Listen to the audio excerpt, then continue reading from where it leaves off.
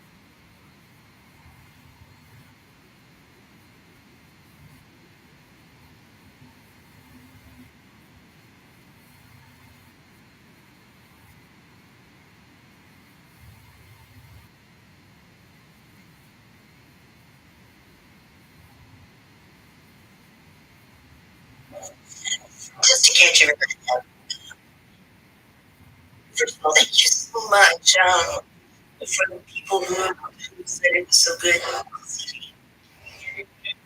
This is asking if I got my TikTok video made. I'm making one now, dear. Overcoming overwhelm. It's about prioritizing all of those tasks.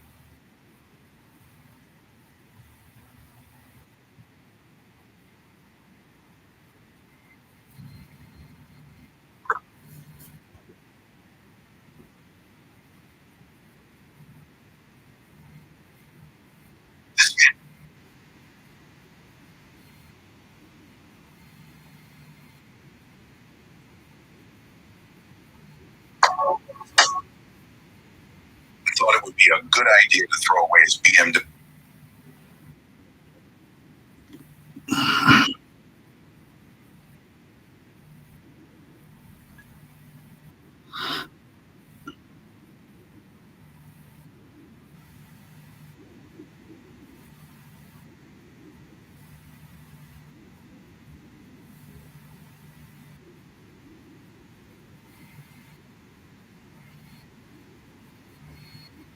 What is going on up here?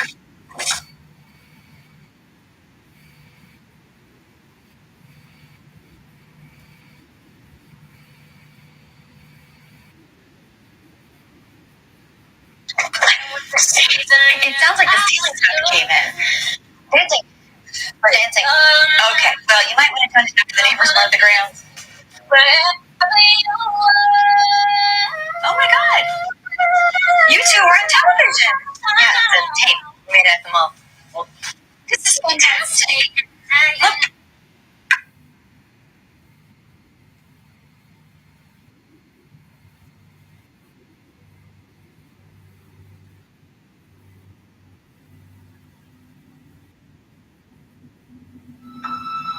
The time has come.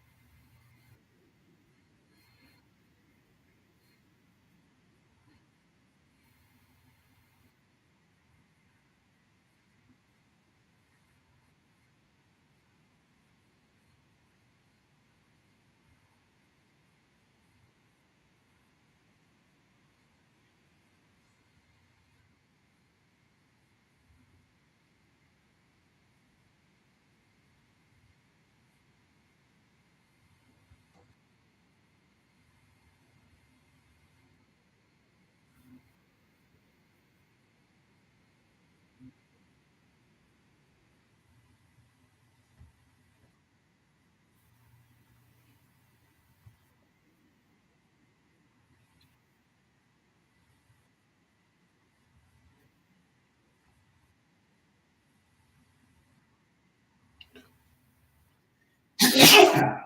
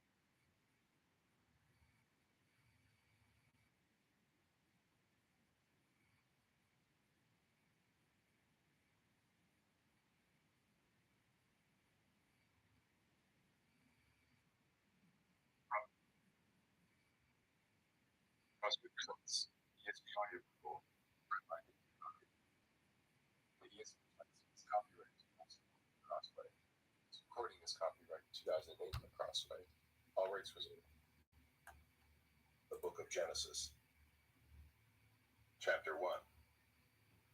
In the beginning, God created the heavens and the earth. The earth was without form and void, and darkness was over the face of the deep, and the Spirit of God was hovering over the face of the waters. And God said, "Let there be light." And there was light. And God saw that the light was good, and God separated the light from the darkness. God called the light day, and the darkness he called night.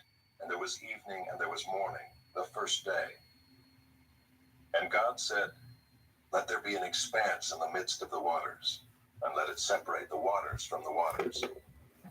And God made the expanse, and separated the waters that were under the expanse from the waters that were above the expanse. And it was so. And God called the expanse heaven. And there was evening and there was morning, the second day. And God said, "Let the waters under the heavens be gathered together into one place, and let the dry land appear."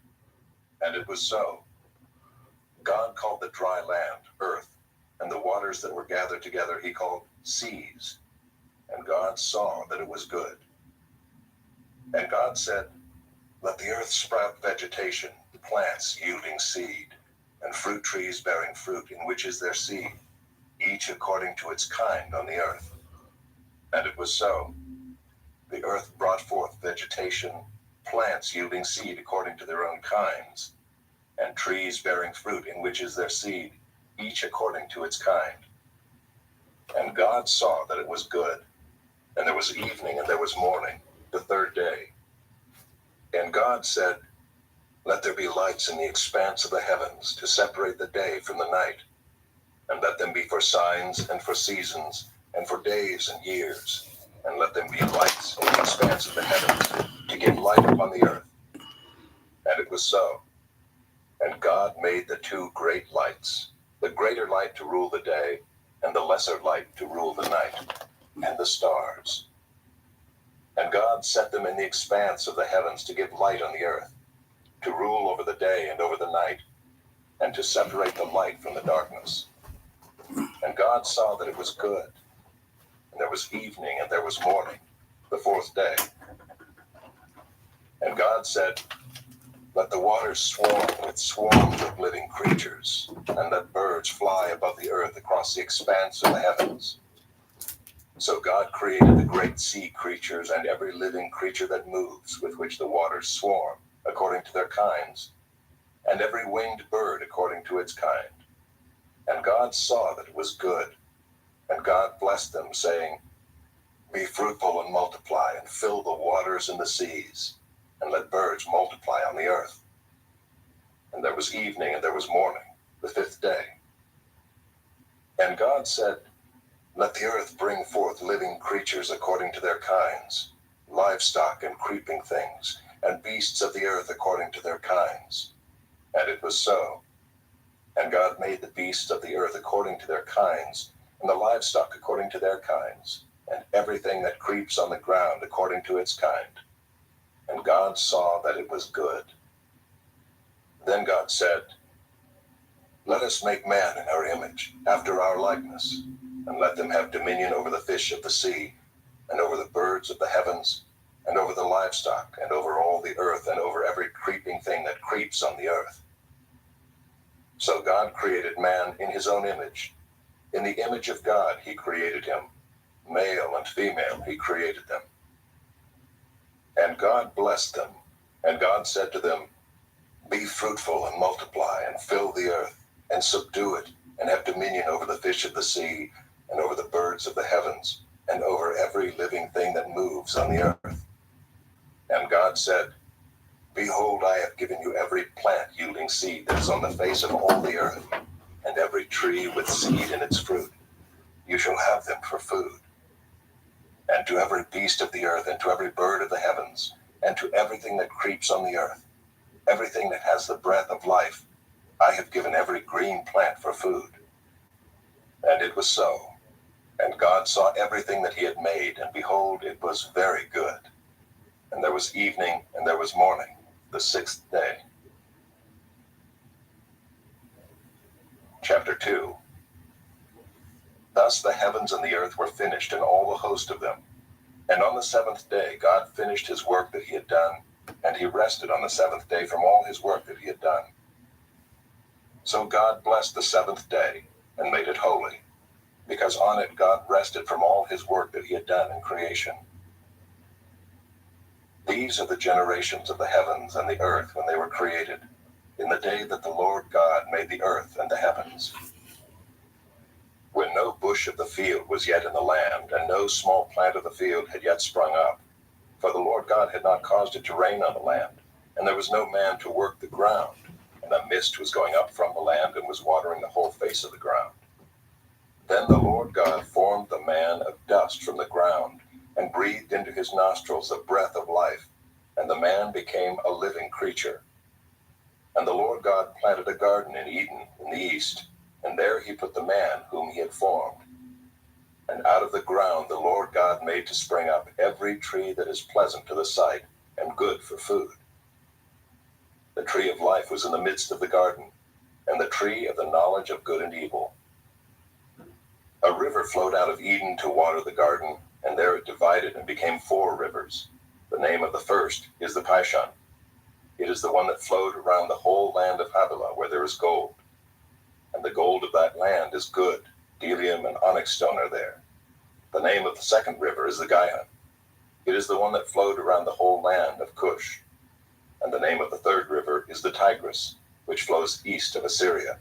And the fourth river is the Euphrates. The Lord God took the man and put him in the Garden of Eden to work it and keep it. And the Lord God commanded the man, saying, You may surely eat of every tree of the garden, but of the tree of the knowledge of good and evil you shall not eat, for in the day that you eat of it you shall surely die. Then the Lord God said, It is not good that the man should be alone. I will make him a helper fit for him. Now out of the ground the Lord God had formed every beast of the field and every bird of the heavens, and brought them to the man to see what he would call them. And whatever the man called every living creature, that was its name. The man gave names to all livestock and to the birds of the heavens and to every beast of the field. But for Adam there was not found a helper fit for him. So the Lord God caused a deep sleep to fall upon the man, and while he slept, took one of his ribs and closed up its place with flesh. And the rib that the Lord God had taken from the man he made into a woman, and brought her to the man. Then the man said, This at last is bone of my bones, and flesh of my flesh. She shall be called woman, because she was taken out of man. Therefore a man shall leave his father and his mother, and hold fast to his wife, and they shall become one flesh. And the man and his wife were both naked, and were not ashamed. Chapter 3. Now the serpent was more crafty than any other beast of the field that the Lord God had made. He said to the woman, Did God actually say, You shall not eat of any tree in the garden? And the woman said to the serpent, We may eat of the fruit of the trees in the garden, but God said, You shall not eat of the fruit of the tree that is in the midst of the garden, neither shall you touch it, lest you die.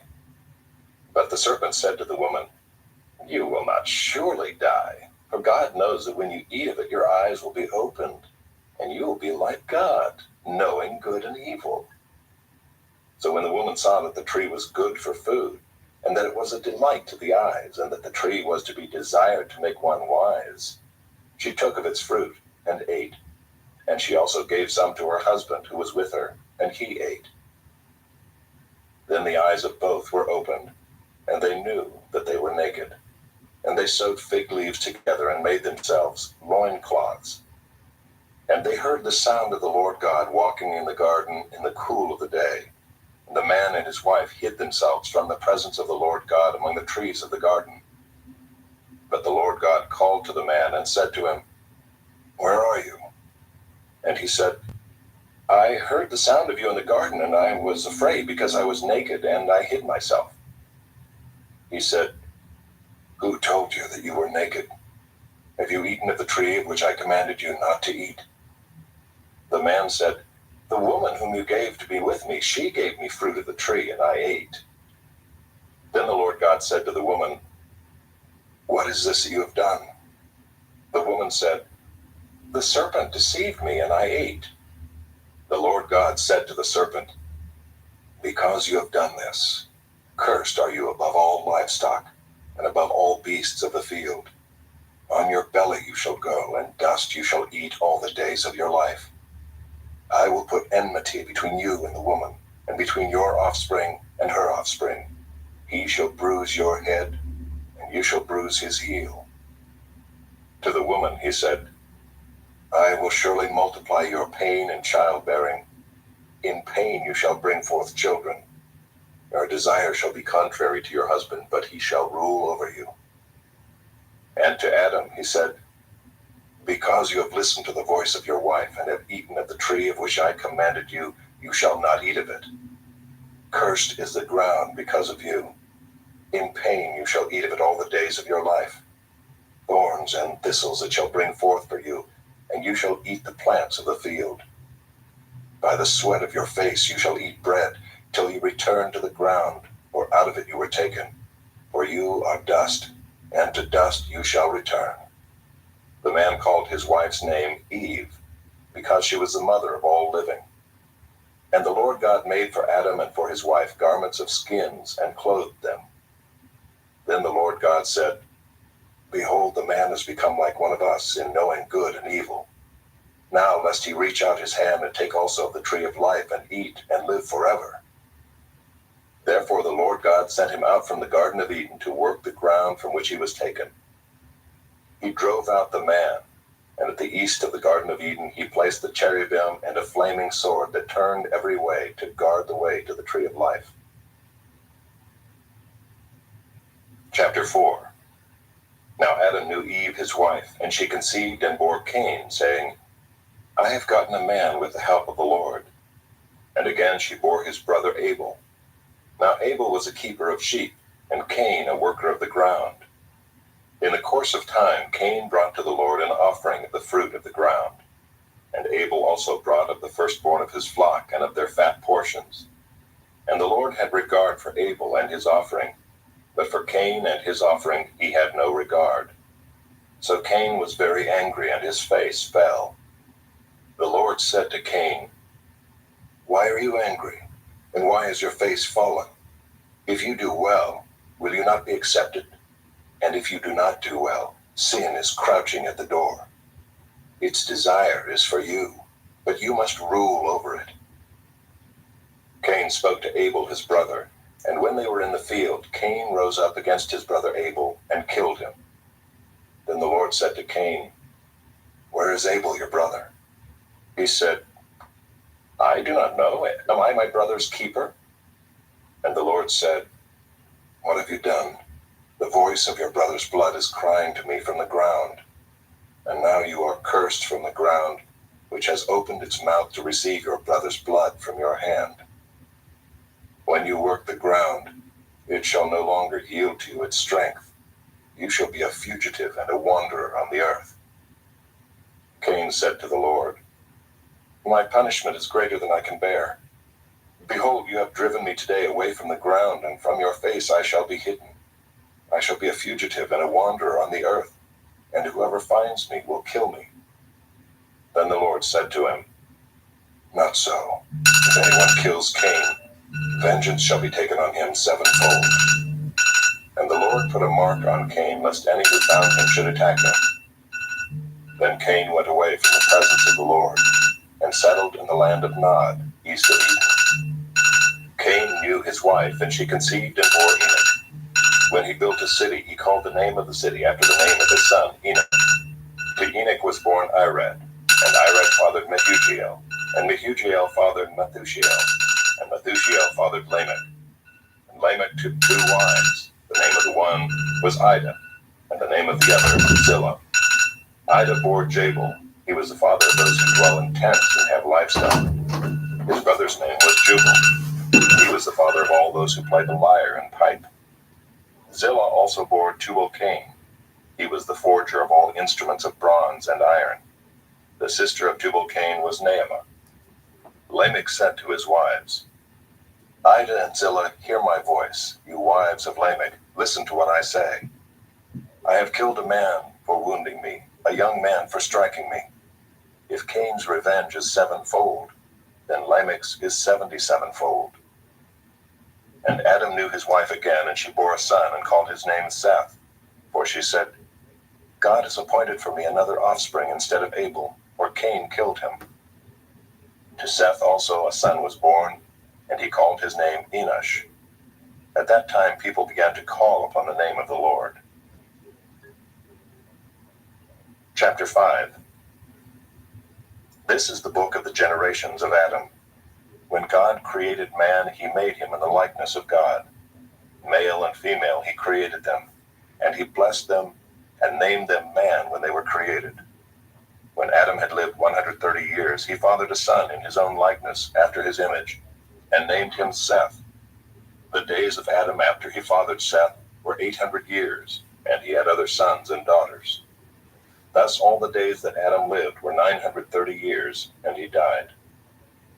When Seth had lived 105 years, he fathered Enosh. Seth lived after he fathered Enosh 807 years, and had other sons and daughters. Thus all the days of Seth were 912 years, and he died. When Enosh had lived 90 years, he fathered Kenan. Enosh lived after he fathered Kenan 815 years and had other sons and daughters. Thus all the days of Enosh were 905 years, and he died. When Kenan had lived 70 years, he fathered Mahalalel. Kenan lived after he fathered Mahalalel 840 years and had other sons and daughters. Thus all the days of Kenan were 910 years, and he died. When Mahalalel had lived 65 years, he fathered Jared.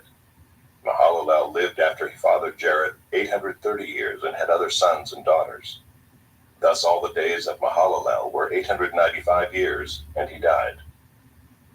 When Jared had lived 162 years, he fathered Enoch.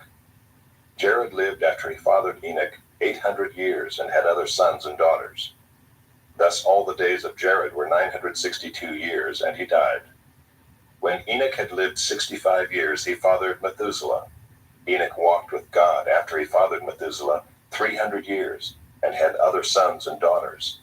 Thus all the days of Enoch were 365 years.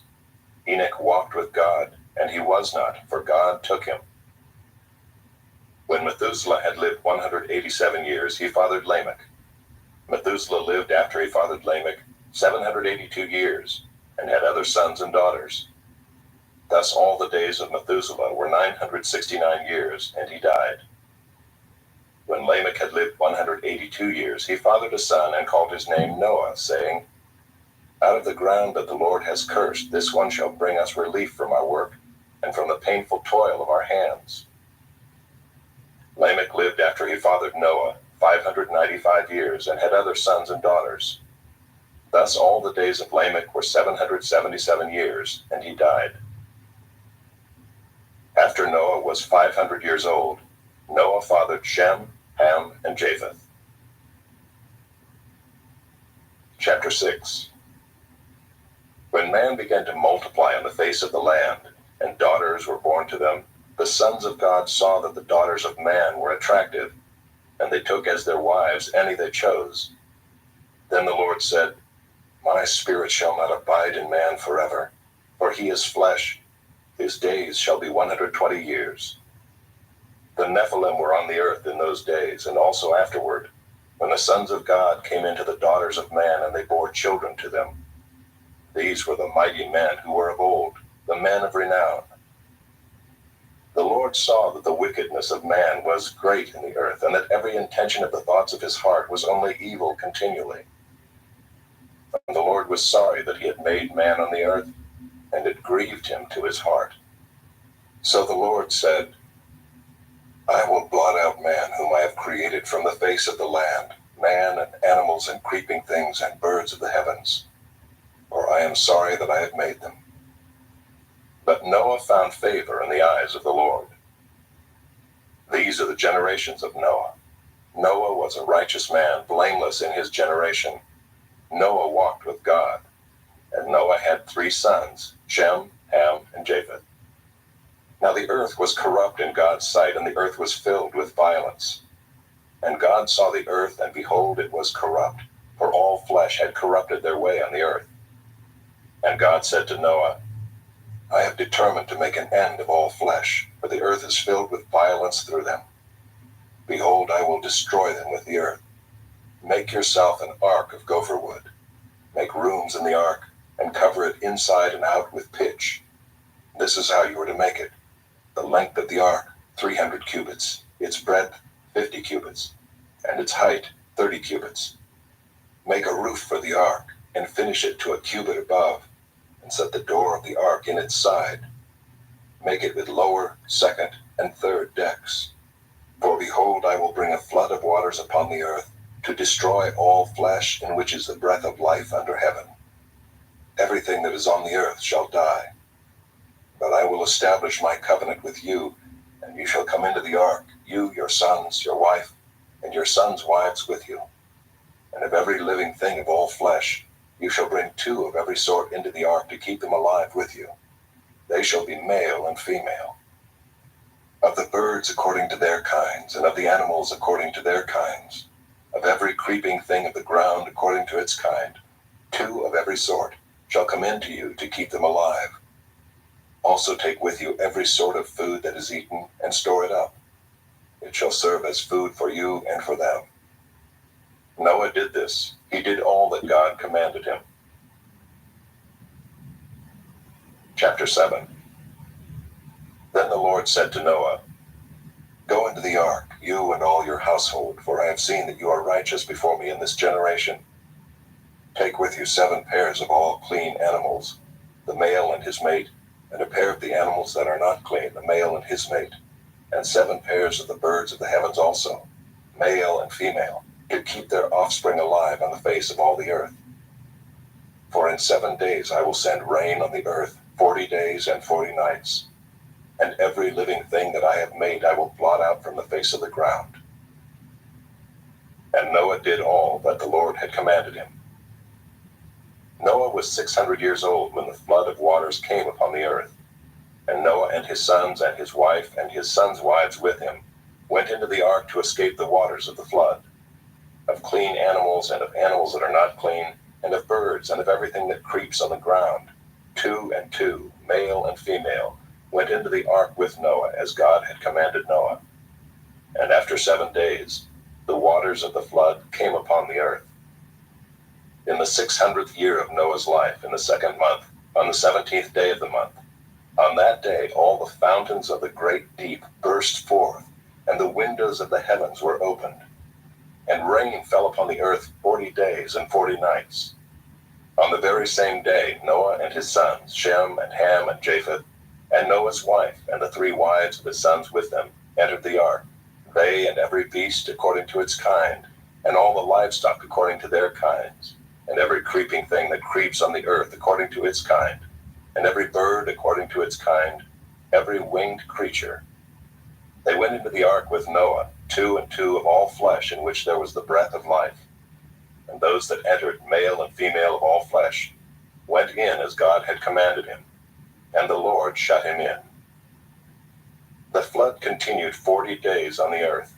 The waters increased and bore up the ark, and it rose high above the earth. The waters prevailed and increased greatly on the earth, and the ark floated on the face of the waters. And the waters prevailed so mightily on the earth that all the high mountains under the whole heaven were covered. The waters prevailed above the mountains, covering them 15 cubits deep. And all flesh died that moved on the earth, birds, livestock, beasts, all swarming creatures that swarm on the earth, and all mankind. Everything on the dry land in whose nostrils was the breath of life died. He blotted out every living thing that was on the face of the ground, man and animals and creeping things and birds of the heavens. They were blotted out from the earth. Only Noah was left, and those who were with him in the ark. And the waters prevailed on the earth 150 days. Chapter 8. But God remembered Noah and all the beasts and all the livestock that were with him in the ark. And God made a wind blow over the earth, and the waters subsided. The fountains of the deep and the windows of the heavens were closed. The rain from the heavens was restrained, and the waters receded from the earth continually. At the end of 150 days the waters had abated, and in the 7th month, on the 17th day of the month, the ark came to rest on the mountains of Ararat. And the waters continued to abate until the 10th month. In the 10th month, on the 1st day of the month, the tops of the mountains were seen. At the end of 40 days Noah opened the window of the ark that he had made and sent forth a raven. It went to and fro until the waters were dried up from the earth. Then he sent forth a dove from him to see if the waters had subsided from the face of the ground. But the dove found no place to set her foot, and she returned to him to the ark, for the waters were still on the face of the whole earth. So he put out his hand and took her and brought her into the ark with him. He waited another 7 days, and again he sent forth a dove out of the ark. And the dove came back to him in the evening, and behold, in her mouth was a freshly plucked olive leaf. So Noah knew that the waters had subsided from the earth. Then he waited another 7 days and sent forth the dove, and she did not return to him any more. In the 601st year, in the 1st month, the 1st day of the month, the waters were dried from off the earth.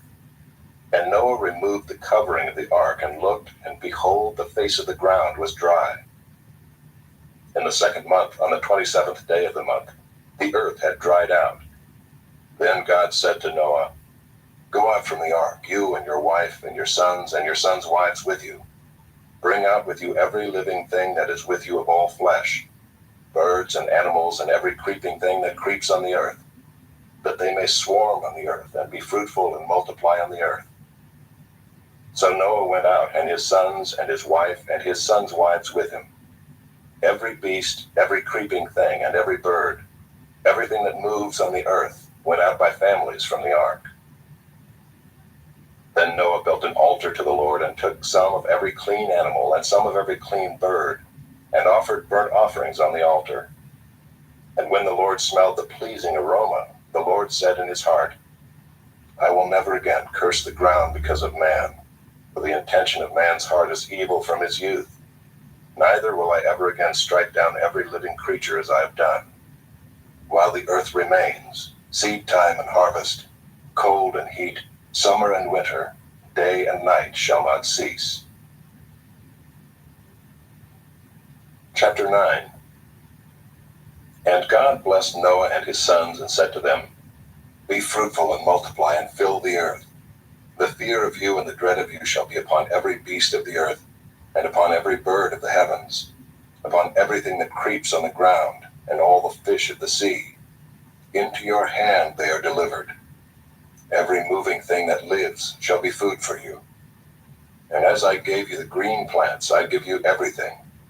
But you shall not eat flesh with its life, that is, its blood. And for your lifeblood I will require a reckoning. From every beast I will require it, and from man. From his fellow man I will require a reckoning for the life of man. Whoever sheds the blood of man, by man shall his blood be shed. For God made man in his own image. And you, be fruitful and multiply, increase greatly on the earth and multiply in it." Then God said to Noah and to his sons with him, "Behold, I establish my covenant with you and your offspring after you, and with every living creature that is with you, the birds, the livestock, and every beast of the earth with you, as many as came out of the ark. It is for every beast of the earth. I establish my covenant with you, that never again shall all flesh be cut off by the waters of the flood, and never again shall there be a flood to destroy the earth."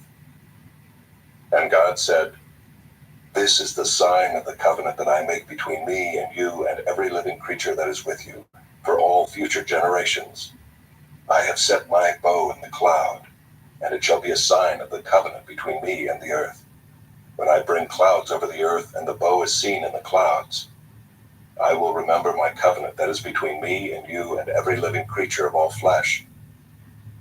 And the waters shall never again become a flood to destroy all flesh. When the bow is in the clouds, I will see it and remember the everlasting covenant between God and every living creature of all flesh that is on the earth."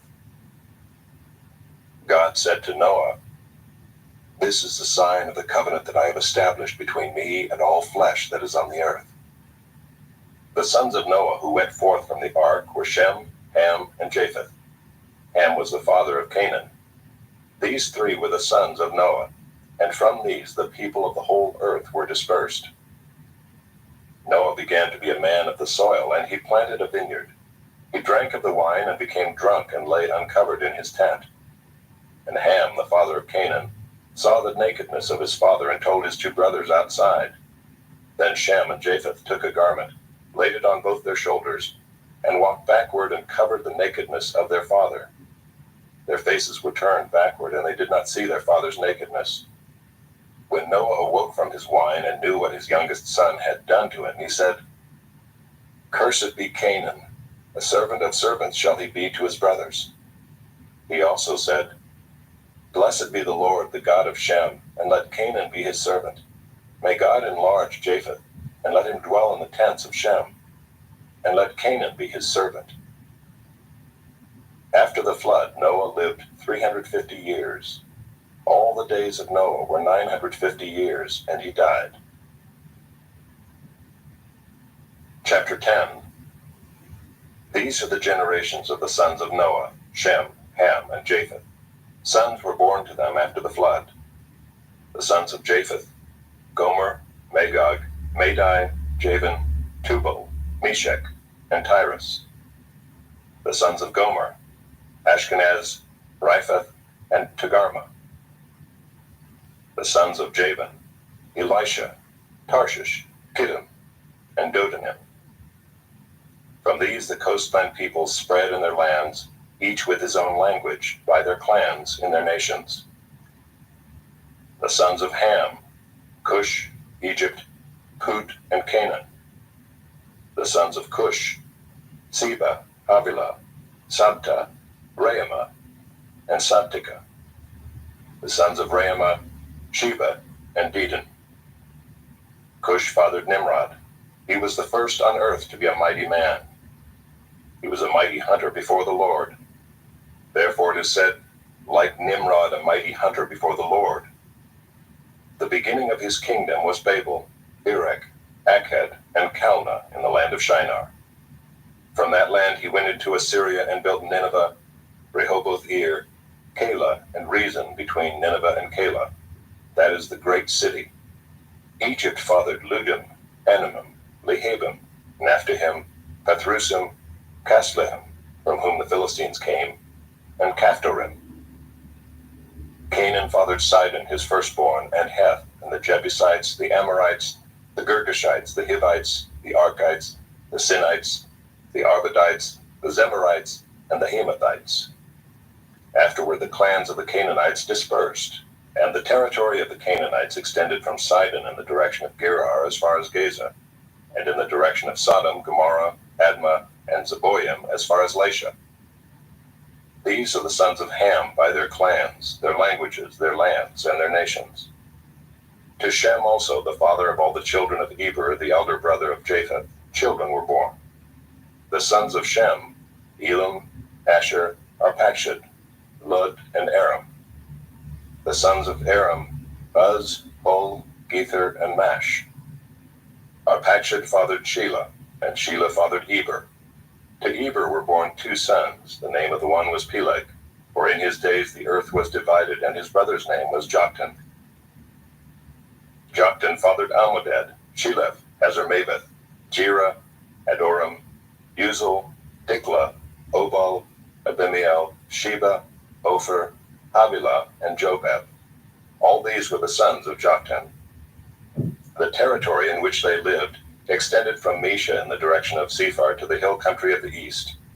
These are the sons of Shem by their clans, their languages, their lands, and their nations. These are the clans of the sons of Noah according to their genealogies, in their nations, and from these the nations spread abroad on the earth after the flood. Chapter 11. Now the whole earth had one language and the same words. And as people migrated from the east, they found a plain in the land of Shinar and settled there. And they said to one another, "Come, let us make bricks and burn them thoroughly." And they had brick for stone and bitumen for mortar. Then they said, "Come, let us build ourselves a city and a tower with its top in the heavens, and let us make a name for ourselves, lest we be dispersed over the face of the whole earth." And the Lord came down to see the city and the tower which the children of man had built. And the Lord said, "Behold, they are one people, and they have all one language, and this is only the beginning of what they will do. And nothing that they propose to do will now be impossible for them. Come, let us go down and there confuse their language, so that they may not understand one another's speech." So the Lord dispersed them from there over the face of all the earth, and they left off building the city. Therefore its name was called Babel, because there the Lord confused the language of all the earth. And from there the Lord dispersed them over the face of all the earth. These are the generations of Shem. When Shem was 100 years old, he fathered Arpachshad 2 years after the flood. And Shem lived after he fathered Arpachshad 500 years, and had other sons and daughters. When Arpachshad had lived 35 years, he fathered Shelah. And Arpachshad lived after he fathered Shelah 403 years, and had other sons and daughters. When Shelah had lived 30 years, he fathered Eber. And Shelah lived after he fathered Eber 403 years, and had other sons and daughters. When Eber had lived 34 years, he fathered Peleg. And Eber lived after he fathered Peleg 430 years and had other sons and daughters. When Peleg had lived 30 years, he fathered Reu. And Peleg lived after he fathered Reu 209 years and had other sons and daughters. When Reu had lived 32 years, he fathered Serach. And Reu lived after he fathered Serach 207 years and had other sons and daughters. When Serach had lived 30 years, he fathered Nahor. And Serach lived after he fathered Nahor 200 years and had other sons and daughters. When Nahor had lived 29 years, he fathered Terah. And Nahor lived after he fathered Terah 119 years and had other sons and daughters. When Terah had lived 70 years, he fathered Abram, Nahor, and Haran. Now these are the generations of Terah. Terah fathered Abram, Nahor, and Haran fathered Lot. Haran died in the presence of his father Terah in the land of his kindred, in Ur of the Chaldeans. And Abram and Nahor took wives. The name of Abram's wife was Sarai, and the name of Nahor's wife Milcah, the daughter of Haran, the father of Milcah and Iscah. Now Sarai was barren, she had no child. Terah took Abram his son, and Lot the son of Haran his grandson, and Sarai his daughter-in-law, his son Abram's wife. And they went forth together from Ur of the Chaldeans, to go into the land of Canaan. But when they came to Haran, they settled there. The days of Terah were 205 years, and Terah died in Haran.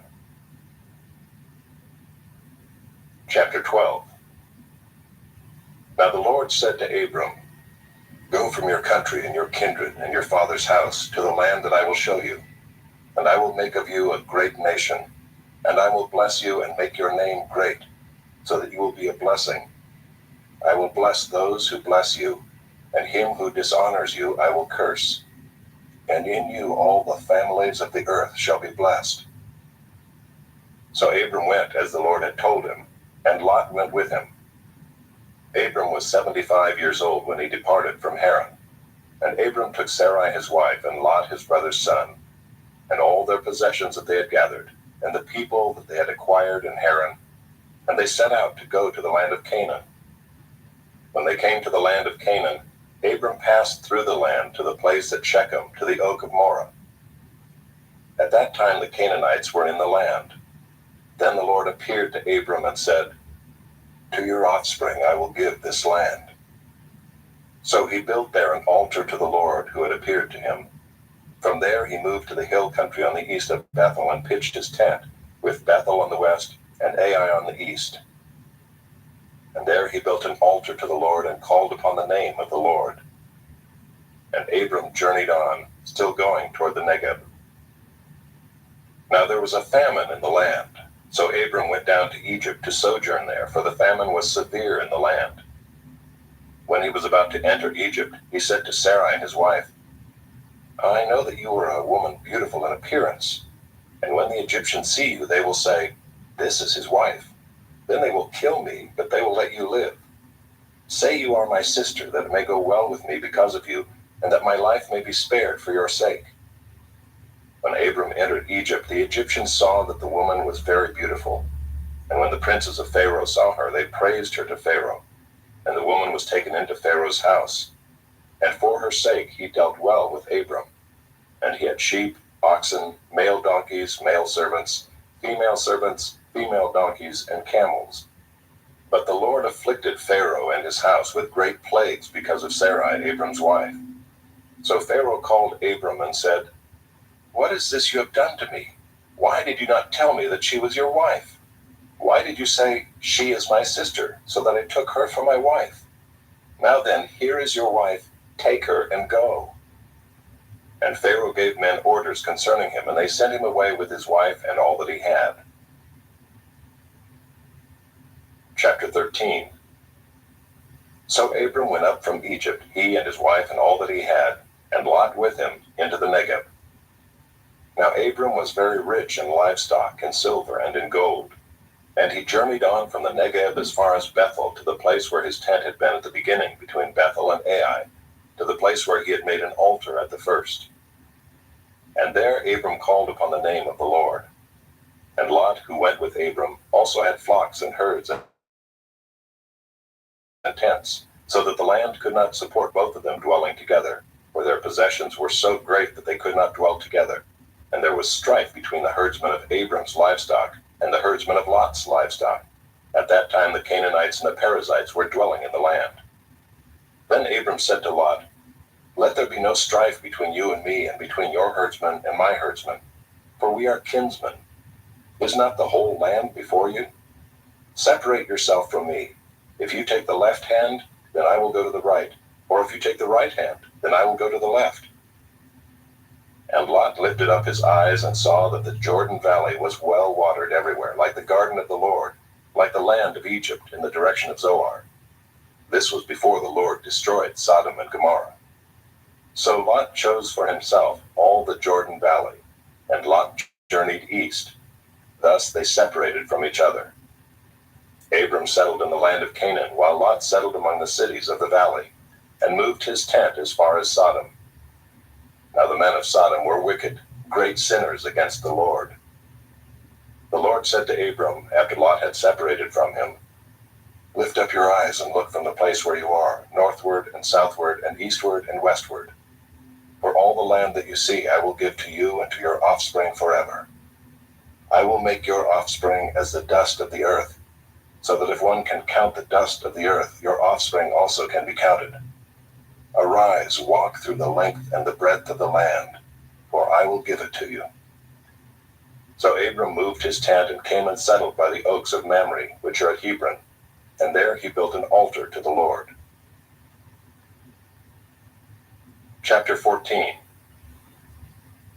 In the days of Amraphel king of Shinar, Arioch king of Elasar, Kedorlaomer king of Elam, and Tidal king of Goyim, these kings made war with Bera king of Sodom, Birsha king of Gomorrah, Shinab king of Admah, Shemeber king of Zeboim, and the king of Bela, that is Zoar. And all these joined forces in the valley of Siddim, that is the Salt Sea. 12 years they had served Kedorlaomer, but in the 13th year they rebelled.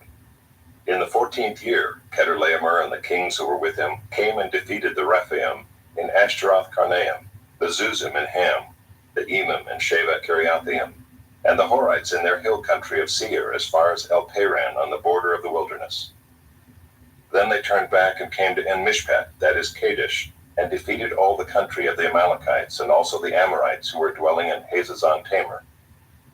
Then the king of Sodom, the king of Gomorrah, the king of Admah, the king of Zeboim, and the king of Bela, that is Zoar, went out, and they joined battle in the valley of Siddim with Kedorlaomer king of Elam, Tidal king of Goyim, Amraphel king of Shinar, and Arioch king of Elasar, 4 kings against 5. Now the valley of Siddim was full of bitumen pits, and as the kings of Sodom and Gomorrah fled, some fell into them, and the rest fled to the hill country. So the enemy took all the possessions of Sodom and Gomorrah, and all their provisions, and went their way. They also took Lot, the son of Abram's brother, who was dwelling in Sodom, and his possessions, and went their way. Then one who had escaped came and told Abram the Hebrew, who was living by the oaks of Mamre the Amorite, brother of Eshcol and of Aner. These were allies of Abram. When Abram heard that his kinsman had been taken captive, he led forth his trained men born in his house, 318 of them, and went in pursuit as far as Dan. And he divided his forces against them by night, he and his servants, and defeated them and pursued them to Hobah, north of Damascus. Then he brought back all the possessions, and also brought back his kinsman Lot with his possessions, and the women and the people. After his return from the defeat of Kedorlaomer and the kings who were with him, the king of Sodom went out to meet him at the valley of Sheva, that is the king's valley. And Melchizedek king of Salem brought out bread and wine. He was priest of God Most High. And he blessed him and said, "Blessed be Abram by God Most High, possessor of heaven and earth. And blessed be God Most High, who has delivered your enemies into your hand." And Abram gave him 1/10 of everything. And the king of Sodom said to Abram, "Give me the persons, but take the goods for yourself." But Abram said to the king of Sodom, I have lifted my hand to the Lord, God Most High, possessor of heaven and earth, that I would not take a thread or a sandal strap or anything that is yours, lest you should say, I have made Abram rich. I will take nothing but what the young men have eaten, and the share of the men who went with me. Let Aner, Eshcol, and Mamre take their share. Chapter 15. After these things the word of the Lord came to Abram in a vision. Fear not, Abram. I am your shield. Your reward shall be very great. But Abram said, O Lord God, what will you give me? For I continue childless, and the heir of my house is Eliezer of Damascus. And Abram said, Behold, you have given me no offspring, and a member of my household will be my heir. And behold, the word of the Lord came to him. This man shall not be your heir. Your very own son shall be your heir. And he brought him outside and said, Look toward heaven, and number the stars, if you are able to number them. Then he said to him, So shall your offspring be. And he believed the Lord, and he counted it to him as righteousness.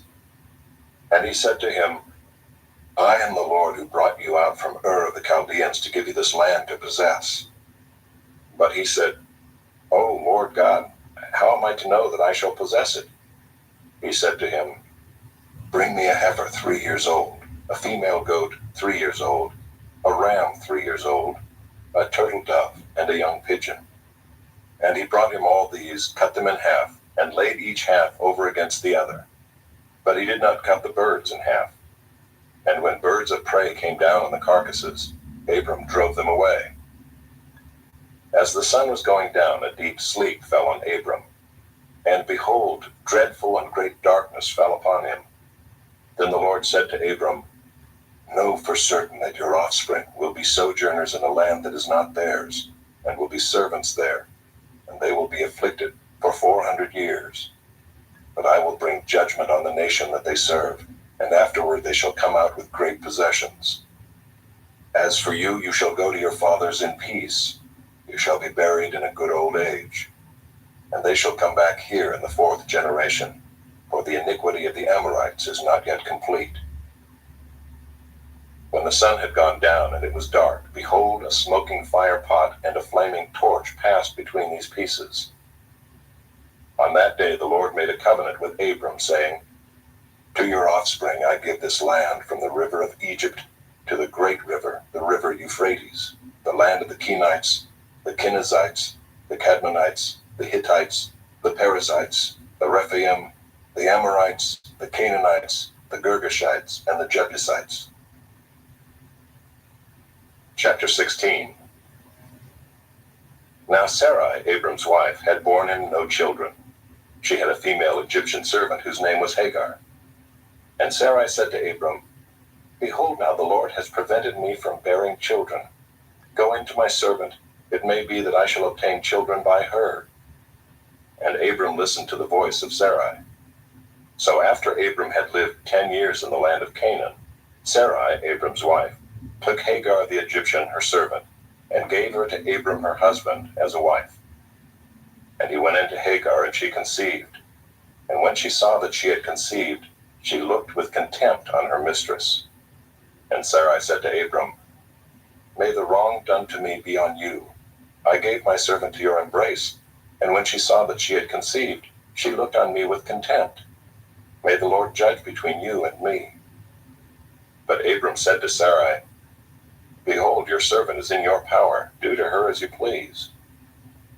Then Sarai dealt harshly with her, and she fled from her.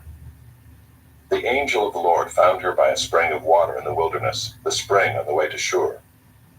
And he said, Hagar, servant of Sarai, where have you come from, and where are you going? She said, I am fleeing from my mistress Sarai. The angel of the Lord said to her, Return to your mistress and submit to her.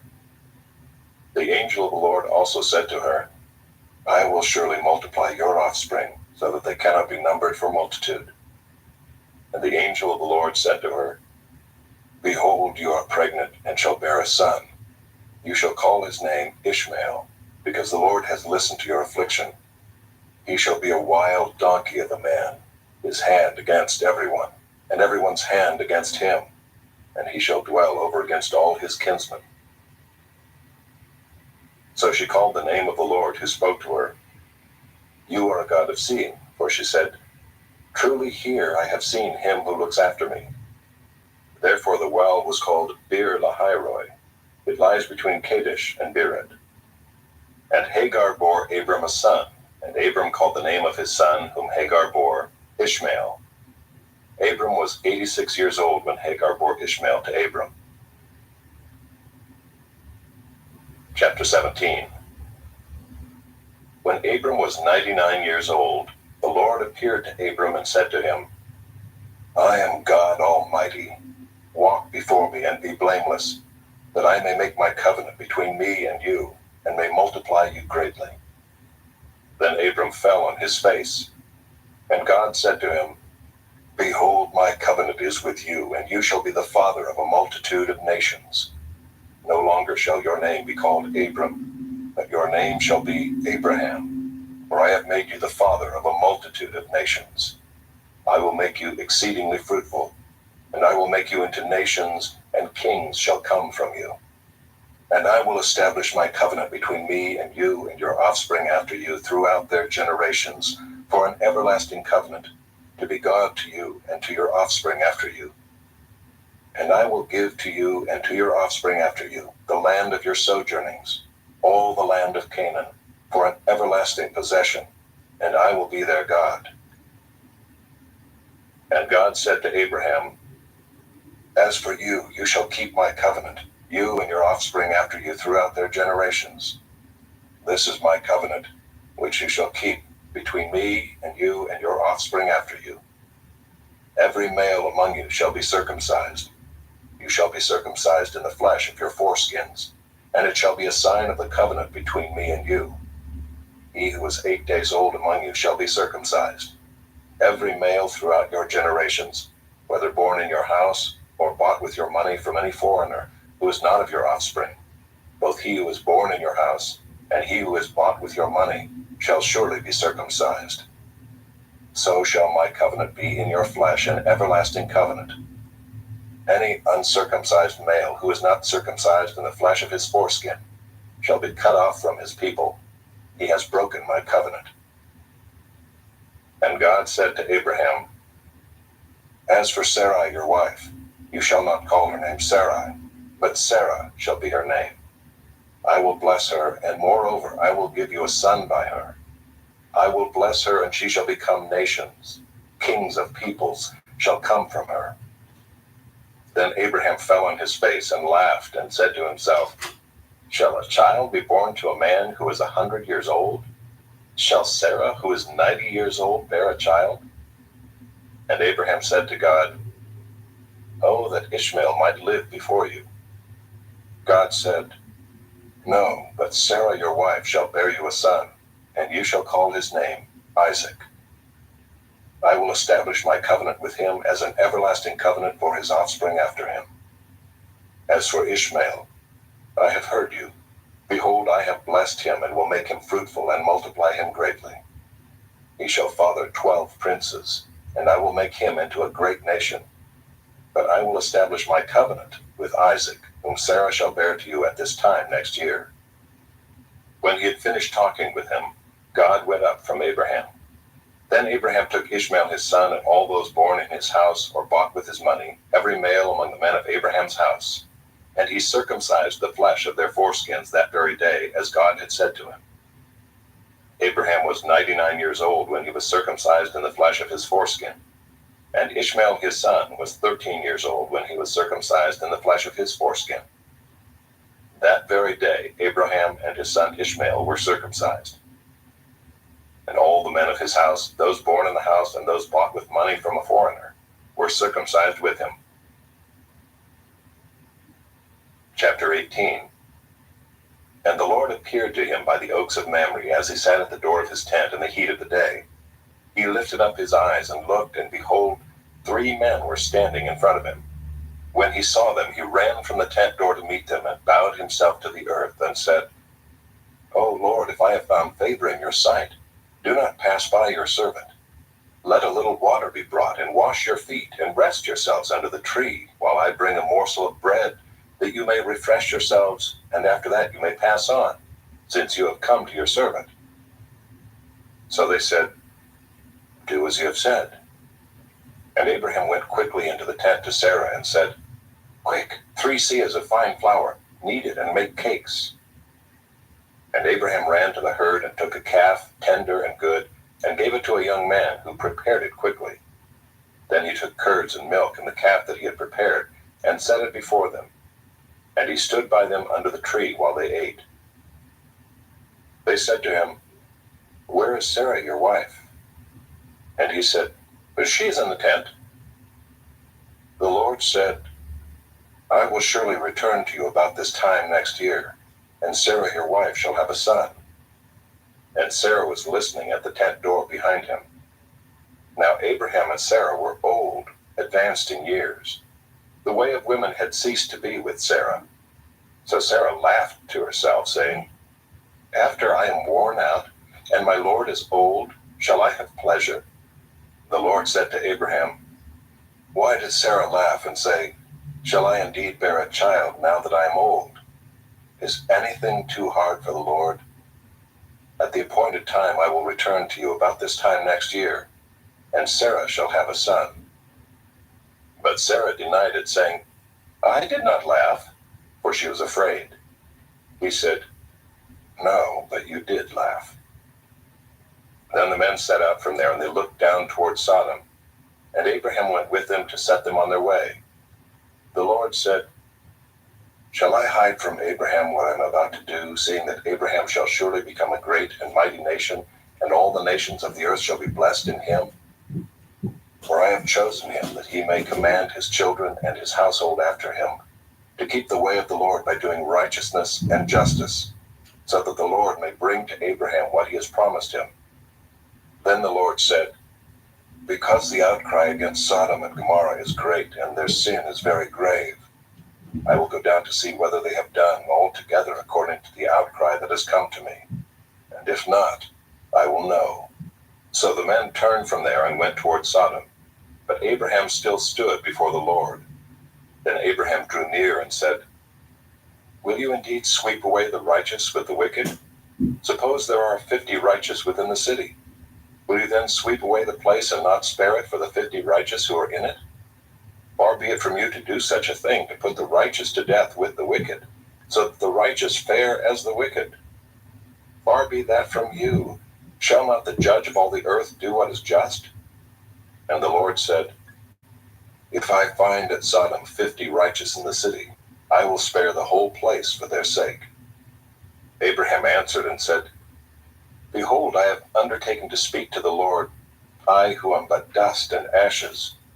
Suppose 5 of the 50 righteous are lacking. Will you destroy the whole city for lack of 5? He said, "I will not destroy it if I find 45 there." Again he spoke to him and said, "Suppose 40 are found there." He answered, "For the sake of 40 I will not do it." Then he said, "Oh, let not the Lord be angry, and I will speak. Suppose 30 are found there." He answered, "I will not do it if I find 30 there." He said, "Behold, I have undertaken to speak to the Lord. Suppose 20 are found there." He answered, "For the sake of 20 I will not destroy it." Then he said, "Oh, let not the Lord be angry, and I will speak again, but this once. Suppose 10 are found there." He answered, "For the sake of 10 I will not destroy it." And the Lord went his way when he had finished speaking to Abraham, and Abraham returned to his place. Chapter 19. The 2 angels came to Sodom in the evening, and Lot was sitting in the gate of Sodom. When Lot saw them, he rose to meet them and bowed himself with his face to the earth and said, "My lords, please turn aside to your servant's house and spend the night and wash your feet. Then you may rise up early and go on your way." They said, "No, we will spend the night in the town square." But he pressed them strongly, so they turned aside to him and entered his house. And he made them a feast and baked unleavened bread, and they ate.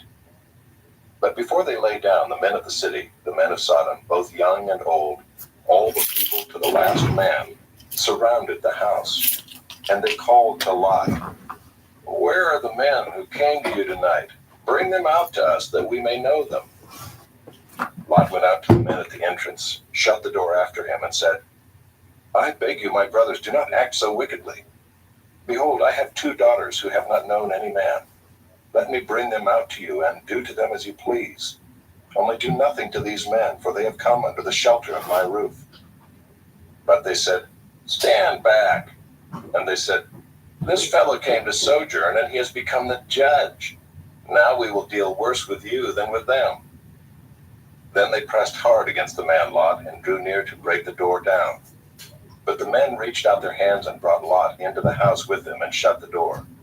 And they struck with blindness the men who were at the entrance of the house, both small and great, so that they wore themselves out groping for the door. Then the men said to Lot, "Have you anyone else here? Sons-in-law, sons, daughters, or anyone you have in the city? Bring them out of the place, or we are about to destroy this place, because the outcry against its people has become great before the Lord, and the Lord has sent us to destroy it." So Lot went out and said to his sons-in-law who were to marry his daughters, "Up, get out of this place, for the Lord is about to destroy the city." But he seemed to his sons-in-law to be jesting. As morning dawned, the angels urged Lot, saying, "Up, take your wife and your 2 daughters who are here, lest you be swept away in the punishment of the city." But he lingered. So the men seized him and his wife and his 2 daughters by the hand, the Lord being merciful to him, and they brought him out and set him outside the city. And as they brought them out, one said, "Escape for your life. Do not look back or stop anywhere in the valley. Escape to the hills, lest you be swept away." And Lot said to them, "Oh no, my lords. Behold, your servant has found favor in your sight, and you have shown me great kindness in saving my life. But I cannot escape to the hills, lest the disaster overtake me and I die. Behold, this city is near enough to flee to, and it is a little one. Let me escape there. Is it not a little one? And my life will be saved." He said to him, "Behold, I grant you this favor also, that I will not overthrow the city of which you have spoken. Escape there quickly, for I can do nothing till you arrive there." Therefore the name of the city was called Zoar. The sun had risen on the earth when Lot came to Zoar. Then the Lord rained on Sodom and Gomorrah sulfur and fire from the Lord out of heaven. And he overthrew those cities and all the valley and all the inhabitants of the cities and what grew on the ground. But Lot's wife behind him looked back, and she became a pillar of salt. And Abraham went early in the morning to the place where he had stood before the Lord. And he looked down toward Sodom and Gomorrah and toward all the land of the valley. And he looked, and behold, the smoke of the land went up like the smoke of a furnace. So it was that when God destroyed the cities of the valley, God remembered Abraham and sent Lot out of the midst of the overthrow when he overthrew the cities in which Lot had lived. Now Lot went up out of Zoar and lived in the hills with his 2 daughters, for he was afraid to live in Zoar. So he lived in a cave with his 2 daughters. And the firstborn said to the younger, "Our father is old, and there is not a man on earth to come in to us after the manner of all the earth. Come, let us make our father drink wine, and we will lie with him, that we may preserve offspring from our father." So they made their father drink wine that night. And the firstborn went in and lay with her father. He did not know when she lay down or when she arose. The next day the firstborn said to the younger, "Behold, I lay last night with my father. Let us make him drink wine tonight also. Then you go in and lie with him, that we may preserve offspring from our father." So they made their father drink wine that night also. And the younger arose and lay with him, and he did not know when she lay down or when she arose. Thus both the daughters of Lot became pregnant by their father. The firstborn bore a son and called his name Moab. He is the father of the Moabites to this day. The younger also bore a son and called his name Ben-Ammi. He is the father of the Ammonites to this day. Chapter 20. From there, Abraham journeyed toward the territory of the Negev and lived between Kadesh and Shur, and he sojourned in Gerar. And Abraham said of Sarah his wife, "She is my sister." And Abimelech king of Gerar sent and took Sarah. But God came to Abimelech in a dream by night and said to him, "Behold, you are a dead man because of the woman whom you have taken, for she is a man's wife." Now Abimelech had not approached her, so he said, "Lord, will you kill an innocent people? Did he not himself say to me, 'She is my sister'? And she herself said, 'He is my brother.' In the integrity of my heart and the innocence of my hands I have done this." Then God said to him in the dream, "Yes, I know that you have done this in the integrity of your heart, and it was I who kept you from sinning against me. Therefore I did not let you touch her. Now then, return the man's wife, for he is a prophet, so that he will pray for you, and you shall live. But if you do not return her, know that you shall surely die, you and all who are yours." So Abimelech rose early in the morning and called all his servants and told them all these things. And the men were very much afraid. Then Abimelech called Abraham and said to him, "What have you done to us? And how have I sinned against you that you have brought on me and my kingdom a great sin? You have done to me things that ought not to be done." And Abimelech said to Abraham, "What did you see that you did this thing?" Abraham said, "I did it because I thought, there is no fear of God at all in this place, and they will kill me because of my wife. Besides, she is indeed my sister, the daughter of my father, though not the daughter of my mother, and she became my wife. And when God caused me to wander from my father's house, I said to her, 'This is the kindness you must do me. At every place to which we come, say of me, he is my brother.'" Then Abimelech took sheep and oxen and male servants and female servants, and gave them to Abraham, and returned Sarah his wife to him. And Abimelech said, "Behold, my land is before you. Dwell where it pleases you." To Sarah he said, "Behold, I have given your brother 1,000 pieces of silver. It is a sign of your innocence in the eyes of all who are with you, and before everyone you are vindicated." Then Abraham prayed to God, and God healed Abimelech, and also healed his wife and female slaves, so that they bore children. For the Lord had closed all the wombs of the house of Abimelech because of Sarah, Abraham's wife. Chapter 21. The Lord visited Sarah as he had said, and the Lord did to Sarah as he had promised. And Sarah conceived and bore Abraham a son in his old age at the time of which God had spoken to him. Abraham called the name of his son who was born to him, whom Sarah bore him, Isaac. And Abraham circumcised his son Isaac when he was 8 days old, as God had commanded him. Abraham was 100 years old when his son Isaac was born to him. And Sarah said, "God has made laughter for me. Everyone who hears will laugh over me."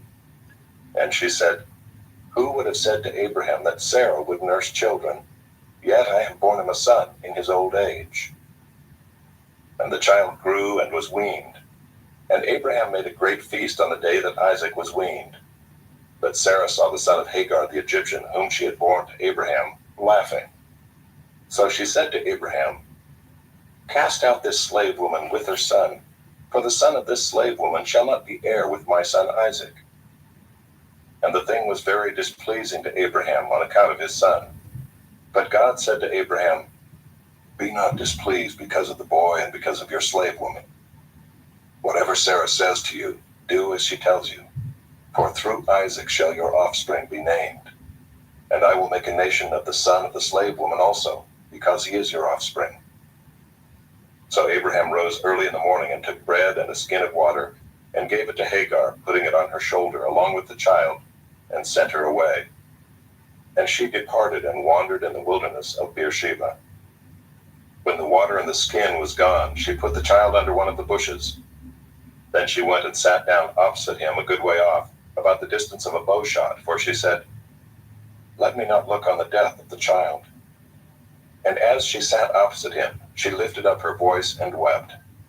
And God heard the voice of the boy, and the angel of God called to Hagar from heaven and said to her, "What troubles you, Hagar? Fear not, for God has heard the voice of the boy where he is. Up, lift up the boy and hold him fast with your hand, for I will make him into a great nation." Then God opened her eyes, and she saw a well of water. And she went and filled the skin with water and gave the boy a drink. And God was with the boy, and he grew up. He lived in the wilderness and became an expert with the bow. He lived in the wilderness of Paran, and his mother took a wife for him from the land of Egypt. At that time Abimelech and Phicol, the commander of his army, said to Abraham, "God is with you in all that you do. Now therefore swear to me here by God that you will not deal falsely with me or with my descendants or with my posterity, but as I have dealt kindly with you, so you will deal with me and with the land where you have sojourned." And Abraham said, "I will swear." When Abraham reproved Abimelech about a well of water that Abimelech's servants had seized, Abimelech said, "I do not know who has done this thing. You did not tell me, and I have not heard of it until today." So Abraham took sheep and oxen and gave them to Abimelech, and the two men made a covenant.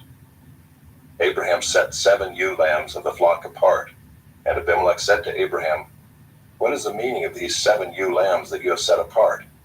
He said, "These 7 ewe lambs you will take from my hand, that this may be a witness for me that I dug this well." Therefore that place was called Beersheba, because there both of them swore an oath. So they made a covenant at Beersheba.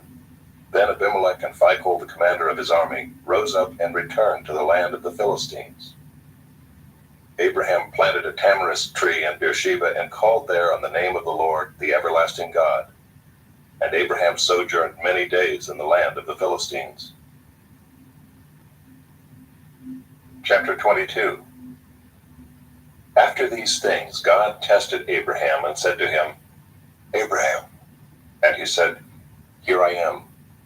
He said, "Take your son, your only son Isaac, whom you love, and go to the land of Moriah, and offer him there as a burnt offering on one of the mountains of which I shall tell you."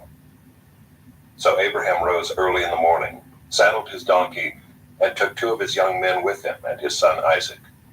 And he cut the wood for the burnt offering, and arose and went to the place of which God had told him. On the 3rd day Abraham lifted up his eyes and saw the place from afar. Then Abraham said to his young men, "Stay here with the donkey. I and the boy will go over there and worship and come again to you." And Abraham took the wood of the burnt offering and laid it on Isaac his son. And he took in his hand the fire and the knife. So they went both of them together. And Isaac said to his father Abraham, "My father." And he said, "Here I am, my son." He said, "Behold the fire and the wood, but where is the lamb for a burnt offering?" Abraham said, "God will provide for himself the lamb for a burnt offering, my son." So they went both of them together. When they came to the place of which God had told him, Abraham built the altar there and laid the wood in order and bound Isaac his son and laid him on the altar on top of the wood. Then Abraham reached out his hand and took the knife to slaughter his son. But the angel of the Lord called to him from heaven and said, "Abraham, Abraham." And he said, "Here I am." He said, "Do not lay your hand on the boy or do anything to him. For now I know that you fear God, seeing you have not withheld your son, your only son, from me." And Abraham lifted up his eyes and looked, and behold, behind him was a ram, caught in a thicket by his horns. And Abraham went and took the ram, and offered it up as a burnt offering instead of his son. So Abraham called the name of that place, "The Lord will provide." As it is said to this day, "On the mount of the Lord it shall be provided." And the angel of the Lord called to Abraham a second time from heaven, and said, "By myself I have sworn, declares the Lord, because you have done this and have not withheld your son, your only son, I will surely bless you, and I will surely multiply your offspring as the stars of heaven, and as the sand that is on the seashore.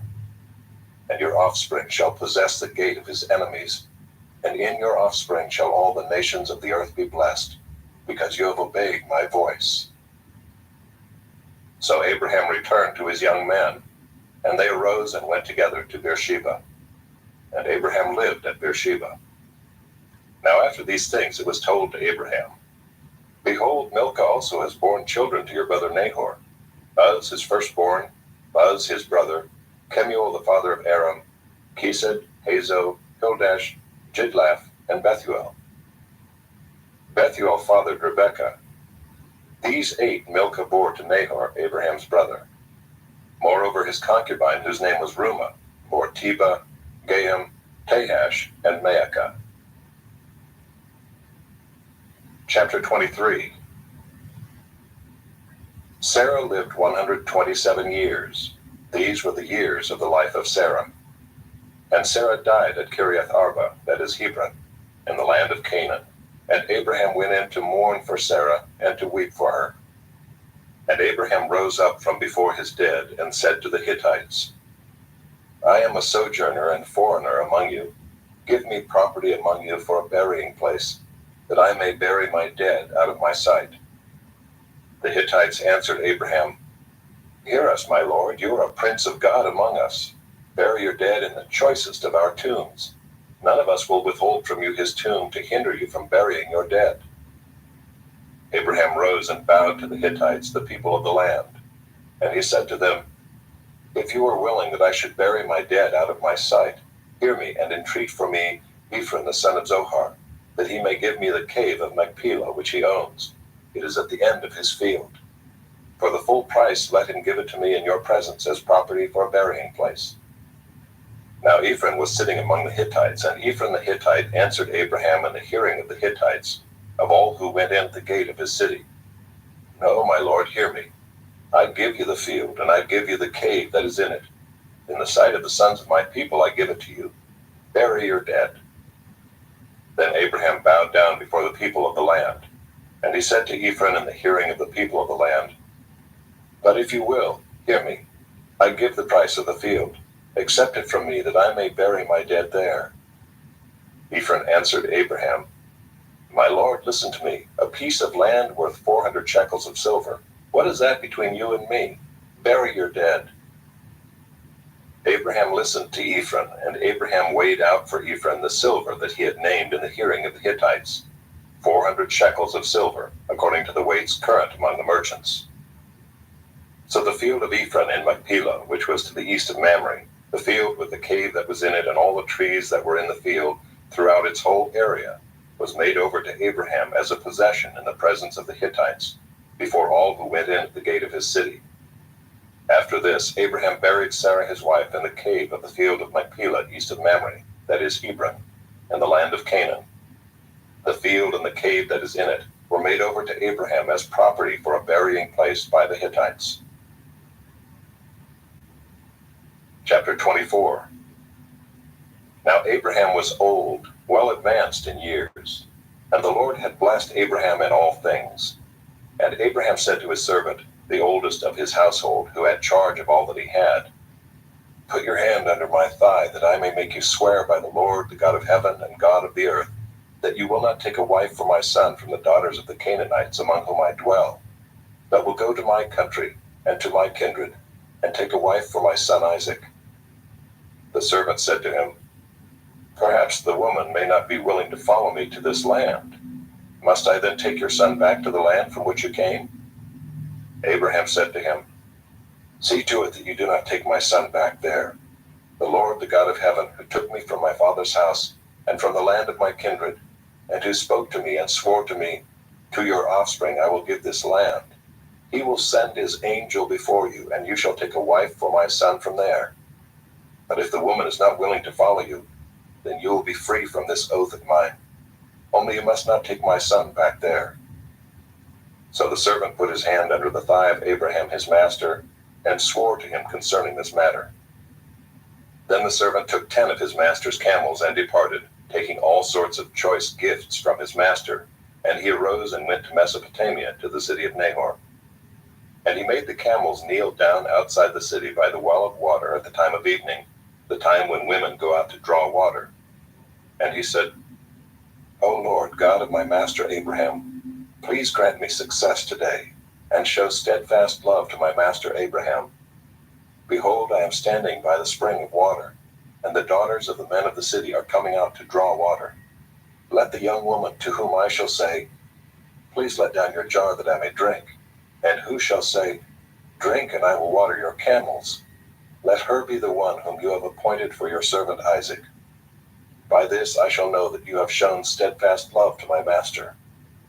Before he had finished speaking, behold, Rebekah, who was born to Bethuel the son of Milcah, the wife of Nahor, Abraham's brother, came out with her water jar on her shoulder. The young woman was very attractive in appearance, a maiden whom no man had known. She went down to the spring and filled her jar and came up. Then the servant ran to meet her and said, "Please give me a little water to drink from your jar." She said, "Drink, my lord." And she quickly let down her jar upon her hand and gave him a drink. When she had finished giving him a drink, she said, "I will draw water for your camels also until they have finished drinking."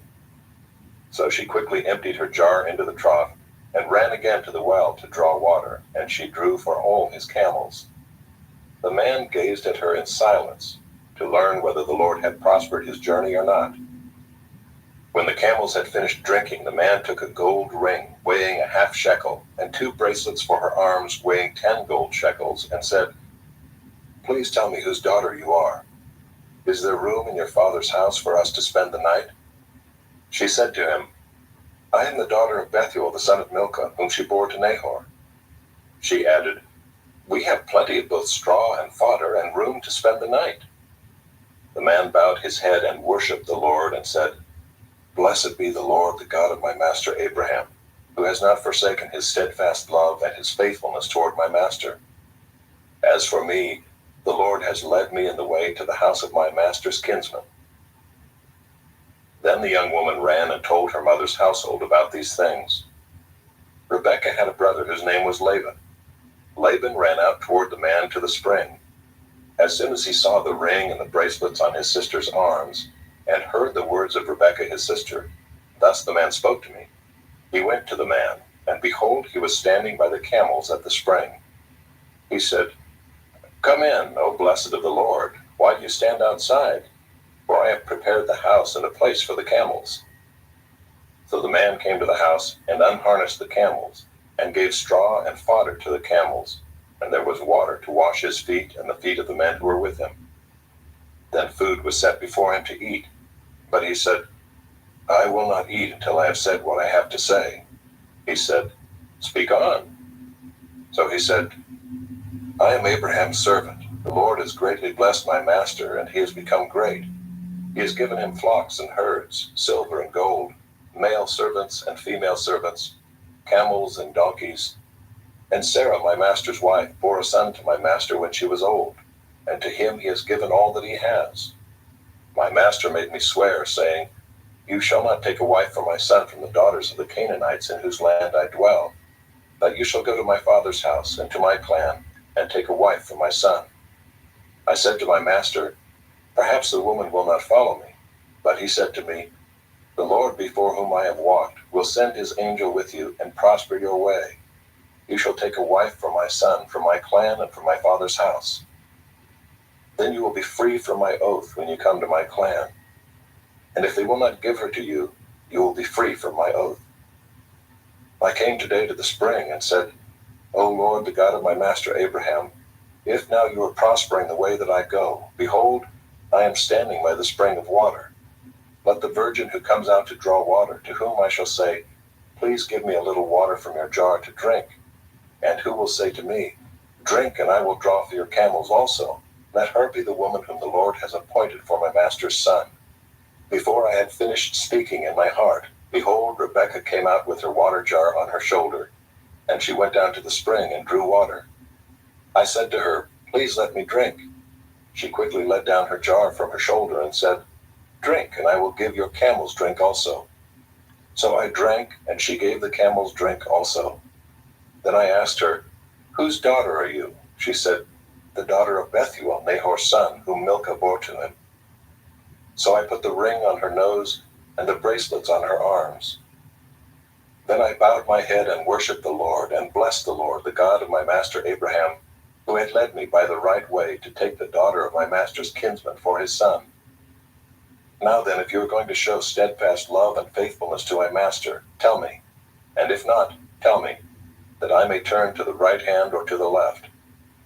Then Laban and Bethuel answered and said, The thing has come from the Lord. We cannot speak to you bad or good. Behold, Rebekah is before you. Take her and go, and let her be the wife of your master's son, as the Lord has spoken. When Abraham's servant heard their words, he bowed himself to the earth before the Lord.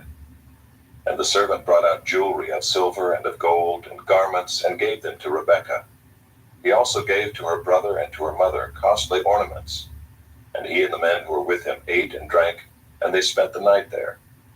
When they arose in the morning, he said, Send me away to my master. Her brother and her mother said, Let the young woman remain with us a while, at least 10 days. After that she may go. But he said to them, Do not delay me, since the Lord has prospered my way. Send me away, that I may go to my master. They said, Let us call the young woman and ask her. And they called Rebekah and said to her, Will you go with this man? She said, I will go. So they sent away Rebekah their sister and her nurse, and Abraham's servant and his men. And they blessed Rebekah and said to her, Our sister, may you become thousands of 10,000s, and may your offspring possess the gate of those who hate him. Then Rebekah and her young women arose and rode on the camels and followed the man. Thus the servant took Rebekah and went his way. Now Isaac had returned from Beer-lahai-roi and was dwelling in the Negeb. And Isaac went out to meditate in the field toward evening. And he lifted up his eyes and saw, and behold, there were camels coming. And Rebekah lifted up her eyes, and when she saw Isaac, she dismounted from the camel and said to the servant, Who is that man walking the field to meet us? The servant said, It is my master. So she took her veil and covered herself. And the servant told Isaac all the things that he had done. Then Isaac brought her into the tent of Sarah his mother, and took Rebekah, and she became his wife, and he loved her. So Isaac was comforted after his mother's death. Chapter 25. Abraham took another wife, whose name was Keturah. She bore him Zimram, Jokshan, Medan, Midian, Ishbak, and Shua. Jokshan fathered Sheba and Dedan. The sons of Dedan were Ashuram, Letushim, and Leumim. The sons of Midian were Ephah, Epher, Enoch, Abida, and Eldaah. All these were the children of Keturah. Abraham gave all he had to Isaac. But to the sons of his concubines Abraham gave gifts, and while he was still living he sent them away from his son Isaac eastward to the east country. These are the days of the years of Abraham's life, 175 years. Abraham breathed his last and died in a good old age, an old man and full of years, and was gathered to his people. Isaac and Ishmael his sons buried him in the cave of Machpelah in the field of Ephron the son of Zohar the Hittite, east of Mamre, the field that Abraham purchased from the Hittites. There Abraham was buried with Sarah his wife. After the death of Abraham, God blessed Isaac his son, and Isaac settled at Beer-lahai-roi. These are the generations of Ishmael, Abraham's son, whom Hagar the Egyptian, Sarah's servant, bore to Abraham. These are the names of the sons of Ishmael, named in the order of their birth. Nebaioth, the firstborn of Ishmael, and Kedar, Adbeel, Mibsam, Mishma, Duma, Massa, Hadad, Tema, Jeter, Naphish, and Kedemah. These are the sons of Ishmael, and these are their names, by their villages and by their encampments, 12 princes according to their tribes. These are the years of the life of Ishmael, 137 years. He breathed his last and died, and was gathered to his people. They settled from Havilah to Shur, which is opposite Egypt in the direction of Assyria. He settled over against all his kinsmen. These are the generations of Isaac, Abraham's son. Abraham fathered Isaac, and Isaac was 40 years old when he took Rebekah, the daughter of Bethuel the Aramean of Paddan Aram, the sister of Laban the Aramean, to be his wife. And Isaac prayed to the Lord for his wife because she was barren. And the Lord granted his prayer, and Rebekah his wife conceived. The children struggled together within her, and she said, If it is thus, why is this happening to me? So she went to inquire of the Lord, And the Lord said to her, 2 nations are in your womb, and 2 peoples from within you shall be divided. The one shall be stronger than the other. The older shall serve the younger. When her days to give birth were completed, behold, there were twins in her womb. The first came out red, all his body like a hairy cloak. So they called his name Esau. Afterward his brother came out with his hand holding Esau's heel. So his name was called Jacob. Isaac was 60 years old when she bore them. When the boys grew up, Esau was a skillful hunter, a man of the field, while Jacob was a quiet man, dwelling in tents. Isaac loved Esau because he ate of his game, but Rebekah loved Jacob. Once when Jacob was cooking stew, Esau came in from the field, and he was exhausted. And Esau said to Jacob, "Let me eat some of that red stew, for I'm exhausted." Therefore his name was called Edom. Jacob said, "Sell me your birthright now." Esau said, "I'm about to die. Of what use is a birthright to me?" Jacob said, "Swear to me now." So he swore to him and sold his birthright to Jacob. Then Jacob gave Esau bread and lentil stew, and he ate and drank and rose and went his way. Thus Esau despised his birthright. Chapter 26. Now there was a famine in the land, besides the former famine that was in the days of Abraham. And Isaac went to Gerar, to Abimelech king of the Philistines. And the Lord appeared to him and said, "Do not go down to Egypt. Dwell in the land of which I shall tell you. Sojourn in this land, and I will be with you and will bless you. For to you and to your offspring I will give all these lands, and I will establish the oath that I swore to Abraham your father. I will multiply your offspring as the stars of heaven, and will give to your offspring all these lands. And in your offspring all the nations of the earth shall be blessed, because Abraham obeyed my voice and kept my charge, my commandments, my statutes, and my laws." So Isaac settled in Gerar. When the men of the place asked him about his wife, he said, "She is my sister." For he feared to say, "my wife," thinking, lest the men of the place should kill me because of Rebekah, because she was attractive in appearance. When he had been there a long time, Abimelech king of the Philistines looked out of a window and saw Isaac laughing with Rebekah his wife. So Abimelech called Isaac and said, "Behold, she is your wife. How then could you say, 'She is my sister'?" Isaac said to him, "Because I thought, lest I die because of her." Abimelech said, "What is this you have done to us? One of the people might easily have lain with your wife, and you would have brought guilt upon us." So Abimelech warned all the people, saying, "Whoever touches this man or his wife shall surely be put to death." And Isaac sowed in that land, and reaped in the same year 100-fold. The Lord blessed him, and the man became rich and gained more and more until he became very wealthy. He had possessions of flocks and herds and many servants, so that the Philistines envied him. Now the Philistines had stopped and filled with earth all the wells that his father's servants had dug in the days of Abraham his father. And Abimelech said to Isaac, "Go away from us, for you are much mightier than we." So Isaac departed from there and encamped in the valley of Gerar and settled there. And Isaac dug again the wells of water that had been dug in the days of Abraham his father, which the Philistines had stopped after the death of Abraham. And he gave them the names that his father had given them. But when Isaac's servants dug in the valley and found there a well of spring water, the herdsmen of Gerar quarreled with Isaac's herdsmen, saying, "The water is ours." So he called the name of the well Esek, because they contended with him. Then they dug another well, and they quarreled over that also. So he called its name Sitnah. And he moved from there and dug another well, and they did not quarrel over it. So he called its name Rehoboth, saying, "For now the Lord has made room for us, and we shall be fruitful in the land." From there he went up to Beersheba, and the Lord appeared to him the same night and said, "I am the God of Abraham your father. Fear not, for I am with you and will bless you, and multiply your offspring for my servant Abraham's sake." So he built an altar there and called upon the name of the Lord, and pitched his tent there. And there Isaac's servants dug a well. When Abimelech went to him from Gerar with Ahuzath his adviser and Phicol the commander of his army, Isaac said to them, "Why have you come to me, seeing that you hate me and have sent me away from you?"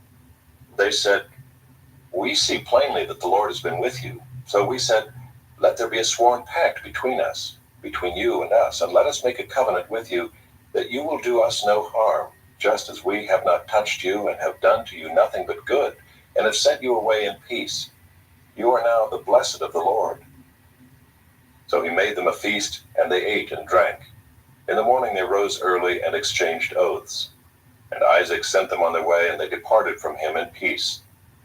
That same day Isaac's servants came and told him about the well that they had dug, and said to him, "We have found water." He called it Shibah. Therefore the name of the city is Beersheba to this day.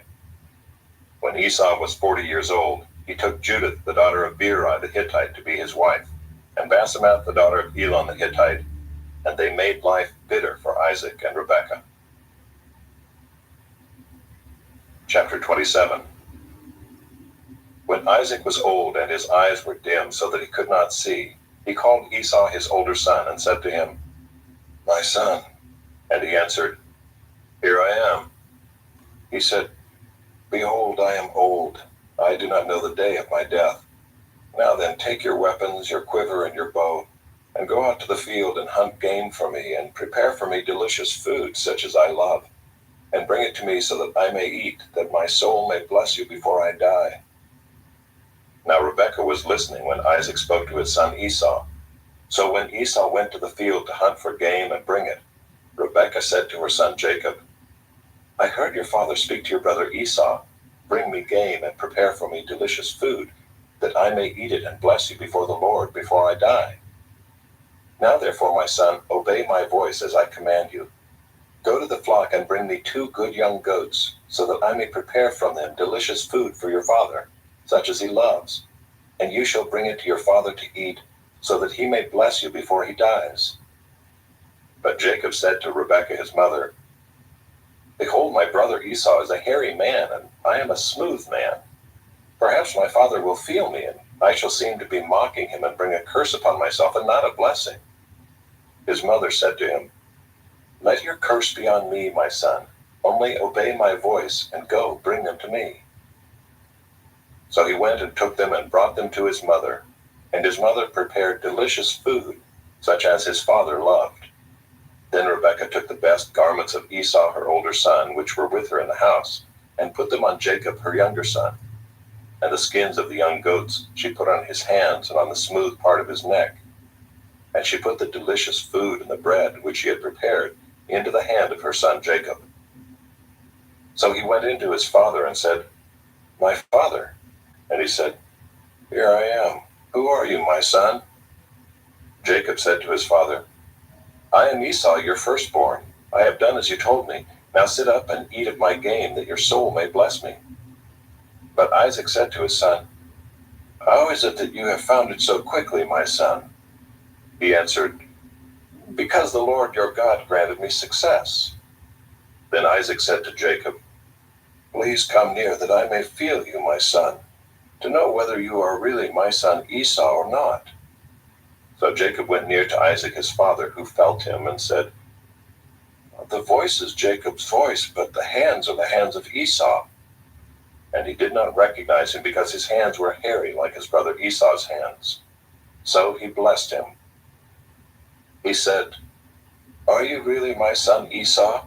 He answered, "I am." Then he said, "Bring it near to me, that I may eat of my son's game and bless you." So he brought it near to him, and he ate. And he brought him wine, and he drank.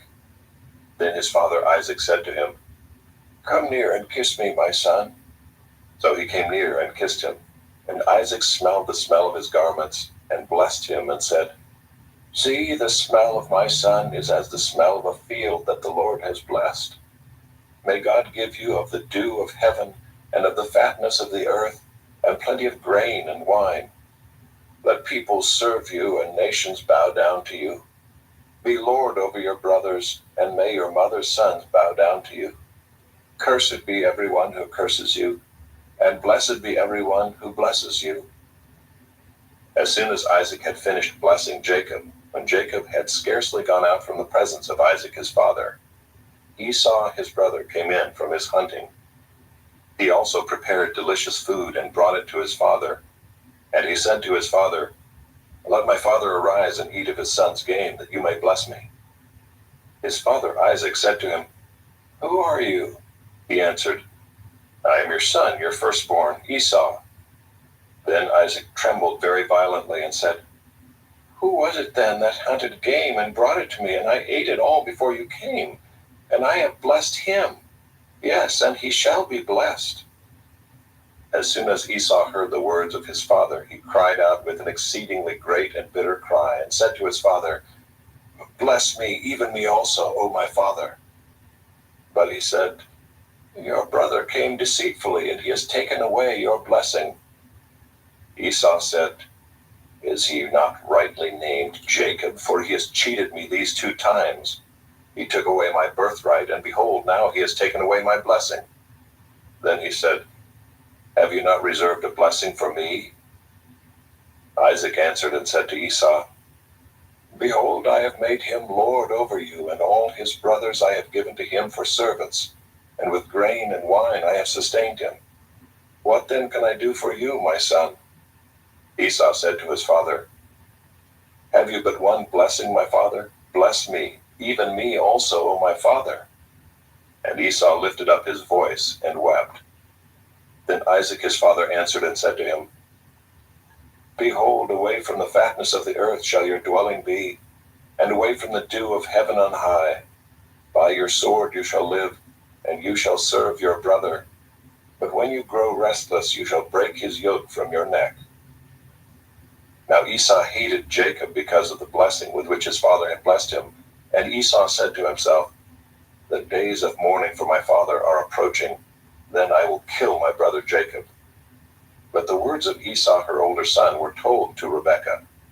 So she sent and called Jacob her younger son and said to him, "Behold, your brother Esau comforts himself about you by planning to kill you. Now therefore, my son, obey my voice. Arise, flee to Laban my brother in Haran, and stay with him a while until your brother's fury turns away, until your brother's anger turns away from you, and he forgets what you have done to him. Then I will send and bring you from there. Why should I be bereft of you both in one day?" Then Rebekah said to Isaac, "I loathe my life because of the Hittite women. If Jacob marries one of the Hittite women like these, one of the women of the land, what good will my life be to me?" Chapter 28. Then Isaac called Jacob and blessed him and directed him, "You must not take a wife from the Canaanite women. Arise, go to Padanaram to the house of Bethuel, your mother's father, and take as your wife from there one of the daughters of Laban, your mother's brother. God Almighty bless you and make you fruitful and multiply you, that you may become a company of peoples. May he give the blessing of Abraham to you and to your offspring with you, that you may take possession of the land of your sojournings that God gave to Abraham." Thus Isaac sent Jacob away, and he went to Padanaram, to Laban, the son of Bethuel the Aramean, the brother of Rebekah, Jacob's and Esau's mother. Now Esau saw that Isaac had blessed Jacob, and sent him away to Padanaram to take a wife from there, and that as he blessed him he directed him, "You must not take a wife from the Canaanite women," and that Jacob had obeyed his father and his mother, and gone to Padanaram. So when Esau saw that the Canaanite women did not please Isaac his father, Esau went to Ishmael and took as his wife, besides the wives he had, Mahalath, the daughter of Ishmael, Abraham's son, the sister of Nebaioth. Jacob left Beersheba and went toward Haran, and he came to a certain place and stayed there that night, because the sun had set. Taking one of the stones of the place, he put it under his head and lay down in that place to sleep. And he dreamed, and behold, there was a ladder set up on the earth, and the top of it reached to heaven. And behold, the angels of God were ascending and descending on it. And behold, the Lord stood above it and said, "I am the Lord, the God of Abraham your father, and the God of Isaac. The land on which you lie I will give to you and to your offspring. Your offspring shall be like the dust of the earth, and you shall spread abroad to the west and to the east. and to the north and to the south. And in you and your offspring shall all the families of the earth be blessed. Behold, I am with you, and will keep you wherever you go, and will bring you back to this land. For I will not leave you until I have done what I have promised you. Then Jacob awoke from his sleep and said, Surely the Lord is in this place, and I did not know it. And he was afraid and said, How awesome is this place! This is none other than the house of God, and this is the gate of heaven. So early in the morning Jacob took the stone that he had put under his head, and set it up for a pillar, and poured oil on the top of it. He called the name of that place Bethel, but the name of the city was Luz at the first.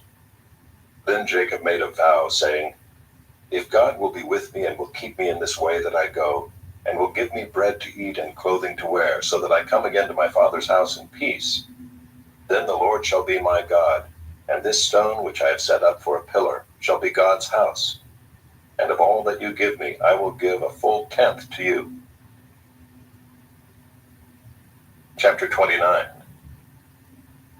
Then Jacob went on his journey, and came to the land of the people of the east. As he looked, he saw a well in the field, and behold, 3 flocks of sheep lying beside it, for out of that well the flocks were watered.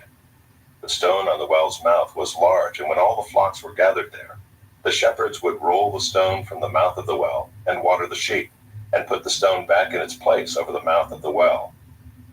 Jacob said to them, My brothers, where do you come from? They said, We are from Haran. He said to them, Do you know Laban the son of Nahor? They said, We know him. He said to them, Is it well with him? They said, It is well, and see, Rachel his daughter is coming with the sheep. He said, Behold, it is still high day. It is not time for the livestock to be gathered together. Water the sheep and go, pasture them. But they said, We cannot until all the flocks are gathered together and the stone is rolled from the mouth of the well. Then we watered the sheep. While he was still speaking with them, Rachel came with her father's sheep, for she was a shepherdess. Now as soon as Jacob saw Rachel, the daughter of Laban, his mother's brother, and the sheep of Laban, his mother's brother, Jacob came near and rolled the stone from the well's mouth and watered the flock of Laban, his mother's brother. Then Jacob kissed Rachel and wept aloud. And Jacob told Rachel that he was her father's kinsman, and that he was Rebekah's son, and she ran and told her father. As soon as Laban heard the news about Jacob, his sister's son, he ran to meet him and embraced him and kissed him and brought him to his house. Jacob told Laban all these things, and Laban said to him, Surely you are my bone and my flesh. And he stayed with him a month. Then Laban said to Jacob, Because you are my kinsman, should you therefore serve me for nothing? Tell me, what shall your wages be? Now Laban had 2 daughters. The name of the older was Leah, and the name of the younger was Rachel. Leah's eyes were weak, but Rachel was beautiful in form and appearance. Jacob loved Rachel, and he said, I will serve you 7 years for your younger daughter Rachel. Laban said, It is better that I give her to you than that I should give her to any other man. Stay with me. So Jacob served 7 years for Rachel, and they seemed to him but a few days because of the love he had for her. Then Jacob said to Laban, Give me my wife, that I may go into her, for my time is completed. So Laban gathered together all the people of the place and made a feast. But in the evening he took his daughter Leah and brought her to Jacob, and he went into her. Laban gave his female servant Zilpah to his daughter Leah to be her servant. And in the morning, behold, it was Leah. And Jacob said to Laban, What is this you have done to me? Did I not serve with you for Rachel? Why then have you deceived me? Laban said, It is not so done in our country to give the younger before the firstborn. Complete the week of this one, and we will give you the other also in return for serving me another 7 years. Jacob did so and completed her week. Then Laban gave him his daughter Rachel to be his wife. Laban gave his female servant Bilhah to his daughter Rachel to be her servant. So Jacob went in to Rachel also, and he loved Rachel more than Leah, and served Laban for another 7 years. When the Lord saw that Leah was hated, he opened her womb, but Rachel was barren. And Leah conceived and bore a son, and she called his name Reuben, for she said, Because the Lord has looked upon my affliction, for now my husband will love me. She conceived again and bore a son, and said, Because the Lord has heard that I am hated, he has given me this son also. And she called his name Simeon. Again she conceived and bore a son, and said, Now this time my husband will be attached to me, because I have borne him 3 sons. Therefore his name was called Levi. And she conceived again and bore a son, and said, This time I will praise the Lord. Therefore she called his name Judah. Then she ceased bearing. Chapter 30. When Rachel saw that she bore Jacob no children, she envied her sister. She said to Jacob, Give me children, or I shall die.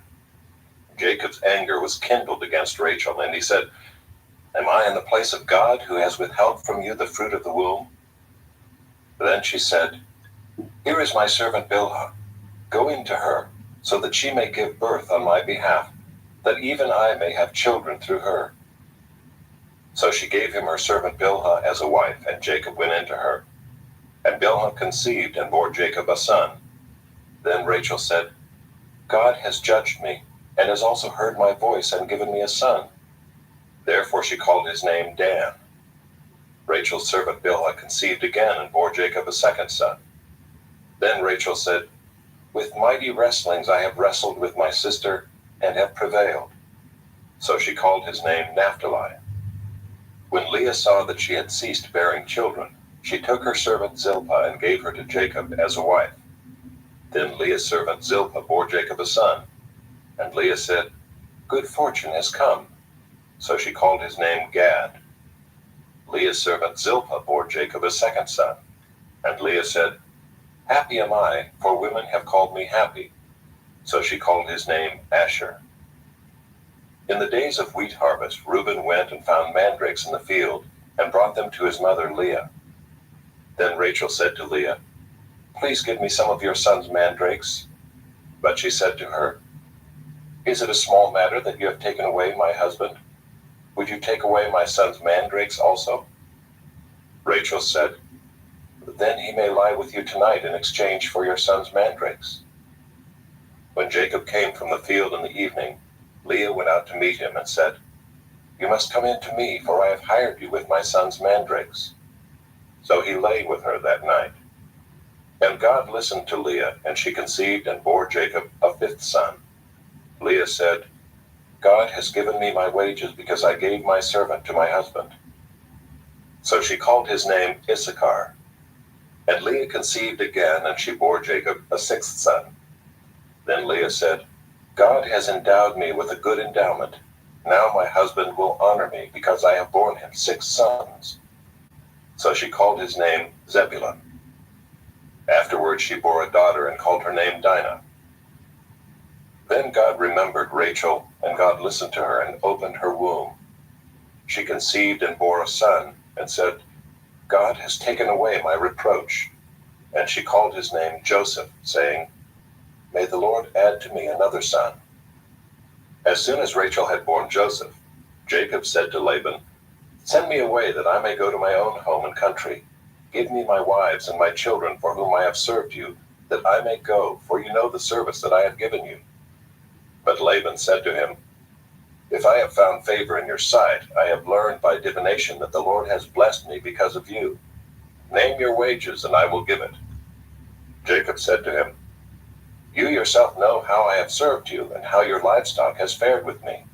For you had little before I came, and it has increased abundantly, and the Lord has blessed you wherever I turned.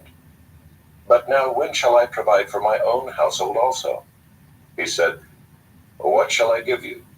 Jacob said, You shall not give me anything.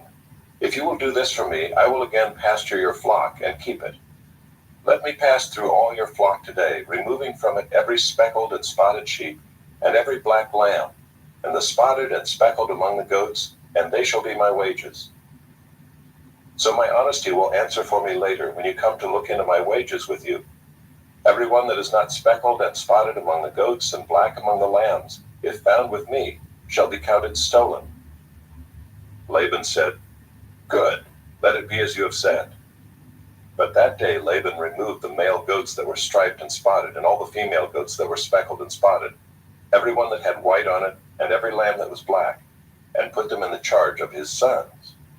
And he set a distance of 3 days' journey between himself and Jacob. And Jacob pastured the rest of Laban's flock. Then Jacob took fresh sticks of poplar and almond and plane trees, and peeled white streaks in them, exposing the white of the sticks. He set the sticks that he had peeled in front of the flocks in the troughs, that is, the watering places, where the flocks came to drink. And since they bred when they came to drink, the flocks bred in front of the sticks, and so the flocks brought forth striped, speckled, and spotted. And Jacob separated the lambs and set the faces of the flocks toward the striped and all the black in the flock of Laban. He put his own droves apart and did not put them with Laban's flock. Whenever the stronger of the flock were breeding, Jacob would lay the sticks in the troughs before the eyes of the flock, that they might breed among the sticks. But for the feebler of the flock, he would not lay them there. So the feebler would be Laban's, and the stronger Jacob's. Thus the man increased greatly and had large flocks, female servants and male servants, and camels and donkeys. Chapter 31. Now Jacob heard that the sons of Laban were saying, "Jacob has taken all that was our father's, and from what was our father's he has gained all this wealth." And Jacob saw that Laban did not regard him with favor as before. Then the Lord said to Jacob, "Return to the land of your fathers and to your kindred, and I will be with you."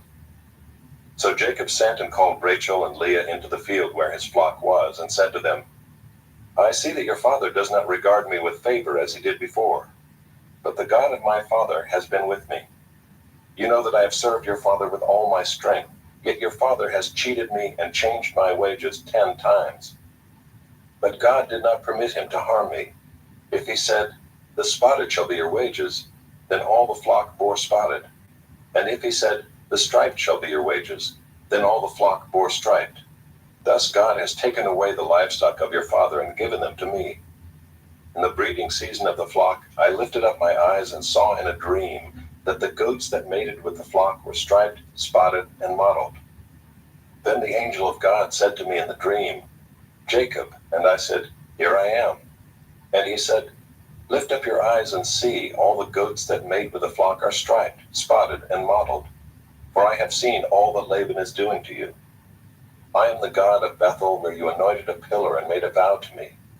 Now arise, go out from this land, and return to the land of your kindred.' Then Rachel and Leah answered and said to him, 'Is there any portion or inheritance left to us in our father's house? Are we not regarded by him as foreigners? For he has sold us, and he has indeed devoured our money. All the wealth that God has taken away from our father belongs to us and to our children. Now then, whatever God has said to you, do.' So Jacob arose and set his sons and his wives on camels. He drove away all his livestock, all his property that he had gained, the livestock in his possession that he had acquired in Paddan Aram, to go to the land of Canaan to his father Isaac. Laban had gone to shear his sheep, and Rachel stole her father's household gods.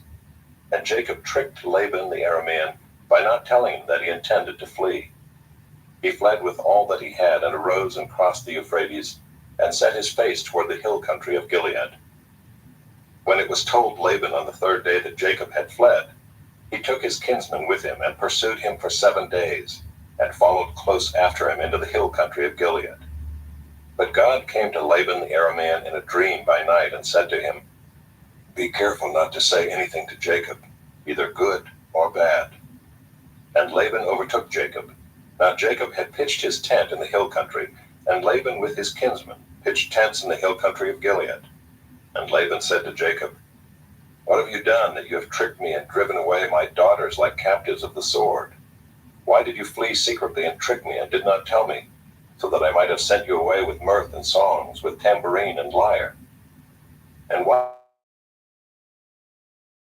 did you not permit me to kiss my sons and my daughters farewell? Now you have done foolishly. It is in my power to do you harm. But the God of your father spoke to me last night, saying, Be careful not to say anything to Jacob, either good or bad. And now you have gone away, because you longed greatly for your father's house. But why did you steal my gods? Jacob answered and said to Laban, "Because I was afraid, for I thought that you would take your daughters from me by force.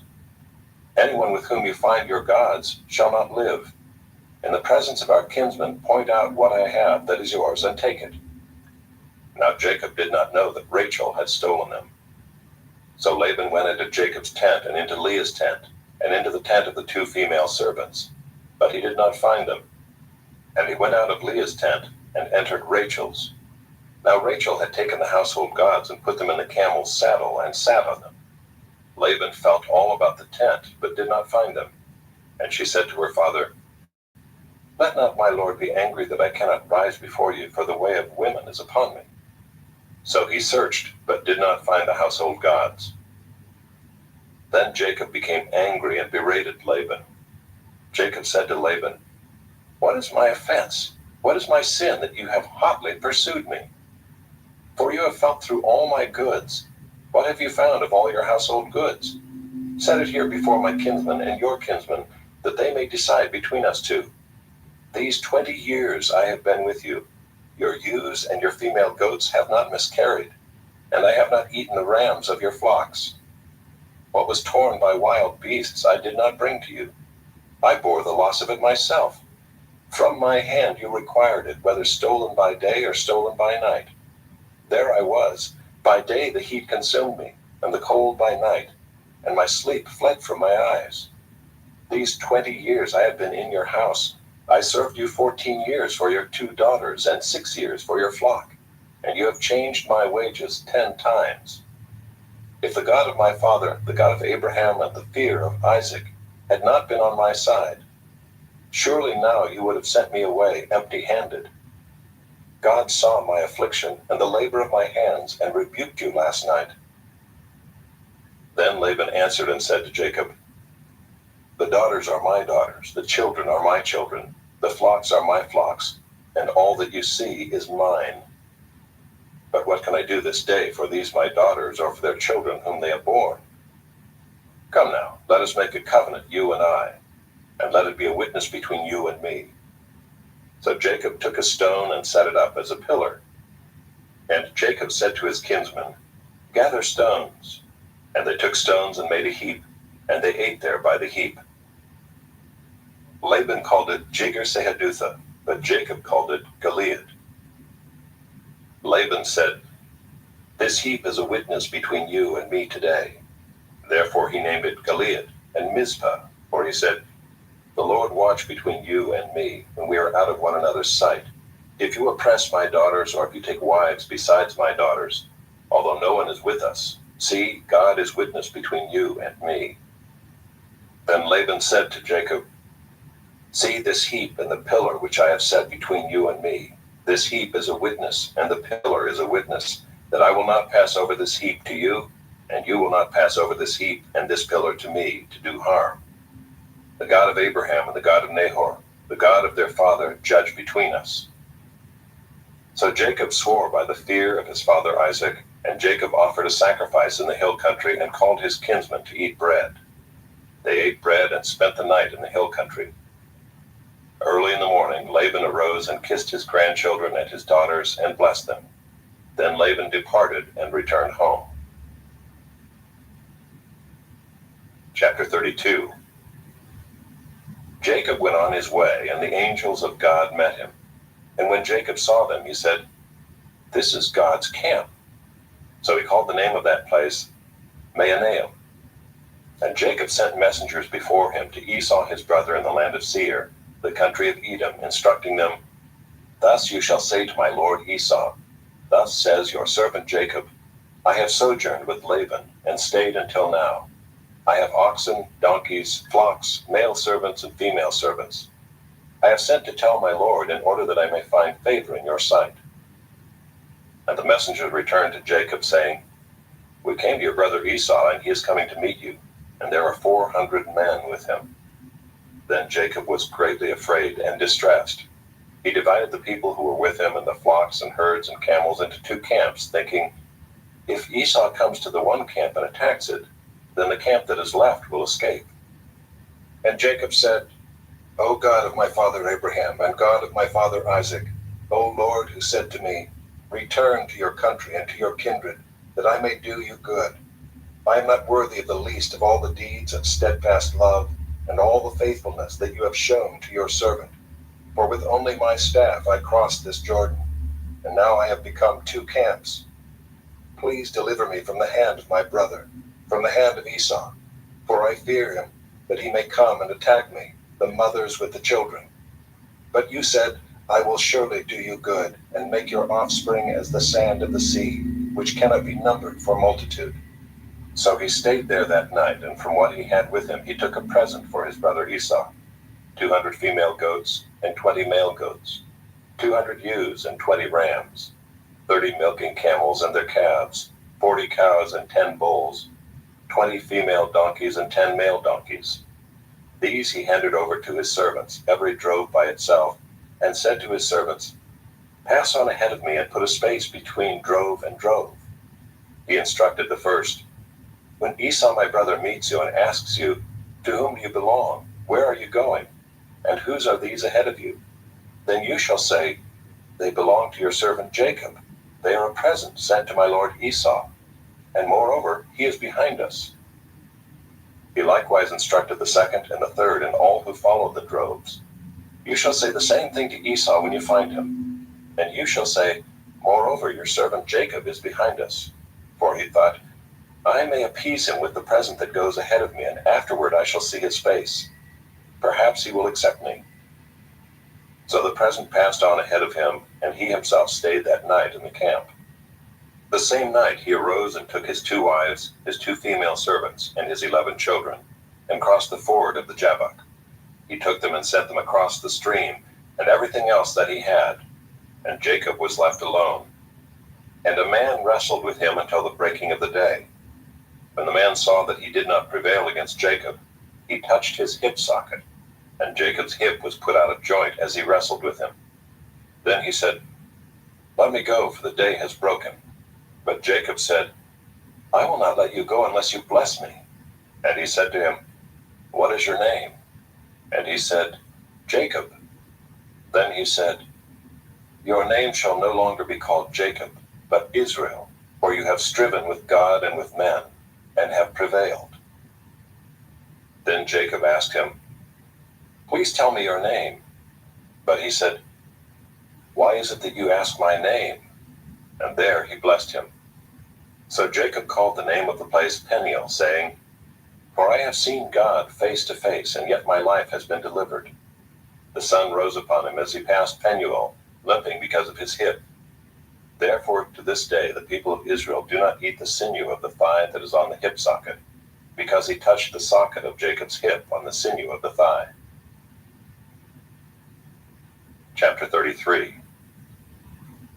And Jacob lifted up his eyes and looked, and behold, Esau was coming, and 400 men with him.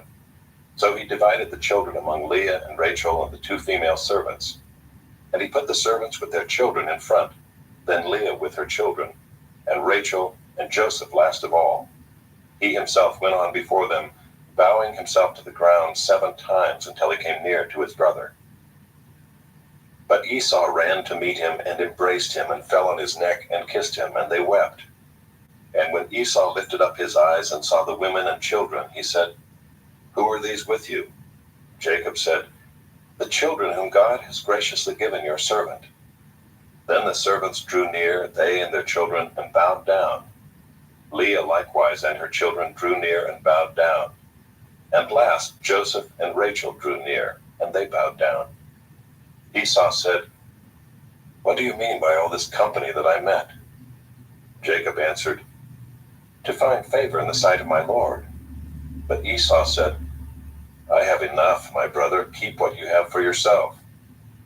Jacob said, No, please, if I have found favor in your sight, then accept my present from my hand. For I have seen your face, which is like seeing the face of God, and you have accepted me. Please accept my blessing that is brought to you, because God has dealt graciously with me, and because I have enough. Thus he urged him, and he took it. Then Esau said, Let us journey on our way, and I will go ahead of you. But Jacob said to him, My Lord knows that the children are frail, and that the nursing flocks and herds are a care to me. If they are driven hard for one day, all the flocks will die. Let my lord pass on ahead of his servant, and I will lead on slowly at the pace of the livestock that are ahead of me, and at the pace of the children, until I come to my lord and Seir." So Esau said, "Let me leave with you some of the people who are with me." But he said, "What need is there? Let me find favor in the sight of my lord." So Esau returned that day on his way to Seir. But Jacob journeyed to Succoth, and built himself a house and made booths for his livestock. Therefore the name of the place is called Succoth. And Jacob came safely to the city of Shechem, which is in the land of Canaan, on his way from Paddan Aram, and he camped before the city. And from the sons of Hamor, Shechem's father, he bought for 100 pieces of money the piece of land on which he had pitched his tent. There he erected an altar and called it El Elohe Israel. Chapter 34. Now Dinah, the daughter of Leah, whom she had borne to Jacob, went out to see the women of the land. And when Shechem the son of Hamor the Hivite, the prince of the land, saw her, he seized her and lay with her and humiliated her. And his soul was drawn to Dinah, the daughter of Jacob. He loved the young woman and spoke tenderly to her. So Shechem spoke to his father Hamor, saying, "Give me this girl for my wife." Now Jacob heard that he had defiled his daughter Dinah, but his sons were with his livestock in the field. So Jacob held his peace until they came. And Hamor, the father of Shechem, went out to Jacob to speak with him. The sons of Jacob had come in from the field as soon as they heard of it, and the men were indignant and very angry, because he had done an outrageous thing in Israel, by lying with Jacob's daughter, for such a thing must not be done. But Hamor spoke with them, saying, "The soul of my son Shechem longs for your daughter. Please give her to him to be his wife. Make marriages with us. Give your daughters to us, and take our daughters for yourselves. You shall dwell with us, and the land shall be open to you. Dwell and trade in it, and get property in it." Shechem also said to her father and to her brothers, "Let me find favor in your eyes, and whatever you say to me I will give.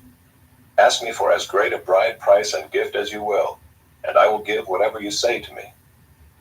Only give me the young woman to be my wife." The sons of Jacob answered Shechem and his father Hamor deceitfully, because he had defiled their sister Dinah.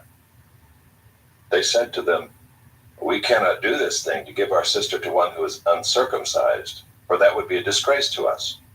Only on this condition will we agree with you, that you will become as we are by every male among you being circumcised. Then we will give our daughters to you, and we will take your daughters to ourselves, and we will dwell with you and become one people. But if you will not listen to us and be circumcised, then we will take our daughter and we will be gone." Their words pleased Hamor and Hamor's son Shechem, and the young man did not delay to do the thing, because he delighted in Jacob's daughter. Now he was the most honored of all his father's house. So Hamor and his son Shechem came to the gate of their city and spoke to the men of their city, saying, "These men are at peace with us. Let them dwell in the land and trade in it, for behold, the land is large enough for them. Let us take their daughters as wives, and let us give them our daughters.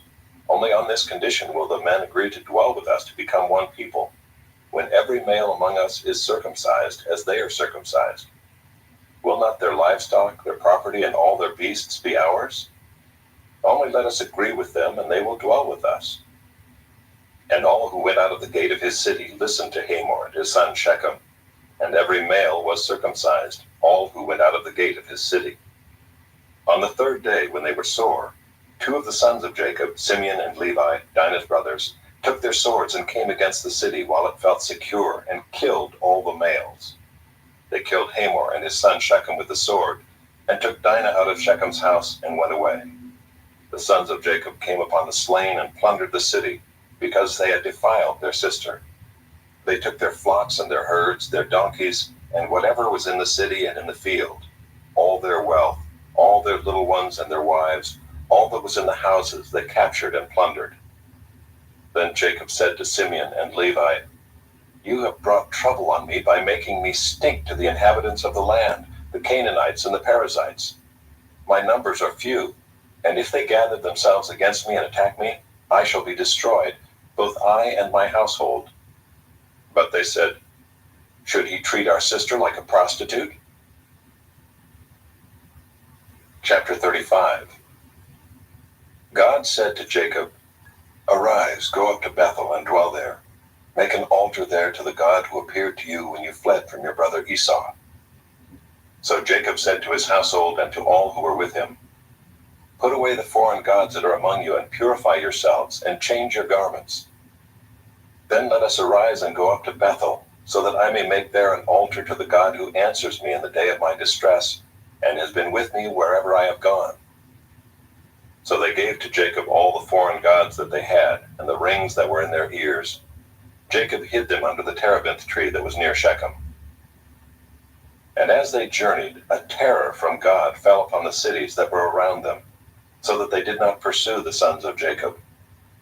And Jacob came to Luz, that is Bethel, which is in the land of Canaan, he and all the people who were with him, and there he built an altar and called the place El Bethel, because there God had revealed himself to him when he fled from his brother. And Deborah, Rebekah's nurse, died, and she was buried under an oak below Bethel. So he called its name Allon-Bachuth. God appeared to Jacob again when he came from Paddan Aram, and blessed him. And God said to him, "Your name is Jacob. No longer shall your name be called Jacob, but Israel shall be your name." So he called his name Israel. And God said to him, "I am God Almighty. Be fruitful and multiply. A nation and a company of nations shall come from you, and kings shall come from your own body. The land that I gave to Abraham and Isaac I will give to you, and I will give the land to your offspring after you." Then God went up from him in the place where he had spoken with him. And Jacob set up a pillar in the place where he had spoken with him, a pillar of stone.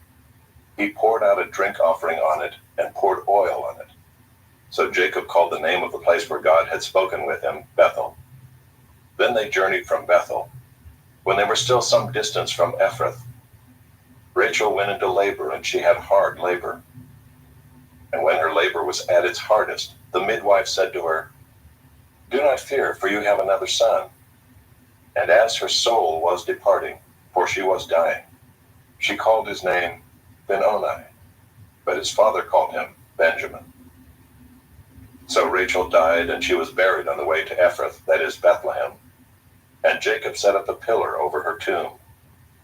It is the pillar of Rachel's tomb, which is there to this day. Israel journeyed on and pitched his tent beyond the tower of Eder. While Israel lived in that land, Reuben went and lay with Bilhah, his father's concubine, and Israel heard of it. Now the sons of Jacob were 12. The sons of Leah, Reuben, Jacob's firstborn, Simeon, Levi, Judah, Issachar, and Zebulun. The sons of Rachel, Joseph and Benjamin. The sons of Bilhah, Rachel's servant, Dan and Naphtali. The sons of Zilpah, Leah's servant, Gad and Asher.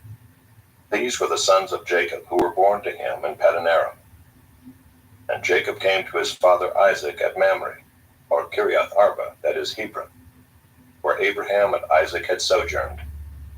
Now the days of Isaac were 180 years, and Isaac breathed his last, and he died and was gathered to his people, old and full of days. And his sons Esau and Jacob buried him. Chapter 36. These are the generations of Esau, that is Edom.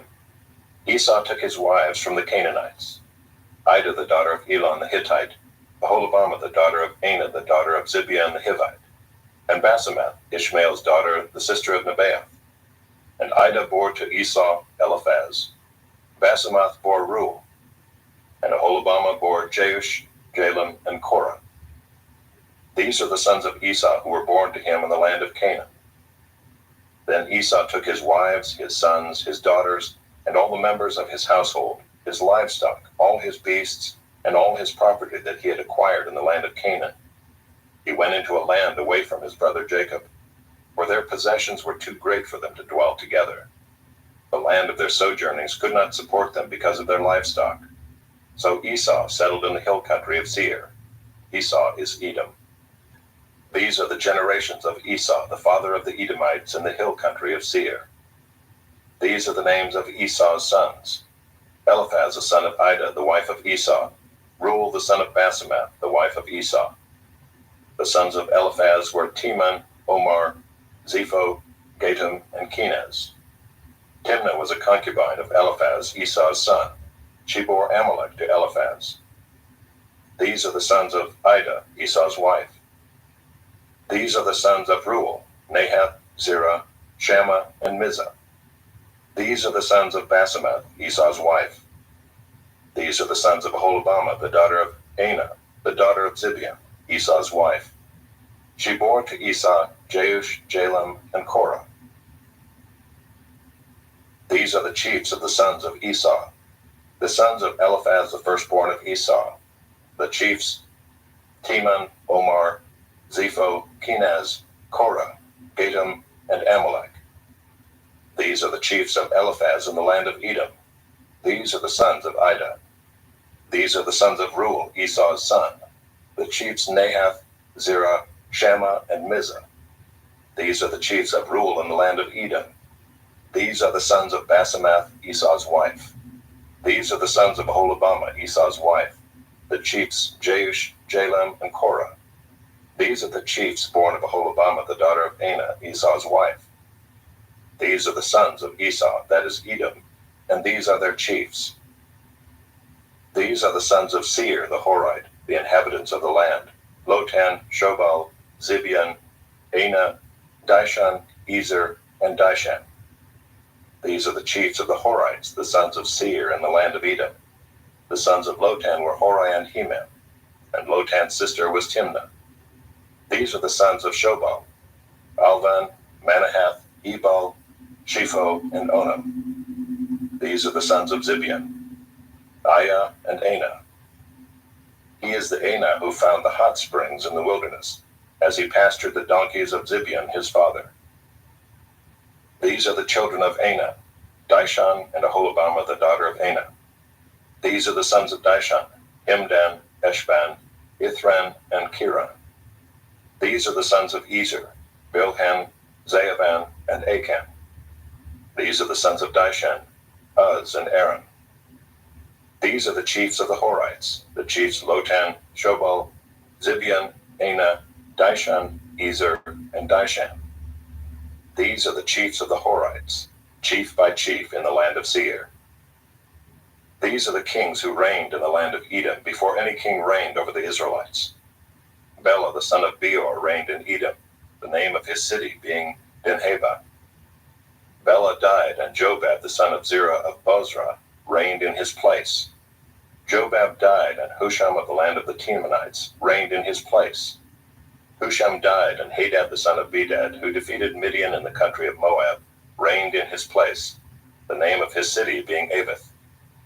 Hadad died, and Samlah of Masrekah reigned in his place. Samlah died, and Shaul of Rehoboth on the Euphrates reigned in his place. Shaul died, and Baal-Hanan the son of Achbor reigned in his place. Baal-Hanan the son of Achbor died, and Hadar reigned in his place, the name of his city being Pau. His wife's name was Mehetabel, the daughter of Matred, daughter of Mezahab. These are the names of the chiefs of Esau according to their clans and their dwelling places by their names. The chiefs Timnah, Alva, Jetheth, Aholibamah, Elah, Pinon, Kenaz, Teman, Mibzar, Magdiel, and Iram. These are the chiefs of Edom, that is, Esau the father of Edom, according to their dwelling places in the land of their possession. Chapter 37. Jacob lived in the land of his father's sojournings in the land of Canaan. These are the generations of Jacob. Joseph, being 17 years old, was pasturing the flock with his brothers. He was a boy with the sons of Bilhah and Zilpah, his father's wives, and Joseph brought a bad report of them to their father. Now Israel loved Joseph more than any other of his sons, because he was the son of his old age, and he made him a robe of many colors. But when his brothers saw that their father loved him more than all his brothers, they hated him and could not speak peacefully to him. Now Joseph had a dream, and when he told it to his brothers, they hated him even more. He said to them, "Hear this dream that I have dreamed. Behold, we were binding sheaves in the field, and behold, my sheaf arose and stood upright. and behold, your sheaves gathered around it and bowed down to my sheaf." His brothers said to him, "Are you indeed to reign over us? Or are you indeed to rule over us?" So they hated him even more for his dreams and for his words. Then he dreamed another dream and told it to his brothers and said, "Behold, I have dreamed another dream. Behold, the sun, the moon, and 11 stars were bowing down to me." But when he told it to his father and to his brothers, his father rebuked him and said to him, "What is this dream that you have dreamed? Shall I and your mother and your brothers indeed come to bow ourselves to the ground before you?" And his brothers were jealous of him, but his father kept the saying in mind. Now his brothers went to pasture their father's flock near Shechem, and Israel said to Joseph, "Are not your brothers pasturing the flock at Shechem? Come, I will send you to them." And he said to him, "Here I am." So he said to him, "Go now, see if it is well with your brothers and with the flock, and bring me word." So he sent him from the valley of Hebron, and he came to Shechem. And a man found him wandering in the fields, and the man asked him, "What are you seeking?" "I am seeking my brothers," he said. "Tell me, please, where they are pasturing the flock." And the man said, "They have gone away, for I heard them say, 'Let us go to Dothan.'" So Joseph went after his brothers and found them at Dothan. They saw him from afar, and before he came near to them, they conspired against him to kill him. They said to one another, "Here comes this dreamer. Come now, let us kill him and throw him into one of the pits. Then we will say that a fierce animal has devoured him, and we will see what will become of his dreams." But when Reuben heard it, he rescued him out of their hands, saying, "Let us not take his life." And Reuben said to them, "Shed no blood. Throw him into this pit here in the wilderness, but do not lay a hand on him, that he might rescue him out of their hand to restore him to his father." So when Joseph came to his brothers, they stripped him of his robe, the robe of many colors that he wore, and they took him and threw him into a pit. The pit was empty, there was no water in it. Then they sat down to eat. And looking up, they saw a caravan of Ishmaelites coming from Gilead, with their camels bearing gum, balm, and myrrh, on their way to carry it down to Egypt. Then Judah said to his brothers, "What profit is it if we kill our brother and conceal his blood? Come, let us sell him to the Ishmaelites, and let not our hand be upon him, for he is our brother, our own flesh." And his brothers listened to him. Then Midianite traders passed by, and they drew Joseph up and lifted him out of the pit, and sold him to the Ishmaelites for 20 shekels of silver. They took Joseph to Egypt. When Reuben returned to the pit and saw that Joseph was not in the pit, he tore his clothes and returned to his brothers and said, "The boy is gone, and where shall I go?" Then they took Joseph's robe and slaughtered a goat and dipped the robe in the blood. And they sent the robe of many colors and brought it to their father and said, "This we have found. Please identify whether it is your son's robe or not." And he identified it and said, "It is my son's robe. A fierce animal has devoured him. Joseph is without doubt torn to pieces." Then Jacob tore his garments and put sackcloth on his loins and mourned for his son many days. All his sons and all his daughters rose up to comfort him, but he refused to be comforted and said, "No, I shall go down to Sheol to my son, mourning." Thus his father wept for him. Meanwhile the Midianites had sold him in Egypt to Potiphar, an officer of Pharaoh, the captain of the guard. Chapter 38. It happened at that time that Judah went down from his brothers and turned aside to a certain Adullamite, whose name was Hiram. There Judah saw the daughter of a certain Canaanite whose name was Shua. He took her and went into her, and she conceived and bore a son, and he called his name She conceived again and bore a son, and she called his name Onan. Yet again she bore a son, and she called his name Shelah. Judah was in Kezib when she bore him. And Judah took a wife for his firstborn, and her name was Tamar. But Judah's firstborn, was wicked in the sight of the Lord, and the Lord put him to death. Then Judah said to Onan, "Go into your brother's wife and perform the duty of a brother-in-law to her, and raise up offspring for your brother." But Onan knew that the offspring would not be his. So whenever he went in to his brother's wife, he would waste the semen on the ground, so as not to give offspring to his brother. And what he did was wicked in the sight of the Lord, and he put him to death also. Then Judah said to Tamar his daughter-in-law, "Remain a widow in your father's house, till Shelah my son grows up," for he feared that he would die like his brothers. So Tamar went and remained in her father's house. In the course of time, the wife of Judah, Shua's daughter, died. When Judah was comforted, he went up to Timnah to his sheep shearers, he and his friend Hira the Adullamite. And when Tamar was told, "Your father-in-law is going up to Timnah to shear his sheep," she took off her widow's garments and covered herself with a veil, wrapping herself up, and sat at the entrance to Enaim, which is on the road to Timnah. For she saw that Shelah was grown up, and she had not been given to him in marriage. When Judah saw her, he thought she was a prostitute, for she had covered her face. He turned to her at the roadside and said, "Come, let me come in to you," for he did not know that she was his daughter-in-law. She said, "What will you give me, that you may come in to me?" He answered, "I will send you a young goat from the flock." And she said, "If you give me a pledge until you send it." He said, "Well, what pledge shall I give you?" She replied, "Your signet and your cord and your staff that is in your hand." So he gave them to her and went into her, and she conceived by him. Then she arose and went away, and taking off her veil, she put on the garments of her widowhood. When Judah sent the young goat by his friend the Adullamite to take back the pledge from the woman's hand, he did not find her. And he asked the men of the place, "Where is the cult prostitute who was at Enaim at the roadside?" And they said, "No cult prostitute has been here." So he returned to Judah and said, "I have not found her." Also the men of the place said, "No cult prostitute has been here." And Judah replied, "Let her keep the things as her own, or we shall be laughed at. You see, I sent this young goat, and you did not find her." About 3 months later, Judah was told, "Tamar, your daughter-in-law, has been immoral. Moreover, she is pregnant by immorality." And Judah said, "Bring her out and let her be burned." As she was being brought out, she sent word to her father-in-law, "By the man to whom these belong, I am pregnant." And she said, "Please identify whose these are, the signet and the cord and the staff." Then Judah identified them and said, "She is more righteous than I, since I did not give her to my son Shelah." And he did not know her again. When the time of her labor came, there were twins in her womb. And when she was in labor, one put out a hand, and the midwife took and tied a scarlet thread on his hand, saying, "This one came out first." But as he drew back his hand, behold, his brother came out.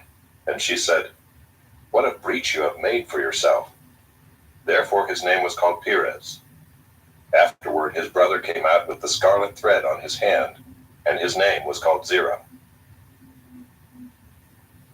Chapter 39. Now Joseph had been brought down to Egypt, and Potiphar, an officer of Pharaoh, the captain of the guard, an Egyptian, had bought him from the Ishmaelites who had brought him down there.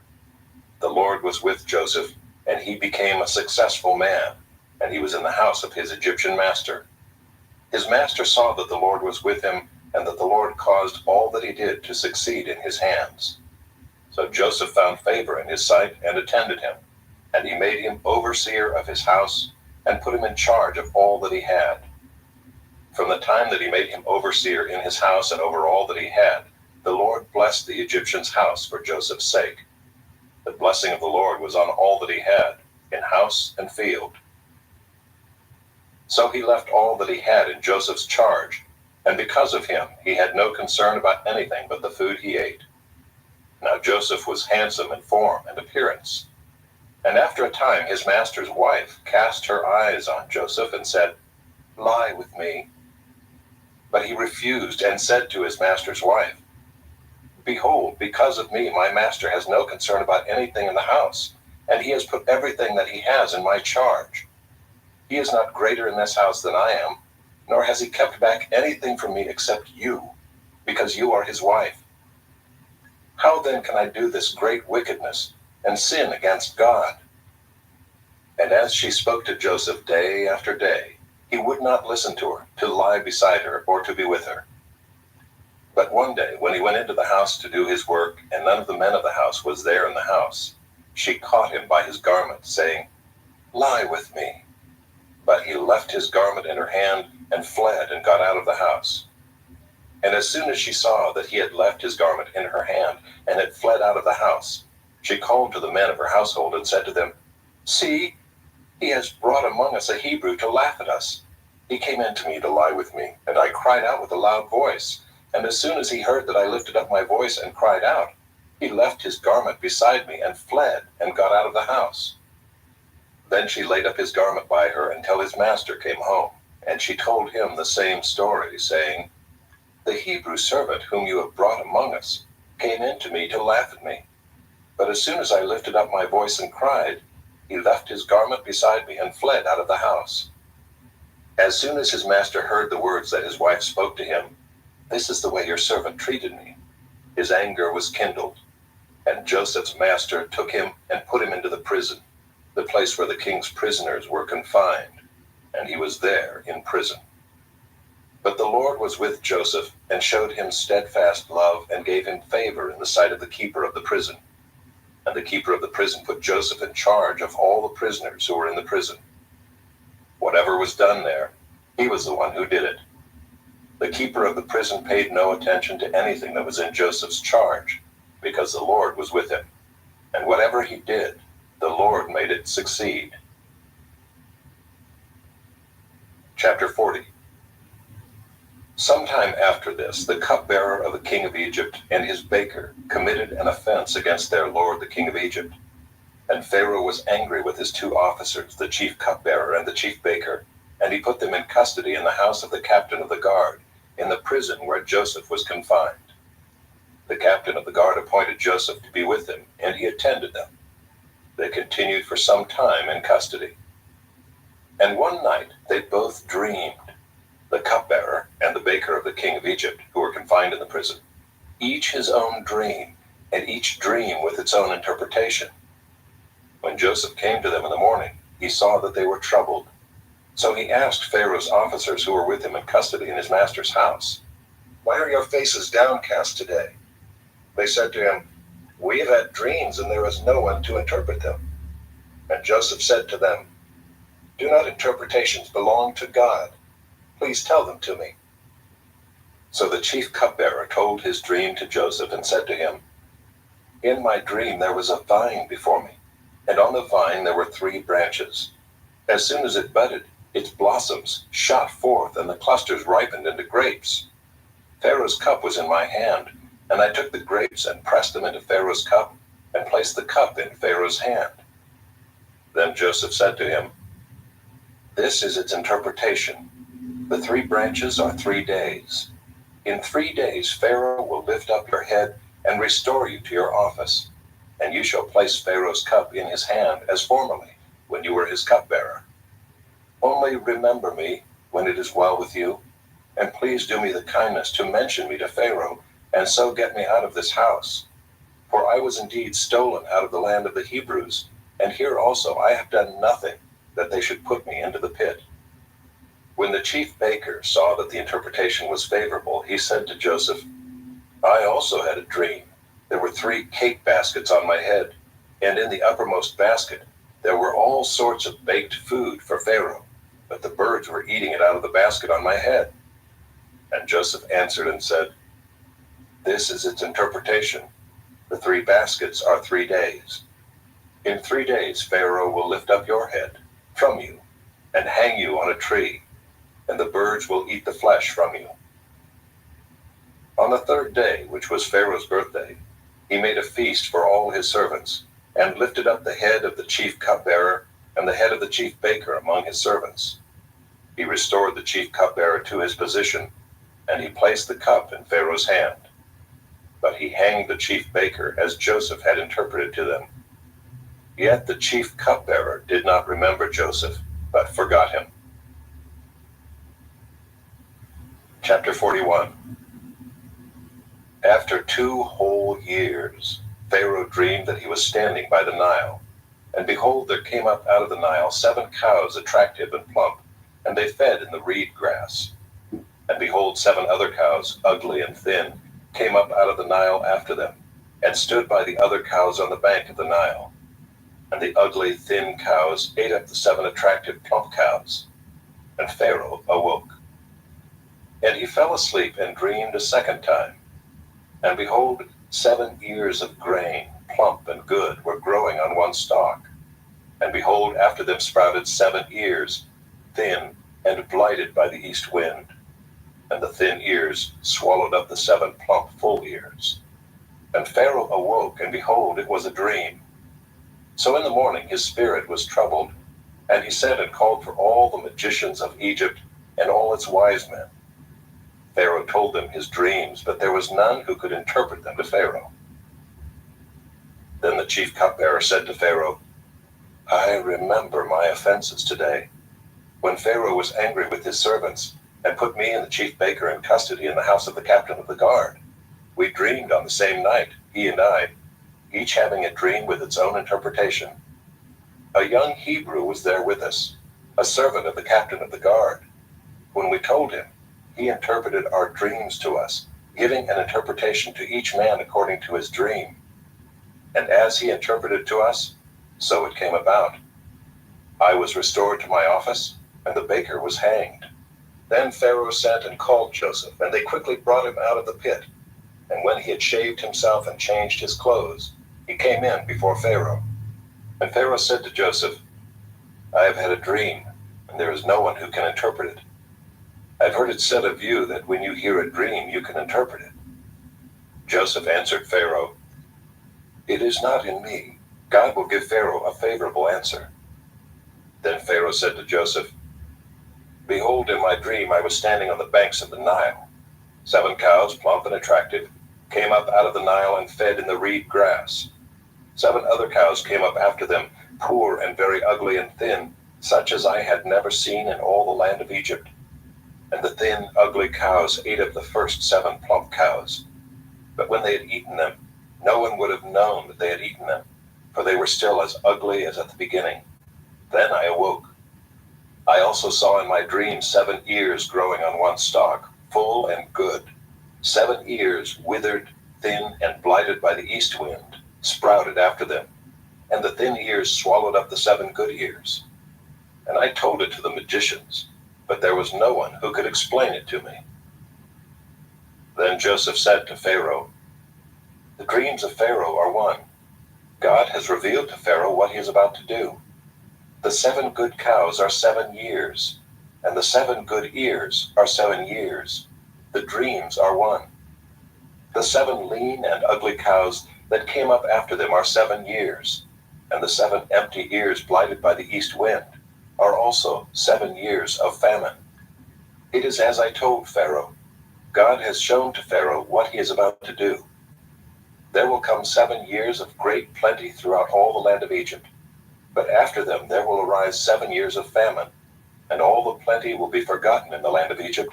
The famine will consume the land, and the plenty will be unknown in the land by reason of the famine that will follow, for it will be very severe. And the doubling of Pharaoh's dream means that the thing is fixed by God, and God will shortly bring it about. Now therefore let Pharaoh select a discerning and wise man, and set him over the land of Egypt. Let Pharaoh proceed to appoint overseers over the land, and take 1/5 of the produce of the land of Egypt during the 7 plentiful years. And let them gather all the food of these good years that are coming, and store up grain under the authority of Pharaoh for food in the cities, and let them keep it. That food shall be a reserve for the land against the 7 years of famine that are to occur in the land of Egypt, so that the land may not perish through the famine. This proposal pleased Pharaoh and all his servants.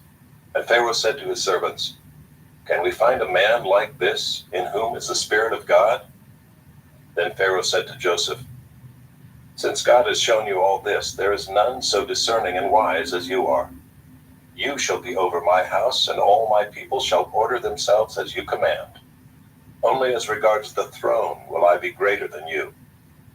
And Pharaoh said to Joseph, See, I have set you over all the land of Egypt. Then Pharaoh took his signet ring from his hand and put it on Joseph's hand. and clothed him in garments of fine linen, and put a gold chain about his neck. And he made him ride in his second chariot. And they called out before him, Bow the knee. Thus he set him over all the land of Egypt. Moreover, Pharaoh said to Joseph, I am Pharaoh, and without your consent no one shall lift up hand or foot in all the land of Egypt. And Pharaoh called Joseph's name Zaphanath-Paneah, and he gave him in marriage Asenath, the daughter of Potiphar, priest of On. So Joseph went out over the land of Egypt. Joseph was 30 years old when he entered the service of Pharaoh, king of Egypt. And Joseph went out from the presence of Pharaoh, and went through all the land of Egypt. During the 7 plentiful years the earth produced abundantly, and he gathered up all the food of these 7 years which occurred in the land of Egypt, and put the food in the cities. He put in every city the food from the fields around it. And Joseph stored up grain in great abundance, like the sand of the sea, until he ceased to measure it, for it could not be measured. Before the year of famine came, 2 sons were born to Joseph. Asenath, the daughter of Potiphar, priest of On, bore them to him. Joseph called the name of the firstborn Manasseh, for he said, God has made me forget all my hardship and all my father's house. The name of the second he called Ephraim, for God has made me fruitful in the land of my affliction. The 7 years of plenty that occurred in the land of Egypt came to an end, and the 7 years of famine began to come, as Joseph had said. There was famine in all lands, but in all the land of Egypt there was bread. When all the land of Egypt was famished, the people cried to Pharaoh for bread. Pharaoh said to all the Egyptians, Go to Joseph. What he says to you, do. So when the famine had spread over all the land, Joseph opened all the storehouses and sold to the Egyptians, for the famine was severe in the land of Egypt. Moreover, all the earth came to Egypt to Joseph to buy grain, because the famine was severe over all the earth. Chapter 42. When Jacob learned that there was grain for sale in Egypt, he said to his sons, Why do you look at one another? And he said, Behold, I have heard that there is grain for sale in Egypt. Go down and buy grain for us there, that we may live and not die. So 10 of Joseph's brothers went down to buy grain in Egypt. But Jacob did not send Benjamin, Joseph's brother, with his brothers, for he feared that harm might happen to him. Thus the sons of Israel came to buy among the others who came, for the famine was in the land of Canaan. Now Joseph was governor over the land. He was the one who sold to all the people of the land. And Joseph's brothers came and bowed themselves before him with their faces to the ground. Joseph saw his brothers and recognized them, but he treated them like strangers and spoke roughly to them. Where do you come from? He said. They said, From the land of Canaan to buy food. And Joseph recognized his brothers, but they did not recognize him. And Joseph remembered the dreams that he had dreamed of them. And he said to them, You are spies. You have come to see the nakedness of the land.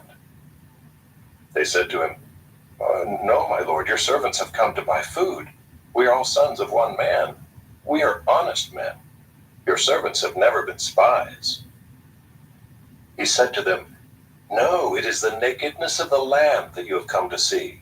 And they said, We, your servants, are 12 brothers, the sons of one man in the land of Canaan. And behold, the youngest is this day with our father, and one is no more. But Joseph said to them, It is as I said to you, you are spies. By this you shall be tested. By the life of Pharaoh you shall not go from this place unless your youngest brother comes here. Send one of you, and let him bring your brother while you remain confined, that your words may be tested, whether there is truth in you. Or else, by the life of Pharaoh, surely you are spies. And he put them all together in custody for 3 days. On the 3rd day Joseph said to them, Do this and you will live, for I fear God. If you are honest men, let one of your brothers remain confined where you are in custody, and let the rest go and carry grain for the famine of your households. And bring your youngest brother to me. So your words will be verified, and you shall not die. And they did so. Then they said to one another, "In truth, we are guilty concerning our brother, in that we saw the distress of his soul when he begged us and we did not listen. That is why this distress has come upon us." And Reuben answered them, "Did I not tell you not to sin against the boy? But you did not listen. So now there comes a reckoning for his blood." They did not know that Joseph understood them, for there was an interpreter between them. Then he turned away from them and wept. And he returned to them and spoke to them. And he took Simeon from them and bound him before their eyes. And Joseph gave orders to fill their bags with grain, and to replace every man's money in his sack, and to give them provisions for the journey. This was done for them. Then they loaded their donkeys with their grain and departed. And as one of them opened his sack to give his donkey fodder at the lodging place, he saw his money in the mouth of his sack. He said to his brothers, "My money has been put back. Here it is in the mouth of my sack." At this their hearts failed them, and they turned trembling to one another, saying, "What is this that God has done to us?" When they came to Jacob their father in the land of Canaan, they told him all that had happened to them, saying, "The man, the Lord of the land, spoke roughly to us and took us to be spies of the land. But we said to him, 'We are honest men. We have never been spies. We are 12 brothers, sons of our father. One is no more, and the youngest is this day with our father in the land of Canaan.' Then the man, the Lord of the land, said to us, 'By this I shall know that you are honest men. Leave one of your brothers with me, and take grain for the famine of your households, and go your way. Bring your youngest brother to me. Then I shall know that you are not spies, but honest men, and I will deliver your brother to you, and you shall trade in the land.' As they emptied their sacks, behold, every man's bundle of money was in his sack. And when they and their father saw their bundles of money, they were afraid. And Jacob their father said to them, 'You have bereaved me of my children. Joseph is no more, and Simeon is no more, and now you would take Benjamin? All this has come against me.' Then Reuben said to his father, 'Kill my 2 sons if I do not bring him back to you. Put him in my hands, and I will bring him back to you.' But he said, 'My son shall not go down with you, for his brother is dead, and he is the only one left. If harm should happen to him on the journey that you are to make, you would bring down my gray hairs with sorrow to Sheol.'" Chapter 43. Now the famine was severe in the land. And when they had eaten the grain that they had brought from Egypt, their father said to them, "Go again, buy us a little food." But Judah said to him, "The man solemnly warned us, saying, 'You shall not see my face unless your brother is with you. If you will send our brother with us, we will go down and buy you food. But if you will not send him, we will not go down, for the man said to us, "You shall not see my face unless your brother is with you."'" Israel said, "Why did you treat me so badly as to tell the man that you had another brother?" They replied, "The man questioned us carefully about ourselves and our kindred, saying, 'Is your father still alive? Do you have another brother?' What we told him was in answer to these questions. Could we in any way know that he would say, 'Bring your brother down'?" And Judah said to Israel his father, "Send the boy with me, and we will rise and go, that we may live and not die, both we and you, and also our little ones. I will be a pledge of his safety. From my hand you shall require him. If I do not bring him back to you and set him before you, then let me bear the blame forever. If we had not delayed, we would now have returned twice." Then their father Israel said to them, "If it must be so, then do this. Take some of the choice fruits of the land in your bags, and carry a present down to the man, a little balm and a little honey, gum, myrrh, pistachio nuts, and almonds. Take double the money with you. Carry back with you the money that was returned in the mouth of your sacks. Perhaps it was an oversight. Take also your brother, and arise, go again to the man. May God Almighty grant you mercy before the man, and may he send back your other brother and Benjamin. And as for me, if I am bereaved of my children, I am bereaved." So the men took this present, and they took double the money with them, and Benjamin. They arose and went down to Egypt, and stood before Joseph. When Joseph saw Benjamin with them, he said to the steward of his house, "Bring the men into the house, and slaughter an animal and make ready, for the men are to dine with me at noon." The man did as Joseph told him, and brought the men to Joseph's house. And the men were afraid because they were brought to Joseph's house. And they said, "Is it because of the money which was replaced in our sacks the first time that we are brought in, so that he may assault us and fall upon us to make us servants and seize our donkeys?" So they went up to the steward of Joseph's house and spoke with him at the door of the house, and said, "Oh, my lord, we came down the first time to buy food, and when we came to the lodging place, we opened our sacks, and there was each man's money in the mouth of his sack, our money in full weight. So we have brought it again with us, and we have brought other money down with us to buy food. We do not know who put our money in our sacks." He replied, "Peace to you, do not be afraid. Your God and the God of your father has put treasure in your sacks for you. I received your money." Then he brought Simeon out to them. And when the man had brought the men into Joseph's house and given them water, and they had washed their feet, and when he had given their donkeys fodder, they prepared the present for Joseph's coming at noon, for they heard that they should eat bread there. When Joseph came home, they brought into the house to him the present that they had with them, and bowed down to him to the ground. And he inquired about their welfare and said, "Is your father well, the old man of whom you spoke? Is he still alive?" They said, "Your servant, our father, is well. He is still alive." And they bowed their heads and prostrated themselves. And he lifted up his eyes and saw his brother Benjamin, his mother's son, and said, "Is this your youngest brother of whom you spoke to me? God be gracious to you, my son." Then Joseph hurried out, for his compassion grew warm for his brother, and he sought a place to weep. And he entered his chamber and wept there. Then he washed his face and came out, and controlling himself, he said, "Serve the food." They served him by himself, and them by themselves, and the Egyptians who ate with him by themselves, because the Egyptians could not eat with the Hebrews, for that is an abomination to the Egyptians. And they sat before him, the firstborn according to his birthright, and the youngest according to his youth. And the men looked at one another in amazement. Portions were taken to them from Joseph's table, but Benjamin's portion was 5 times as much as any of theirs. And they drank and were merry with him. Chapter 44. Then he commanded the steward of his house, "Fill the men's sacks with food, as much as they can carry, and put each man's money in the mouth of his sack, and put my cup, the silver cup, in the mouth of the sack of the youngest, with his money for the grain." And he did as Joseph told him. As soon as the morning was light, the men were sent away with their donkeys. They had gone only a short distance from the city. Now Joseph said to his steward, "Up, follow after the men, and when you overtake them, say to them, 'Why have you repaid evil for good?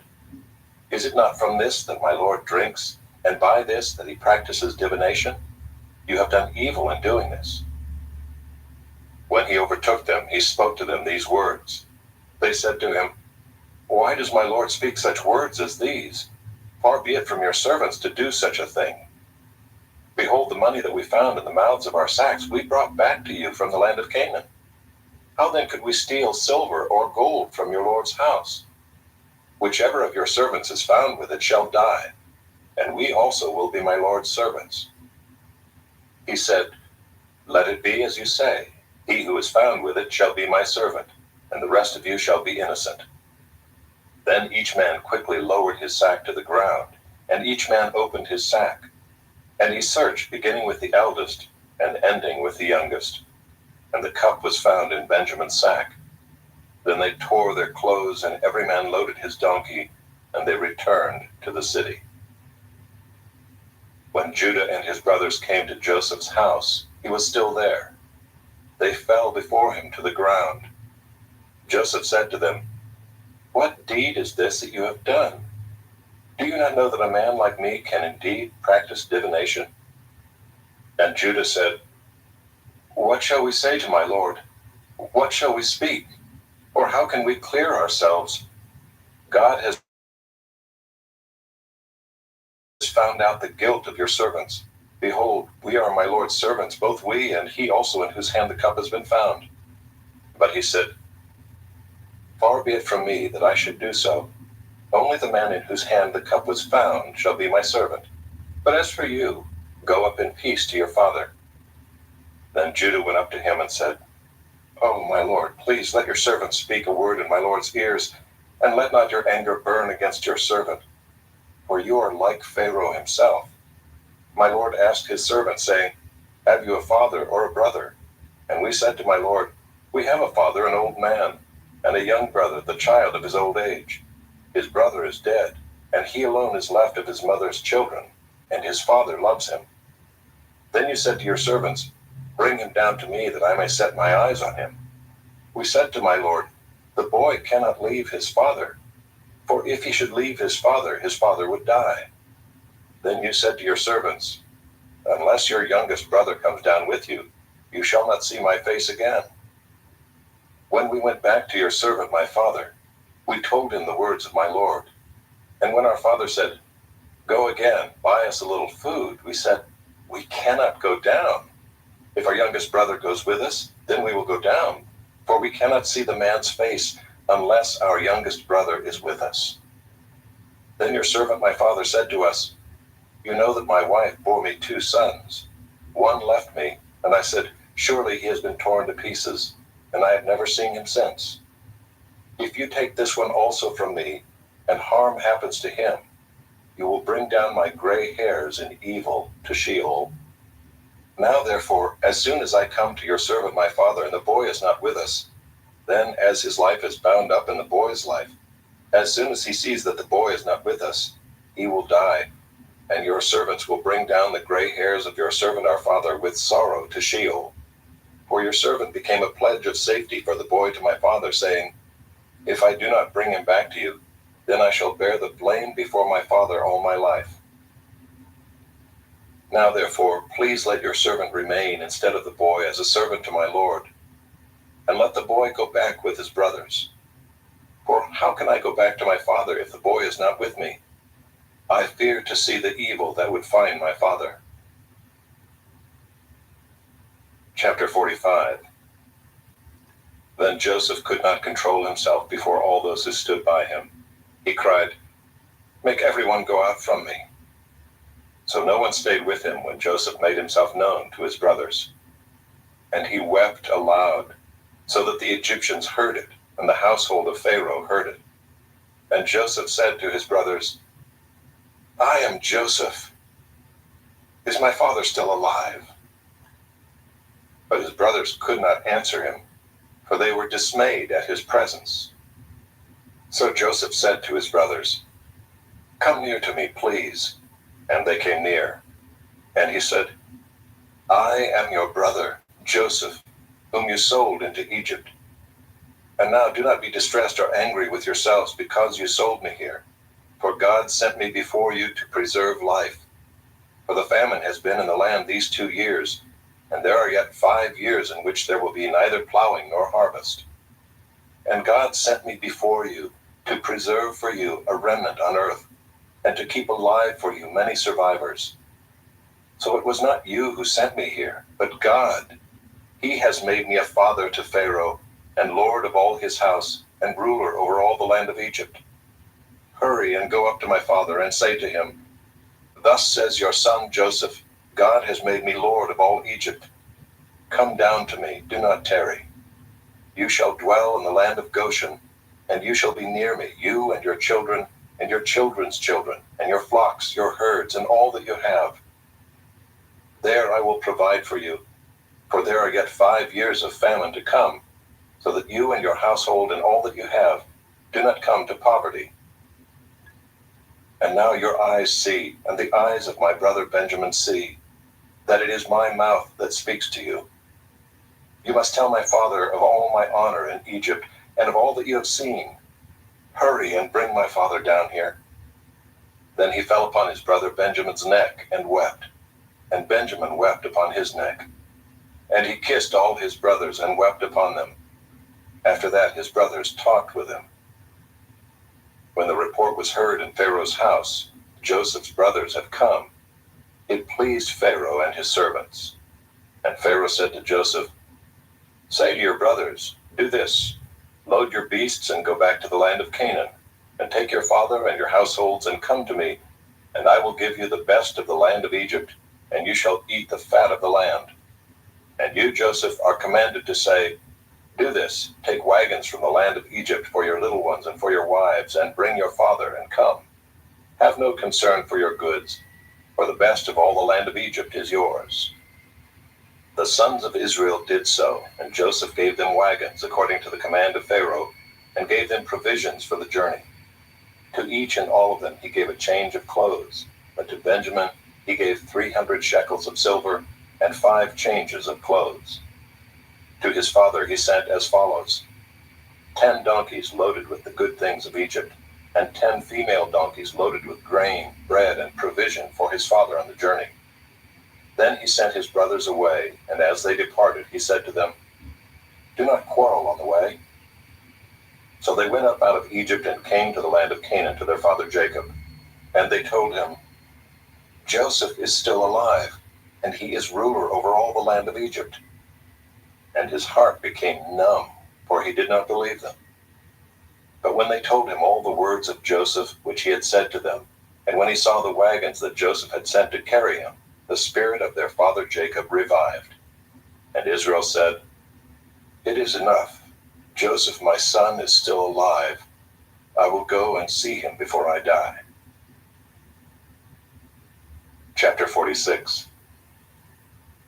So Israel took his journey with all that he had, and came to Beersheba, and offered sacrifices to the God of his father Isaac.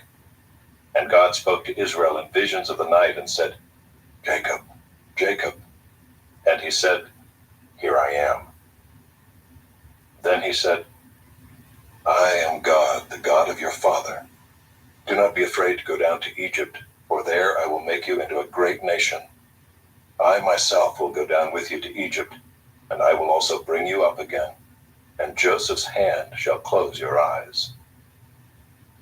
Then Jacob set out from Beersheba. The sons of Israel carried Jacob their father, their little ones, and their wives in the wagons that Pharaoh had sent to carry him. They also took their livestock and their goods which they had gained in the land of Canaan, and came into Egypt, Jacob and all his offspring with him, his sons and his sons' sons with him, his daughters and his sons' daughters. All his offspring he brought with him into Egypt.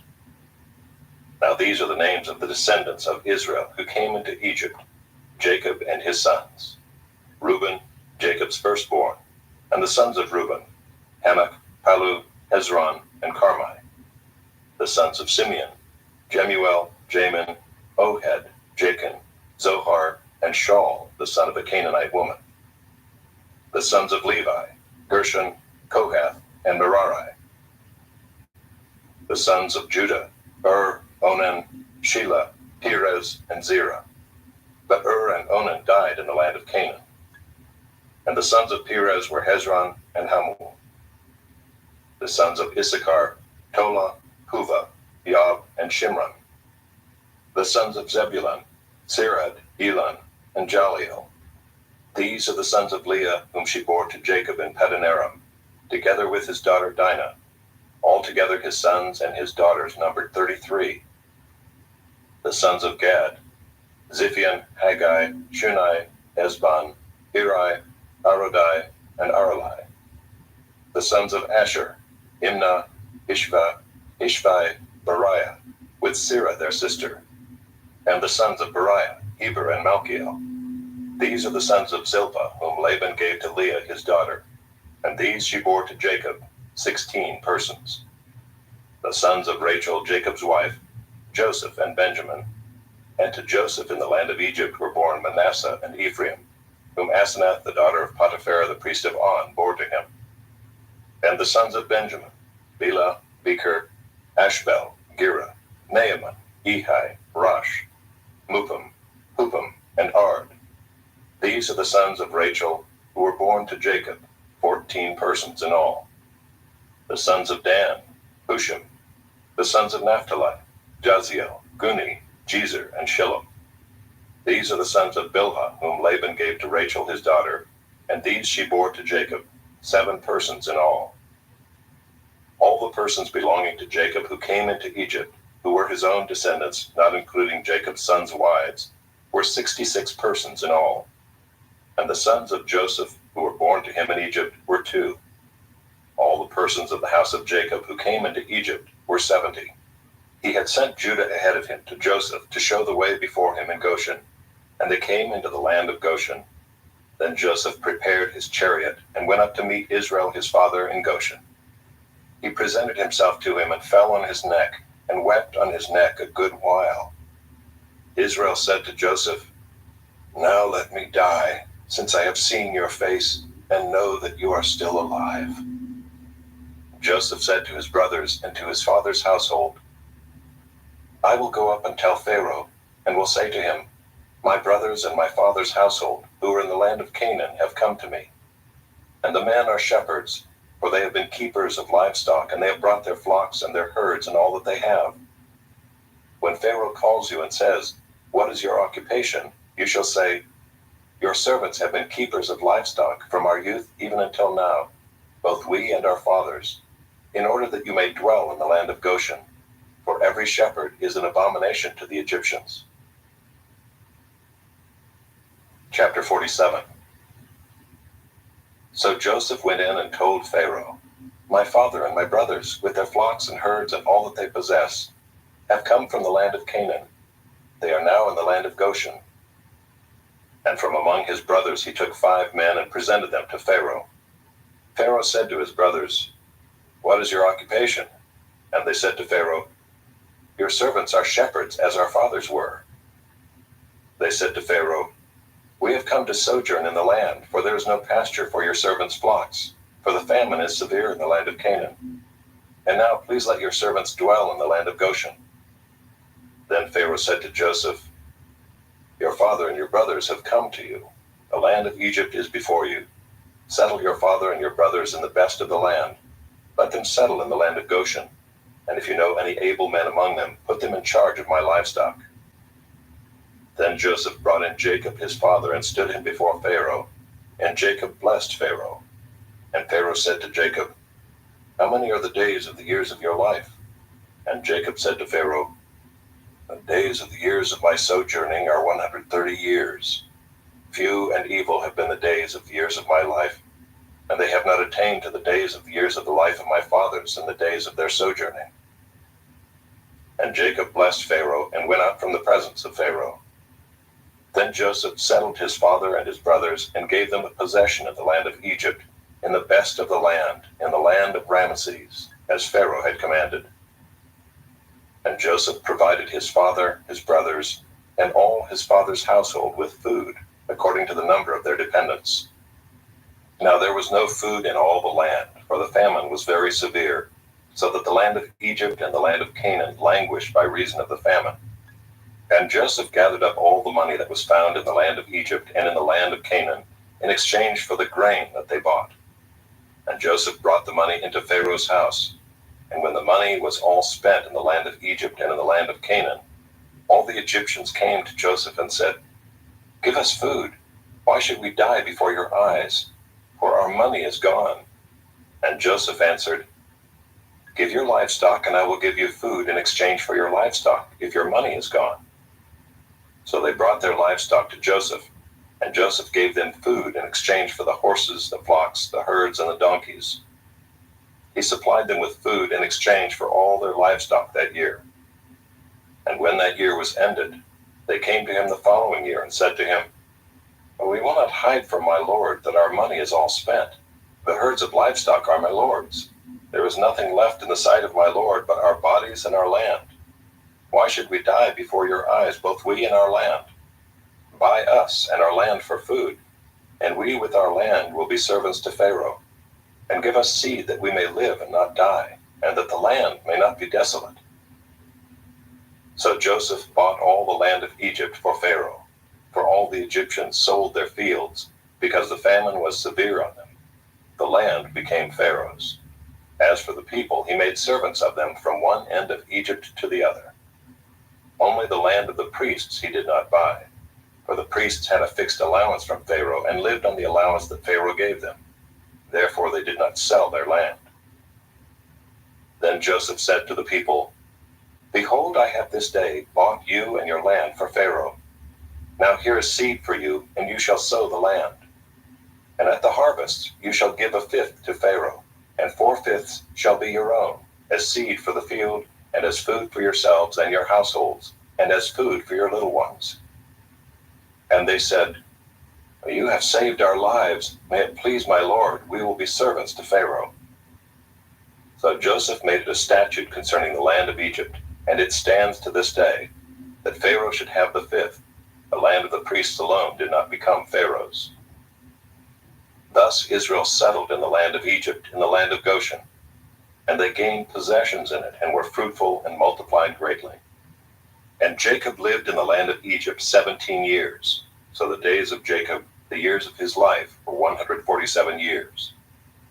And when the time drew near that Israel must die, he called his son Joseph and said to him, "If now I have found favor in your sight, put your hand under my thigh and promise to deal kindly and truly with me.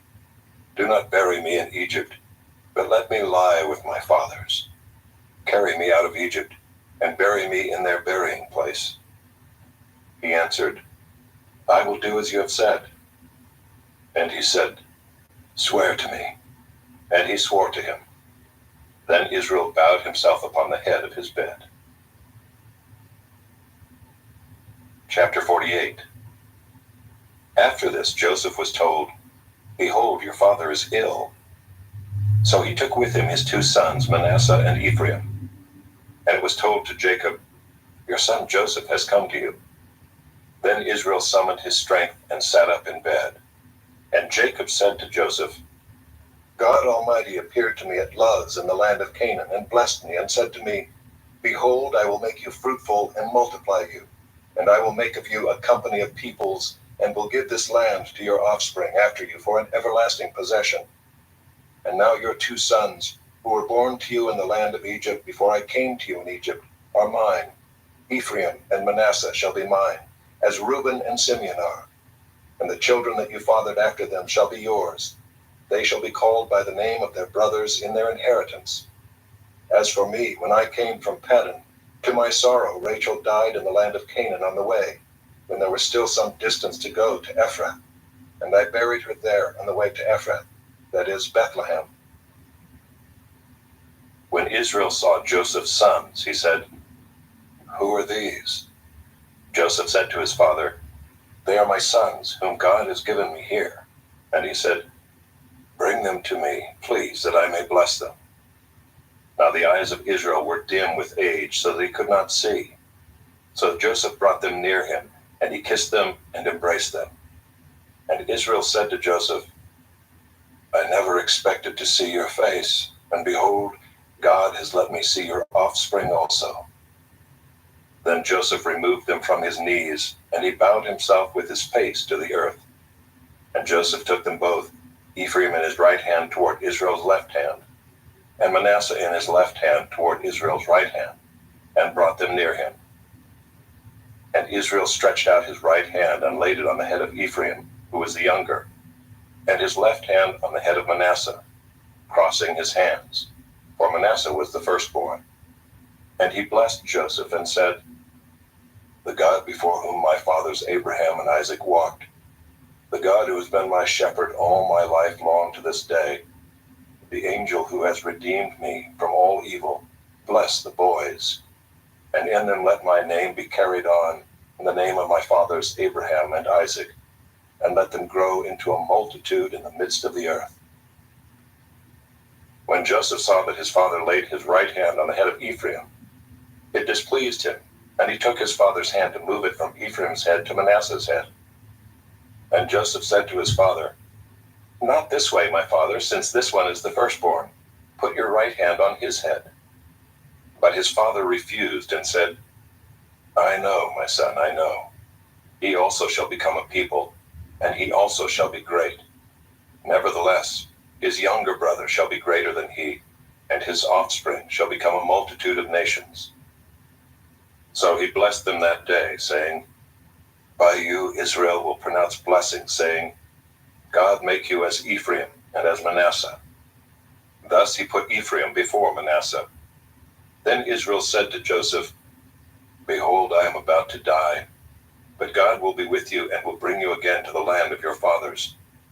Moreover, I have given to you, rather than to your brothers, one mountain slope that I took from the hand of the Amorites with my sword and with my bow. Chapter 49. Then Jacob called his sons and said, Gather yourselves together, that I may tell you what shall happen to you in days to come. Assemble and listen, O sons of Jacob. Listen to Israel, your father. Reuben, you are my firstborn, my might, and the firstfruits of my strength. Preeminent in dignity and preeminent in power. Unstable as water, you shall not have preeminence.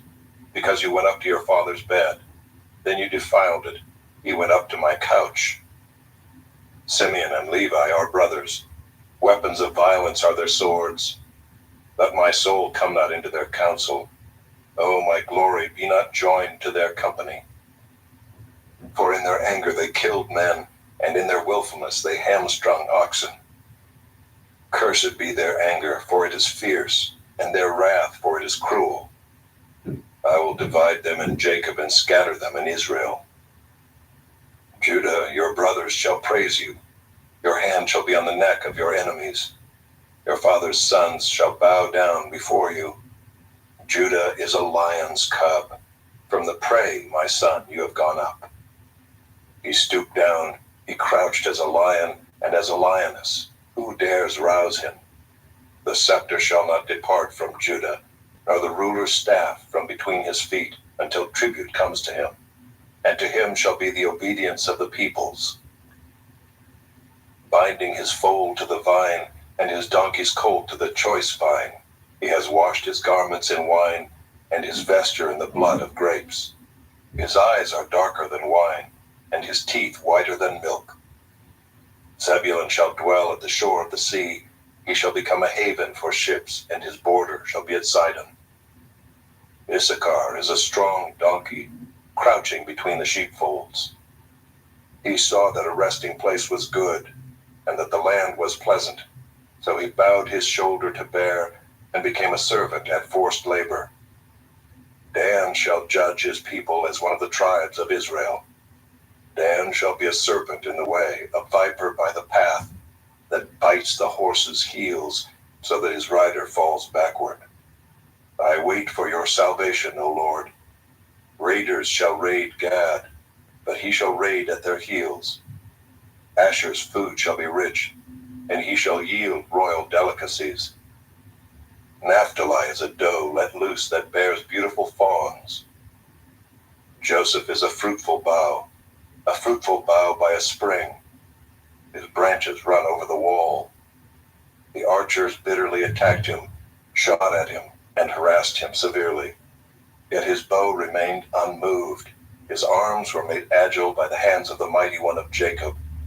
From there is the shepherd, the stone of Israel. By the God of your father who will help you, by the Almighty who will bless you with blessings of heaven above, blessings of the deep that crouches beneath, blessings of the breasts and of the womb. The blessings of your father are mighty, beyond the blessings of my parents, up to the bounties of the everlasting hills. May they be on the head of Joseph, and on the brow of him who was set apart from his brothers. Benjamin is a ravenous wolf, in the morning devouring the prey, and at evening dividing the spoil. All these are the 12 tribes of Israel. This is what their father said to them as he blessed them, blessing each with the blessing suitable to him. Then he commanded them and said to them, I am to be gathered to my people. Bury me with my fathers in the cave that is in the field of Ephron the Hittite, in the cave that is in the field at Machpelah, the east of Mamre in the land of Canaan, which Abraham bought with the field from Ephron the Hittite to possess as a burying place. There they buried Abraham and Sarah his wife. There they buried Isaac and Rebekah his wife. And there I buried Leah. The field and the cave that is in it were bought from the Hittites. When Jacob finished commanding his sons, he drew up his feet into the bed and breathed his last, and was gathered to his people. Chapter 50. Then Joseph fell on his father's face and wept over him and kissed him. And Joseph commanded his servants, the physicians, to embalm his father. So the physicians embalmed Israel. 40 days were required for it, for that is how many are required for embalming. And the Egyptians wept for him 70 days. And when the days of weeping for him were past, Joseph spoke to the household of Pharaoh, saying, If now I have found favor in your eyes, please speak in the ears of Pharaoh, saying, My father made me swear, saying, I am about to die. In my tomb that I hewed out for myself in the land of Canaan, there shall you bury me. Now therefore let me please go up and bury my father, then I will return. And Pharaoh answered, Go up and bury your father as he made you swear. So Joseph went up to bury his father. With him went up all the servants of Pharaoh, the elders of his household, and all the elders of the land of Egypt, as well as all the household of Joseph, his brothers, and his father's household. Only their children, their flocks, and their herds were left in the land of Goshen. And there went up with him both chariots and horsemen. It was a very great company. When they came to the threshing floor of Atad, which is beyond the Jordan, they lamented there with a very great and grievous lamentation. And he made a mourning for his father 7 days.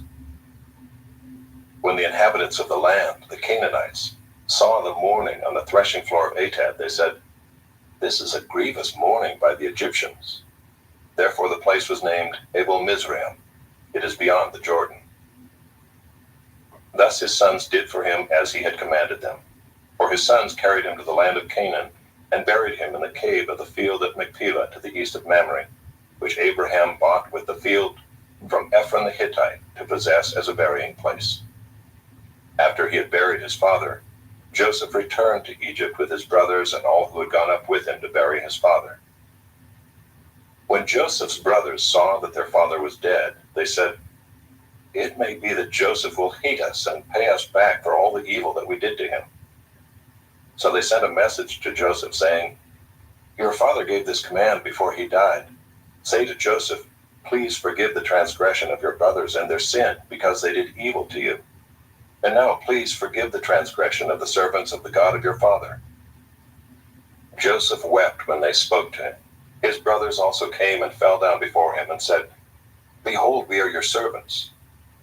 But Joseph said to them, Do not fear, for am I in the place of God? As for you, you meant evil against me, but God meant it for good, to bring it about that many people should be kept alive as they are today. So do not fear. I will provide for you and your little ones. Thus he comforted them and spoke kindly to them. So Joseph remained in Egypt, he and his father's house. Joseph lived 110 years. And Joseph saw Ephraim's children of the 3rd generation. The children also of Machir the son of Manasseh were counted as Joseph's own. And Joseph said to his brothers, I am about to die, but God will visit you and bring you up out of this land, to the land that he swore to Abraham, to Isaac, and to Jacob. Then Joseph made the sons of Israel swear, saying, God will surely visit you, and you shall carry up my bones from here. So Joseph died, being 110 years old. They embalmed him, and he was put in a coffin in Egypt. The Book of Exodus. Chapter 1. These are the names of the sons of Israel who came to Egypt with Jacob, each with his household: Reuben, Simeon, Levi, and Judah, Issachar, Zebulun, and Benjamin, Dan and Naphtali, Gad and Asher. All the descendants of Jacob were 70 persons. Joseph was already in Egypt. Then Joseph died, and all his brothers, and all that generation. But the people of Israel were fruitful and increased greatly.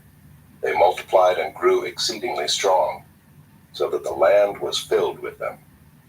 Now there arose a new king over Egypt who did not know Joseph.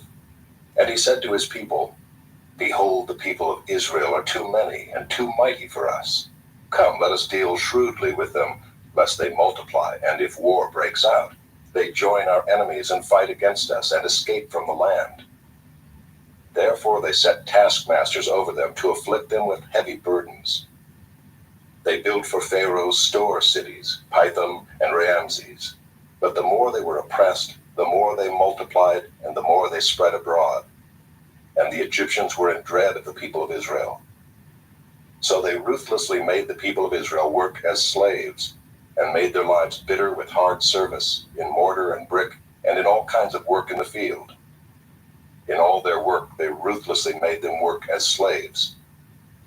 Then the king of Egypt said to the Hebrew midwives, one of whom was named Shiphrah, and the other Puah, when you serve as midwife to the Hebrew women, and see them on the birth stool, if it is a son, you shall kill him, but if it is a daughter, she shall live. But the midwives feared God and did not do as the king of Egypt commanded them, but let the male children live. So the king of Egypt called the midwives and said to them, why have you done this, and let the male children live? The midwives said to Pharaoh, because the Hebrew women are not like the Egyptian women, for they are vigorous and give birth before the midwife comes to them. So God dealt well with the midwives, and the people multiplied and grew very strong. And because the midwives feared God, he gave them families. Then Pharaoh commanded all his people, every son that is born to the Hebrews you shall cast into the Nile, but you shall let every daughter live. Chapter 2. Now a man from the house of Levi went and took as his wife a Levite woman. The woman conceived and bore a son, and when she saw that he was a fine child, she hid him 3 months. When she could hide him no longer, she took for him a basket made of bulrushes, and daubed it with bitumen and pitch. She put the child in it and placed it among the reeds by the river bank. And his sister stood at a distance to know what would be done to him. Now the daughter of Pharaoh came down to bathe at the river, while her young women walked beside the river. She saw the basket among the reeds, and sent her servant woman, and she took it. When she opened it, she saw the child, and behold, the baby was crying. She took pity on him, and said, this is one of the Hebrews' children. Then his sister said to Pharaoh's daughter, shall I go and call you a nurse from the Hebrew women to nurse the child for you? And Pharaoh's daughter said to her, go. So the girl went and called the child's mother. And Pharaoh's daughter said to her, take this child away and nurse him for me, and I will give you your wages. So the woman took the child and nursed him. When the child grew older, she brought him to Pharaoh's daughter, and he became her son. She named him Moses, because, she said, I drew him out of the water. One day when Moses had grown up, he went out to his people and looked on their burdens, and he saw an Egyptian beating a Hebrew, one of his people. He looked this way and that, and seeing no one, he struck down the Egyptian and hid him in the sand. When he went out the next day, behold, 2 Hebrews were struggling together. And he said to the man in the wrong, why do you strike your companion? He answered, who made you a prince and a judge over us? Do you mean to kill me as you killed the Egyptian? Then Moses was afraid and thought, surely the thing is known. When Pharaoh heard of it, he sought to kill Moses. But Moses fled from Pharaoh and stayed in the land of Midian, and he sat down by a well. Now the priest of Midian had 7 daughters, and they came and drew water and filled the troughs to water their father's flock. The shepherds came and drove them away, but Moses stood up and saved them and watered their flock. When they came home to their father Reuel, he said, how is it that you have come home so soon today? They said, an Egyptian delivered us out of the hand of the shepherds, and even drew water for us, and watered the flock. He said to his daughters, then where is he? Why have you left the man? Call him that he may eat bread. And Moses was content to dwell with the man, and he gave Moses his daughter Zipporah. She gave birth to a son, and he called his name Gershom, for he said, I have been a sojourner in a foreign land. During those many days the king of Egypt died, and the people of Israel groaned because of their slavery, and cried out for help. Their cry for rescue from slavery came up to God. And God heard their groaning, And God remembered his covenant with Abraham, with Isaac, and with Jacob. God saw the people of Israel, and God knew. Chapter 3. Now Moses was keeping the flock of his father-in-law Jethro, the priest of Midian, and he led his flock to the west side of the wilderness, and came to Horeb, the mountain of God. And the angel of the Lord appeared to him in a flame of fire out of the midst of a bush. He looked, and behold, the bush was burning, yet it was not consumed. And Moses said, I will turn aside to see this great sight, why the bush is not burned. When the Lord saw that he turned aside to see, God called him out of the bush, Moses, Moses.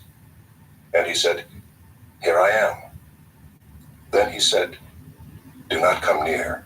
Take your sandals off your feet, for the place on which you are standing is holy ground. And he said, I am the God of your father, the God of Abraham, the God of Isaac, and the God of Jacob. And Moses hid his face, for he was afraid to look at God. Then the Lord said, I have surely seen the affliction of my people who are in Egypt, and have heard their cry because of their taskmasters. I know their sufferings, and I have come down to deliver them out of the hand of the Egyptians, and to bring them up out of that land to a good and broad land, a land flowing with milk and honey, to the place of the Canaanites, the Hittites, the Amorites, the Perizzites, the Hivites, and the Jebusites. And now, behold, the cry of the people of Israel has come to me, and I have also seen the oppression with which the Egyptians oppress them. Come, I will send you to Pharaoh, that you may bring my people, the children of Israel, out of Egypt. But Moses said to God, Who am I that I should go to Pharaoh and bring the children of Israel out of Egypt? He said, But I will be with you, and this shall be the sign for you that I have sent you. When you have brought the people out of Egypt, you shall serve God on this mountain. Then Moses said to God, If I come to the people of Israel and say to them, The God of your fathers has sent me to you, and they ask me, What is his name? What shall I say to them? God said to Moses, I am who I am. And he said, Say this to the people of Israel, I am has sent me to you. God also said to Moses, Say this to the people of Israel, The Lord, the God of your fathers, the God of Abraham, the God of Isaac, and the God of Jacob, has sent me to you. This is my name forever, and thus I am to be remembered throughout all generations.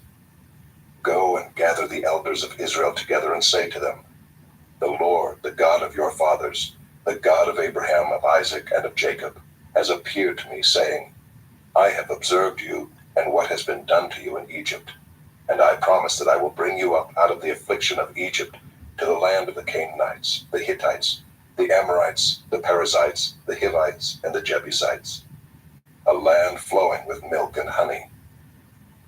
And they will listen to your voice, and you and the elders of Israel shall go to the king of Egypt and say to him, The Lord, the God of the Hebrews, has met with us, and now please let us go a 3 days' journey into the wilderness, that we may sacrifice to the Lord our God. But I know that the king of Egypt will not let you go unless compelled by a mighty hand. So I will stretch out my hand and strike Egypt with all the wonders that I will do in it. After that, he will let you go. And I will give this people favor in the sight of the Egyptians, and when you go, you shall not go empty, but each woman shall ask of her neighbor, and any woman who lives in her house, for silver and gold jewelry, and for clothing. You shall put them on your sons and on your daughters. So you shall plunder the Egyptians. Chapter 4. Then Moses answered, But behold, they will not believe me or listen to my voice, for they will say, The Lord did not appear to you. The Lord said to him, What is that in your hand? He said, A staff. And he said, Throw it on the ground. So he threw it on the ground, and it became a serpent, and Moses ran from it. But the Lord said to Moses, Put out your hand and catch it by the tail. So he put out his hand and caught it, and it became a staff in his hand, that they may believe that the Lord, the God of their fathers, the God of Abraham, the God of Isaac, and the God of Jacob, has appeared to you. Again the Lord said to him, put your hand inside your cloak. And he put his hand inside his cloak, and when he took it out, behold, his hand was leprous like snow. Then God said, put your hand back inside your cloak. So he put his hand back inside his cloak, and when he took it out, behold, it was restored like the rest of his flesh. If they will not believe you, God said, or listen to the first sign, they may believe the latter sign. If they will not believe even these two signs, or listen to your voice, you shall take some water from the Nile, and pour it on the dry ground, and the water that you shall take from the Nile will become blood on the dry ground. But Moses said to the Lord, O my Lord, I am not eloquent, either in the past or since you have spoken to your servant, but I am slow of speech and of tongue. Then the Lord said to him, who has made man's mouth? Who makes him mute or deaf or seeing or blind? Is it not I, the Lord? Now therefore go, and I will be with your mouth and teach you what you shall speak. But he said, O my Lord, please send someone else. Then the anger of the Lord was kindled against Moses, and he said, is there not Aaron your brother the Levite? I know that he can speak well.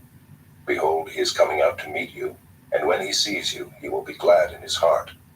You shall speak to him, and put the words in his mouth, and I will be with your mouth, and with his mouth, and will teach you both what to do.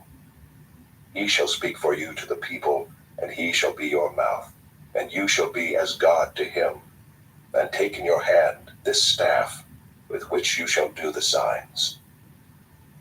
Moses went back to Jethro, his father-in-law, and said to him, please let me go back to my brothers in Egypt to see whether they are still alive. And Jethro said to Moses, go in peace. And the Lord said to Moses in Midian, go back to Egypt, for all the men who are seeking your life are dead. So Moses took his wife and his sons, and had them ride on a donkey, and went back to the land of Egypt. And Moses took the staff of God in his hand.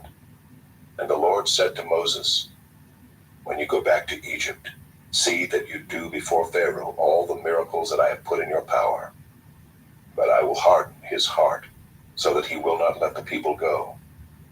Then you shall say to Pharaoh, thus says the Lord, Israel is my firstborn son, and I say to you, let my son go that he may serve me. If you refuse to let him go, behold, I will kill your firstborn son. At a lodging place on the way, the Lord met him and sought to put him to death. Then Zipporah took a flint and cut off her son's foreskin and touched Moses' feet with it and said, surely you are a bridegroom of blood to me. So he let him alone.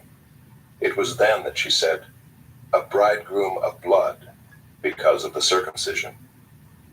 The Lord said to Aaron, go into the wilderness to meet Moses. So he went and met him at the mountain of God and kissed him. And Moses told Aaron all the words of the Lord with which he had sent him to speak, and all the signs that he had commanded him to do. Then Moses and Aaron went and gathered together all the elders of the people of Israel. Aaron spoke all the words that the Lord had spoken to Moses, and did the signs in the sight of the people. And the people believed, and when they heard that the Lord had visited the people of Israel, and that he had seen their affliction, they bowed their heads and worshipped. Chapter 5. Afterward Moses and Aaron went and said to Pharaoh, thus says the Lord, the God of Israel, let my people go, that they may hold a feast to me in the wilderness. But Pharaoh said, who is the Lord, that I should obey his voice and let Israel go? I do not know the Lord, and moreover I will not let Israel go.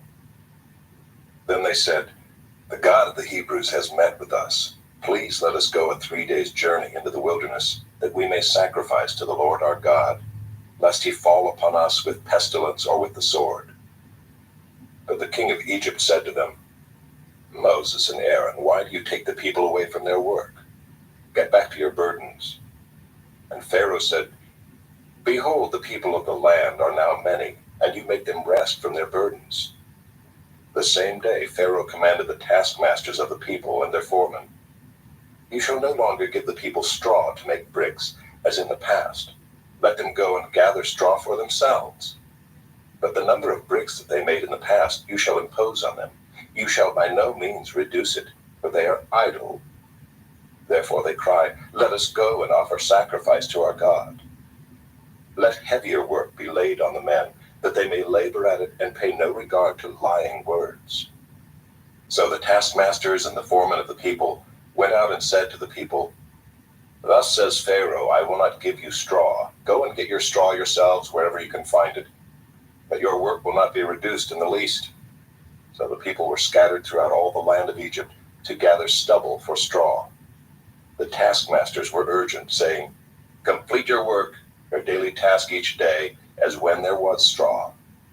And the foremen of the people of Israel, whom Pharaoh's taskmasters had set over them, were beaten and were asked, why have you not done all your task of making bricks today and yesterday, as in the past? Then the foreman of the people of Israel came and cried to Pharaoh, why do you treat your servants like this? No straw is given to your servants, yet they say to us, make bricks, and behold, your servants are beaten, but the fault is in your own people. But he said, you are idle, you are idle. That is why you say, let us go and sacrifice to the Lord. Go now and work. No straw will be given you, but you must still deliver the same number of bricks. The foremen of the people of Israel saw that they were in trouble when they said, you shall by no means reduce your number of bricks, your daily task each day. They met Moses and Aaron, who were waiting for them as they came out from Pharaoh, and they said to them, the Lord look on you and judge, because you have made us stink in the sight of Pharaoh and his servants, and have put a sword in their hand to kill us.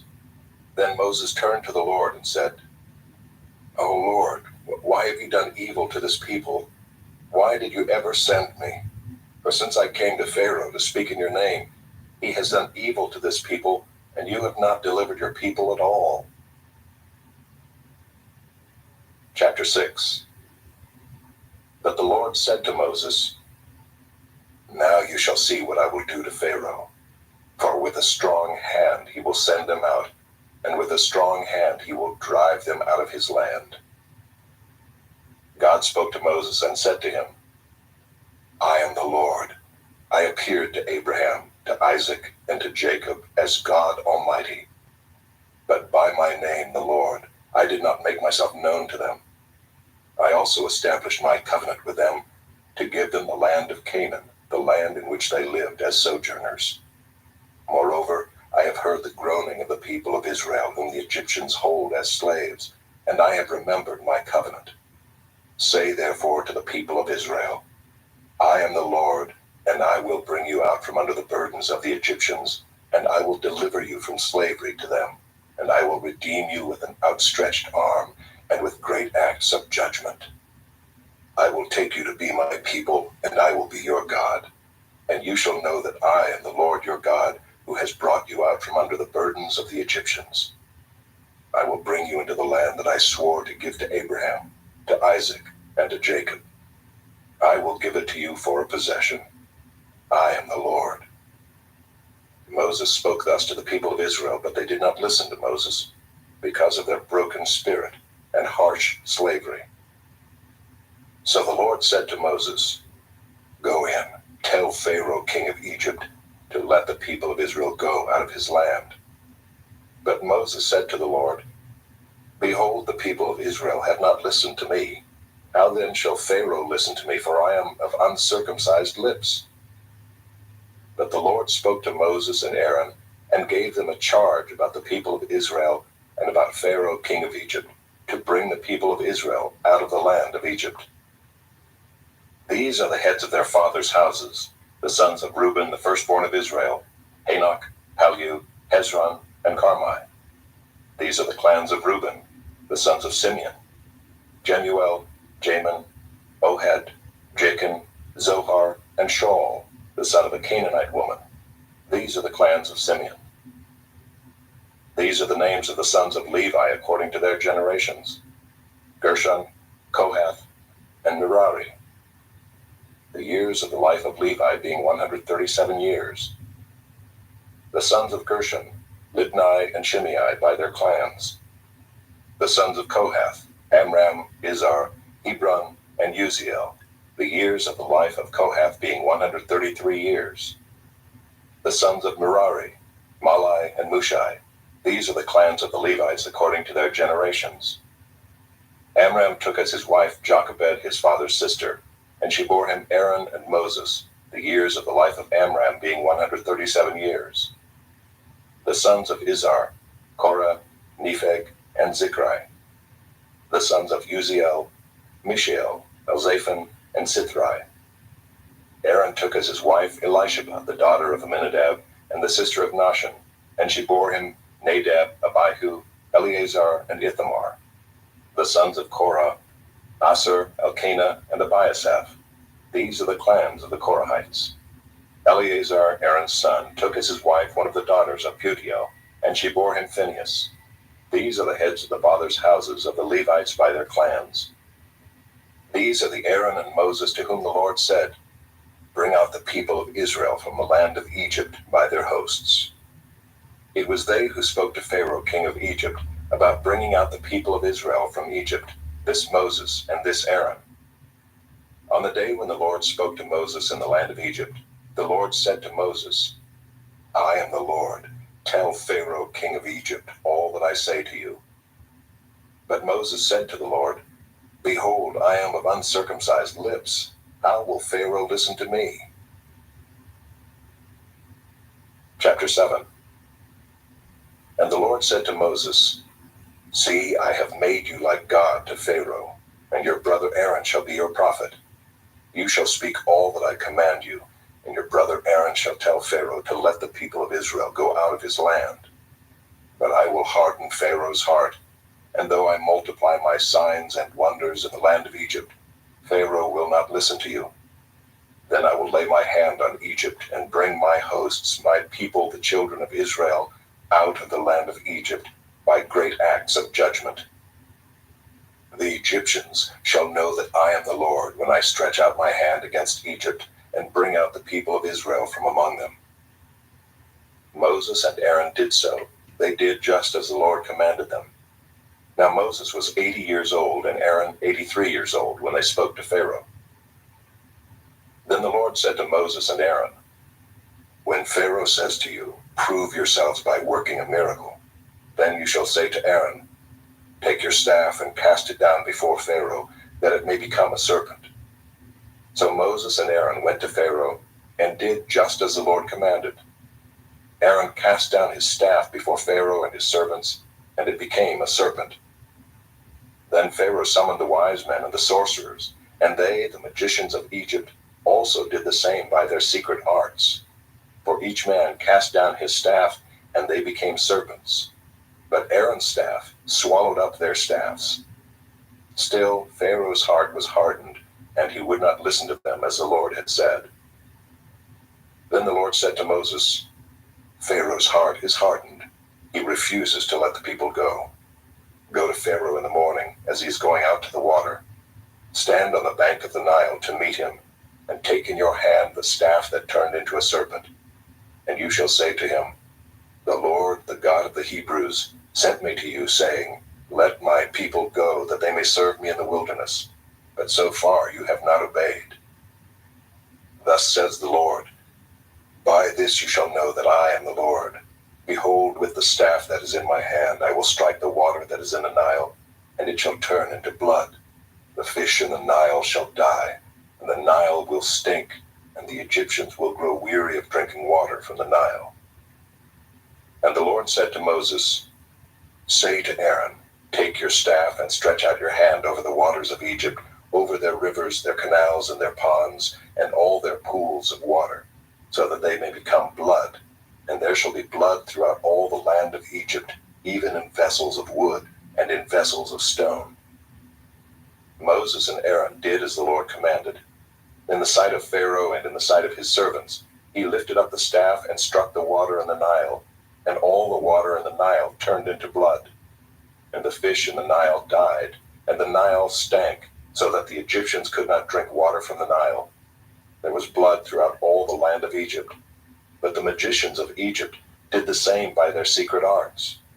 So Pharaoh's heart remained hardened, and he would not listen to them, as the Lord had said. Pharaoh turned and went into his house, and he did not take even this to heart. And all the Egyptians dug along the Nile for water to drink, for they could not drink the water of the Nile. 7 full days passed after the Lord had struck the Nile. Chapter 8. Then the Lord said to Moses, "Go into Pharaoh and say to him, 'Thus says the Lord, let my people go, that they may serve me. But if you refuse to let them go, behold, I will plague all your country with frogs. The Nile shall swarm with frogs that shall come up into your house and into your bedroom and on your bed and into the houses of your servants and your people and into your ovens and your kneading bowls. The frogs shall come up on you and on your people and on all your servants.'" And the Lord said to Moses, "Say to Aaron, stretch out your hand with your staff over the rivers, over the canals and over the pools, and make frogs come up on the land of Egypt." So Aaron stretched out his hand over the waters of Egypt, and the frogs came up and covered the land of Egypt. But the magicians did the same by their secret arts, and made frogs come up on the land of Egypt. Then Pharaoh called Moses and Aaron and said, "Plead with the Lord to take away the frogs from me and from my people, and I will let the people go to sacrifice to the Lord." Moses said to Pharaoh, "Be pleased to command me when I am to plead for you and for your servants and for your people, that the frogs be cut off from you and your houses, and be left only in the Nile." And he said, "Tomorrow." Moses said, "Be it as you say, so that you may know that there is no one like the Lord our God. The frogs shall go away from you and your houses and your servants and your people. They shall be left only in the Nile." So Moses and Aaron went out from Pharaoh, and Moses cried to the Lord about the frogs, as he had agreed with Pharaoh. And the Lord did according to the word of Moses. The frogs died out in the houses, the courtyards, and the fields. And they gathered them together in heaps, and the land stank.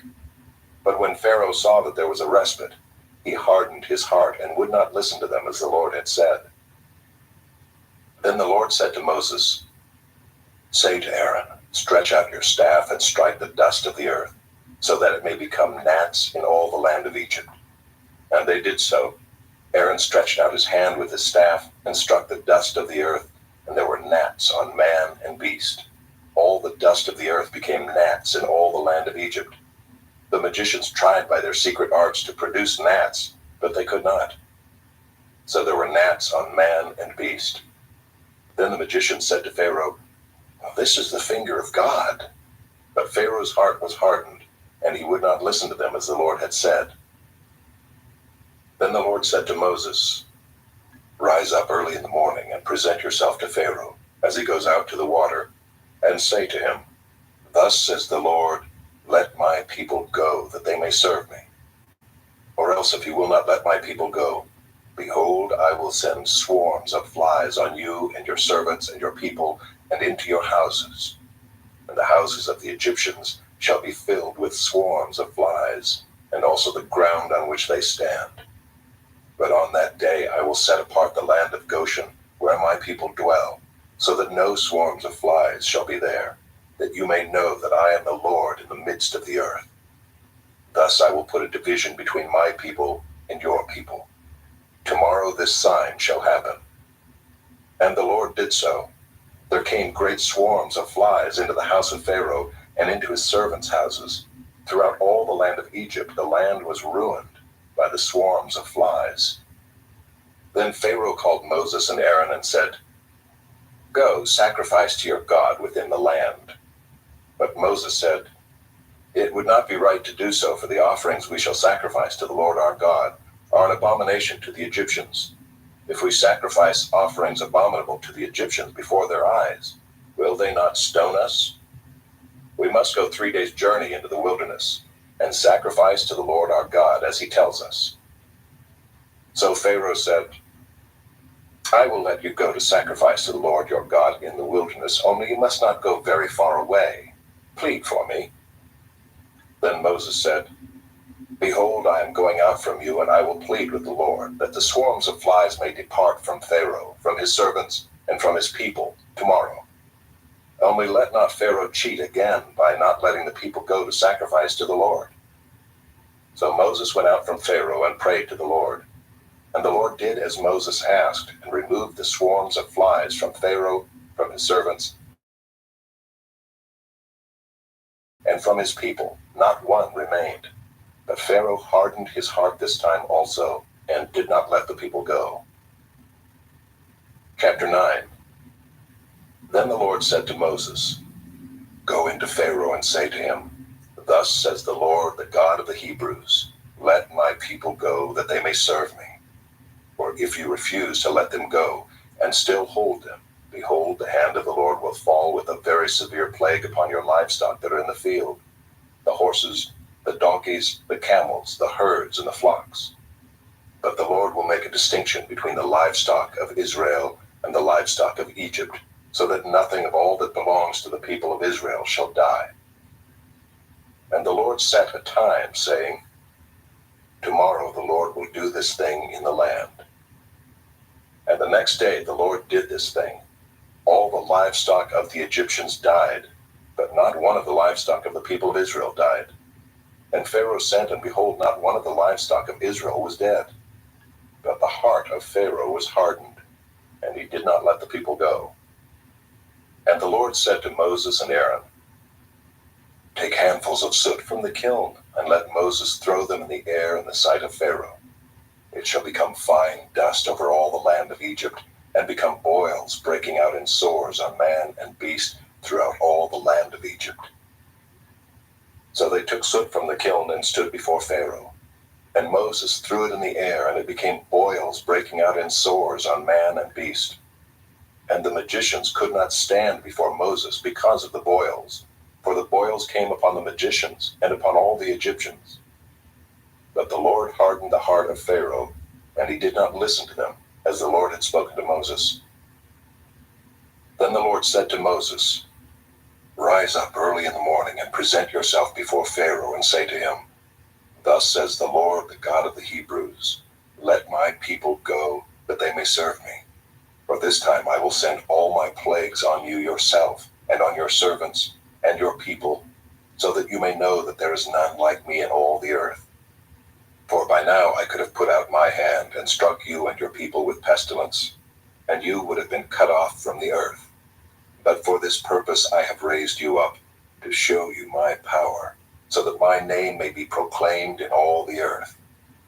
You are still exalting yourself against my people, and will not let them go.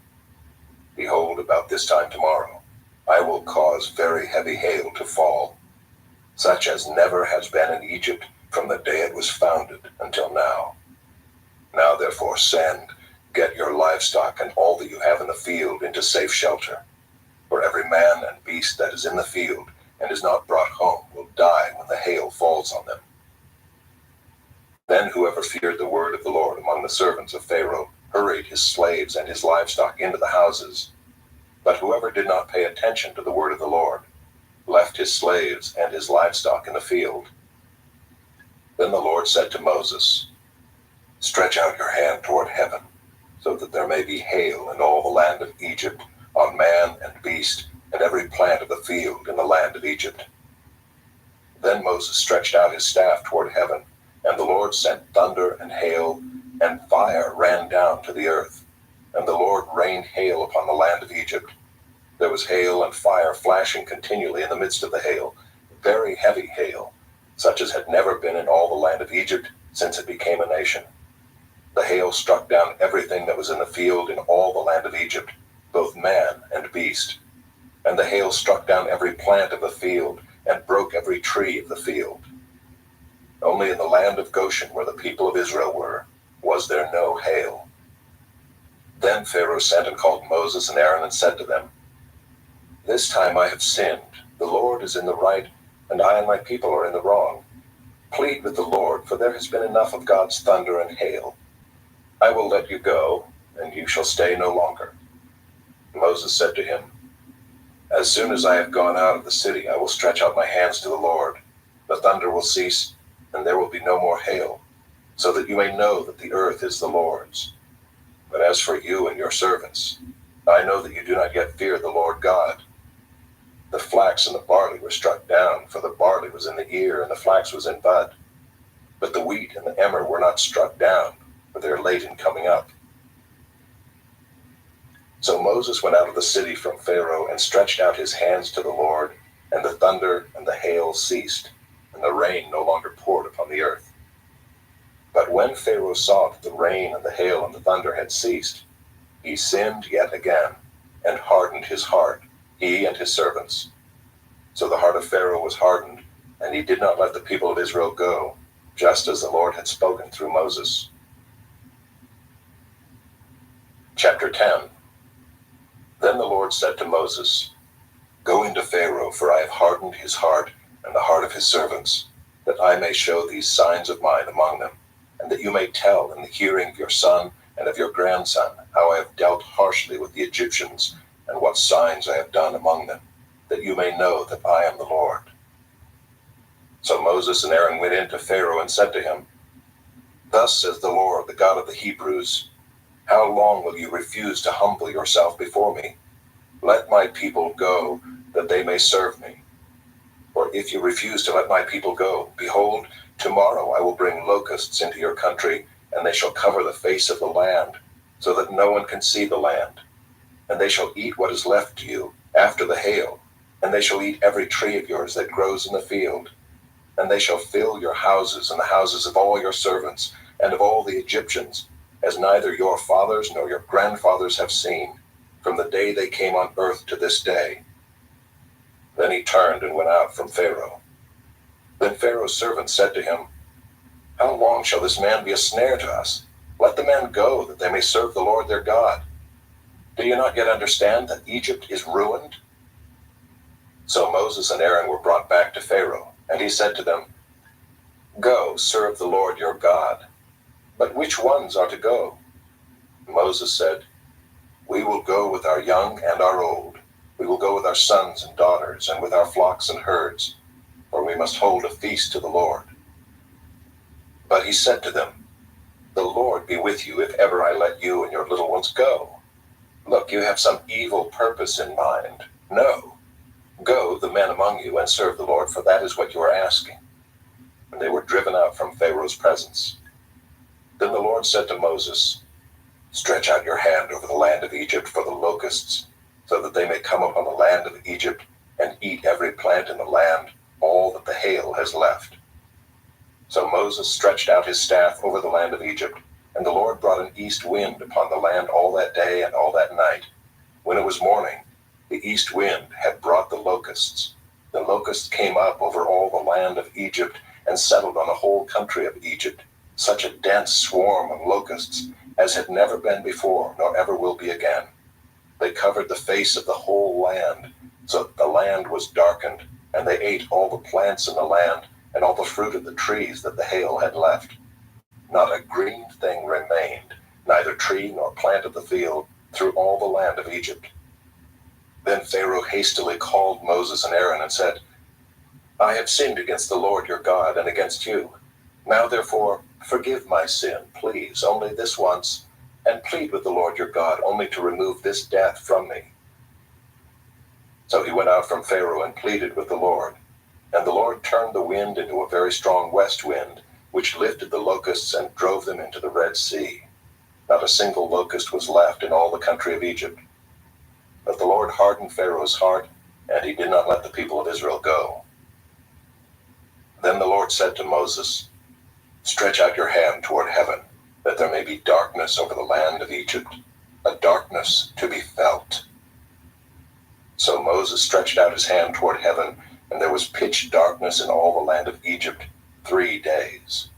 They did not see one another, nor did anyone rise from his place for 3 days, but all the people of Israel had light where they lived.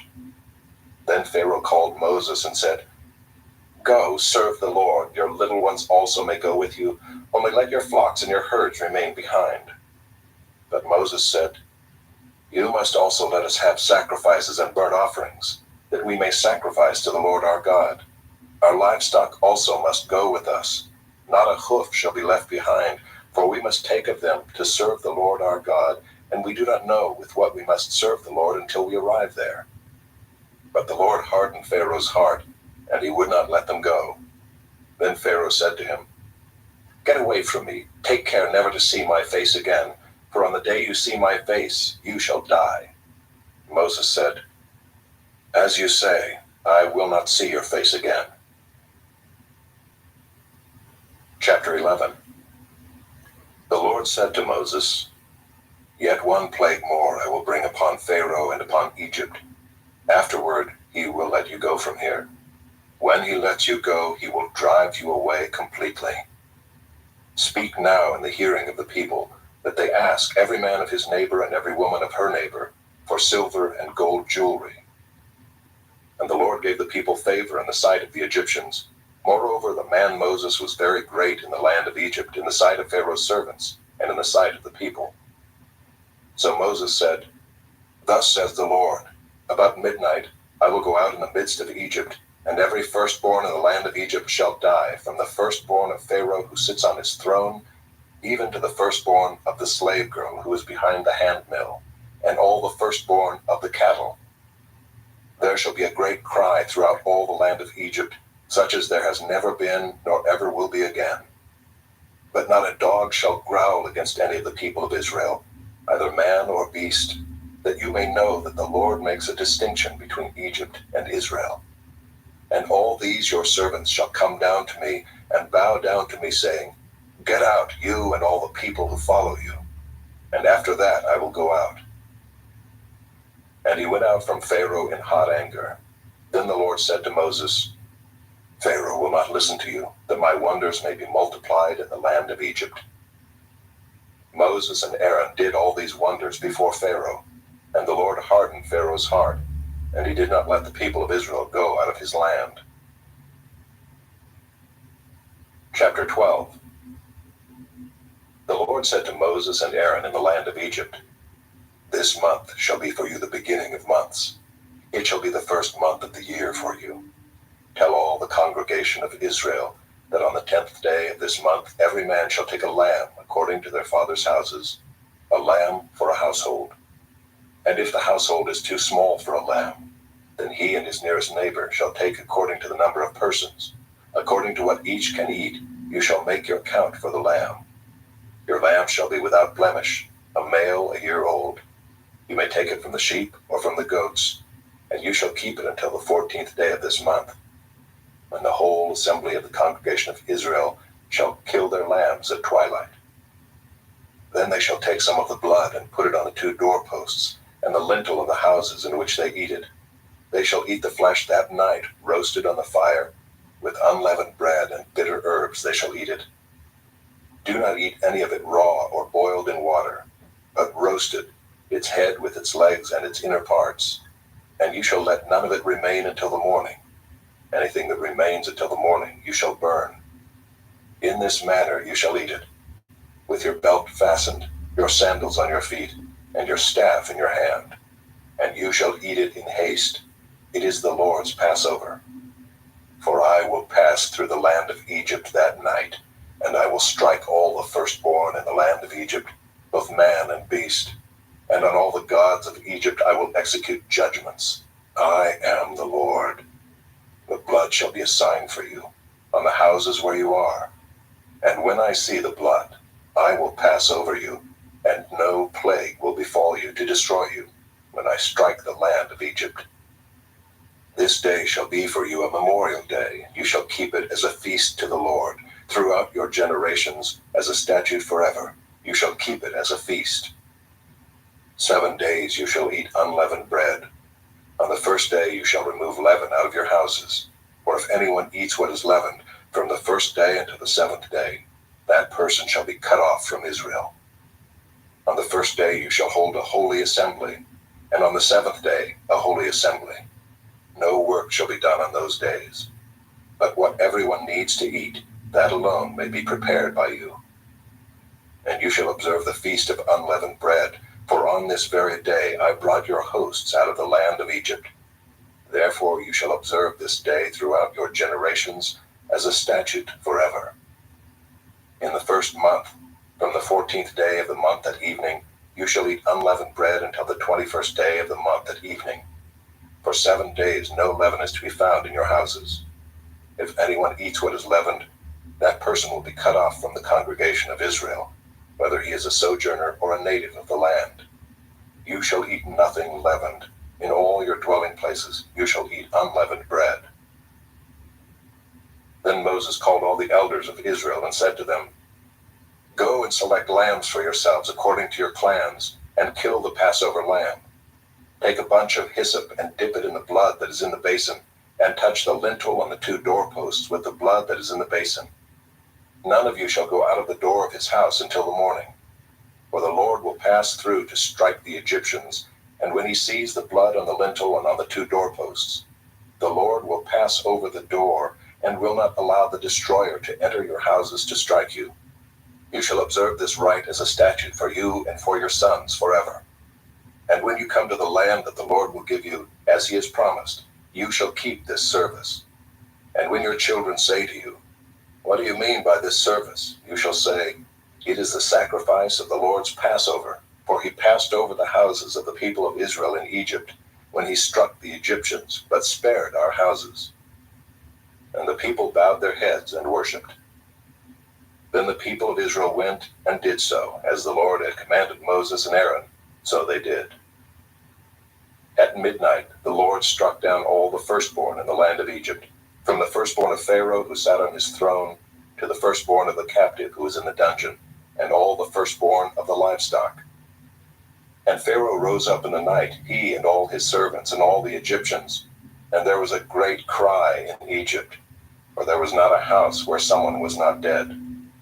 Then he summoned Moses and Aaron by night and said, Up, go out from among my people, both you and the people of Israel, and go, serve the Lord as you have said. Take your flocks and your herds as you have said, and be gone, and bless me also. The Egyptians were urgent with the people to send them out of the land in haste, for they said, We shall all be dead. So the people took their dough before it was leavened, their kneading bowls being bound up in their cloaks on their shoulders. The people of Israel had also done as Moses told them, for they had asked the Egyptians for silver and gold jewelry and for clothing. And the Lord had given the people favor in the sight of the Egyptians, so that they let them have what they asked. Thus they plundered the Egyptians. And the people of Israel journeyed from Ramses to Succoth, about 600,000 men on foot, besides women and children. A mixed multitude also went up with them, and very much livestock, both flocks and herds. And they baked unleavened cakes of the dough that they had brought out of Egypt, for it was not leavened, because they were thrust out of Egypt and could not wait, nor had they prepared any provisions for themselves. The time that the people of Israel lived in Egypt was 430 years. At the end of 430 years, on that very day, all the hosts of the Lord went out from the land of Egypt. It was a night of watching by the Lord to bring them out of the land of Egypt. So this same night is a night of watching kept to the Lord by all the people of Israel throughout their generations. And the Lord said to Moses and Aaron, This is the statute of the Passover. No foreigner shall eat of it, but every slave that is bought for money may eat of it after you have circumcised him. No foreigner or hired worker may eat of it. It shall be eaten in one house. You shall not take any of the flesh outside the house, and you shall not break any of its bones. All the congregation of Israel shall keep it. If a stranger shall sojourn with you, and would keep the Passover to the Lord, let all his males be circumcised. Then he may come near and keep it. He shall be as a native of the land. But no uncircumcised person shall eat of it. There shall be one law for the native and for the stranger who sojourns among you. All the people of Israel did just as the Lord commanded Moses and Aaron, and on that very day the Lord brought the people of Israel out of the land of Egypt by their hosts. Chapter 13. The Lord said to Moses, Consecrate to me all the firstborn, whatever is the first to open the womb among the people of Israel, both of man and of beast, is mine. Then Moses said to the people, Remember this day in which you came out from Egypt, out of the house of slavery, for by a strong hand the Lord brought you out from this place. No leavened bread shall be eaten.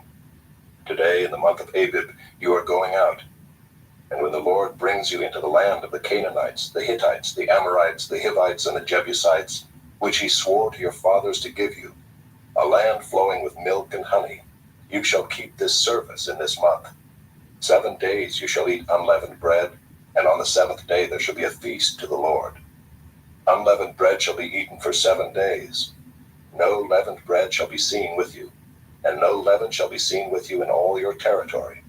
You shall tell your son on that day, it is because of what the Lord did for me when I came out of Egypt. And it shall be to you as a sign on your hand, and as a memorial between your eyes, that the law of the Lord may be in your mouth. For with a strong hand the Lord has brought you out of Egypt. You shall therefore keep this statute at its appointed time from year to year. When the Lord brings you into the land of the Canaanites, as he swore to you and your fathers, and shall give it to you, you shall set apart to the Lord all that first opens the womb. All the firstborn of your animals that are males shall be the Lord's. Every firstborn of a donkey you shall redeem with a lamb, or if you will not redeem it, you shall break its neck. Every firstborn of man among your sons you shall redeem. And when in time to come your son asks you, what does this mean? You shall say to him, by a strong hand the Lord brought us out of Egypt from the house of slavery. For when Pharaoh stubbornly refused to let us go, the Lord killed all the firstborn in the land of Egypt, both the firstborn of man and the firstborn of animals. Therefore I sacrifice to the Lord all the males that first open the womb, but all the firstborn of my sons I redeem. It shall be as a mark on your hand or frontlets between your eyes, for by a strong hand the Lord brought us out of Egypt. When Pharaoh let the people go, God did not lead them by way of the land of the Philistines, although that was near. For God said, lest the people change their minds when they see war and return to Egypt. But God led the people around by the way of the wilderness toward the Red Sea, and the people of Israel went up out of the land of Egypt equipped for battle. Moses took the bones of Joseph with him, for Joseph had made the sons of Israel solemnly swear, saying, God will surely visit you, and you shall carry up my bones with you from here. And they moved on from Succoth and encamped at Etham on the edge of the wilderness.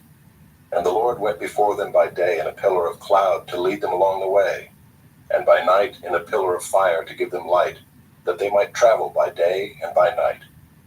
The pillar of cloud by day and the pillar of fire by night did not depart from before the people.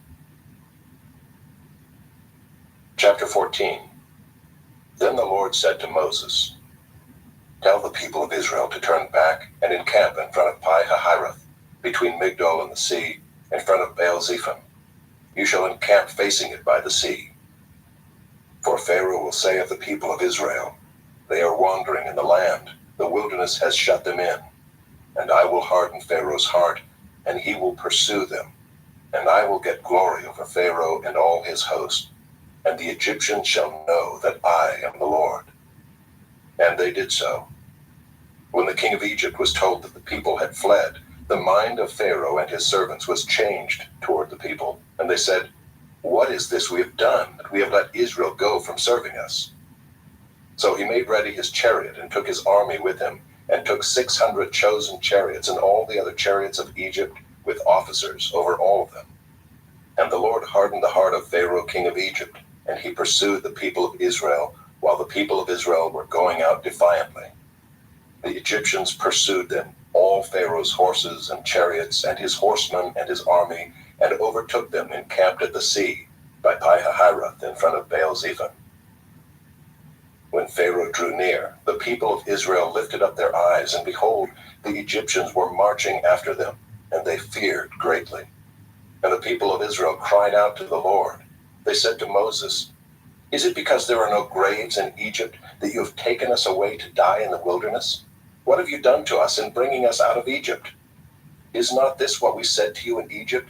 Leave us alone that we may serve the Egyptians? For it would have been better for us to serve the Egyptians than to die in the wilderness. And Moses said to the people, fear not, stand firm, and see the salvation of the Lord, which he will work for you today. For the Egyptians whom you see today, you shall never see again. The Lord will fight for you, and you have only to be silent." The Lord said to Moses, "Why do you cry to me? Tell the people of Israel to go forward. Lift up your staff and stretch out your hand over the sea and divide it, that the people of Israel may go through the sea on dry ground. And I will harden the hearts of the Egyptians, so that they shall go in after them. And I will get glory over Pharaoh and all his host, his chariots and his horsemen. And the Egyptians shall know that I am the Lord, when I have gotten glory over Pharaoh, his chariots, and his horsemen." Then the angel of God, who was going before the host of Israel, moved and went behind them, and the pillar of cloud moved from before them and stood behind them, coming between the host of Egypt and the host of Israel. And there was the cloud and the darkness, and it lit up the night, without one coming near the other all night. Then Moses stretched out his hand over the sea, and the Lord drove the sea back by a strong east wind all night, and made the sea dry land, and the waters were divided. And the people of Israel went into the midst of the sea on dry ground, the waters being a wall to them on their right hand and on their left. The Egyptians pursued and went in after them into the midst of the sea, all Pharaoh's horses, his chariots, and his horsemen. And in the morning watch, the Lord in the pillar of fire and of cloud looked down on the Egyptian forces and threw the Egyptian forces into a panic, clogging their chariot wheels so that they drove heavily. And the Egyptians said, "Let us flee from before Israel, for the Lord fights for them against the Egyptians." Then the Lord said to Moses, "Stretch out your hand over the sea, that the water may come back upon the Egyptians, upon their chariots, and upon their horsemen." So Moses stretched out his hand over the sea, and the sea returned to its normal course when the morning appeared. And as the Egyptians fled into it, the Lord threw the Egyptians into the midst of the sea. The waters returned and covered the chariots and the horsemen. Of all the host of Pharaoh that had followed them into the sea, not one of them remained. But the people of Israel walked on dry ground through the sea, the waters being a wall to them on their right hand and on their left. Thus the Lord saved Israel that day from the hand of the Egyptians, and Israel saw the Egyptians dead on the seashore. Israel saw the great power that the Lord used against the Egyptians, so the people feared the Lord, and they believed in the Lord and in his servant Moses. Chapter 15. Then Moses and the people of Israel sang this song to the Lord, saying, "I will sing to the Lord, for he has triumphed gloriously. The horse and his rider he has thrown into the sea. The Lord is my strength and my song, and he has become my salvation. This is my God, and I will praise him, my father's God, and I will exalt him. The Lord is a man of war, the Lord is his name. Pharaoh's chariots and his host he cast into the sea, and his chosen officers were sunk in the Red Sea. The floods covered them, they went down into the depths like a stone. Your right hand, O Lord, glorious in power. Your right hand, O Lord, shatters the enemy. In the greatness of your majesty you overthrow your adversaries. You send out your fury, it consumes them like stubble. And the blast of your nostrils, the waters piled up, the floods stood up in a heap, the deeps congealed in the heart of the sea. The enemy said, I will pursue, I will overtake, I will divide the spoil. My desire shall have its fill of them. I will draw my sword, my hand shall destroy them. You blew with your wind, the sea covered them. They sank like lead in the mighty waters. Who is like you, O Lord, among the gods? Who is like you, majestic in holiness, awesome in glorious deeds, doing wonders? You stretched out your right hand, the earth swallowed them. You have led in your steadfast love the people whom you have redeemed. You have guided them by your strength to your holy abode. The peoples have heard, they tremble. Pangs have seized the inhabitants of Philistia. Now are the chiefs of Edom dismayed. Trembling seizes the leaders of Moab. All the inhabitants of Canaan have melted away. Terror and dread fall upon them. Because of the greatness of your arm, they are still as a stone. till your people, O Lord, pass by, till the people pass by whom you have purchased.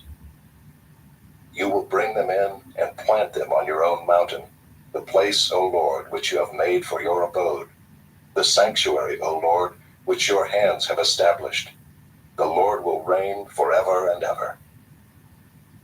For when the horses of Pharaoh with his chariots and his horsemen went into the sea, the Lord brought back the waters of the sea upon them, but the people of Israel walked on dry ground in the midst of the sea. Then Miriam the prophetess, the sister of Aaron, took a tambourine in her hand, and all the women went out after her with tambourines and dancing.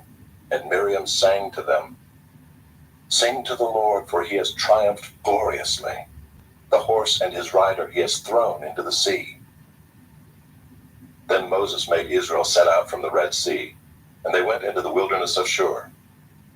They went 3 days in the wilderness and found no water. When they came to Marah, they could not drink the water of Marah because it was bitter. Therefore it was named Marah. And the people grumbled against Moses, saying, "What shall we drink?" And he cried to the Lord, and the Lord showed him a log, and he threw it into the water, and the water became sweet. There the Lord made for them a statute and a rule, and there he tested them, saying, "If you will diligently listen to the voice of the Lord your God, and do that which is right in his eyes, and give ear to his commandments, and keep all his statutes, I will put none of the diseases on you that I put on the Egyptians, for I am the Lord your healer." Then they came to Elim, where there were 12 springs of water and 70 palm trees, and they encamped there by the water. Chapter 16. They set out from Elim, and all the congregation of the people of Israel came to the wilderness of Sin, which is between Elim and Sinai, on the 15th day of the 2nd month after they had departed from the land of Egypt. And the whole congregation of the people of Israel grumbled against Moses and Aaron in the wilderness. And the people of Israel said to them, "Would that we had died by the hand of the Lord in the land of Egypt, when we sat by the meat pots and ate bread to the full. For you have brought us out into this wilderness to kill this whole assembly with hunger." Then the Lord said to Moses, "Behold, I am about to rain bread from heaven for you, and the people shall go out and gather a day's portion every day, that I may test them, whether they will walk in my law or not. On the 6th day, when they prepare what they bring in, it will be twice as much as they gather daily." So Moses and Aaron said to all the people of Israel, "At evening you shall know that it was the Lord who brought you out of the land of Egypt, and in the morning you shall see the glory of the Lord, because he has heard your grumbling against the Lord. For what are we that you grumble against us?" And Moses said, "When the Lord gives you in the evening meat to eat, and in the morning bread to the full, because the Lord has heard your grumbling, that you grumble against him. What are we? Your grumbling is not against us, but against the Lord." Then Moses said to Aaron, "Say to the whole congregation of the people of Israel, 'Come near before the Lord, for he has heard your grumbling.'" And as soon as Aaron spoke to the whole congregation of the people of Israel, they looked toward the wilderness, and behold, the glory of the Lord appeared in the cloud. And the Lord said to Moses, "I have heard the grumbling of the people of Israel. Say to them, at twilight you shall eat meat, and in the morning you shall be filled with bread. Then you shall know that I am the Lord your God." In the evening quail came up and covered the camp, and in the morning dew lay around the camp.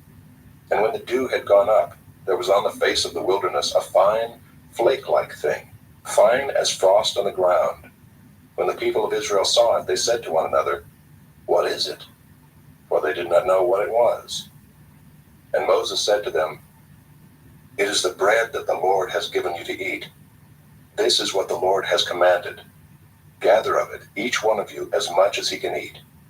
You shall each take an omer according to the number of the persons that each of you has in his tent." And the people of Israel did so. They gathered, some more, some less. But when they measured it with an omer, whoever gathered much had nothing left over, and whoever gathered little had no lack. Each of them gathered as much as he could eat. And Moses said to them, "Let no one leave any of it over till the morning." But they did not listen to Moses. Some left part of it till the morning, and it bred worms and stank. And Moses was angry with them. Morning by morning they gathered it, each as much as he could eat. But when the sun grew hot, it melted. On the 6th day they gathered twice as much bread, 2 omers each. And when all the leaders of the congregation came and told Moses, he said to them, "This is what the Lord has commanded. Tomorrow is a day of solemn rest, a holy Sabbath to the Lord. Bake what you will bake, and boil what you will boil, and all that is left over lay aside to be kept till the morning." So they laid it aside till the morning, as Moses commanded them, and it did not stink, and there were no worms in it. Moses said, "Eat it today, for today is a Sabbath to the Lord. Today you will not find it in the field. 6 days you shall gather it, but on the 7th day, which is a Sabbath, there will be none." On the 7th day some of the people went out to gather, but they found none. And the Lord said to Moses, "How long will you refuse to keep my commandments and my laws? See, the Lord has given you the Sabbath. Therefore on the 6th day he gives you bread for 2 days. Remain each of you in his place. Let no one go out of his place on the 7th day." So the people rested on the 7th day. Now the house of Israel called its name manna. It was like coriander seed, white, and the taste of it was like wafers made with honey. Moses said, "This is what the Lord has commanded. Let an omer of it be kept throughout your generations, so that they may see the bread with which I fed you in the wilderness, when I brought you out of the land of Egypt." And Moses said to Aaron, "Take a jar and put an omer of manna in it, and place it before the Lord to be kept throughout your generations." As the Lord commanded Moses, so Aaron placed it before the testimony to be kept. The people of Israel ate the manna 40 years, till they came to a habitable land. They ate the manna till they came to the border of the land of Canaan. An omer is the 10th part of an ephah. Chapter 17. All the congregation of the people of Israel moved on from the wilderness of Sin by stages, according to the commandment of the Lord, and camped at Rephidim. But there was no water for the people to drink. Therefore the people quarreled with Moses and said, "Give us water to drink." And Moses said to them, "Why do you quarrel with me? Why do you test the Lord?" But the people thirsted there for water, and the people grumbled against Moses and said, "Why did you bring us up out of Egypt to kill us and our children and our livestock with thirst?" So Moses cried to the Lord, "What shall I do with this people? They are almost ready to stone me." And the Lord said to Moses, "Pass on before the people, taking with you some of the elders of Israel, and take in your hand the staff with which you struck the Nile, and go. Behold, I will stand before you there on the rock at Horeb, and you shall strike the rock, and water shall come out of it, and the people will drink." And Moses did so in the sight of the elders of Israel. And he called the name of the place Massah and Meribah, because of the quarreling of the people of Israel, and because they tested the Lord by saying, "Is the Lord among us or not?" Then Amalek came and fought with Israel at Rephidim. So Moses said to Joshua, "Choose for us men, and go out and fight with Amalek. Tomorrow I will stand on the top of the hill with the staff of God in my hand." So Joshua did as Moses told him, and fought with Amalek, while Moses, Aaron, and Hur went up to the top of the hill. Whenever Moses held up his hand, Israel prevailed, and whenever he lowered his hand, Amalek prevailed. But Moses' hands grew weary, so they took a stone and put it under him, and he sat on it, while Aaron and Hur held up his hands, one on one side and the other on the other side. So his hands were steady until the going down of the sun. And Joshua overwhelmed Amalek and his people with the sword. Then the Lord said to Moses, "Write this as a memorial in a book and recite it in the ears of Joshua, that I will utterly blot out the memory of Amalek from under heaven." And Moses built an altar and called the name of it, "The Lord is my banner," saying, "A hand upon the throne of the Lord. The Lord will have war with Amalek from generation to generation." Chapter 18. Jethro, the priest of Midian, Moses' father-in-law, heard of all that God had done for Moses and for Israel his people, how the Lord had brought Israel out of Egypt.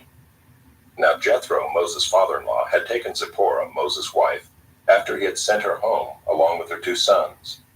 The name of the one was Gershom, for he said, I have been a sojourner in a foreign land. And the name of the other, Eliezer, for he said, the God of my father was my help, and delivered me from the sword of Pharaoh. Jethro, Moses' father-in-law, came with his sons and his wife to Moses in the wilderness where he was encamped at the mountain of God. And when he sent word to Moses, I, your father-in-law Jethro, am coming to you with your wife and her 2 sons with her. Moses went out to meet his father-in-law and bowed down and kissed him. And they asked each other of their welfare and went into the tent. Then Moses told his father-in-law all that the Lord had done to Pharaoh and to the Egyptians for Israel's sake, all the hardship that had come upon them in the way, and how the Lord had delivered them. And Jethro rejoiced for all the good that the Lord had done to Israel, in that he had delivered them out of the hand of the Egyptians. Jethro said, Blessed be the Lord who has delivered you out of the hand of the Egyptians, and out of the hand of Pharaoh, and has delivered the people from under the hand of the Egyptians. Now I know that the Lord is greater than all gods, because in this affair they dealt arrogantly with the people. And Jethro, Moses' father-in-law, brought a burnt offering and sacrifices to God.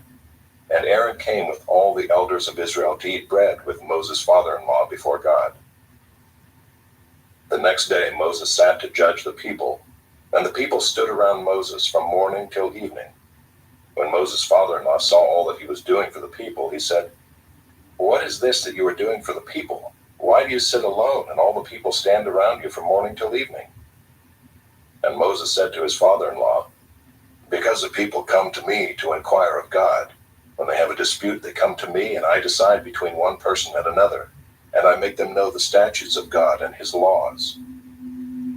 Moses' father-in-law said to him, Well, what you are doing is not good. You and the people with you will certainly wear yourselves out, for the thing is too heavy for you. You are not able to do it alone.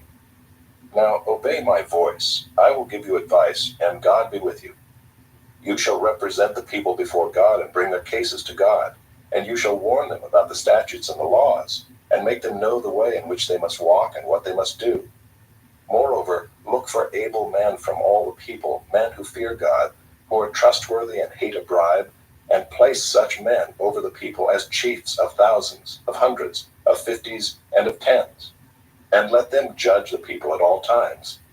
Every great matter they shall bring to you, but any small matter they shall decide themselves. So it will be easier for you, and they will bear the burden with you. If you do this, God will direct you, you will be able to endure, and all this people also will go to their place in peace. So Moses listened to the voice of his father-in-law, and did all that he had said. Moses chose able men out of all Israel and made them heads over the people, chiefs of thousands, of hundreds, of 50s, and of 10s. And they judged the people at all times. Any hard case they brought to Moses, but any small matter they decided themselves. Then Moses let his father-in-law depart, and he went away to his own country. Chapter 19. On the 3rd new moon after the people of Israel had gone out of the land of Egypt, on that day they came into the wilderness of Sinai. They set out from Rephidim and came into the wilderness of Sinai, and they encamped in the wilderness. There Israel encamped before the mountain, while Moses went up to God. The Lord called to him out of the mountain, saying, Thus you shall say to the house of Jacob, and tell the people of Israel, You yourselves have seen what I did to the Egyptians, and how I bore you on eagle's wings and brought you to myself. Now therefore, if you will indeed obey my voice and keep my covenant, you shall be my treasured possession among all peoples, for all the earth is mine, and you shall be to me a kingdom of priests and a holy nation. These are the words that you shall speak to the people of Israel. So Moses came and called the elders of the people and set before them all these words that the Lord had commanded him. All the people answered together and said, All that the Lord has spoken we will do. And Moses reported the words of the people to the Lord. And the Lord said to Moses, Behold, I am coming to you in a thick cloud, that the people may hear when I speak with you, and may also believe you forever." When Moses told the words of the people to the Lord said to Moses, "Go to the people and consecrate them today and tomorrow, and let them wash their garments and be ready for the third day. For on the third day the Lord will come down on Mount Sinai in the sight of all the people, and you shall set limits for the people all around, saying, 'Take care not to go up into the mountain or touch the edge of it. Whoever touches the mountain shall be put to death. No hand shall touch him, but he shall be stoned or shot. Whether beast or man, he shall not live. When the trumpet sounds a long blast, they shall come up to the mountain.'" So Moses went down from the mountain to the people and consecrated the people, and they washed their garments. And he said to the people, "Be ready for the third day. Do not go near a woman." On the morning of the third day there were thunders and lightnings and a thick cloud in the mountain, and a very loud trumpet blast, so that all the people in the camp trembled. Then Moses brought the people out of the camp to meet God, and they took their stand at the foot of the mountain. Now Mount Sinai was wrapped in smoke, because the Lord had descended on it in fire. The smoke of it went up like the smoke of a kiln, and the whole mountain trembled greatly. And as the sound of the trumpet grew louder and louder, Moses spoke, and God answered him in thunder. The Lord came down on Mount Sinai to the top of the mountain, and the Lord called Moses to the top of the mountain, and Moses went up. And the Lord said to Moses, "Go down and warn the people, lest they break through to the Lord to look, and many of them perish. Also let the priests who come near to the Lord consecrate themselves, lest the Lord break out against them." And Moses said to the Lord, "The people cannot come up to Mount Sinai, for you yourself warned us, saying, 'Set limits around the mountain and consecrate it.'" And the Lord said to him, "Go down and come up, bringing Aaron with you.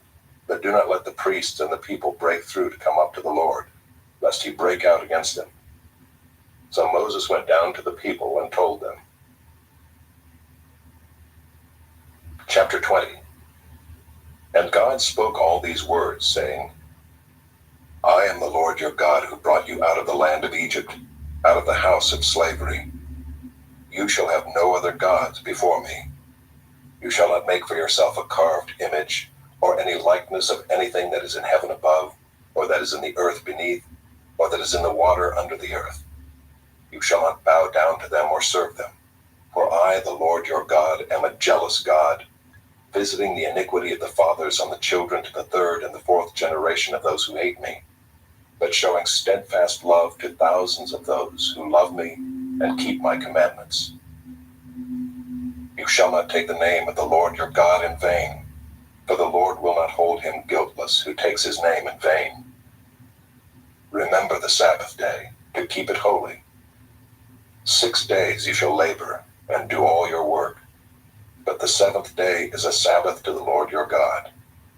On it you shall not do any work, you or your son or your daughter, your male servant or your female servant, or your livestock, or the sojourner who is within your gates. For in 6 days the Lord made heaven and earth, the sea and all that is in them, and rested on the seventh day. Therefore the Lord blessed the Sabbath day and made it holy. Honor your father and your mother, that your days may be long in the land that the Lord your God is giving you. You shall not murder. You shall not commit adultery. You shall not steal. You shall not bear false witness against your neighbor. You shall not covet your neighbor's house. You shall not covet your neighbor's wife, or his male servant, or his female servant, or his ox, or his donkey, or anything that is your neighbor's. Now when all the people saw the thunder and the flashes of lightning and the sound of the trumpet and the mountain smoking, the people were afraid and trembled, and they stood far off and said to Moses, "You speak to us, and we will listen, but do not let God speak to us, lest we die." Moses said to the people, "Do not fear, for God has come to test you, that the fear of him may be before you, that you may not sin." The people stood far off, while Moses drew near to the thick darkness where God was. And the Lord said to Moses, "Thus you shall say to the people of Israel, You have seen for yourselves that I have talked with you from heaven. You shall not make gods of silver to be with me, nor shall you make for yourselves gods of gold. An altar of earth you shall make for me, and sacrifice on it your burnt offerings and your peace offerings, your sheep and your oxen. In every place where I cause my name to be remembered, I will come to you and bless you. If you make me an altar of stone, you shall not build it of hewn stones. For if you wield your tool on it, you profane it. And you shall not go up by steps to my altar, that your nakedness be not exposed on it. Chapter 21. Now these are the rules that you shall set before them. When you buy a Hebrew slave, he shall serve 6 years, and in the 7th he shall go out free for nothing. If he comes in single, he shall go out single. If he comes in married, then his wife shall go out with him. If his master gives him a wife and she bears him sons or daughters, the wife and her children shall be her master's, and he shall go out alone. But if the slave plainly says, I love my master, my wife, and my children, I will not go out free, then his master shall bring him to God, and he shall bring him to the door or the doorpost, and his master shall bore his ear through with an awl, and he shall be his slave forever. When a man sells his daughter as a slave, she shall not go out as the male slaves do. If she does not please her master, who has designated her for himself, then he shall let her be redeemed. He shall have no right to sell her to a foreign people, since he has broken faith with her. If he designates her for his son, he shall deal with her as with a daughter. If he takes another wife to himself, he shall not diminish her food, her clothing, or her marital rights. And if he does not do these 3 things for her, she shall go out for nothing without payment of money.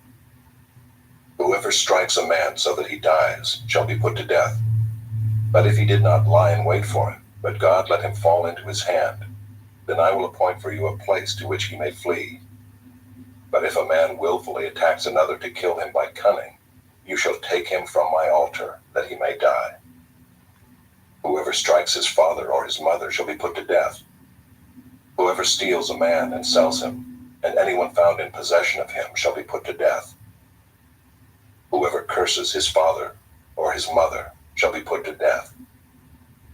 When men quarrel and one strikes the other with a stone or with his fist, and the man does not die but takes to his bed, then if the man rises again and walks outdoors with his staff, he who struck him shall be clear. Only he shall pay for the loss of his time, and shall have him thoroughly healed.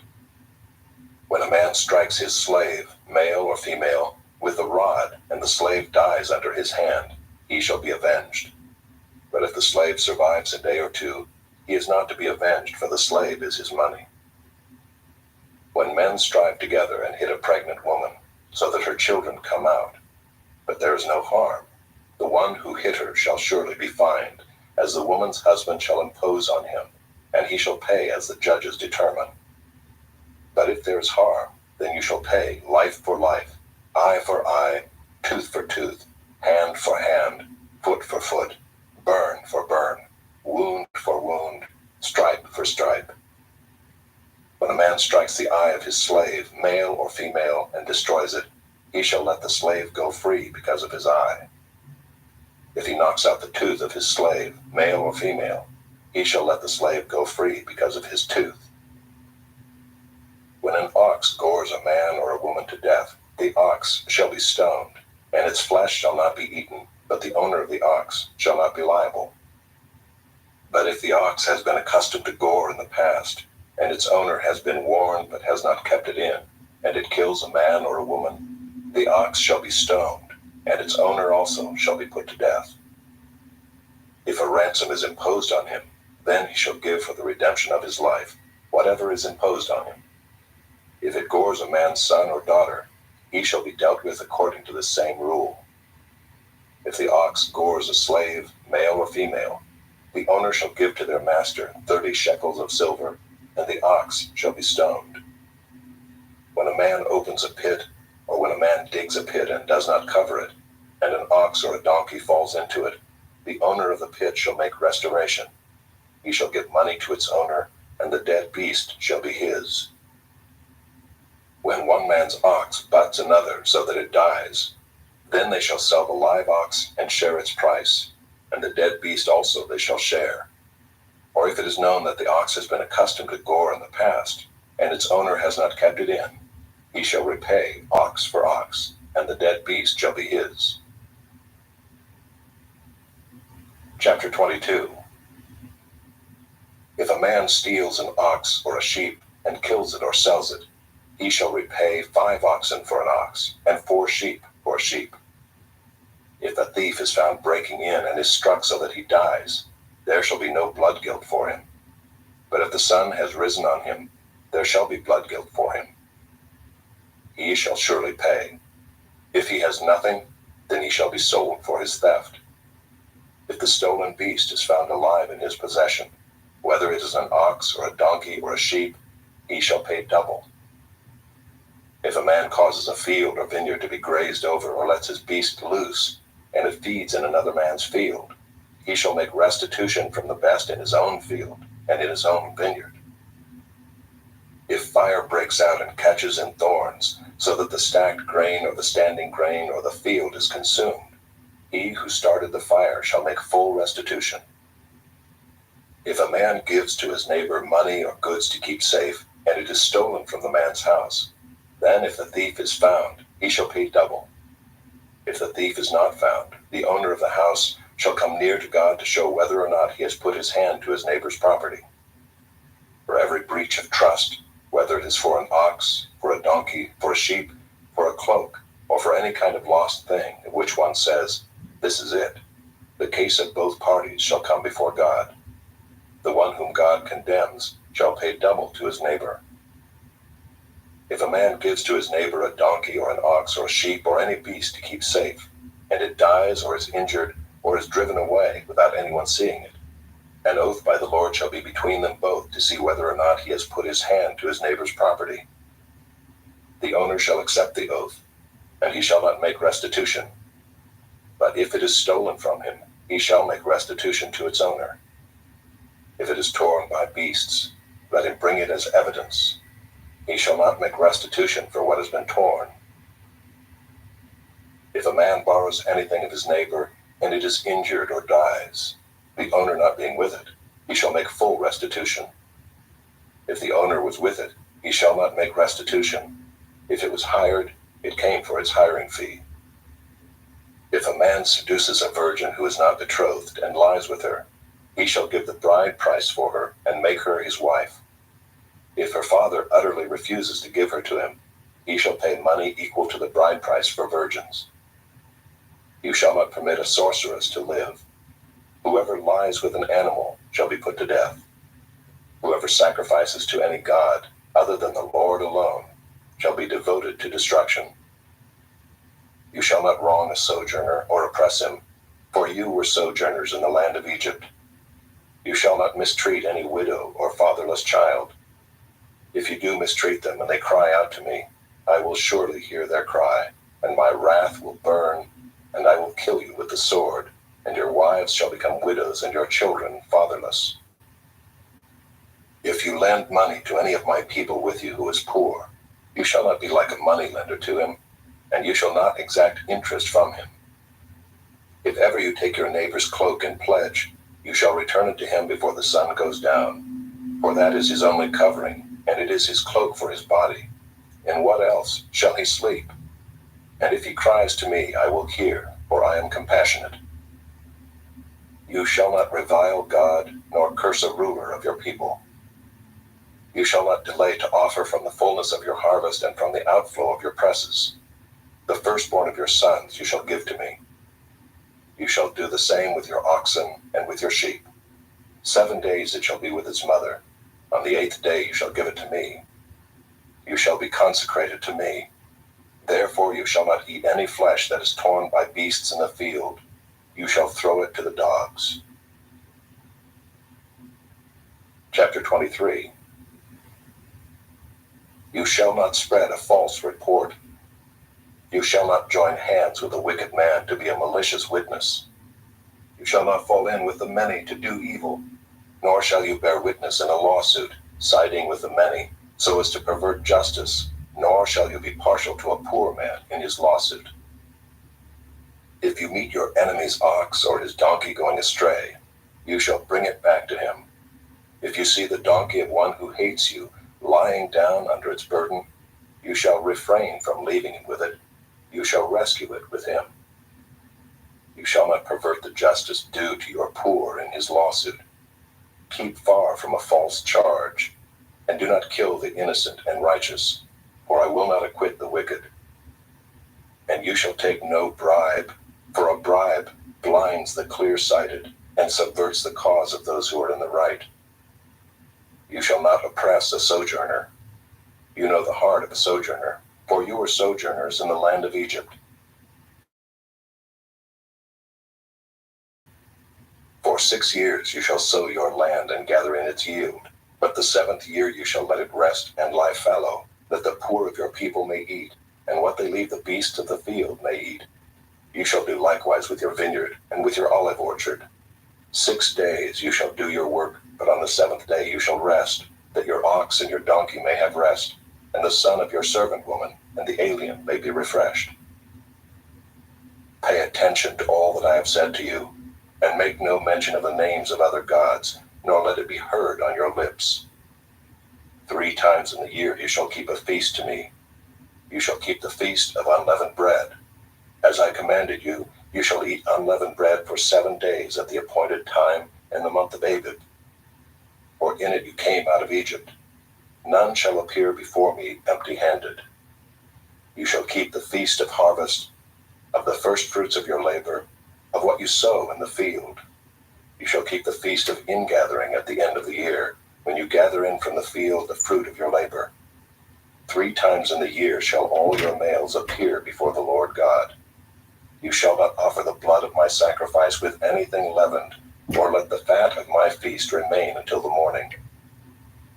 The best of the first fruits of your ground you shall bring into the house of the Lord your God.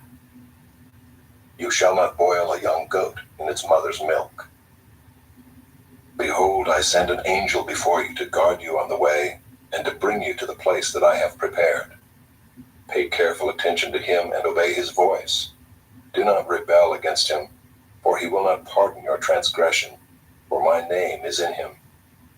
But if you carefully obey his voice and do all that I say, then I will be an enemy to your enemies, and an adversary to your adversaries. When my angel goes before you and brings you to the Amorites and the Hittites and the Perizzites and the Canaanites, the Hivites and the Jebusites, and I blot them out, you shall not bow down to their gods, nor serve them, nor do as they do, but you shall utterly overthrow them and break their pillars in pieces. You shall serve the Lord your God, and he will bless your bread and your water, and I will take sickness away from among you. None shall miscarry or be barren in your land. I will fulfill the number of your days. I will send my terror before you, and will throw into confusion all the people against whom you shall come. And I will make all your enemies turn their backs to you. And I will send hornets before you, which shall drive out the Hivites, the Canaanites, and the Hittites from before you. I will not drive them out from before you in 1 year, lest the land become desolate and the wild beasts multiply against you. Little by little I will drive them out from before you, until you have increased and possessed the land. And I will set your border from the Red Sea to the Sea of the Philistines, and from the wilderness to the Euphrates.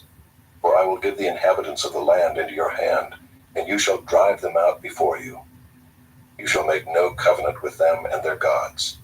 They shall not dwell in your land, lest they make you sin against me. For if you serve their gods, it will surely be a snare to you. Chapter 24. Then he said to Moses, Come up to the Lord, you and Aaron, Nadab and Abihu, and 70 of the elders of Israel, and worship from afar. Moses alone shall come near to the Lord, but the others shall not come near, and the people shall not come up with him. Moses came and told the people all the words of the Lord and all the rules.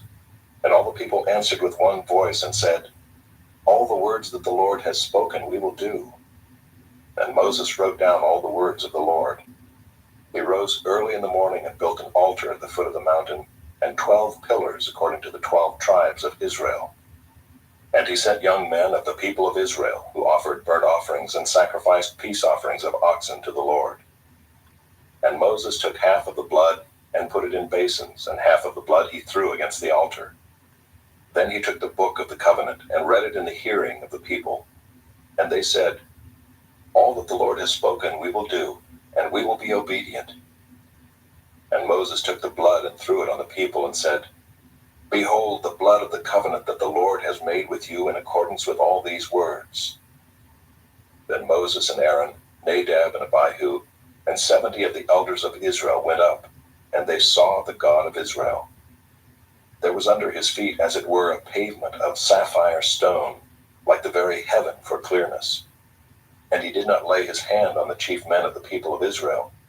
They beheld God, and ate and drank.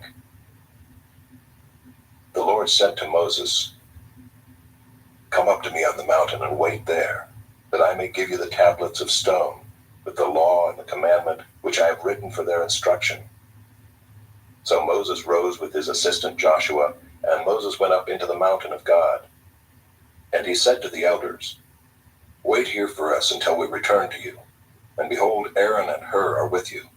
Whoever has a dispute, let him go to them."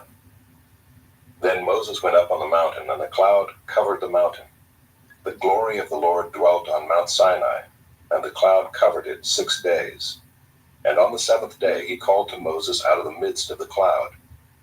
Now the appearance of the glory of the Lord was like a devouring fire on the top of the mountain in the sight of the people of Israel. Moses entered the cloud and went up on the mountain. And Moses was on the mountain 40 days and 40 nights. Chapter 25. The Lord said to Moses, "Speak to the people of Israel, that they take from me a contribution. From every man whose heart moves him, you shall receive the contribution from me.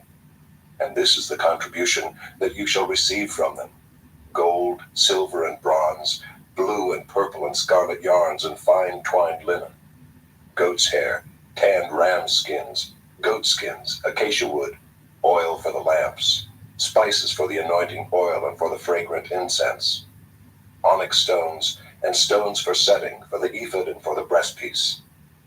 And let them make me a sanctuary, that I may dwell in their midst.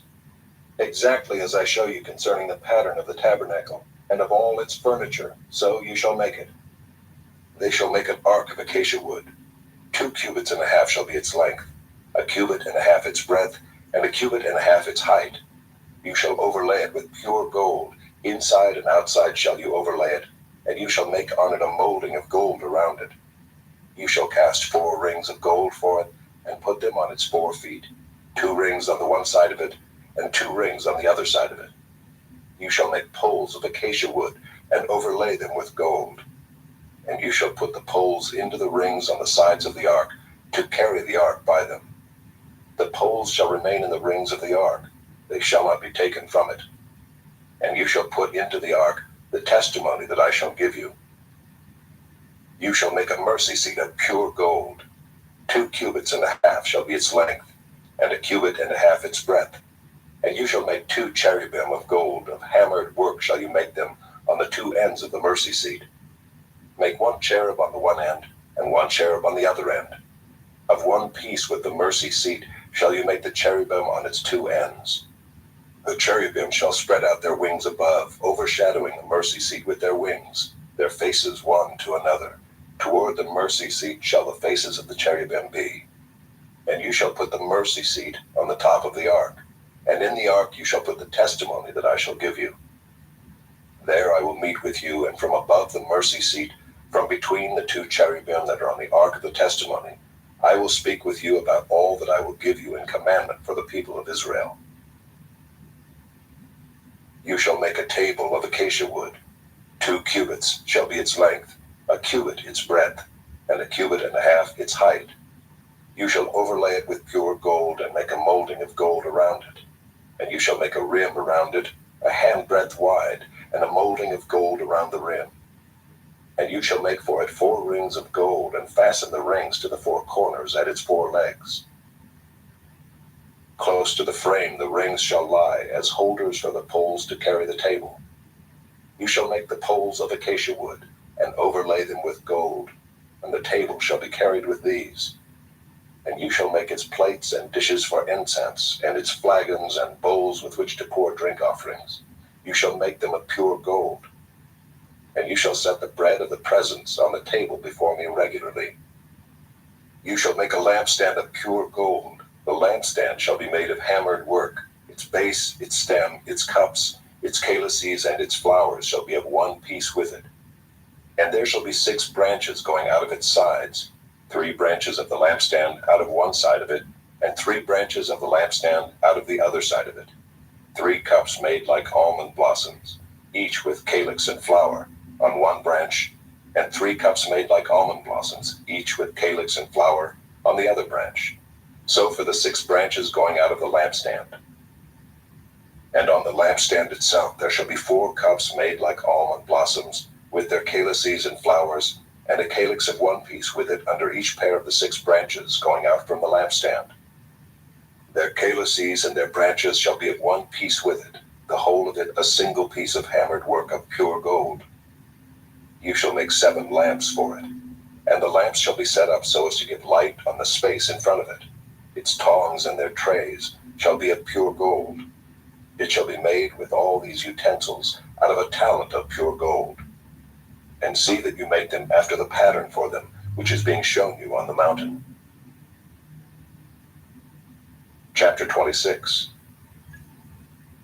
Moreover, you shall make the tabernacle with 10 curtains of fine twined linen, and blue and purple and scarlet yarns.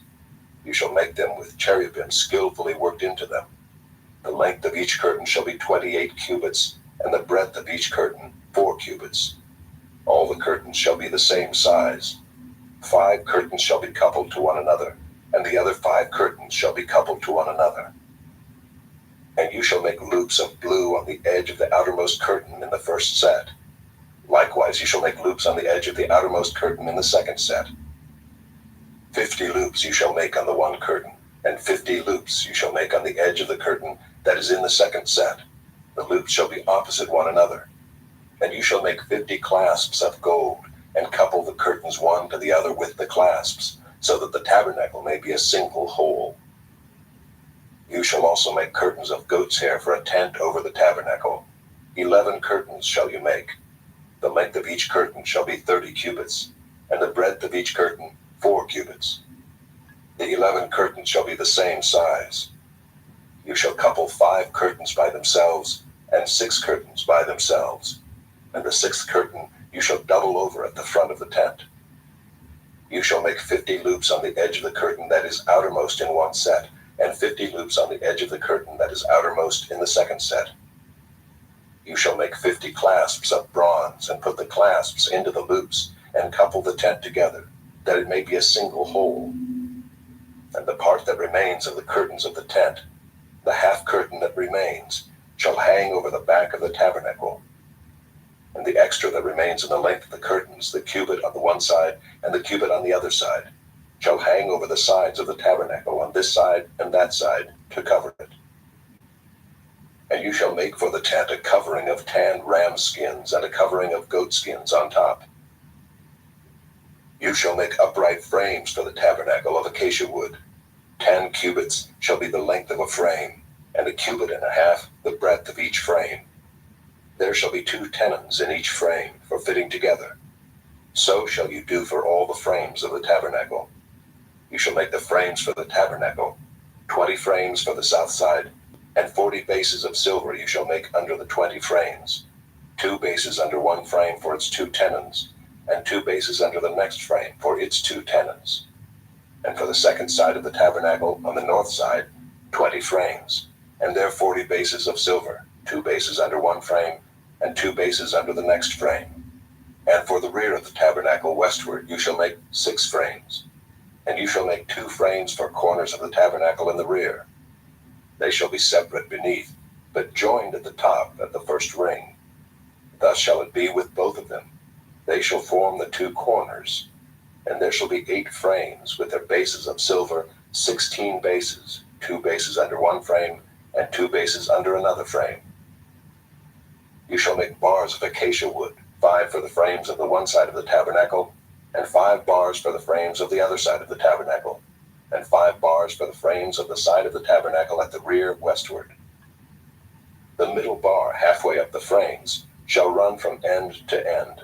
You shall overlay the frames with gold, and shall make their rings of gold for holders for the bars, and you shall overlay the bars with gold.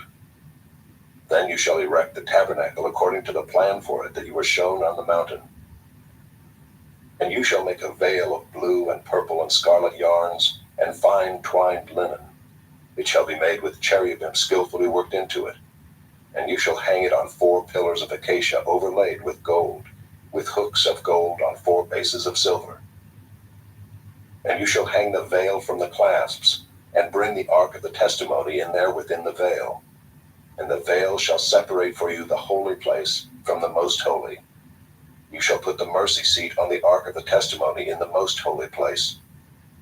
And you shall set the table outside the veil, and the lampstand on the south side of the tabernacle opposite the table. And you shall put the table on the north side. You shall make a screen for the entrance of the tent of blue and purple and scarlet yarns, and fine twined linen, embroidered with needlework. And you shall make for the screen 5 pillars of acacia, and overlay them with gold. Their hooks shall be of gold, and you shall cast 5 bases of bronze for them. Chapter 27. You shall make the altar of acacia wood, 5 cubits long, and 5 cubits broad. The altar shall be square, and its height shall be 3 cubits. And you shall make horns for it on its 4 corners. Its horns shall be of one piece with it, and you shall overlay it with bronze. You shall make pots for it to receive its ashes, and shovels and basins and forks and fire pans. You shall make all its utensils of bronze. You shall also make for it a grating, a network of bronze, and on the net you shall make 4 bronze rings at its 4 corners. And you shall set it under the ledge of the altar, so that the net extends halfway down the altar. And you shall make poles for the altar, poles of acacia wood, and overlay them with bronze. And the poles shall be put through the rings, so that the poles are on the 2 sides of the altar when it is carried. You shall make it hollow with boards. As it has been shown you on the mountain, so shall it be made. You shall make the court of the tabernacle. On the south side the court shall have hangings of fine twined linen, 100 cubits long for one side. Its 20 pillars and their 20 bases shall be of bronze, but the hooks of the pillars and their fillets shall be of silver. And likewise for its length on the north side, there shall be hangings 100 cubits long, its pillars 20, and their bases 20, of bronze, but the hooks of the pillars and their fillets shall be of silver. And for the breadth of the court on the west side there shall be hangings for 50 cubits, with 10 pillars and 10 bases. The breadth of the court on the front to the east shall be 50 cubits. The hangings for the one side of the gate shall be 15 cubits, with their 3 pillars and 3 bases. On the other side the hangings shall be 15 cubits, with their 3 pillars and 3 bases. For the gate of the court there shall be a screen 20 cubits long, of blue and purple and scarlet yarns, and fine twined linen, embroidered with needlework. It shall have 4 pillars, and with them 4 bases. All the pillars around the court shall be filleted with silver. Their hooks shall be of silver, and their bases of bronze. The length of the court shall be 100 cubits, the breadth 50, and the height 5 cubits, with hangings of fine twined linen, and bases of bronze. All the utensils of the tabernacle for every use, and all its pegs and all the pegs of the court, shall be of bronze. You shall command the people of Israel that they bring to you pure beaten olive oil for the light, that a lamp may regularly be set up to burn. In the tent of meeting outside the veil that is before the testimony, Aaron and his sons shall tend it from evening to morning before the Lord. It shall be a statute forever to be observed throughout their generations by the people of Israel. Chapter 28. Then bring near to you Aaron your brother and his sons with him from among the people of Israel, to serve me as priests, Aaron and Aaron's sons, Nadab and Abihu, Eleazar and Ithamar. And you shall make holy garments for Aaron your brother, for glory and for beauty. You shall speak to all the skillful, whom I have filled with a spirit of skill, that they make Aaron's garments to consecrate him for my priesthood. These are the garments that they shall make: a breastpiece, an ephod, a robe, a coat of checker work, a turban, and a sash. They shall make holy garments for Aaron your brother and his sons to serve me as priests. They shall receive gold, blue, and purple, and scarlet yarns, and fine twined linen. And they shall make the ephod of gold, of blue, and purple, and scarlet yarns, and of fine twined linen, skillfully worked. It shall have 2 shoulder pieces attached to its 2 edges, so that it may be joined together. And the skillfully woven band on it shall be made like it, and be of one piece with it, of gold, blue, and purple, and scarlet yarns, and fine twined linen. You shall take 2 onyx stones and engrave on them the names of the sons of Israel, 6 of their names on the one stone, and the names of the remaining 6 on the other stone, in the order of their birth. As a jeweler engraves signets, so shall you engrave the 2 stones with the names of the sons of Israel. You shall enclose them in settings of gold filigree, and you shall set the 2 stones on the shoulder pieces of the ephod as stones of remembrance for the sons of Israel.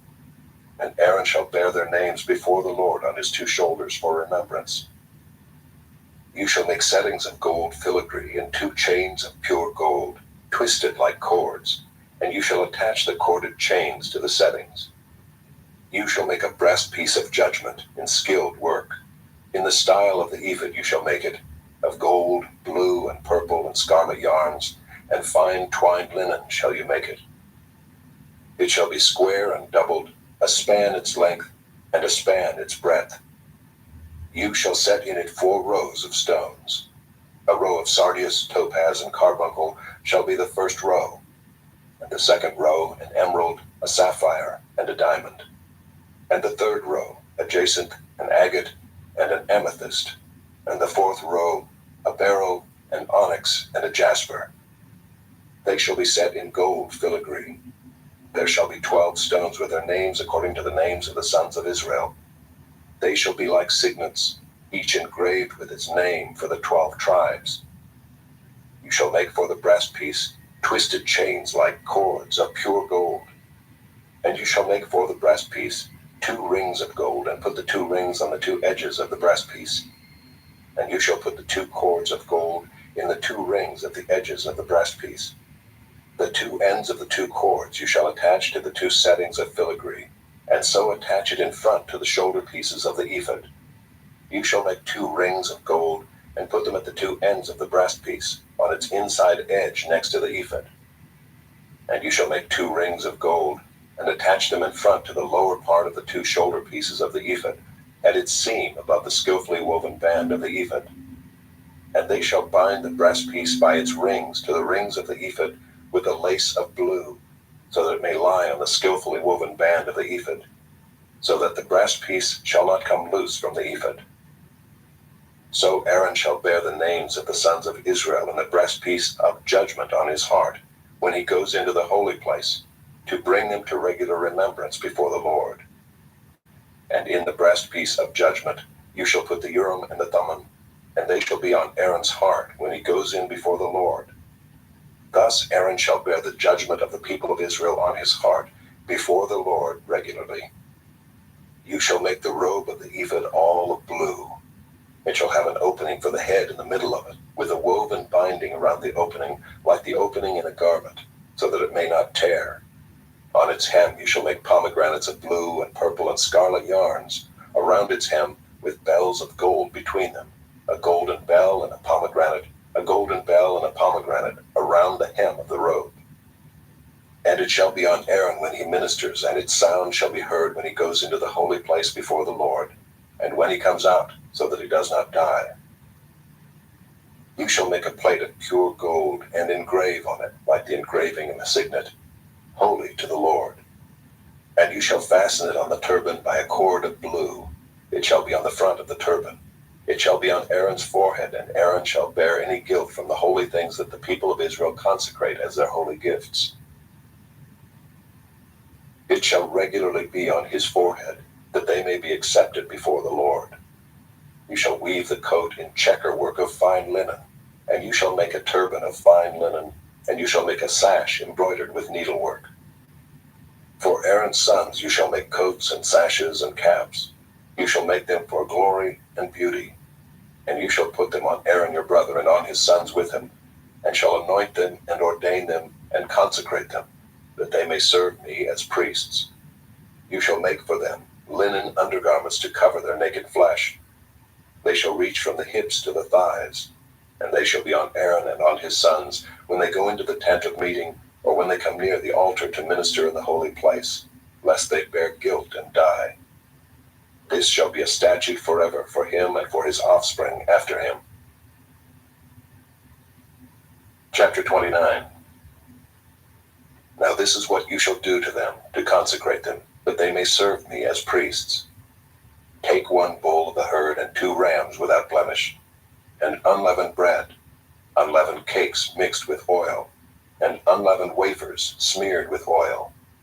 You shall make them of fine wheat flour. You shall put them in 1 basket, and bring them in the basket, and bring the bull and the 2 rams. You shall bring Aaron and his sons to the entrance of the tent of meeting, and wash them with water. Then you shall take the garments, and put on Aaron the coat and the robe of the ephod, and the ephod and the breastpiece, and gird him with the skillfully woven band of the ephod. And you shall set the turban on his head, and put the holy crown on the turban. You shall take the anointing oil, and pour it on his head, and anoint him. Then you shall bring his sons, and put coats on them, and you shall gird Aaron and his sons with sashes, and bind caps on them. And the priesthood shall be theirs by a statute forever. Thus you shall ordain Aaron and his sons. Then you shall bring the bull before the tent of meeting. Aaron and his sons shall lay their hands on the head of the bull. Then you shall kill the bull before the Lord at the entrance of the tent of meeting, and shall take part of the blood of the bull, and put it on the horns of the altar with your finger, and the rest of the blood you shall pour out at the base of the altar. And you shall take all the fat that covers the entrails, and the long lobe of the liver, and the 2 kidneys with the fat that is on them, and burn them on the altar. But the flesh of the bull and its skin and its dung you shall burn with fire outside the camp. It is a sin offering. Then you shall take 1 of the rams, and Aaron and his sons shall lay their hands on the head of the ram. And you shall kill the ram, and shall take its blood and throw it against the sides of the altar. Then you shall cut the ram into pieces, and wash its entrails and its legs, and put them with its pieces and its head, and burn the whole ram on the altar. It is a burnt offering to the Lord. It is a pleasing aroma, a food offering to the Lord. You shall take the other ram, and Aaron and his sons shall lay their hands on the head of the ram. And you shall kill the ram, and take part of its blood, and put it on the tip of the right ear of Aaron, and on the tips of the right ears of his sons, and on the thumbs of their right hands, and on the great toes of their right feet, and throw the rest of the blood against the sides of the altar. Then you shall take part of the blood that is on the altar and of the anointing oil, and sprinkle it on Aaron and his garments, and on his sons garments with him. He and his garments shall be holy, and his sons garments with him. You shall also take the fat from the ram, and the fat tail, and the fat that covers the entrails, and the long lobe of the liver, and the 2 kidneys with the fat that is on them, and the right thigh, for it is a ram of ordination, and 1 loaf of bread, and 1 cake of bread made with oil, and 1 wafer out of the basket of unleavened bread that is before the Lord.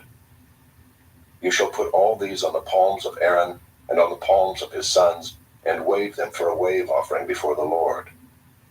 Then you shall take them from their hands, and burn them on the altar on top of the burnt offering, as a pleasing aroma before the Lord. It is a food offering to the Lord. You shall take the breast of the ram of Aaron's ordination, and wave it for a wave offering before the Lord, and it shall be your portion. And you shall consecrate the breast of the wave offering that is waved, and the thigh of the priest's portion that is contributed from the ram of ordination, from what was Aaron's and his sons. It shall be for Aaron and his sons as a perpetual due from the people of Israel, for it is a contribution. It shall be a contribution from the people of Israel, from their peace offerings, their contribution to the Lord. The holy garments of Aaron shall be for his sons after him, They shall be anointed in them and ordained in them. The son who succeeds him as priest, who comes into the tent of meeting to minister in the holy place, shall wear them 7 days. You shall take the ram of ordination and boil its flesh in a holy place. And Aaron and his sons shall eat the flesh of the ram and the bread that is in the basket in the entrance of the tent of meeting. They shall eat those things with which atonement was made at their ordination and consecration, but an outsider shall not eat of them, because they are holy. And if any of the flesh for the ordination or of the bread remain until the morning, then you shall burn the remainder with fire. It shall not be eaten, because it is holy. Thus you shall do to Aaron and to his sons according to all that I have commanded you. Through 7 days shall you ordain them, and every day you shall offer a bull as a sin offering for atonement. Also you shall purify the altar when you make atonement for it, and shall anoint it to consecrate it. 7 days you shall make atonement for the altar and consecrate it, and the altar shall be most holy. Whatever touches the altar shall become holy. Now this is what you shall offer on the altar: 2 lambs a year old, day by day regularly. 1 lamb you shall offer in the morning, and the other lamb you shall offer at twilight. And with the first lamb 1/10 measure of fine flour, mingled with 1/4 of a hin of beaten oil, and 1/4 of a hin of wine for a drink offering. The other lamb you shall offer at twilight, and shall offer with it a grain offering and its drink offering, as in the morning, for a pleasing aroma, a food offering to the Lord. It shall be a regular burnt offering throughout your generations at the entrance of the tent of meeting before the Lord, where I will meet with you to speak to you there. There I will meet with the people of Israel, and it shall be sanctified by my glory. I will consecrate the tent of meeting and the altar. Aaron also and his sons I will consecrate to serve me as priests. I will dwell among the people of Israel, and will be their God. And they shall know that I am the Lord their God, who brought them out of the land of Egypt, that I might dwell among them. I am the Lord their God. Chapter 30. You shall make an altar on which to burn incense. You shall make it of acacia wood. A cubit shall be its length, and a cubit its breadth. It shall be square, and 2 cubits shall be its height. Its horns shall be of one piece with it. You shall overlay it with pure gold, its top and around its sides and its horns. And you shall make a molding of gold around it. And you shall make 2 golden rings for it. Under its molding on 2 opposite sides of it you shall make them, and they shall be holders for poles with which to carry it. You shall make the poles of acacia wood and overlay them with gold. And you shall put it in front of the veil that is above the ark of the testimony, in front of the mercy seat that is above the testimony, where I will meet with you. And Aaron shall burn fragrant incense on it. Every morning when he dresses the lamps he shall burn it, and when Aaron sets up the lamps at twilight he shall burn it, a regular incense offering before the Lord throughout your generations. You shall not offer unauthorized incense on it, or a burnt offering, or a grain offering, and you shall not pour a drink offering on it. Aaron shall make atonement on its horns once a year. With the blood of the sin offering of atonement he shall make atonement for it once in the year throughout your generations. It is most holy to the Lord. The Lord said to Moses, When you take the census of the people of Israel, then each shall give a ransom for his life to the Lord when you number them, that there be no plague among them when you number them. Each one who is numbered in the census shall give this, 1/2 shekel, according to the shekel of the sanctuary. The shekel is 20 gerahs, 1/2 shekel as an offering to the Lord. Everyone who is numbered in the census, from 20 years old and upward, shall give the Lord's offering. The rich shall not give more, and the poor shall not give less than the 1/2 shekel when you give the Lord's offering to make atonement for your lives. You shall take the atonement money from the people of Israel, and shall give it for the service of the tent of meeting, that it may bring the people of Israel to remembrance before the Lord, so as to make atonement for your lives. The Lord said to Moses, You shall also make a basin of bronze with its stand of bronze for washing. You shall put it between the tent of meeting and the altar, and you shall put water in it, with which Aaron and his sons shall wash their hands and their feet. When they go into the tent of meeting, or when they come near the altar to minister, to burn a food offering to the Lord, they shall wash with water, so that they may not die. They shall wash their hands and their feet, so that they may not die. It shall be a statute forever to them, even to him and to his offspring throughout their generations. The Lord said to Moses, "Take the finest spices, of liquid myrrh 500 shekels, and of sweet-smelling cinnamon half as much, that is 250, and 250 of aromatic cane, and 500 of cassia, according to the shekel of the sanctuary, and a hin of olive oil. And you shall make of these a sacred anointing oil, blended as by the perfumer. It shall be a holy anointing oil.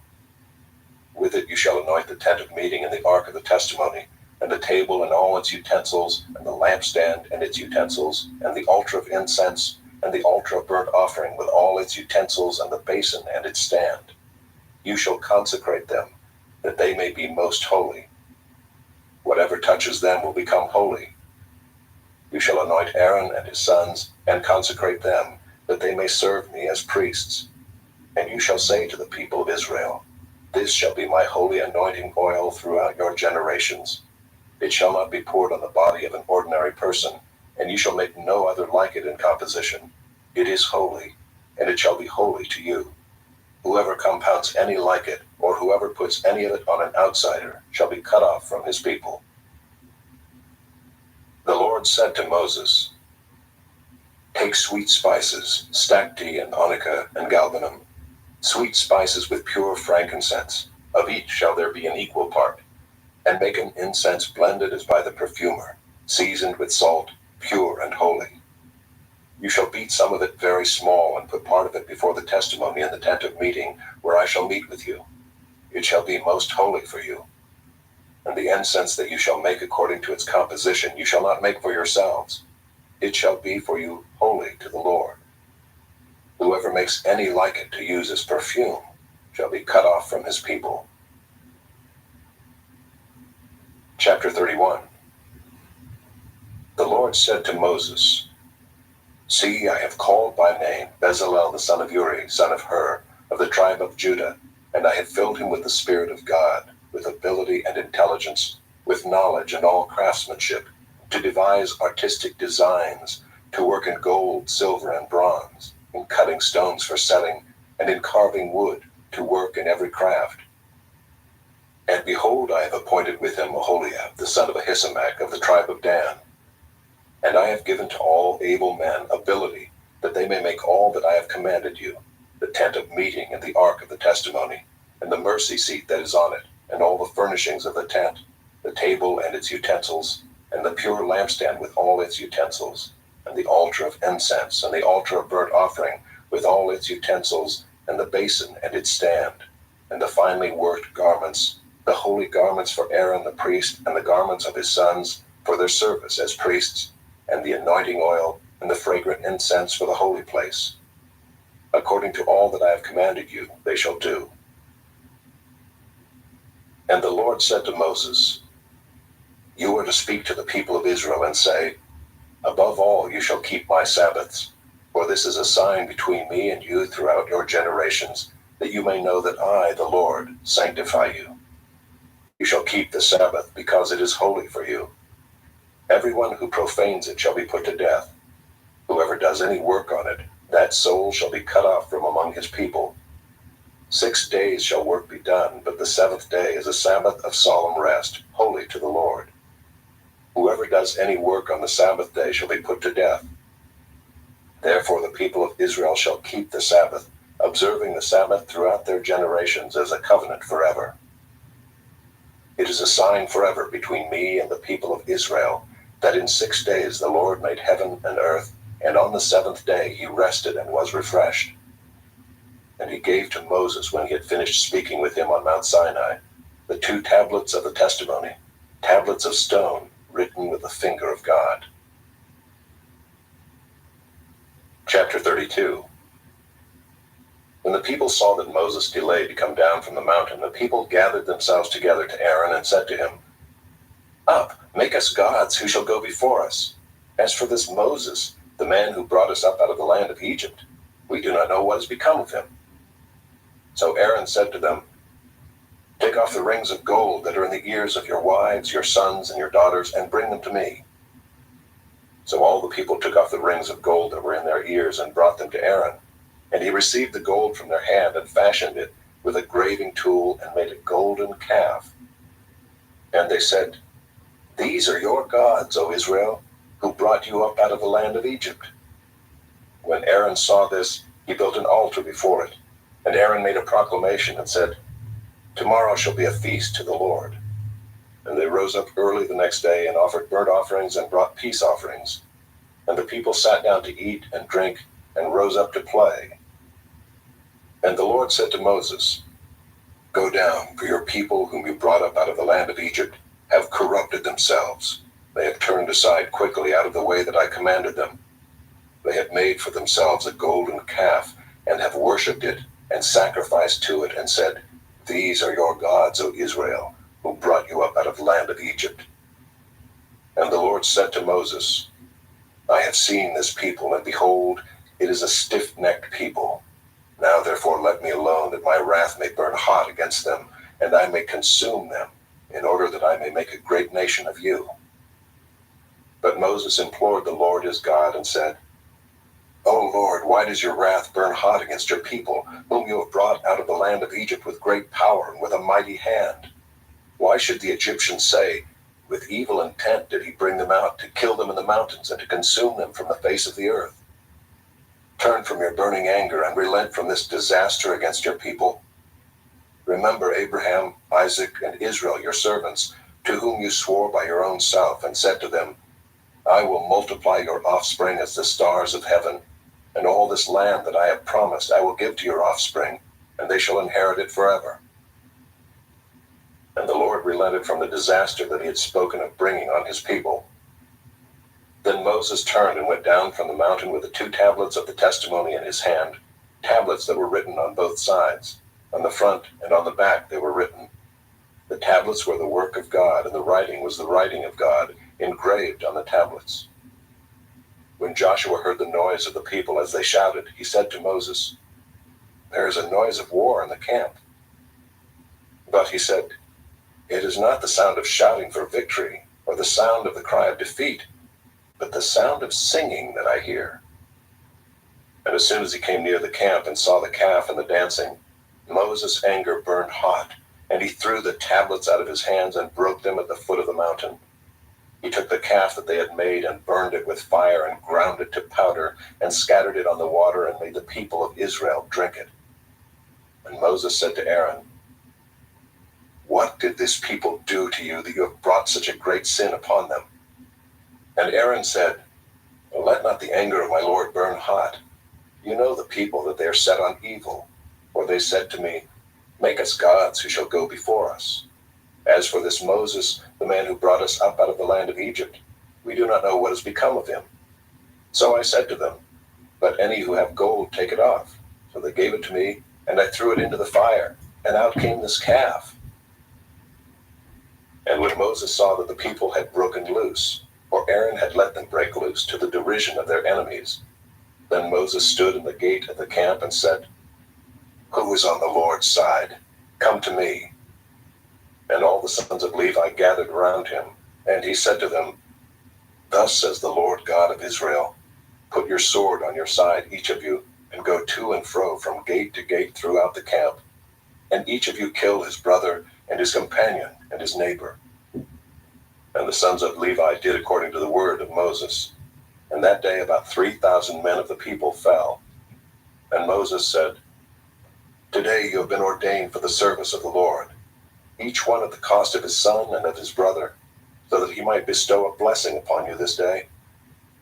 The next day Moses said to the people, "You have sinned a great sin, and now I will go up to the Lord. Perhaps I can make atonement for your sin." So Moses returned to the Lord and said, "Alas, this people has sinned a great sin.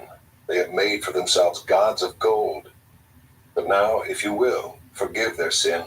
But if not, please blot me out of your book that you have written." But the Lord said to Moses, "Whoever has sinned against me, I will blot out of my book."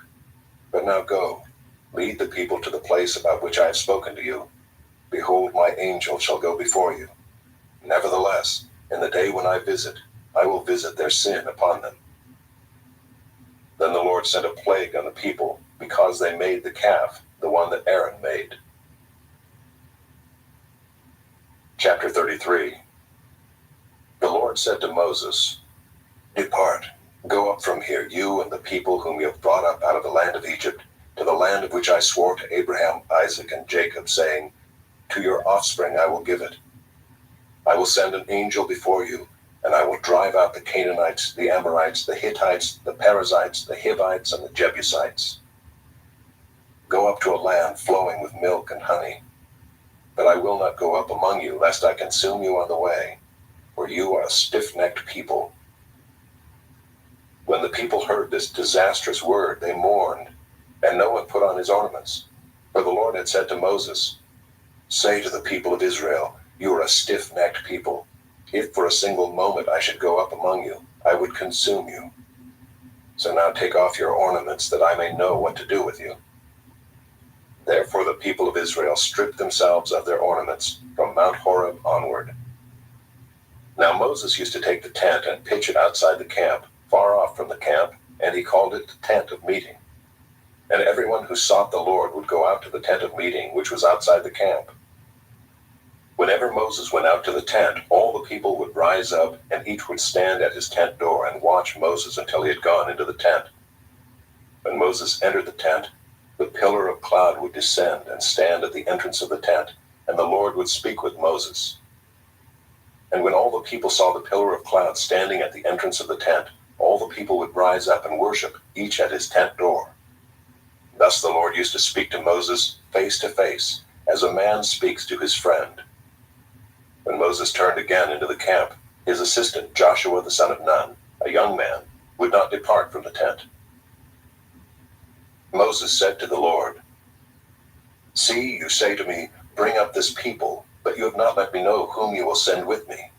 Yet you have said, I know you by name, and you have also found favor in my sight.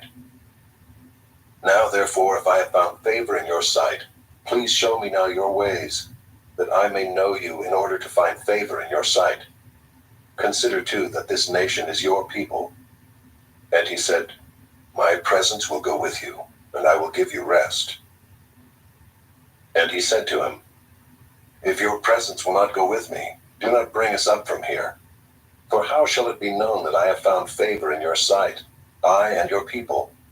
Is it not in your going with us, so that we are distinct, I and your people, from every other people on the face of the earth? And the Lord said to Moses, This very thing that you have spoken I will do, for you have found favor in my sight, and I know you by name. Moses said, Please show me your glory.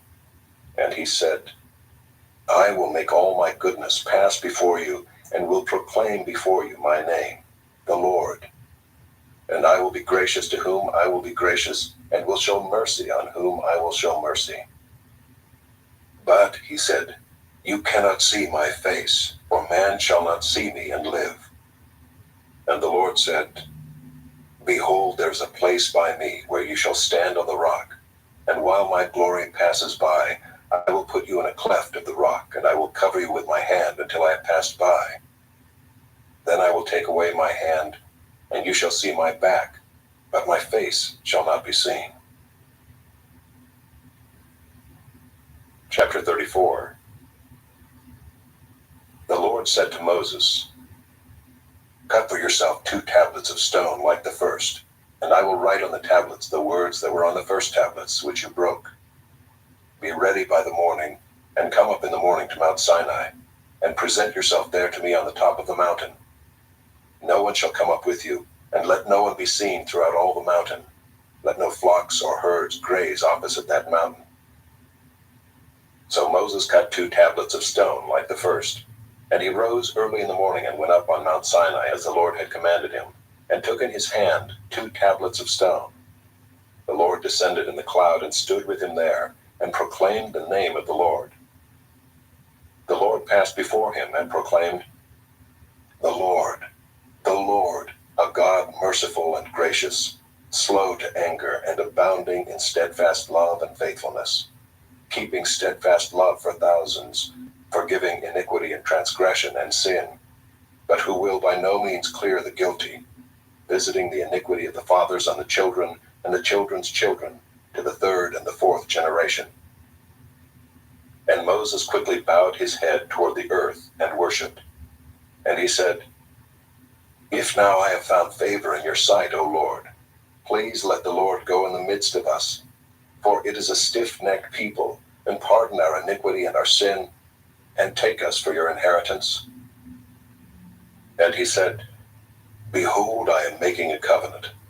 Before all your people I will do marvels, such as have not been created in all the earth, or in any nation, and all the people among whom you are shall see the work of the Lord, for it is an awesome thing that I will do with you. Observe what I command you this day. Behold, I will drive out before you the Amorites, the Canaanites, the Hittites, the Perizzites, the Hivites, and the Jebusites. Take care lest you make a covenant with the inhabitants of the land to which you go, lest it become a snare in your midst. You shall tear down their altars and break their pillars, and cut down their Asherim. For you shall worship no other God, for the Lord, whose name is jealous, is a jealous God, lest you make a covenant with the inhabitants of the land, and when they whore after their gods and sacrifice to their gods, and you are invited, you eat of his sacrifice, and you take of their daughters for your sons, and their daughters whore after their gods, and make your sons whore after their gods. You shall not make for yourself any gods of cast metal. You shall keep the feast of unleavened bread. 7 days you shall eat unleavened bread, as I commanded you, at the time appointed in the month Abib. For in the month Abib you came out from Egypt. All that open the womb are mine. All your male livestock, the firstborn of cow and sheep. The firstborn of a donkey you shall redeem with a lamb. Or if you will not redeem it, you shall break its neck. All the firstborn of your sons you shall redeem, and none shall appear before me empty-handed. 6 days you shall work, but on the 7th day you shall rest. In plowing time and in harvest you shall rest. You shall observe the feast of weeks, the firstfruits of wheat harvest, and the feast of ingathering at the year's end. 3 times in the year shall all your males appear before the Lord God, the God of Israel. For I will cast out nations before you, and enlarge your borders. No one shall covet your land, when you go up to appear before the Lord your God 3 times in the year. You shall not offer the blood of my sacrifice with anything leavened, or let the sacrifice of the feast of the Passover remain until the morning. The best of the firstfruits of your ground you shall bring to the house of the Lord your God. You shall not boil a young goat in its mother's milk. And the Lord said to Moses, Write these words, for in accordance with these words I have made a covenant with you and with Israel. So he was there with the Lord 40 days and 40 nights. He neither ate bread nor drank water, and he wrote on the tablets the words of the covenant, the 10 commandments.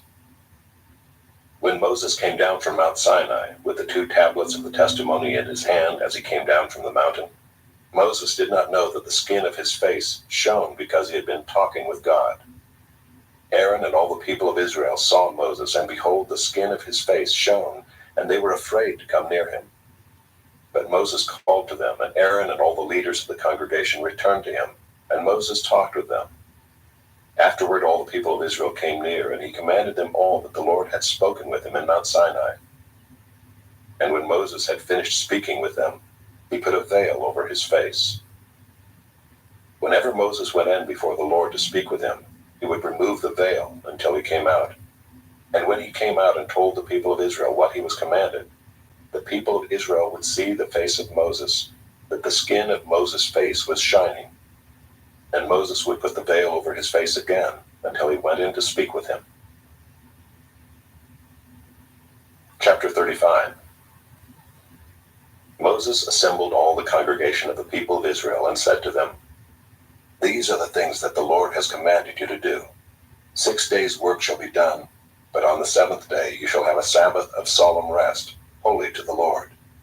Whoever does any work on it shall be put to death. You shall kindle no fire in all your dwelling places on the Sabbath day. Moses said to all the congregation of the people of Israel, "This is the thing that the Lord has commanded. Take from among you a contribution to the Lord. Whoever is of a generous heart, let him bring the Lord's contribution: gold, silver, and bronze, blue and purple and scarlet yarns, and fine twined linen, goat's hair, tanned ram skins and goat skins, acacia wood, oil for the light, spices for the anointing oil and for the fragrant incense, and onyx stones and stones for setting, for the ephod and for the breastpiece. Let every skillful craftsman among you come and make all that the Lord has commanded: the tabernacle, its tent and its covering, its hooks and its frames, its bars, its pillars and its bases, the ark with its poles, the mercy seat and the veil of the screen, the table with its poles and all its utensils, and the bread of the presence, the lampstand also for the light with its utensils and its lamps, and the oil for the light, and the altar of incense with its poles, and the anointing oil and the fragrant incense, and the screen for the door at the door of the tabernacle, the altar of burnt offering with its grating of bronze, its poles and all its utensils, the basin and its stand, the hangings of the court, its pillars and its bases, and the screen for the gate of the court, the pegs of the tabernacle and the pegs of the court and their cords, the finely worked garments for ministering in the holy place, the holy garments for Aaron the priest, and the garments of his sons for their service as priests." Then all the congregation of the people of Israel departed from the presence of Moses, and there came everyone whose heart stirred him, and everyone whose spirit moved him, and brought the Lord's contribution to be used for the tent of meeting, and for all its service, and for the holy garments. So they came, both men and women. All who were of a willing heart brought brooches and earrings and signet rings and armlets, all sorts of gold objects, every man dedicating an offering of gold to the Lord. And everyone who possessed blue or purple or scarlet yarns or fine linen or goat's hair or tanned ram skins or goat skins brought them. Everyone who could make a contribution of silver or bronze brought it as the Lord's contribution, and everyone who possessed acacia wood of any use in the work brought it. And every skillful woman spun with her hands, and they all brought what they had spun in blue and purple and scarlet yarns and fine twined linen. All the women whose hearts stirred them to use their skill spun the goat's hair. And the leaders brought onyx stones and stones to be set for the ephod and for the breastpiece, and spices and oil for the light, and for the anointing oil, and for the fragrant incense. All the men and women, the people of Israel, whose heart moved them to bring anything for the work that the Lord had commanded by Moses to be done, brought it as a freewill offering to the Lord. Then Moses said to the people of Israel, "See, the Lord has called by name Bezalel the son of Uri, son of Hur, of the tribe of Judah, and he has filled him with the Spirit of God, with skill, with intelligence, with knowledge, and with all craftsmanship, to devise artistic designs, to work in gold and silver and bronze, in cutting stones for setting, and in carving wood, for work in every skilled craft. And he has inspired him to teach, both him and Aholiab the son of Ahisamach of the tribe of Dan.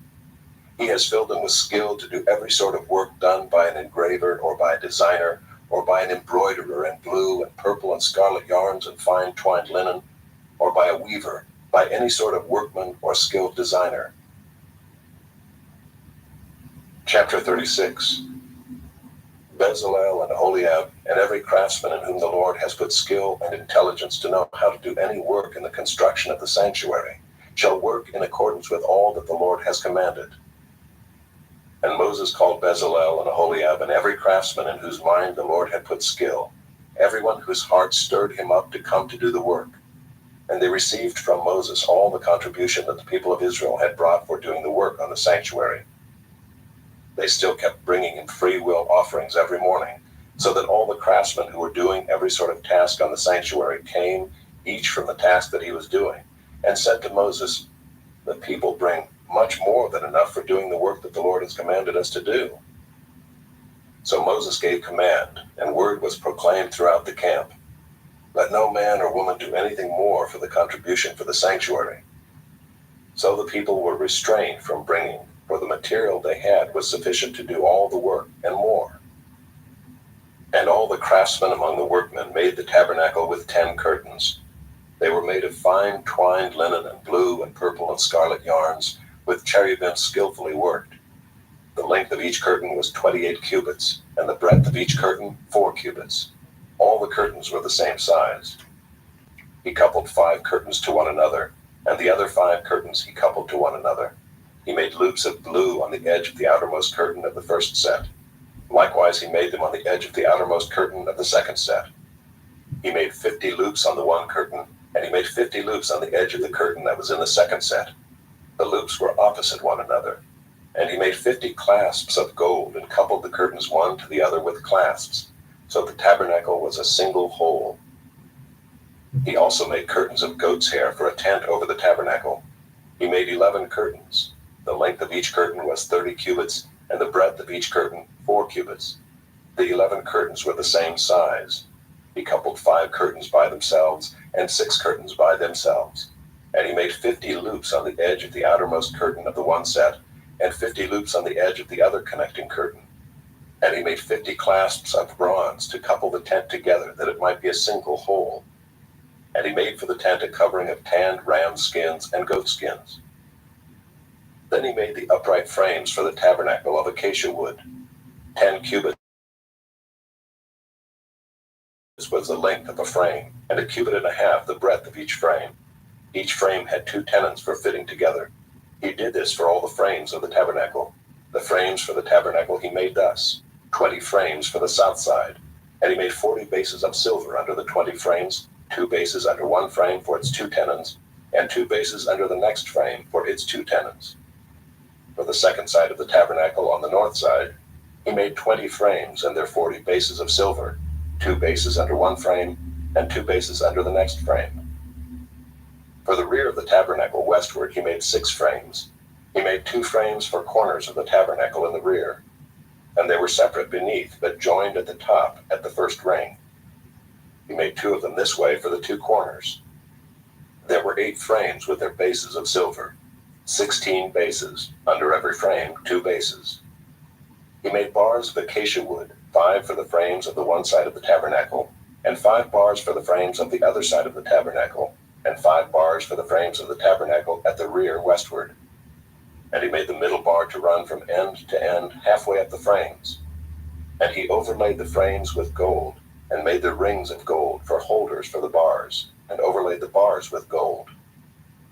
He made the veil of blue and purple and scarlet yarns and fine twined linen, with cherubim skillfully worked into it he made it. And for it he made 4 pillars of acacia and overlaid them with gold. Their hooks were of gold, and he cast for them 4 bases of silver.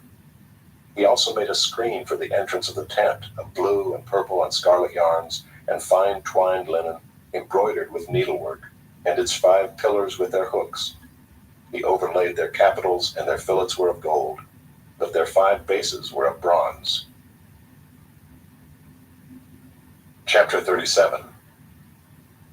Bezalel made the ark of acacia wood. 2 cubits and a half was its length, 1.5 cubits its breadth, and 1.5 cubits its height.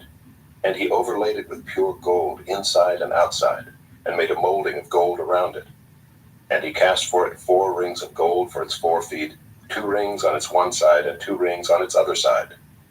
And he made poles of acacia wood and overlaid them with gold, and put the poles into the rings on the sides of the ark to carry the ark. And he made a mercy seat of pure gold. 2 cubits and a half was its length, and 1.5 cubits its breadth. And he made 2 cherubim of gold. He made them of hammered work on the 2 ends of the mercy seat, 1 cherub on the one end, and 1 cherub on the other end. Of one piece with the mercy seat he made the cherubim on its 2 ends. The cherubim spread out their wings above, overshadowing the mercy seat with their wings, with their faces one to another. Toward the mercy seat were the faces of the cherubim. He also made the table of acacia wood. 2 cubits was its length, 1 cubit its breadth, and 1.5 cubits its height. And he overlaid it with pure gold, and made a molding of gold around it. And he made a rim around it 1 handbreadth wide, and made a molding of gold around the rim. He cast for it 4 rings of gold, and fastened the rings to the 4 corners at its 4 legs. Close to the frame were the rings, as holders for the poles to carry the table. He made the poles of acacia wood to carry the table, and overlaid them with gold. And he made the vessels of pure gold that were to be on the table, its plates and dishes for incense, and its bowls and flagons with which to pour drink offerings. He also made the lampstand of pure gold. He made the lampstand of hammered work. Its base, its stem, its cups, its calices, and its flowers were of one piece with it. And there were 6 branches going out of its sides, 3 branches of the lampstand out of one side of it, and 3 branches of the lampstand out of the other side of it. 3 cups made like almond blossoms, each with calyx and flower on one branch, and 3 cups made like almond blossoms, each with calyx and flower on the other branch. So for the 6 branches going out of the lampstand. And on the lampstand itself were 4 cups made like almond blossoms, with their calices and flowers, and a calyx of one piece with it under each pair of the 6 branches going out of it. Their calices and their branches were of one piece with it. The whole of it was a single piece of hammered work of pure gold. And he made its 7 lamps and its tongs and its trays of pure gold. He made it and all its utensils out of a talent of pure gold. He made the altar of incense of acacia wood. Its length was a cubit, and its breadth was a cubit. It was square, and 2 cubits was its height. Its horns were of one piece with it. He overlaid it with pure gold, its top and around its sides and its horns. And he made a molding of gold around it, and made 2 rings of gold on it under its molding, on 2 opposite sides of it, as holders for the poles with which to carry it.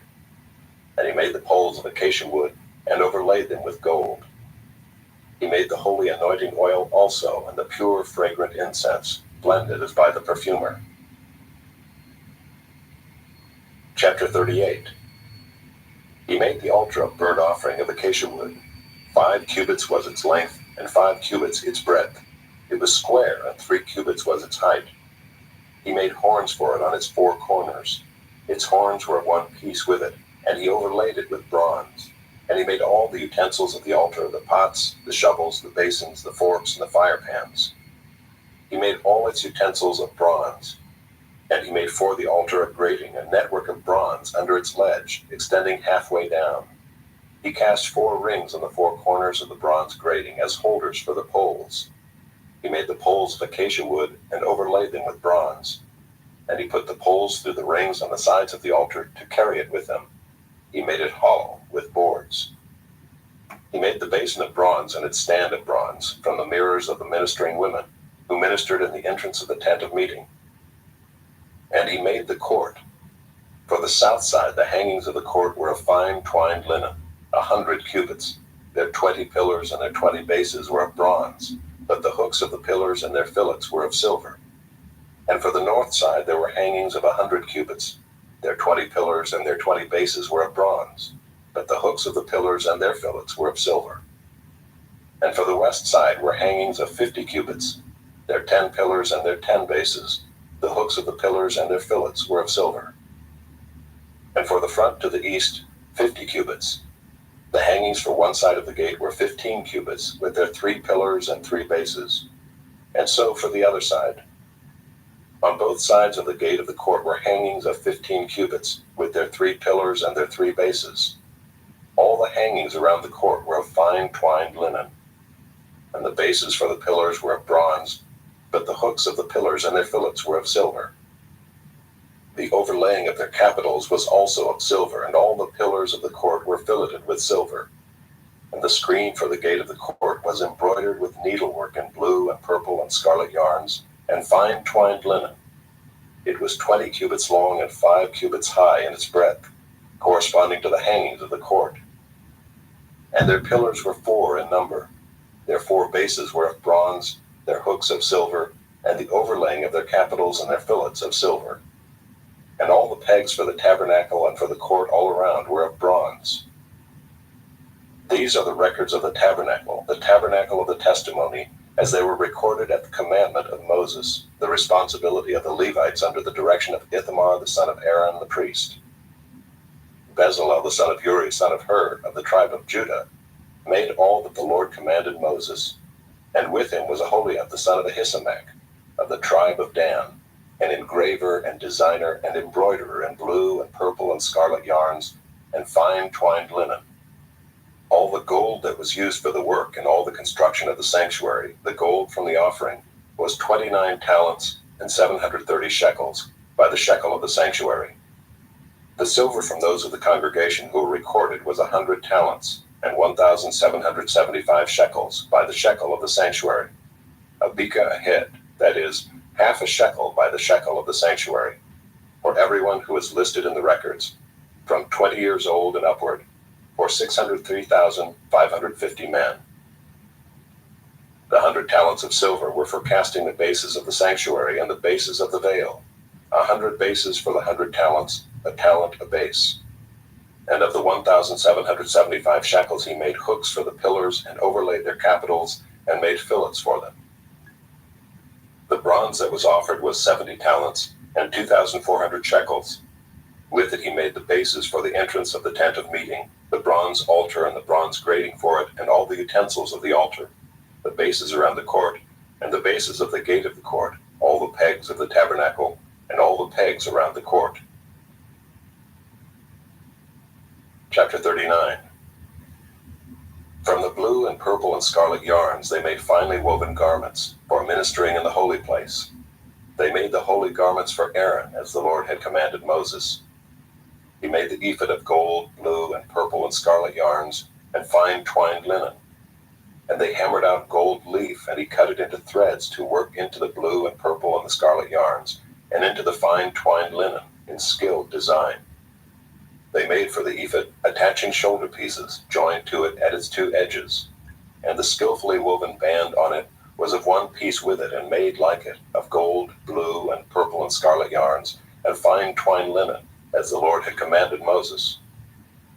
They made the onyx stones, enclosed in settings of gold filigree, and engraved like the engravings of a signet, according to the names of the sons of Israel. And he set them on the shoulder pieces of the ephod to be stones of remembrance for the sons of Israel, as the Lord had commanded Moses.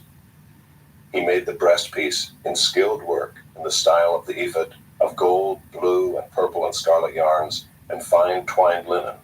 It was square. They made the breastpiece doubled, a span its length, and a span its breadth when doubled. And they set in it 4 rows of stones. A row of sardius, topaz, and carbuncle was the first row, and the second row, an emerald, a sapphire, and a diamond, and the third row, a jacinth, an agate, and an amethyst, and the fourth row, a beryl, an onyx, and a jasper. They were enclosed in settings of gold filigree. There were 12 stones with their names according to the names of the sons of Israel. They were like signets, each engraved with its name, for the 12 tribes. And they made on the breastpiece twisted chains like cords of pure gold. And they made 2 settings of gold filigree and 2 gold rings, and put the 2 rings on the 2 edges of the breastpiece. And they put the 2 cords of gold and the 2 rings at the edges of the breastpiece. They attached the 2 ends of the 2 cords to the 2 settings of filigree. Thus they attached it in front to the shoulder pieces of the ephod. Then they made 2 rings of gold and put them at the 2 ends of the breastpiece, on its inside edge next to the ephod. And they made 2 rings of gold and attached them in front to the lower part of the 2 shoulder pieces of the ephod, at its seam above the skillfully woven band of the ephod.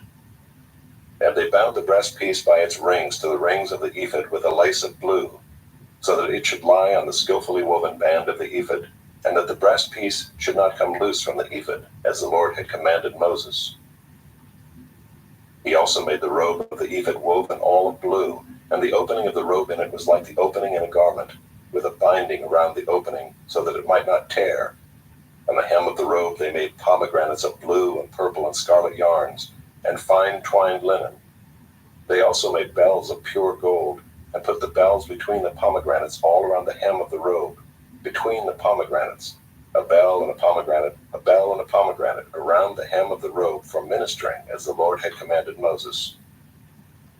They also made the coats woven of fine linen for Aaron and his sons, and the turban of fine linen, and the caps of fine linen, and the linen undergarments of fine twined linen, and the sash of fine twined linen, and of blue and purple and scarlet yarns, embroidered with needlework, as the Lord had commanded Moses. They made the plate of the holy crown of pure gold, and wrote on it an inscription like the engraving of a signet, Holy to the Lord. And they tied to it a cord of blue to fasten it on the turban above, as the Lord had commanded Moses. Thus all the work of the tabernacle of the tent of meeting was finished, and the people of Israel did according to all that the Lord had commanded Moses, so they did.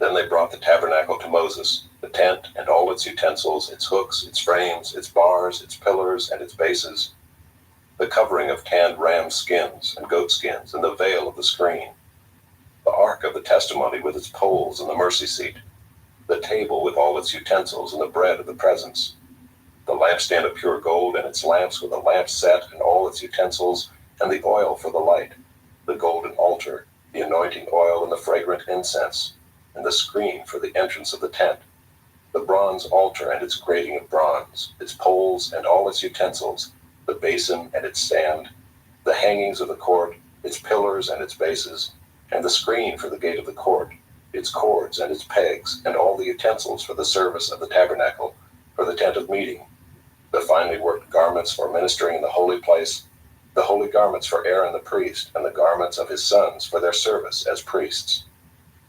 According to all that the Lord had commanded Moses, so the people of Israel had done all the work. And Moses saw all the work, and behold, they had done it, as the Lord had commanded, so had they done it. Then Moses blessed them. Chapter 40.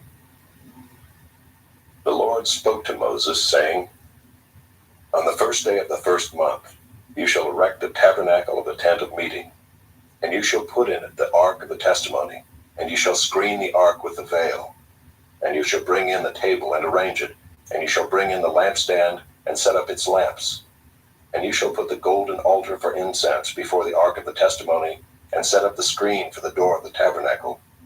You shall set the altar of burnt offering before the door of the tabernacle of the tent of meeting, and place the basin between the tent of meeting and the altar, and put water in it. And you shall set up the court all around, and hang up the screen for the gate of the court. Then you shall take the anointing oil, and anoint the tabernacle and all that is in it, and consecrate it and all its furniture, so that it may become holy. You shall also anoint the altar of burnt offering and all its utensils, and consecrate the altar, so that the altar may become most holy. You shall also anoint the basin and its stand, and consecrate it. Then you shall bring Aaron and his sons to the entrance of the tent of meeting, and shall wash them with water, and put on Aaron the holy garments. And you shall anoint him and consecrate him, that he may serve me as priest. You shall bring his sons also, and put coats on them, and anoint them as you anointed their father, that they may serve me as priests. And their anointing shall admit them to a perpetual priesthood throughout their generations. This Moses did according to all that the Lord commanded him, so he did. In the first month, in the second year, on the first day of the month, the tabernacle was erected. Moses erected the tabernacle. He laid its bases and set up its frames, and put in its poles, and raised up its pillars. And he spread the tent over the tabernacle, and put the covering of the tent over it, as the Lord had commanded Moses. He took the testimony and put it into the ark, and put the poles on the ark, and set the mercy seat above on the ark. And he brought the ark into the tabernacle, and set up the veil of the screen, and screened the ark of the testimony, as the Lord had commanded Moses. He put the table in the tent of meeting on the north side of the tabernacle, outside the veil, and arranged the bread on it before the Lord, as the Lord had commanded Moses. He put the lampstand in the tent of meeting, opposite the table on the south side of the tabernacle, and set up the lamps before the Lord, as the Lord had commanded Moses. He put the golden altar in the tent of meeting before the veil, and burned fragrant incense on it, as the Lord had commanded Moses. He put in place the screen for the door of the tabernacle, and he set the altar of burnt offering at the entrance of the tabernacle of the tent of meeting, and offered on it the burnt offering and the grain offering, as the Lord had commanded Moses. He set the basin between the tent of meeting and the altar, and put water in it for washing, with which Moses and Aaron and his sons washed their hands and their feet. When they went into the tent of meeting, and when they approached the altar, they washed, as the Lord commanded Moses. And he erected the court around the tabernacle and the altar, and set up the screen at the gate of the court. So Moses finished the work.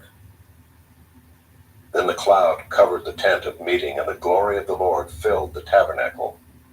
And Moses was not able to enter the tent of meeting, because the cloud settled on it, and the glory of the Lord filled the tabernacle. Throughout all their journeys, whenever the cloud was taken up from over the tabernacle, the people of Israel would set out. But if the cloud was not taken up, then they did not set out till the day that it was taken up. For the cloud of the Lord was on the tabernacle by day, and fire was in it by night, in the sight of all the house of Israel throughout all their journeys. The book of Leviticus. Chapter 1. The Lord called Moses and spoke to him from the tent of meeting, saying, Speak to the people of Israel and say to them, When any one of you brings an offering to the Lord, you shall bring your offering of livestock from the herd or from the flock. If his offering is a burnt offering from the herd, he shall offer a male without blemish. He shall bring it to the entrance of the tent of meeting, that he may be accepted before the Lord. He shall lay his hand on the head of the burnt offering, and it shall be accepted for him to make atonement for him. Then he shall kill the bull before the Lord, and Aaron's sons, the priests, shall bring the blood and throw the blood against the sides of the altar that is at the entrance of the tent of meeting. Then he shall flay the burnt offering and cut it into pieces, and the sons of Aaron the priest shall put fire on the altar and arrange wood on the fire. And Aaron's sons, the priest, shall arrange the pieces, the head and the fat, on the wood that is on the fire on the altar. But its entrails and its legs he shall wash with water. And the priest shall burn all of it on the altar as a burnt offering, a food offering, with a pleasing aroma to the Lord. If his gift for a burnt offering is from the flock, from the sheep or goats, he shall bring a male without blemish. And he shall kill it on the north side of the altar before the Lord. And Aaron's sons, the priests, shall throw its blood against the sides of the altar. And he shall cut it into pieces, with its head and its fat, and the priest shall arrange them on the wood that is on the fire on the altar. But the entrails and the legs he shall wash with water. And the priest shall offer all of it, and burn it on the altar. It is a burnt offering, a food offering, with a pleasing aroma to the Lord. If his offering to the Lord is a burnt offering of birds, then he shall bring his offering of turtle doves or pigeons. And the priest shall bring it to the altar and wring off its head and burn it on the altar. Its blood shall be drained out on the side of the altar. He shall remove its crop with its contents, and cast it beside the altar on the east side, in the place for ashes. He shall tear it open by its wings, but shall not sever it completely. And the priest shall burn it on the altar, on the wood that is on the fire. It is a burnt offering, a food offering, with a pleasing aroma to the Lord. Chapter 2. When anyone brings a grain offering as an offering to the Lord, his offering shall be of fine flour. He shall pour oil on it and put frankincense on it, and bring it to Aaron's sons, the priests. And he shall take from it a handful of the fine flour and oil with all of its frankincense, and the priest shall burn this as its memorial portion on the altar, a food offering with a pleasing aroma to the Lord. But the rest of the grain offering shall be for Aaron and his sons. It is a most holy part of the Lord's food offerings.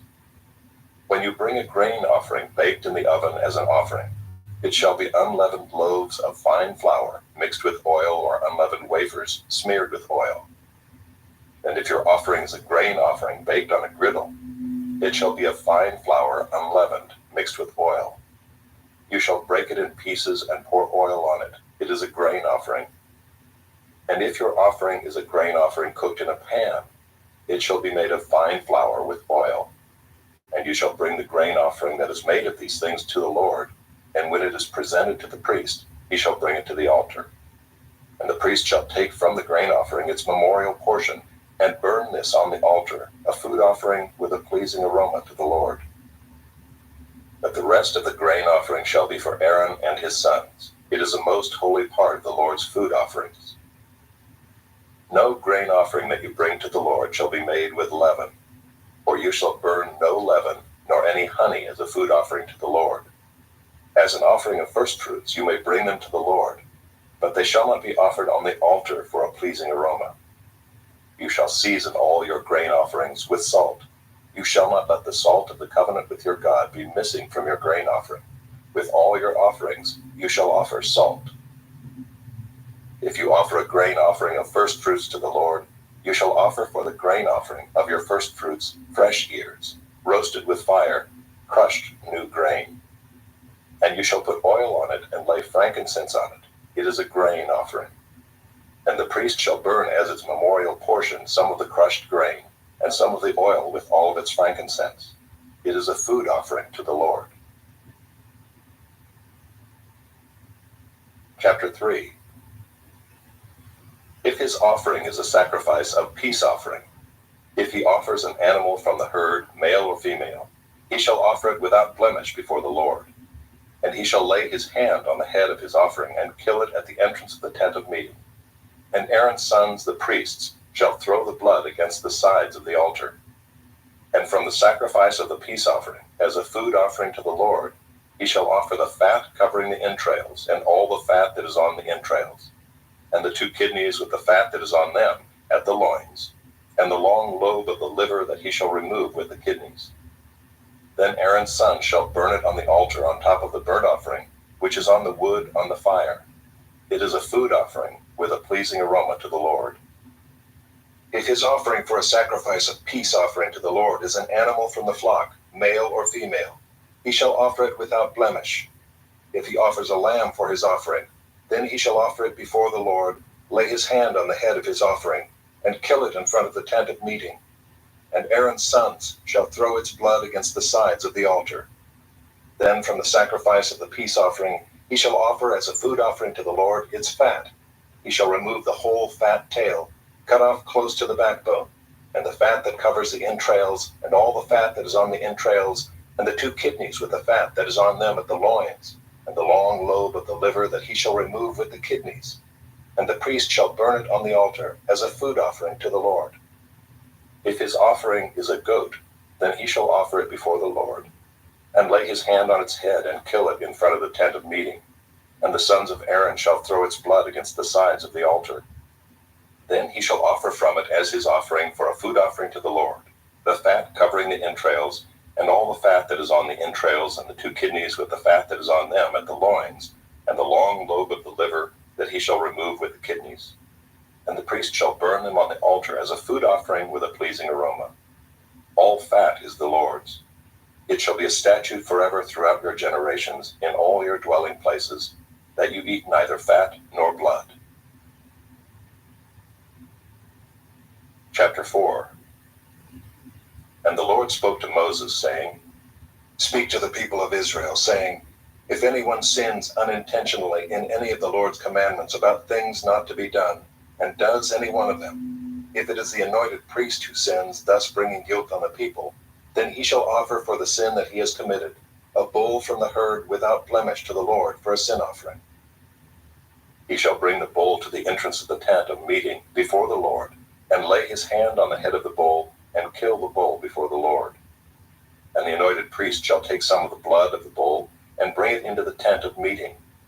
And the priest shall dip his finger in the blood, and sprinkle part of the blood 7 times before the Lord in front of the veil of the sanctuary. And the priest shall put some of the blood on the horns of the altar of fragrant incense before the Lord, that is in the tent of meeting, and all the rest of the blood of the bull he shall pour out at the base of the altar of burnt offering, that is at the entrance of the tent of meeting. And all the fat of the bull of the sin offering he shall remove from it, the fat that covers the entrails, and all the fat that is on the entrails, and the 2 kidneys with the fat that is on them at the loins, and the long lobe of the liver that he shall remove with the kidneys, just as these are taken from the ox of the sacrifice of the peace offerings. And the priest shall burn them on the altar of burnt offering. But the skin of the bull and all its flesh, with its head, its legs, its entrails, and its dung, all the rest of the bull, he shall carry outside the camp to a clean place, to the ash heap, and shall burn it up on a fire of wood. On the ash heap it shall be burned up. If the whole congregation of Israel sins unintentionally, and the thing is hidden from the eyes of the assembly, and they do any one of the things that by the Lord's commandments ought not to be done, and they realize their guilt, when the sin which they have committed becomes known, the assembly shall offer a bull from the herd for a sin offering, and bring it in front of the tent of meeting. And the elders of the congregation shall lay their hands on the head of the bull before the Lord, and the bull shall be killed before the Lord. Then the anointed priest shall bring some of the blood of the bull into the tent of meeting, and the priest shall dip his finger in the blood and sprinkle it 7 times before the Lord in front of the veil. And he shall put some of the blood on the horns of the altar that is in the tent of meeting before the Lord, and the rest of the blood he shall pour out at the base of the altar of burnt offering that is at the entrance of the tent of meeting. And all its fat he shall take from it and burn on the altar. Thus shall he do with the bowl. As he did with the bowl of the sin offering, so shall he do with this. And the priest shall make atonement for them, and they shall be forgiven. And he shall carry the bull outside the camp and burn it up as he burned the first bull. It is the sin offering for the assembly. When a leader sins, doing unintentionally any one of all the things that by the commandments of the Lord his God ought not to be done, and realizes his guilt, or the sin which he has committed is made known to him, he shall bring as his offering a goat, a male without blemish, and shall lay his hand on the head of the goat and kill it in the place where they kill the burnt offering before the Lord. It is a sin offering. Then the priest shall take some of the blood of the sin offering with his finger and put it on the horns of the altar of burnt offering, and pour out the rest of its blood at the base of the altar of burnt offering. And all its fat he shall burn on the altar, like the fat of the sacrifice of peace offerings. So the priest shall make atonement for him for his sin, and he shall be forgiven. If any one of the common people sins unintentionally, in doing any one of the things that by the Lord's commandments ought not to be done, and realizes his guilt, or the sin which he has committed is made known to him, he shall bring for his offering a goat, a female without blemish, for his sin which he has committed. And he shall lay his hand on the head of the sin offering, and kill the sin offering in the place of burnt offering. And the priest shall take some of its blood with his finger, and put it on the horns of the altar of burnt offering, and pour out all the rest of its blood at the base of the altar. And all its fat he shall remove, as the fat is removed from the peace offerings. And the priest shall burn it on the altar for a pleasing aroma to the Lord. And the priest shall make atonement for him, and he shall be forgiven. If he brings a lamb as his offering for a sin offering, he shall bring a female without blemish, and lay his hand on the head of the sin offering, and kill it for a sin offering in the place where they kill the burnt offering. Then the priest shall take some of the blood of the sin offering with his finger, and put it on the horns of the altar of burnt offering, and pour out all the rest of its blood at the base of the altar. And all its fat he shall remove, as the fat of the lamb is removed from the sacrifice of peace offerings. And the priest shall burn it on the altar on top of the Lord's food offerings. And the priest shall make atonement for him for the sin which he has committed, and he shall be forgiven. Chapter 5. If anyone sins in that he hears a public adjuration to testify, and though he is a witness, whether he has seen or come to know the matter, yet does not speak, he shall bear his iniquity. Or if anyone touches an unclean thing, whether a carcass of an unclean wild animal, or a carcass of unclean livestock, or a carcass of unclean swarming things, and it is hidden from him, and he has become unclean, and he realizes his guilt. Or if he touches human uncleanness, of whatever sort the uncleanness may be with which one becomes unclean, and it is hidden from him, when he comes to know it and realizes his guilt. Or if anyone utters with his lips a rash oath to do evil or to do good, any sort of rash oath that people swear, and it is hidden from him, when he comes to know it, and he realizes his guilt in any of these. When he realizes his guilt in any of these and confesses the sin he has committed, he shall bring to the Lord as his compensation for the sin that he has committed a female from the flock, a lamb or a goat for a sin offering. And the priest shall make atonement for him for his sin. But if he cannot afford a lamb, then he shall bring to the Lord as his compensation for the sin that he has committed 2 turtle doves or 2 pigeons, one for a sin offering and the other for a burnt offering. He shall bring them to the priest, who shall offer first the one for the sin offering. He shall wring its head from its neck, but shall not sever it completely.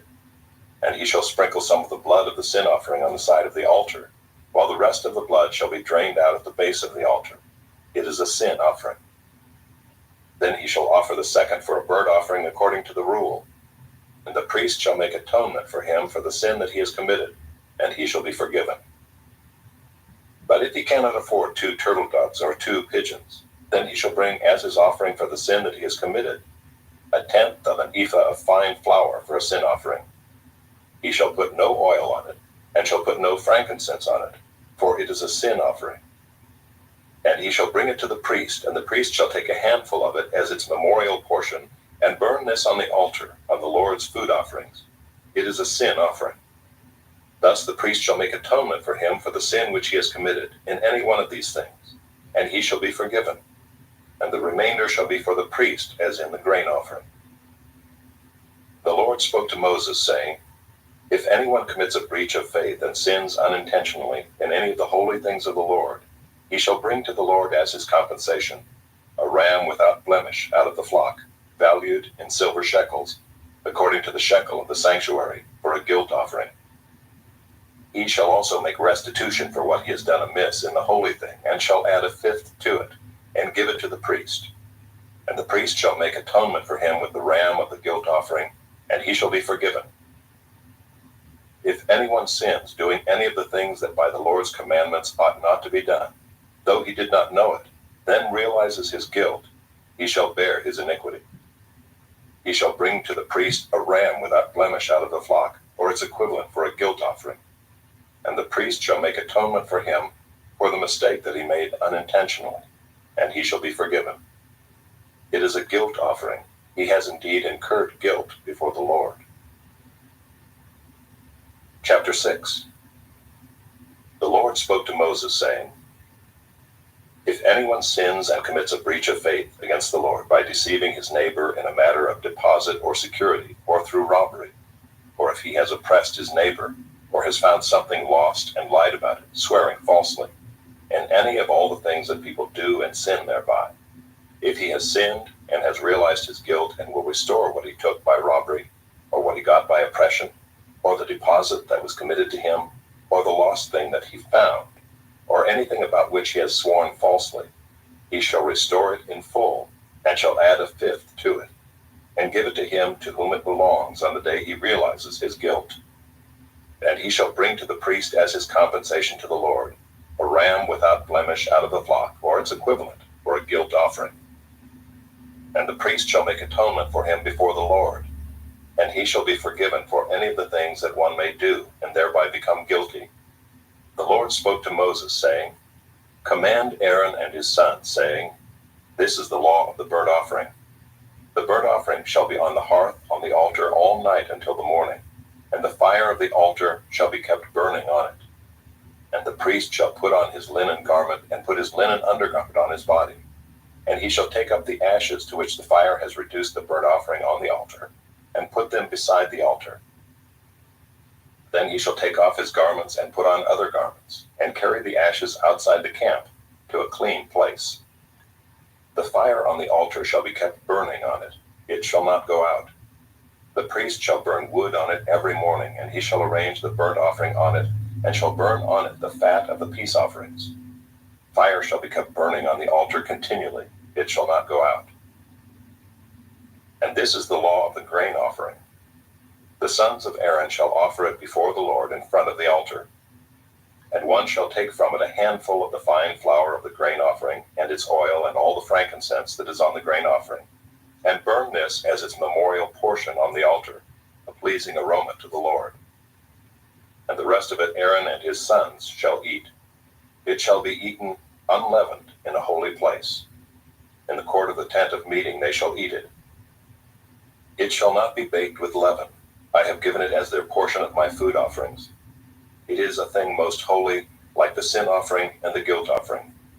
Every male among the children of Aaron may eat of it, as decreed forever throughout your generations, from the Lord's food offerings. Whatever touches them shall become holy.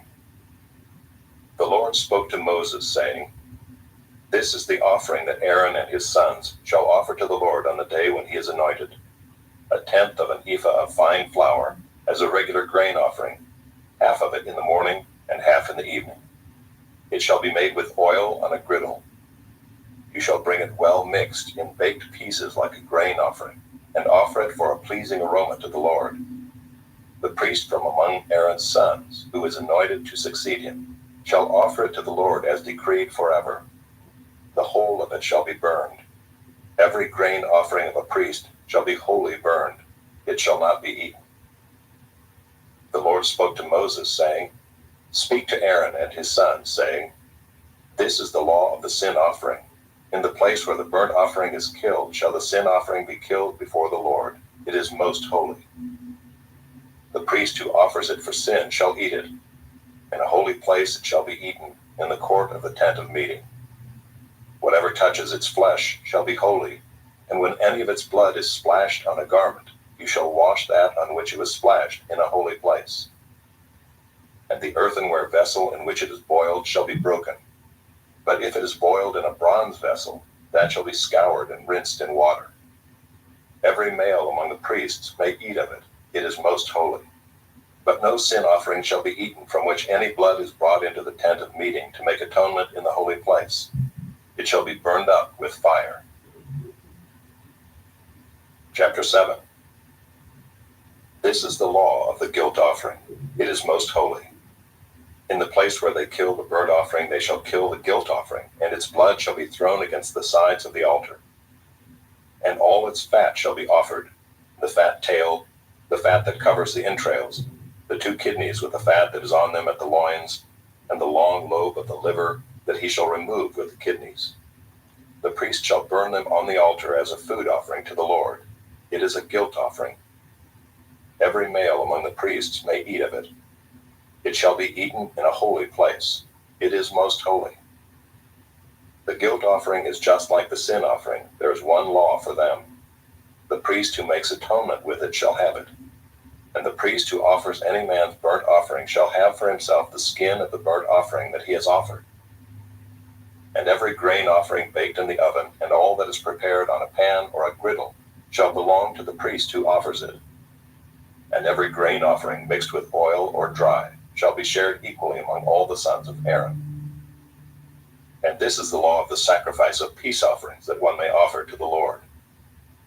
If he offers it for a thanksgiving, then he shall offer with the thanksgiving sacrifice unleavened loaves mixed with oil, unleavened wafers smeared with oil, and loaves of fine flour well mixed with oil. With the sacrifice of his peace offerings for thanksgiving, he shall bring his offering with loaves of leavened bread. And from it he shall offer 1 loaf from each offering, as a gift to the Lord. It shall belong to the priest who throws the blood of the peace offerings. And the flesh of the sacrifice of his peace offerings for thanksgiving shall be eaten on the day of his offering. He shall not leave any of it until the morning. But if the sacrifice of his offering is a vow offering or a free will offering, it shall be eaten on the day that he offers his sacrifice, and on the next day what remains of it shall be eaten. But what remains of the flesh of the sacrifice on the 3rd day shall be burned up with fire. If any of the flesh of the sacrifice of his peace offering is eaten on the 3rd day, he who offers it shall not be accepted, neither shall it be credited to him. It is tainted, and he who eats of it shall bear his iniquity. Flesh that touches any unclean thing shall not be eaten. It shall be burned up with fire. All who are clean may eat flesh, but the person who eats of the flesh of the sacrifice of the Lord's peace offerings, while an uncleanness is on him, that person shall be cut off from his people. And if anyone touches an unclean thing, whether human uncleanness, or an unclean beast, or any unclean detestable creature, and then eats some flesh from the sacrifice of the Lord's peace offerings, that person shall be cut off from his people. The Lord spoke to Moses, saying, Speak to the people of Israel, saying, You shall eat no fat of ox or sheep or goat, the fat of an animal that dies of itself, and the fat of one that is torn by beasts may be put to any other use, but on no account shall you eat it. For every person who eats of the fat of an animal of which a food offering may be made to the Lord shall be cut off from his people. Moreover, you shall eat no blood whatever, whether of fowl or of animal, in any of your dwelling places. Whoever eats any blood, that person shall be cut off from his people. The Lord spoke to Moses, saying, Speak to the people of Israel, saying, Whoever offers the sacrifice of his peace offerings to the Lord shall bring his offering to the Lord from the sacrifice of his peace offerings. His own hands shall bring the Lord's food offerings. He shall bring the fat with the breast, that the breast may be waved as a wave offering before the Lord. The priest shall burn the fat on the altar, but the breast shall be for Aaron and his sons. And the right thigh you shall give to the priest as a contribution from the sacrifice of your peace offerings. Whoever among the sons of Aaron offers the blood of the peace offerings and the fat shall have the right thigh for a portion. For the breast that is waved and the thigh that is contributed, I have taken from the people of Israel, out of the sacrifices of their peace offerings, and have given them to Aaron the priest and to his sons, as a perpetual due from the people of Israel. This is the portion of Aaron and of his sons from the Lord's food offerings, from the day they were presented to serve as priests of the Lord. The Lord commanded this to be given them by the people of Israel, from the day that he anointed them. It is a perpetual due throughout their generations. This is the law of the burnt offering, of the grain offering, of the sin offering, of the guilt offering, of the ordination offering, and of the peace offering, which the Lord commanded Moses on Mount Sinai, on the day that he commanded the people of Israel to bring their offerings to the Lord in the wilderness of Sinai. Chapter 8. The Lord spoke to Moses, saying, Take Aaron and his sons with him, and the garments and the anointing oil and the bull of the sin offering and the 2 rams and the basket of unleavened bread, and assemble all the congregation at the entrance of the tent of meeting. And Moses did as the Lord commanded him, and the congregation was assembled at the entrance of the tent of meeting. And Moses said to the congregation, This is the thing that the Lord has commanded to be done. And Moses brought Aaron and his sons, and washed them with water. And he put the coat on him, and tied the sash around his waist, and clothed him with the robe, and put the ephod on him, and tied the skillfully woven band of the ephod around him, binding it to him with the band. And he placed the breastpiece on him, and in the breastpiece he put the Urim and the Thummim. And he set the turban on his head, and on the turban in front he set the golden plate, the holy crown, as the Lord commanded Moses. Then Moses took the anointing oil and anointed the tabernacle and all that was in it, and consecrated them. And he sprinkled some of it on the altar 7 times, and anointed the altar and all its utensils and the basin and its stand, to consecrate them. And he poured some of the anointing oil on Aaron's head, and anointed him to consecrate him. And Moses brought Aaron's sons, and clothed them with coats, and tied sashes around their waists, and bound caps on them, as the Lord commanded Moses. Then he brought the bull of the sin offering, and Aaron and his sons laid their hands on the head of the bull of the sin offering. And he killed it, and Moses took the blood, and with his finger put it on the horns of the altar around it, and purified the altar, and poured out the blood at the base of the altar, and consecrated it to make atonement for it. And he took all the fat that was on the entrails, and the long lobe of the liver, and the 2 kidneys with their fat, and Moses burned them on the altar. But the bull and its skin, and its flesh, and its dung, he burned up with fire outside the camp, as the Lord commanded Moses. Then he presented the ram of the burnt offering, and Aaron and his sons laid their hands on the head of the ram, and he killed it, and Moses threw the blood against the sides of the altar. He cut the ram into pieces, and Moses burned the head and the pieces and the fat. He washed the entrails and the legs with water, and Moses burned the whole ram on the altar. It was a burnt offering with a pleasing aroma, a food offering for the Lord, as the Lord commanded Moses. Then he presented the other ram, the ram of ordination, and Aaron and his sons laid their hands on the head of the ram. And he killed it, and Moses took some of its blood and put it on the lobe of Aaron's right ear, and on the thumb of his right hand, and on the big toe of his right foot. Then he presented Aaron's sons, and Moses put some of the blood on the lobes of their right ears, and on the thumbs of their right hands, and on the big toes of their right feet. And Moses threw the blood against the sides of the altar. Then he took the fat, and the fat tail, and all the fat that was on the entrails, and the long lobe of the liver, and the 2 kidneys with their fat, and the right thigh. And out of the basket of unleavened bread that was before the Lord, he took 1 unleavened loaf, and 1 loaf of bread with oil, and 1 wafer, and placed them on the pieces of fat, and on the right thigh. And he put all these in the hands of Aaron and in the hands of his sons, and waved them as a wave offering before the Lord. Then Moses took them from their hands, and burned them on the altar with the burnt offering. This was an ordination offering with a pleasing aroma, a food offering to the Lord. And Moses took the breast and waved it for a wave offering before the Lord. It was Moses' portion of the ram of ordination, as the Lord commanded Moses. Then Moses took some of the anointing oil and of the blood that was on the altar and sprinkled it on Aaron and his garments, and also on his sons and his sons' garments. So he consecrated Aaron and his garments, and his sons garments with him. And Moses said to Aaron and his sons, "Boil the flesh at the entrance of the tent of meeting, and there eat it and the bread that is in the basket of ordination offerings, as I commanded, saying, Aaron and his sons shall eat it. And what remains of the flesh and the bread you shall burn up with fire. And you shall not go outside the entrance of the tent of meeting for 7 days, until the days of your ordination are completed, for it will take 7 days to ordain you. As has been done today, the Lord has commanded to be done to make atonement for you. At the entrance of the tent of meeting you shall remain day and night for 7 days, performing what the Lord has charged, so that you do not die, for so I have been commanded." And Aaron and his sons did all the things that the Lord commanded by Moses. Chapter 9. On the 8th day Moses called Aaron and his sons and the elders of Israel, and he said to Aaron, "Take for yourself a bull calf for a sin offering, and a ram for a burnt offering, both without blemish, and offer them before the Lord. And say to the people of Israel, Take a male goat for a sin offering, and a calf and a lamb, both a year old without blemish, for a burnt offering, and an ox and a ram for peace offerings, to sacrifice before the Lord, and a grain offering mixed with oil, for today the Lord will appear to you." And they brought what Moses commanded in front of the tent of meeting, and all the congregation drew near and stood before the Lord.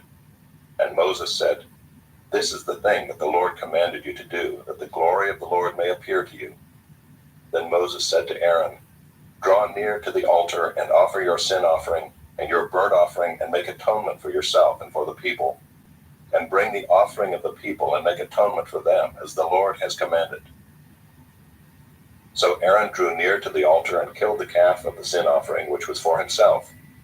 And the sons of Aaron presented the blood to him, and he dipped his finger in the blood and put it on the horns of the altar, and poured out the blood at the base of the altar. But the fat and the kidneys and the long lobe of the liver from the sin offering he burned on the altar, as the Lord commanded Moses. The flesh and the skin he burned up with fire outside the camp. Then he killed the burnt offering, and Aaron's sons handed him the blood, and he threw it against the sides of the altar. And they handed the burnt offering to him piece by piece, and the head, and he burned them on the altar. And he washed the entrails and the legs, and burned them with the burnt offering on the altar. Then he presented the people's offering, and took the goat of the sin offering that was for the people, and killed it, and offered it as a sin offering like the first one. And he presented the burnt offering, and offered it according to the rule. And he presented the grain offering, took a handful of it, and burned it on the altar besides the burnt offering of the morning. Then he killed the ox and the ram, the sacrifice of peace offerings for the people. And Aaron's sons handed him the blood, and he threw it against the sides of the altar. But the fat pieces of the ox and of the ram, the fat tail and that which covers the entrails, and the kidneys and the long lobe of the liver, they put the fat pieces on the breasts, and he burned the fat pieces on the altar. But the breasts and the right thigh Aaron waved for a wave offering before the Lord, as Moses commanded. Then Aaron lifted up his hands toward the people and blessed them, and he came down from offering the sin offering and the burnt offering and the peace offerings. And Moses and Aaron went into the tent of meeting, and when they came out they blessed the people, and the glory of the Lord appeared to all the people. And fire came out from before the Lord and consumed the burnt offering and the pieces of fat on the altar. And when all the people saw it, they shouted and fell on their faces. Chapter 10. Now Nadab and Abihu, the sons of Aaron, each took his censer and put fire in it, and laid incense on it, and offered unauthorized fire before the Lord, which he had not commanded them. And fire came out from before the Lord and consumed them, and they died before the Lord. Then Moses said to Aaron, "This is what the Lord has said. Among those who are near me, I will be sanctified, and before all the people I will be glorified." And Aaron held his peace. And Moses called Mishael and Elzaphan, the sons of Uzziel, the uncle of Aaron, and said to them, "Come near, carry your brothers away from the front of the sanctuary and out of the camp." So they came near and carried them in their coats out of the camp, as Moses had said. And Moses said to Aaron and to Eleazar and Ithamar his sons, "Do not let the hair of your heads hang loose, and do not tear your clothes, lest you die, and wrath come upon all the congregation. But let your brothers, the whole house of Israel, bewail the burning that the Lord has kindled. And do not go outside the entrance of the tent of meeting, lest you die, for the anointing oil of the Lord is upon you." And they did according to the word of Moses. And the Lord spoke to Aaron, saying, "Drink no wine or strong drink, you or your sons with you, when you go into the tent of meeting, lest you die. It shall be a statute forever throughout your generations. You are to distinguish between the holy and the common, and between the unclean and the clean. And you are to teach the people of Israel all the statutes that the Lord has spoken to them by Moses." Moses spoke to Aaron and to Eleazar and Ithamar his surviving sons, "Take the grain offering that is left of the Lord's food offerings, and eat it unleavened beside the altar, for it is most holy. You shall eat it in a holy place, because it is your due and your sons' due from the Lord's food offerings, for so I am commanded. But the breast that is waved and the thigh that is contributed you shall eat in a clean place, you and your sons and your daughters with you, for they are given as your due and your sons' due from the sacrifices of the peace offerings of the people of Israel. The thigh that is contributed and the breast that is waved they shall bring with the food offerings of the fat pieces, to wave for a wave offering before the Lord. And it shall be yours and your sons with you as a due forever, as the Lord has commanded." Now Moses diligently inquired about the goat of the sin offering, and behold, it was burned up. And he was angry with Eleazar and Ithamar, the surviving sons of Aaron, saying, "Why have you not eaten the sin offering in the place of the sanctuary, since it is a thing most holy and has been given to you, that you may bear the iniquity of the congregation, to make atonement for them before the Lord? Behold, its blood was not brought into the inner part of the sanctuary. You certainly ought to have eaten it in the sanctuary, as I commanded." And Aaron said to Moses, "Behold, today they have offered their sin offering and their burnt offering before the Lord, and yet such things as these have happened to me. If I had eaten the sin offering today, would the Lord have approved?" And when Moses heard that, he approved. Chapter 11. And the Lord spoke to Moses and Aaron, saying to them, "Speak to the people of Israel, saying, These are the living things that you may eat among all the animals that are on the earth. Whatever parts the hoof and is cloven-footed, and chews the cud among the animals, you may eat. Nevertheless, among those that chew the cud or part the hoof, you shall not eat these. The camel, because it chews the cud, but does not part the hoof, is unclean to you. And the rock badger, because it chews the cud, but does not part the hoof, is unclean to you. And the hare, because it chews the cud, but does not part the hoof, is unclean to you. And the pig, because it parts the hoof and is cloven-footed, but does not chew the cud, is unclean to you. You shall not eat any of their flesh, and you shall not touch their carcasses. They are unclean to you. These you may eat of all that are in the waters. Everything in the waters that has fins and scales, whether in the seas or in the rivers, you may eat. But anything in the seas or the rivers that does not have fins and scales, of the swarming creatures in the waters and of the living creatures that are in the waters, is detestable to you. You shall regard them as detestable. You shall not eat any of their flesh, and you shall detest their carcasses. Everything in the waters that does not have fins and scales is detestable to you. And these you shall detest among the birds. They shall not be eaten. They are detestable.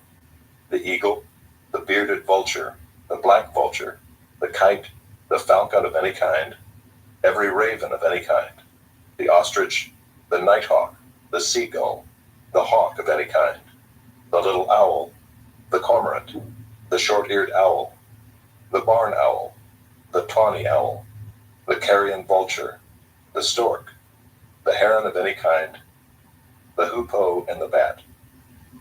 All winged insects that go on all fours are detestable to you.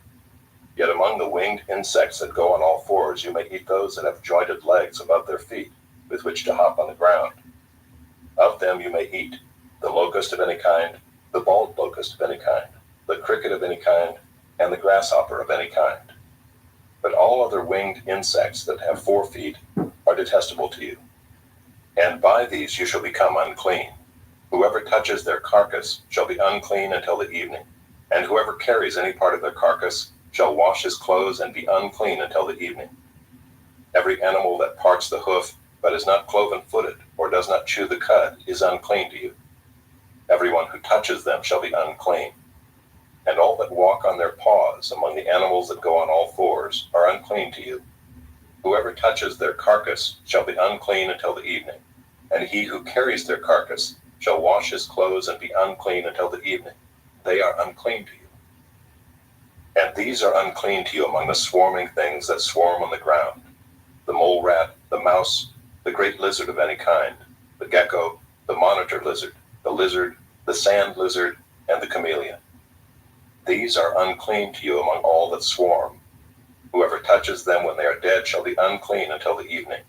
And anything on which any of them falls when they are dead shall be unclean, whether it is an article of wood, or a garment, or a skin, or a sack, any article that is used for any purpose. It must be put into water, and it shall be unclean until the evening, then it shall be clean. And if any of them falls into any earthenware vessel, all that is in it shall be unclean, and you shall break it. Any food in it that could be eaten, on which water comes, shall be unclean. And all drink that could be drunk from every such vessel shall be unclean. And everything on which any part of their carcass falls shall be unclean. Whether oven or stove, it shall be broken in pieces. They are unclean and shall remain unclean for you. Nevertheless, a spring or a cistern holding water shall be clean, but whoever touches a carcass in them shall be unclean. And if any part of their carcass falls upon any seed grain that is to be sown, it is clean. But if water is put on the seed and any part of their carcass falls on it, it is unclean to you. And if any animal which you may eat dies, whoever touches its carcass shall be unclean until the evening. And whoever eats of its carcass shall wash his clothes and be unclean until the evening. And whoever carries the carcass shall wash his clothes and be unclean until the evening. Every swarming thing that swarms on the ground is detestable. It shall not be eaten. Whatever goes on its belly, and whatever goes on all fours, or whatever has many feet, any swarming thing that swarms on the ground, you shall not eat, for they are detestable. You shall not make yourselves detestable with any swarming thing that swarms, and you shall not defile yourselves with them and become unclean through them. For I am the Lord your God. Consecrate yourselves, therefore, and be holy, for I am holy. You shall not defile yourselves with any swarming thing that crawls on the ground. For I am the Lord who brought you up out of the land of Egypt to be your God. You shall therefore be holy, for I am holy. This is the law about beast and bird and every living creature that moves through the waters, and every creature that swarms on the ground, to make a distinction between the unclean and the clean, and between the living creature that may be eaten and the living creature that may not be eaten. Chapter 12. The Lord spoke to Moses, saying, Speak to the people of Israel, saying, If a woman conceives and bears a male child, then she shall be unclean 7 days. As at the time of her menstruation, she shall be unclean. And on the 8th day, the flesh of his foreskin shall be circumcised. Then she shall continue for 33 days in the blood of her purifying. She shall not touch anything holy nor come into the sanctuary, until the days of her purifying are completed. But if she bears a female child, then she shall be unclean 2 weeks, as in her menstruation. And she shall continue in the blood of her purifying for 66 days. And when the days of her purifying are completed, whether for a son or for a daughter, she shall bring to the priest at the entrance of the tent of meeting a lamb a year old for a burnt offering, and a pigeon or a turtle dove for a sin offering. And he shall offer it before the Lord and make atonement for her. Then she shall be clean from the flow of her blood. This is the law for her who bears a child, either male or female. And if she cannot afford a lamb, then she shall take 2 turtle doves or 2 pigeons, one for a burnt offering, and the other for a sin offering. And the priest shall make atonement for her, and she shall be clean. Chapter 13. The Lord spoke to Moses and Aaron, saying, When a person has on the skin of his body a swelling or an eruption or a spot, and it turns into a case of leprous disease on the skin of his body, then he shall be brought to Aaron the priest, or to one of his sons the priests. And the priest shall examine the diseased area on the skin of his body. And if the hair in the diseased area has turned white, and the disease appears to be deeper than the skin of his body, it is a case of leprous disease. When the priest has examined him, he shall pronounce him unclean. But if the spot is white in the skin of his body and appears no deeper than the skin, and the hair in it has not turned white, the priest shall shut up the diseased person for 7 days. And the priest shall examine him on the 7th day. And if in his eyes the disease is checked, and the disease has not spread in the skin, then the priest shall shut him up for another 7 days. And the priest shall examine him again on the 7th day. And if the diseased area has faded and the disease has not spread in the skin, then the priest shall pronounce him clean. It is only an eruption. And he shall wash his clothes and be clean. But if the eruption spreads in the skin, after he has shown himself to the priest for his cleansing, he shall appear again before the priest. And the priest shall look, and if the eruption has spread in the skin, then the priest shall pronounce him unclean. It is a leprous disease. When a man is afflicted with a leprous disease, he shall be brought to the priest, and the priest shall look. And if there is a white swelling in the skin that has turned the hair white, and there is raw flesh in the swelling, it is a chronic leprous disease in the skin of his body, and the priest shall pronounce him unclean. He shall not shut him up, for he is unclean. And if the leprous disease breaks out in the skin, so that the leprous disease covers all the skin of the diseased person from head to foot, so far as the priest can see, then the priest shall look, and if the leprous disease has covered all his body, he shall pronounce him clean of the disease. It is all turned white, and he is clean. But when raw flesh appears on him, he shall be unclean. And the priest shall examine the raw flesh and pronounce him unclean. Raw flesh is unclean, for it is a leprous disease. But if the raw flesh recovers and turns white again, then he shall come to the priest, and the priest shall examine him. And if the disease has turned white, then the priest shall pronounce the diseased person clean. He is clean. If there is in the skin of one's body a boil and it heals, and in the place of the boil there comes a white swelling or a reddish white spot, then it shall be shown to the priest. And the priest shall look, and if it appears deeper than the skin and its hair has turned white, then the priest shall pronounce him unclean. It is a case of leprous disease that is broken out in the boil. But if the priest examines it, and there is no white hair in it, and it is not deeper than the skin, but is faded, then the priest shall shut him up 7 days. And if it spreads in the skin, then the priest shall pronounce him unclean. It is a disease. But if the spot remains in one place and does not spread, it is the scar of the boil, and the priest shall pronounce him clean. Or when the body has a burn on its skin, and the raw flesh of the burn becomes a spot, reddish white or white, the priest shall examine it, and if the hair in the spot has turned white, and it appears deeper than the skin, then it is a leprous disease. It has broken out in the burn, and the priest shall pronounce him unclean. It is a case of leprous disease. But if the priest examines it, and there is no white hair in the spot, and it is no deeper than the skin, but is faded, the priest shall shut him up 7 days, and the priest shall examine him the 7th day. If it is spreading in the skin, then the priest shall pronounce him unclean. It is a case of leprous disease. But if the spot remains in one place and does not spread in the skin, but is faded, it is a swelling from the burn, and the priest shall pronounce him clean, for it is the scar of the burn. When a man or woman has a disease on the head or the beard, the priest shall examine the disease, and if it appears deeper than the skin, and the hair in it is yellow and thin, then the priest shall pronounce him unclean. It is an itch, a leprous disease of the head or the beard. And if the priest examines the itching disease and it appears no deeper than the skin and there is no black hair in it, then the priest shall shut up the person with the itching disease for 7 days. And on the 7th day the priest shall examine the disease. If the itch has not spread, and there is in it no yellow hair, and the itch appears to be no deeper than the skin, then he shall shave himself, but the itch he shall not shave. And the priest shall shut up the person with the itching disease for another 7 days. And on the 7th day the priest shall examine the itch, and if the itch has not spread in the skin, and it appears to be no deeper than the skin, then the priest shall pronounce him clean, and he shall wash his clothes and be clean.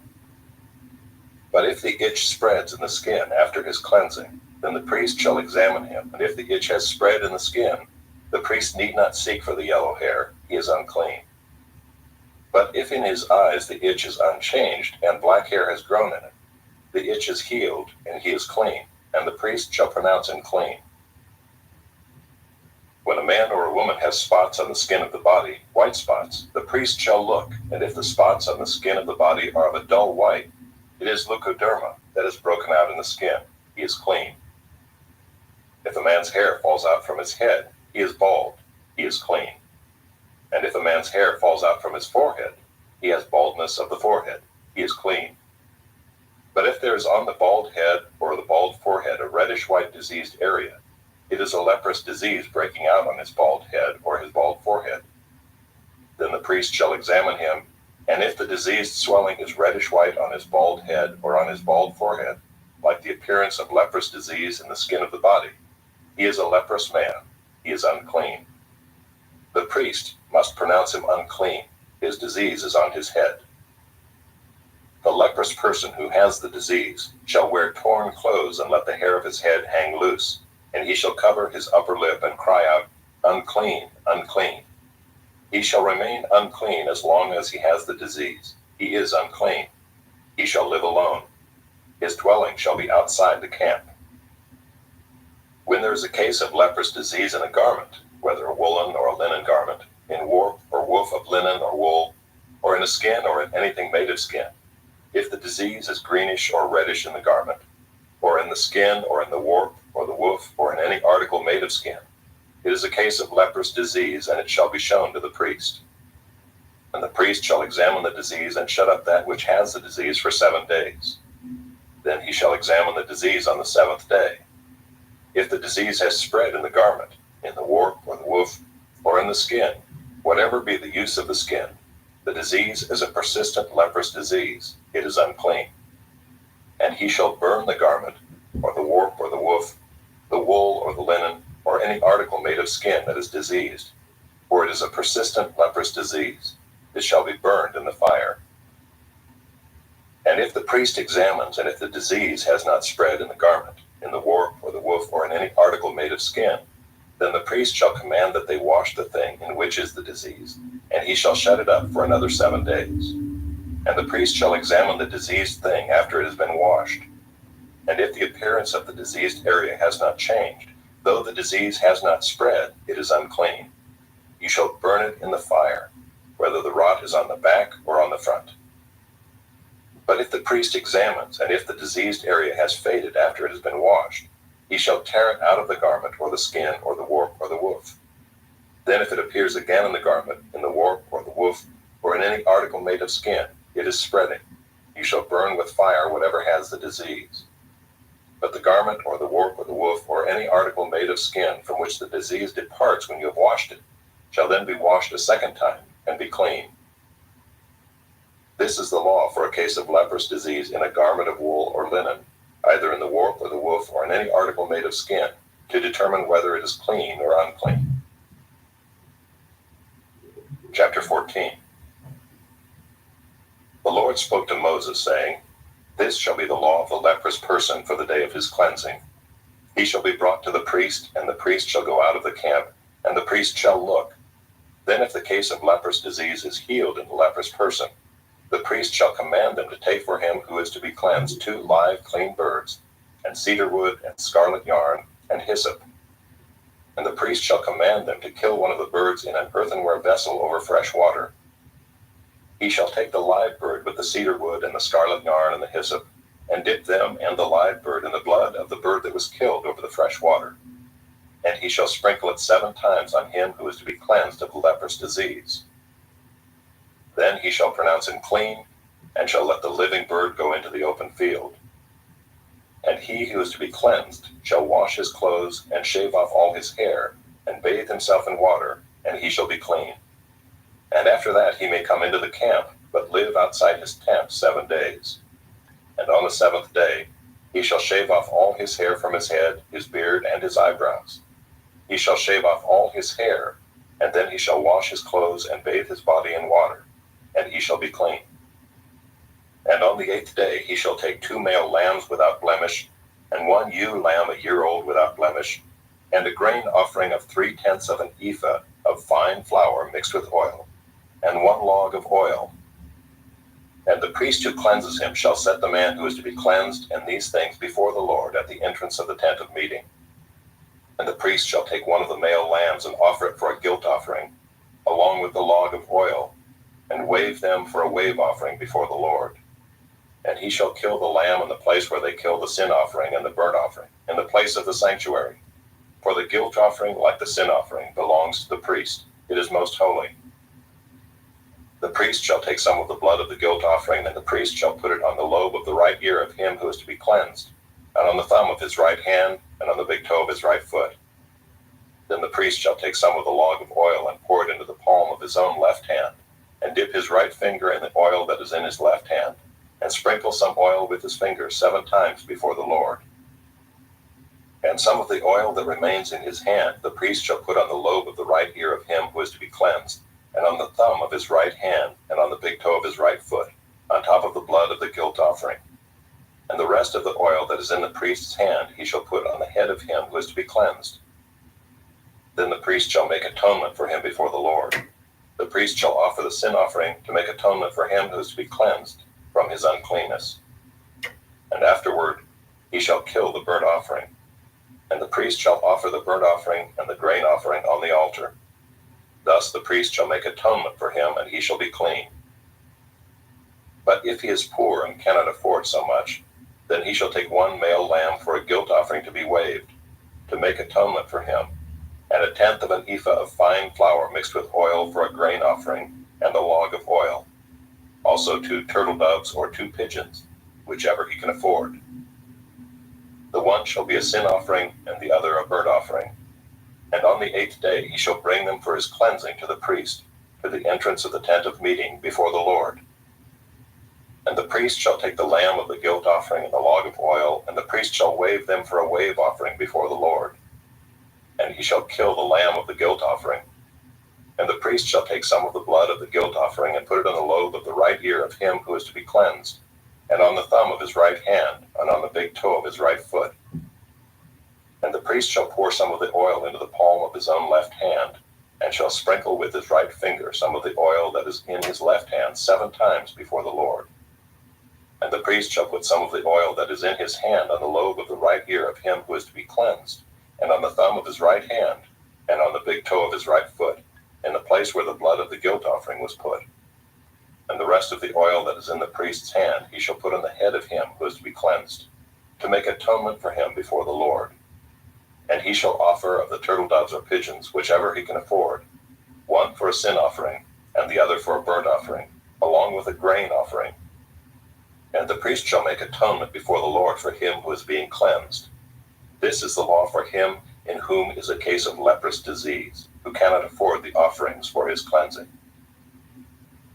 The Lord spoke to Moses and Aaron, saying, When you come into the land of Canaan, which I give you for a possession, and I put a case of leprous disease in a house in the land of your possession, then he who owns the house shall come and tell the priest, There seems to me to be some case of disease in my house. Then the priest shall command that they empty the house before the priest goes to examine the disease, lest all that is in the house be declared unclean. And afterward the priest shall go in to see the house, and he shall examine the disease.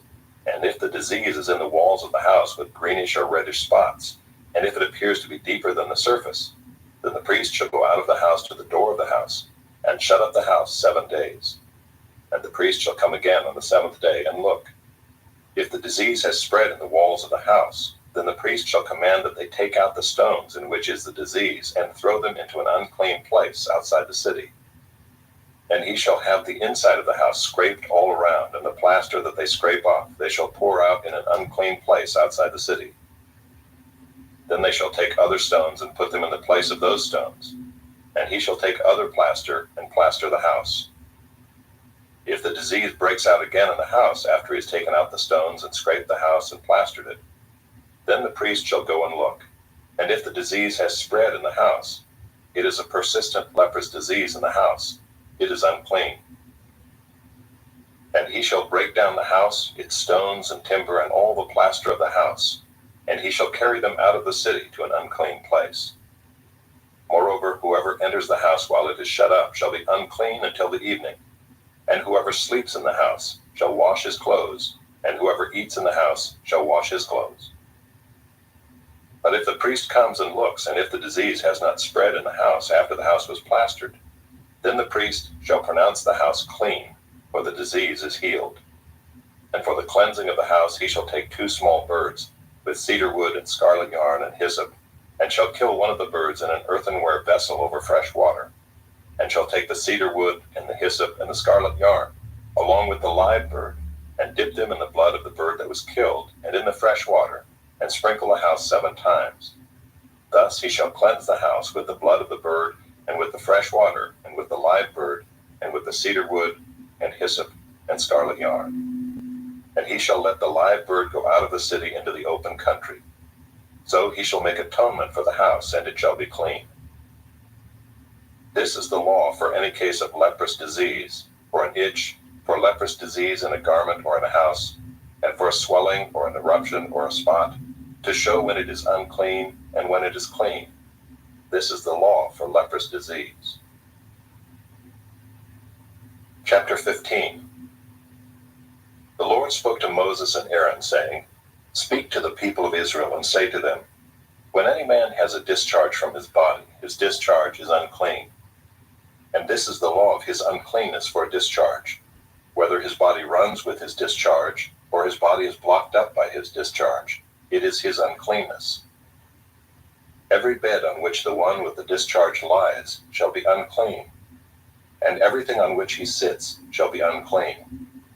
And anyone who touches his bed shall wash his clothes and bathe himself in water, and be unclean until the evening. And whoever sits on anything on which the one with the discharge has sat shall wash his clothes and bathe himself in water, and be unclean until the evening. And whoever touches the body of the one with the discharge shall wash his clothes and bathe himself in water, and be unclean until the evening.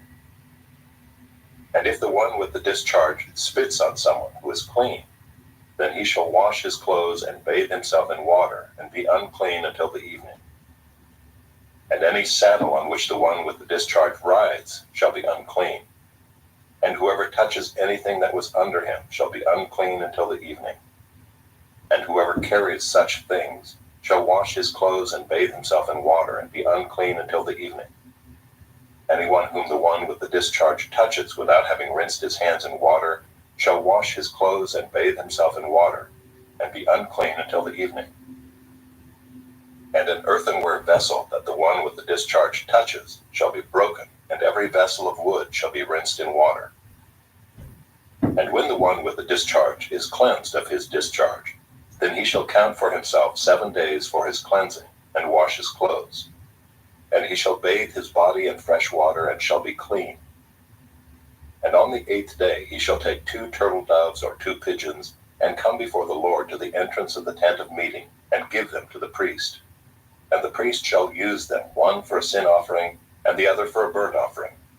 And the priest shall make atonement for him before the Lord for his discharge. If a man has an emission of semen, he shall bathe his whole body in water, and be unclean until the evening.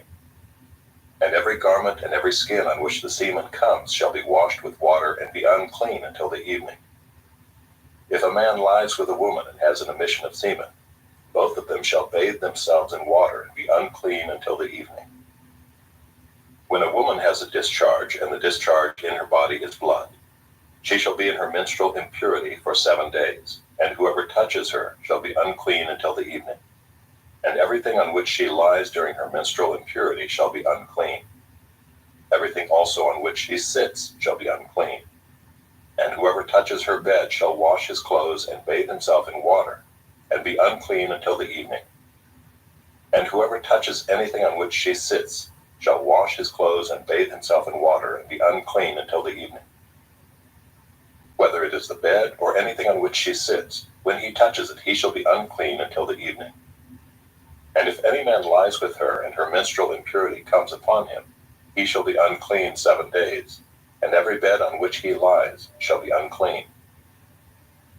If a woman has a discharge of blood for many days, not at the time of her menstrual impurity, or if she has a discharge beyond the time of her impurity, all the days of the discharge she shall continue in uncleanness. As in the days of her impurity, she shall be unclean. Every bed on which she lies all the days of her discharge shall be to her as the bed of her impurity, and everything on which she sits shall be unclean, as in the uncleanness of her menstrual impurity. And whoever touches these things shall be unclean, and shall wash his clothes and bathe himself in water, and be unclean until the evening. But if she is cleansed of her discharge, she shall count for herself 7 days, and after that she shall be clean. And on the 8th day she shall take 2 turtle doves or 2 pigeons, and bring them to the priest, to the entrance of the tent of meeting. And the priest shall use one for a sin offering, and the other for a burnt offering. And the priest shall make atonement for her before the Lord for her unclean discharge. Thus you shall keep the people of Israel separate from their uncleanness, lest they die in their uncleanness by defiling my tabernacle that is in their midst. This is the law for him who has a discharge, and for him who has an emission of semen, becoming unclean thereby. Also for her who is unwell with her menstrual impurity, that is, for anyone, male or female, who has a discharge, and for the man who lies with a woman who is unclean. Chapter 16. The Lord spoke to Moses after the death of the 2 sons of Aaron, when they drew near before the Lord and died. And the Lord said to Moses, Tell Aaron your brother not to come at any time into the holy place inside the veil, before the mercy seat that is on the ark, so that he may not die. For I will appear in the cloud over the mercy seat. But in this way Aaron shall come into the holy place, with a bull from the herd for a sin offering, and a ram for a burnt offering. He shall put on the holy linen coat, and shall have the linen undergarment on his body, and he shall tie the linen sash around his waist, and wear the linen turban. These are the holy garments. He shall bathe his body in water, and then put them on. And he shall take from the congregation of the people of Israel 2 male goats for a sin offering, and 1 ram for a burnt offering. Aaron shall offer the bull as a sin offering for himself, and shall make atonement for himself and for his house. Then he shall take the 2 goats and set them before the Lord at the entrance of the tent of meeting. And Aaron shall cast lots over the 2 goats, 1 lot for the Lord, and the other lot for Azazel. And Aaron shall present the goat on which the lot fell for the Lord, and use it as a sin offering. But the goat on which the lot fell for Azazel shall be presented alive before the Lord, to make atonement over it, that it may be sent away into the wilderness to Azazel. Aaron shall present the bull as a sin offering for himself, and shall make atonement for himself and for his house. He shall kill the bull as a sin offering for himself, and he shall take a censer full of coals of fire from the altar before the Lord, and 2 handfuls of sweet incense beaten small, and he shall bring it inside the veil, and put the incense on the fire before the Lord, that the cloud of the incense may cover the mercy seat that is over the testimony, so that he does not die. And he shall take some of the blood of the bull and sprinkle it with his finger on the front of the mercy seat on the east side.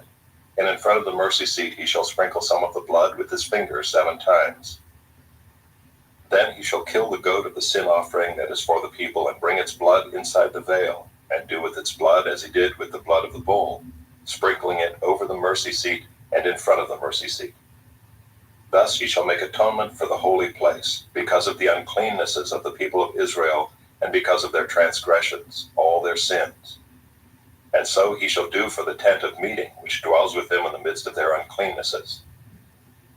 No one may be in the tent of meeting from the time he enters to make atonement in the holy place, until he comes out and has made atonement for himself, and for his house, and for all the assembly of Israel. Then he shall go out to the altar that is before the Lord, and make atonement for it, and shall take some of the blood of the bull, and some of the blood of the goat, and put it on the horns of the altar all around.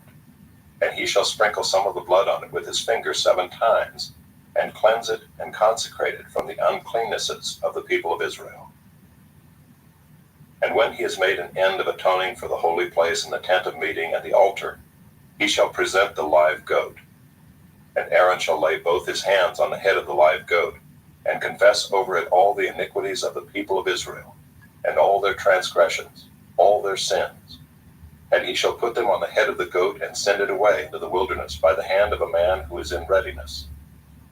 The goat shall bear all their iniquities on itself to a remote area, and he shall let the goat go free in the wilderness. Then Aaron shall come into the tent of meeting, and shall take off the linen garments that he put on when he went into the holy place, and shall leave them there. And he shall bathe his body in water in the holy place, and put on his garments, and come out and offer his burnt offering and the burnt offering of the people, and make atonement for himself and for the people. And the fat of the sin offering he shall burn on the altar. And he who lets the goat go to Azazel shall wash his clothes and bathe his body in water, and afterward he may come into the camp. And the bull for the sin offering and the goat for the sin offering, whose blood was brought in to make atonement in the holy place, shall be carried outside the camp. Their skin and their flesh and their dung shall be burned up with fire. And he who burns them shall wash his clothes and bathe his body in water, and afterward he may come into the camp. And it shall be a statute to you forever, that in the 7th month, on the 10th day of the month, you shall afflict yourselves, and shall do no work, either the native or the stranger who sojourns among you. For on this day shall atonement be made for you to cleanse you. You shall be clean before the Lord from all your sins. It is a Sabbath of solemn rest to you, and you shall afflict yourselves. It is a statute forever. And the priest who is anointed and consecrated as priest in his father's place shall make atonement, wearing the holy linen garments. He shall make atonement for the holy sanctuary, and he shall make atonement for the tent of meeting and for the altar, and he shall make atonement for the priests and for all the people of the assembly. And this shall be a statute forever for you, that atonement may be made for the people of Israel once in a year because of all their sins. And Aaron did as the Lord commanded Moses. Chapter 17. And the Lord spoke to Moses, saying, Speak to Aaron and his sons and to all the people of Israel, and say to them, This is the thing that the Lord has commanded. If any one of the house of Israel kills an ox or a lamb or a goat in the camp, or kills it outside the camp, and does not bring it to the entrance of the tent of meeting to offer it as a gift to the Lord in front of the tabernacle of the Lord, blood guilt shall be imputed to that man. He has shed blood, and that man shall be cut off from among his people. This is to the end that the people of Israel may bring their sacrifices that they sacrifice in the open field, that they may bring them to the Lord, to the priest at the entrance of the tent of meeting, and sacrifice them as sacrifices of peace offerings to the Lord. And the priest shall throw the blood on the altar of the Lord at the entrance of the tent of meeting, and burn the fat for a pleasing aroma to the Lord. So they shall no more sacrifice their sacrifices to goat demons, after whom they whore. This shall be a statute forever for them throughout their generations. And you shall say to them, Any one of the house of Israel or the strangers who sojourn among them, who offers a burnt offering or sacrifice and does not bring it to the entrance of the tent of meeting, to offer it to the Lord, that man shall be cut off from his people. If any one of the house of Israel or of the strangers who sojourn among them eats any blood, I will set my face against that person who eats blood and will cut him off from among his people. For the life of the flesh is in the blood, and I have given it for you on the altar to make atonement for your souls, for it is the blood that makes atonement by the life. Therefore I have said to the people of Israel, No person among you shall eat blood, neither shall any stranger who sojourns among you eat blood. Anyone also of the people of Israel, or of the strangers who sojourn among them, who takes in hunting any beast or bird that may be eaten, shall pour out its blood and cover it with earth. For the life of every creature is its blood. Its blood is its life. Therefore I have said to the people of Israel, You shall not eat the blood of any creature, for the life of every creature is its blood. Whoever eats it shall be cut off, and every person who eats what dies of itself or what is torn by beasts, whether he is a native or a sojourner, shall wash his clothes and bathe himself in water, and be unclean until the evening. Then he shall be clean. But if he does not wash them or bathe his flesh, he shall bear his iniquity. Chapter 18. And the Lord spoke to Moses, saying, Speak to the people of Israel and say to them, I am the Lord your God. You shall not do as they do in the land of Egypt where you lived, And you shall not do as they do in the land of Canaan, to which I am bringing you. You shall not walk in their statutes. You shall follow my rules, and keep my statutes, and walk in them. I am the Lord your God. You shall therefore keep my statutes and my rules. If a person does them, he shall live by them. I am the Lord. None of you shall approach any one of his close relatives to uncover nakedness. I am the Lord. You shall not uncover the nakedness of your father, which is the nakedness of your mother. She is your mother. You shall not uncover her nakedness. You shall not uncover the nakedness of your father's wife. It is your father's nakedness. You shall not uncover the nakedness of your sister, your father's daughter, or your mother's daughter, whether brought up in the family or in another home. You shall not uncover the nakedness of your son's daughter, or of your daughter's daughter, for their nakedness is your own nakedness. You shall not uncover the nakedness of your father's wife's daughter, brought up in your father's family, since she is your sister. You shall not uncover the nakedness of your father's sister. She is your father's relative. You shall not uncover the nakedness of your mother's sister, for she is your mother's relative. You shall not uncover the nakedness of your father's brother. That is, you shall not approach his wife. She is your aunt. You shall not uncover the nakedness of your daughter-in-law. She is your son's wife. You shall not uncover her nakedness. You shall not uncover the nakedness of your brother's wife. It is your brother's nakedness. You shall not uncover the nakedness of a woman and of her daughter, and you shall not take her son's daughter or her daughter's daughter to uncover her nakedness. They are relatives. It is depravity.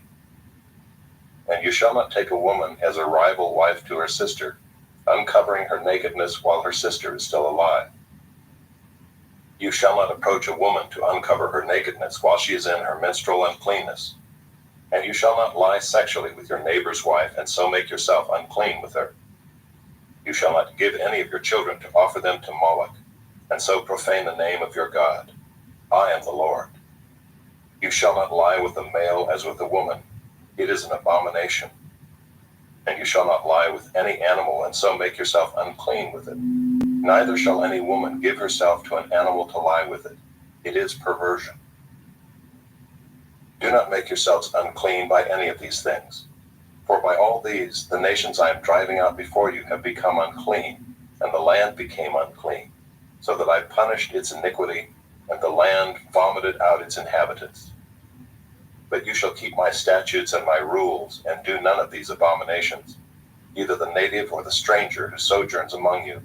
For the people of the land who were before you did all of these abominations, so that the land became unclean, lest the land vomit you out when you make it unclean, as it vomited out the nation that was before you. For everyone who does any of these abominations, the persons who do them shall be cut off from among their people. So keep my charge never to practice any of these abominable customs that were practiced before you, and never to make yourselves unclean by them. I am the Lord your God. Chapter 19. And the Lord spoke to Moses, saying, Speak to all the congregation of the people of Israel, and say to them, You shall be holy, for I, the Lord your God, am holy. Every one of you shall revere his mother and his father, and you shall keep my Sabbaths. I am the Lord your God. Do not turn to idols or make for yourselves any gods of cast metal. I am the Lord your God. When you offer a sacrifice of peace offerings to the Lord, you shall offer it so that you may be accepted. It shall be eaten the same day you offer it, or on the day after, and anything left over until the third day shall be burned up with fire. If it is eaten at all on the third day, it is tainted. It will not be accepted, and everyone who eats it shall bear his iniquity, because he has profaned what is holy to the Lord, and that person shall be cut off from his people. When you reap the harvest of your land, you shall not reap your field right up to its edge, neither shall you gather the gleanings after your harvest. And you shall not strip your vineyard bare, neither shall you gather the fallen grapes of your vineyard. You shall leave them for the poor and for the sojourner. I am the Lord your God. You shall not steal. You shall not deal falsely. You shall not lie to one another. You shall not swear by my name falsely, and so profane the name of your God. I am the Lord. You shall not oppress your neighbor or rob him. The wages of a hired servant shall not remain with you all night until the morning. You shall not curse the deaf or put a stumbling block before the blind, but you shall fear your God. I am the Lord. You shall do no injustice in court. You shall not be partial to the poor or defer to the great, but in righteousness shall you judge your neighbor. You shall not go around as a slanderer among your people, and you shall not stand up against the life of your neighbor. I am the Lord. You shall not hate your brother in your heart, but you shall reason frankly with your neighbor, lest you incur sin because of him. You shall not take vengeance or bear a grudge against the sons of your own people, but you shall love your neighbor as yourself. I am the Lord.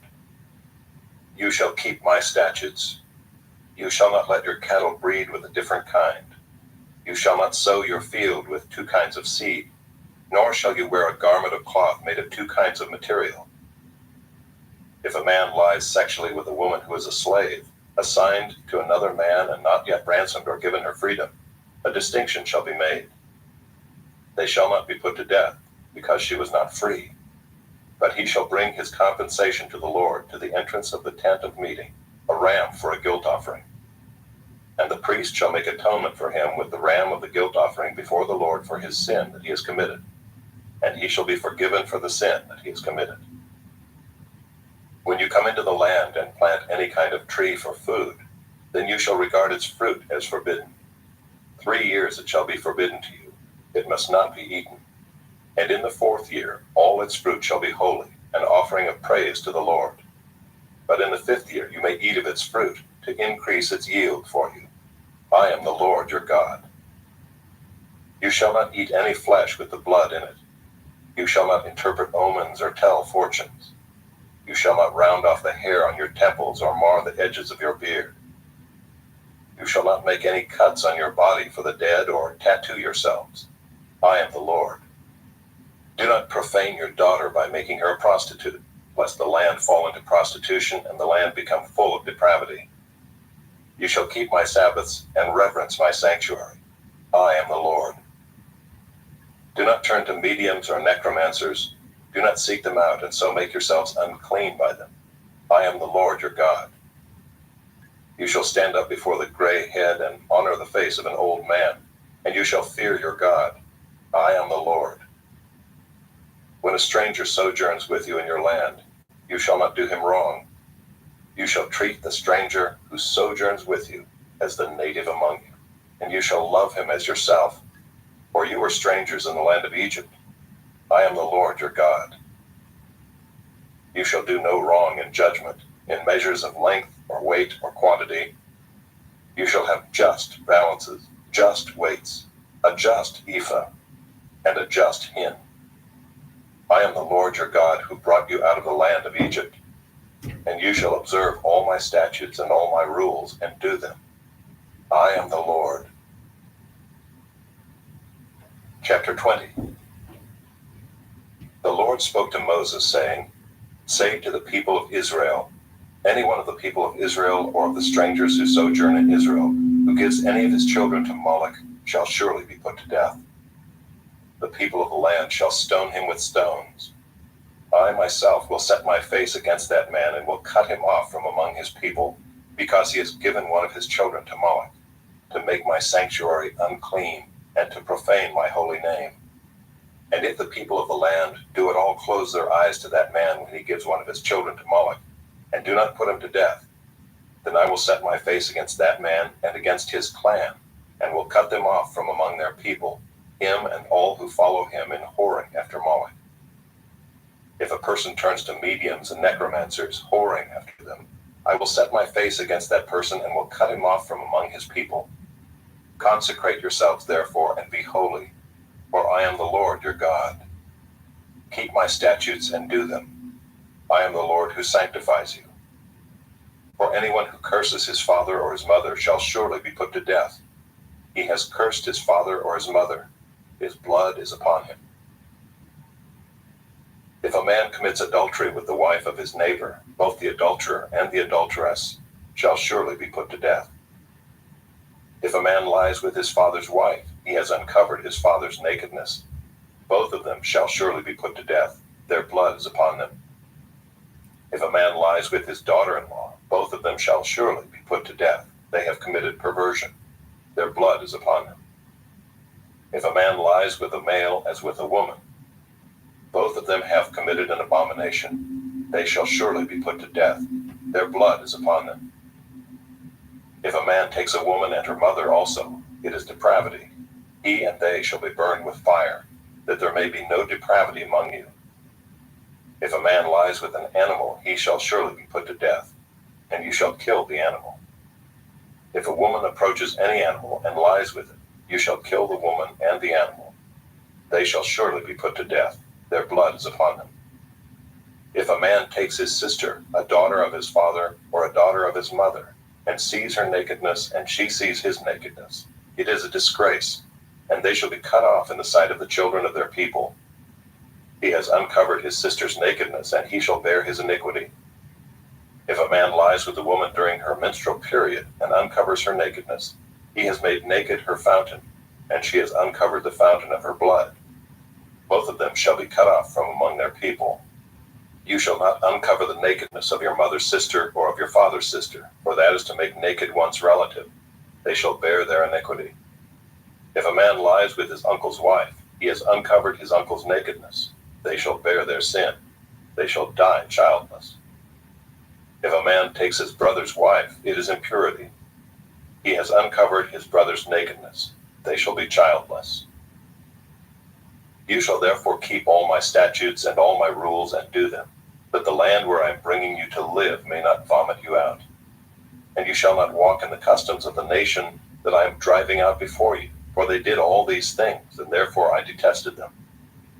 But I have said to you, you shall inherit their land, and I will give it to you to possess, a land flowing with milk and honey. I am the Lord your God, who has separated you from the peoples. You shall therefore separate the clean beast from the unclean, and the unclean bird from the clean. You shall not make yourselves detestable by beast, or by bird, or by anything with which the ground crawls, which I have set apart for you to hold unclean. You shall be holy to me, for I, the Lord, am holy, and have separated you from the peoples, that you should be mine. A man or a woman who is a medium or a necromancer shall surely be put to death. They shall be stoned with stones. Their blood shall be upon them. Chapter 21. And the Lord said to Moses, Speak to the priests, the sons of Aaron, and say to them, No one shall make himself unclean for the dead among his people, except for his closest relatives, his mother, his father, his son, his daughter, his brother, or his virgin sister, who is near to him because she has had no husband. For her he may make himself unclean. He shall not make himself unclean as a husband among his people, and so profane himself. They shall not make bald patches on their heads, nor shave off the edges of their beards, nor make any cuts on their body. They shall be holy to their God, and not profane the name of their God. For they offer the Lord's food offerings, the bread of their God. Therefore they shall be holy. They shall not marry a prostitute or a woman who has been defiled. Neither shall they marry a woman divorced from her husband, for the priest is holy to his God. You shall sanctify him, for he offers the bread of your God. He shall be holy to you, for I, the Lord, who sanctify you, am holy. And the daughter of any priest, if she profanes herself by whoring, profanes her father, she shall be burned with fire. The priest who is chief among his brothers, on whose head the anointing oil is poured, and who has been consecrated to wear the garments, shall not let the hair of his head hang loose, nor tear his clothes. He shall not go into any dead bodies, nor make himself unclean, even for his father or for his mother. He shall not go out of the sanctuary, lest he profane the sanctuary of his God. For the consecration of the anointing oil of his God is on him. I am the Lord. And he shall take a wife in her virginity, a widow or a divorced woman, or a woman who has been defiled, or a prostitute. These he shall not marry. But he shall take as his wife a virgin of his own people, that he may not profane his offspring among his people. For I am the Lord who sanctifies him. And the Lord spoke to Moses, saying, Speak to Aaron, saying, None of your offspring throughout their generations who has a blemish may approach to offer the bread of his God. For no one who has a blemish shall draw near, a man blind or lame, or one who has a mutilated face, or a limb too long, or a man who has an injured foot, or an injured hand, or a hunchback, or a dwarf, or a man with a defect in his sight, or an itching disease, or scabs, or crushed testicles. No man of the offspring of Aaron the priest who has a blemish shall come near to offer the Lord's food offerings. Since he has a blemish, he shall not come near to offer the bread of his God. He may eat the bread of his God, both of the most holy and of the holy things, but he shall not go through the veil or approach the altar, because he has a blemish, that he may not profane my sanctuaries. For I am the Lord who sanctifies them. So Moses spoke to Aaron and to his sons and to all the people of Israel. Chapter 22. And the Lord spoke to Moses, saying, Speak to Aaron and his sons, so that they abstain from the holy things of the people of Israel, which they dedicate to me, so that they do not profane my holy name. I am the Lord. Say to them, if any one of all your offspring throughout your generations approaches the holy things that the people of Israel dedicate to the Lord, while he has an uncleanness, that person shall be cut off from my presence. I am the Lord. None of the offspring of Aaron who has a leprous disease or a discharge may eat of the holy things until he is clean. Whoever touches anything that is unclean through contact with a dead, or a man who has had an emission of semen, and whoever touches a swarming thing by which he may be made unclean, or a person from whom he may take uncleanness, whatever his uncleanness may be, the person who touches such a thing shall be unclean until the evening, and shall not eat of the holy things unless he has bathed his body in water. When the sun goes down, he shall be clean, and afterward he may eat of the holy things, because they are his food. He shall not eat what dies of itself or is torn by beasts, and so make himself unclean by it. I am the Lord. They shall therefore keep my charge, lest they bear sin for it and die thereby when they profane it. I am the Lord who sanctifies them. A lay person shall not eat of a holy thing. No foreign guest of the priest or hired servant shall eat of a holy thing. But if a priest buys a slave as his property for money, the slave may eat of it, and anyone born in his house may eat of his food. If a priest's daughter marries a layman, she shall not eat of the contribution of the holy things. But if a priest's daughter is widowed or divorced and has no child, and returns to her father's house, as in her youth, she may eat of her father's food, yet no lay person shall eat of it. And if anyone eats of a holy thing unintentionally, he shall add the fifth of its value to it and give the holy thing to the priest. They shall not profane the holy things of the people of Israel, which they contribute to the Lord, and so cause them to bear iniquity and guilt by eating their holy things. For I am the Lord who sanctifies them.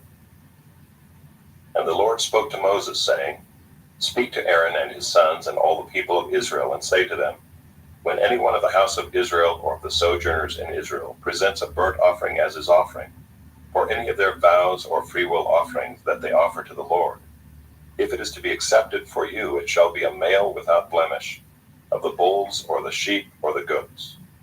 You shall not offer anything that has a blemish, or it will not be acceptable for you. And when anyone offers a sacrifice of peace offerings to the Lord, to fulfill a vow or as a freewill offering from the herd or from the flock, to be accepted, it must be perfect. There shall be no blemish in it. Animals blind or disabled or mutilated, or having a discharge or an itch or scabs, you shall not offer to the Lord or give them to the Lord as a food offering on the altar. You may present a bull or a lamb that has a part too long or too short for a free will offering, but for a vow offering it cannot be accepted. Any animal that has its testicles bruised or crushed or torn or cut, you shall not offer to the Lord. You shall not do it within your land. Neither shall you offer as the bread of your God any such animals gotten from a foreigner. Since there is a blemish in them because of their mutilation, they will not be accepted for you. And the Lord spoke to Moses, saying, when an ox or sheep or goat is born, it shall remain 7 days with its mother, and from the 8th day on it shall be acceptable as a food offering to the Lord. But you shall not kill an ox or a sheep and her young in 1 day. And when you sacrifice a sacrifice of thanksgiving to the Lord, you shall sacrifice it so that you may be accepted. It shall be eaten on the same day. You shall leave none of it until morning. I am the Lord. So you shall keep my commandments and do them. I am the Lord. And you shall not profane my holy name, that I may be sanctified among the people of Israel. I am the Lord who sanctifies you, who brought you out of the land of Egypt to be your God. I am the Lord. Chapter 23. The Lord spoke to Moses, saying, Speak to the people of Israel and say to them, These are the appointed feasts of the Lord that you shall proclaim as holy convocations. They are my appointed feasts. 6 days shall work be done, but on the seventh day is a Sabbath of solemn rest, a holy convocation. You shall do no work. It is a Sabbath to the Lord in all your dwelling places. These are the appointed feasts of the Lord, the holy convocations which you shall proclaim at the time appointed for them. In the first month, on the 14th day of the month at twilight, is the Lord's Passover, and on the 15th day of the same month is the feast of unleavened bread to the Lord. For 7 days you shall eat unleavened bread. On the first day you shall have a holy convocation. You shall not do any ordinary work, but you shall present a food offering to the Lord for 7 days. On the seventh day is a holy convocation. You shall not do any ordinary work. And the Lord spoke to Moses, saying, Speak to the people of Israel and say to them, When you come into the land that I give you and reap its harvest, you shall bring the sheaf of the firstfruits of your harvest to the priest, and he shall wave the sheaf before the Lord, so that you may be accepted. On the day after the Sabbath, the priest shall wave it, and on the day when you wave the sheaf, you shall offer a male lamb a year old without blemish as a burnt offering to the Lord. And the grain offering with it shall be 2/10 of an ephah of fine flour mixed with oil, a food offering to the Lord with a pleasing aroma. And the drink offering with it shall be of wine, 1/4 of a hin. And you shall eat neither bread nor grain, parched or fresh, until this same day, until you have brought the offering of your God. It is a statute forever throughout your generations in all your dwellings. You shall count 7 full weeks from the day after the Sabbath, from the day that you brought the sheaf of the wave offering. You shall count 50 days to the day after the 7th Sabbath. Then you shall present a grain offering of new grain to the Lord. You shall bring from your dwelling places 2 loaves of bread to be waved, made of 2/10 of an ephah. They shall be of fine flour, and they shall be baked with leaven as firstfruits to the Lord.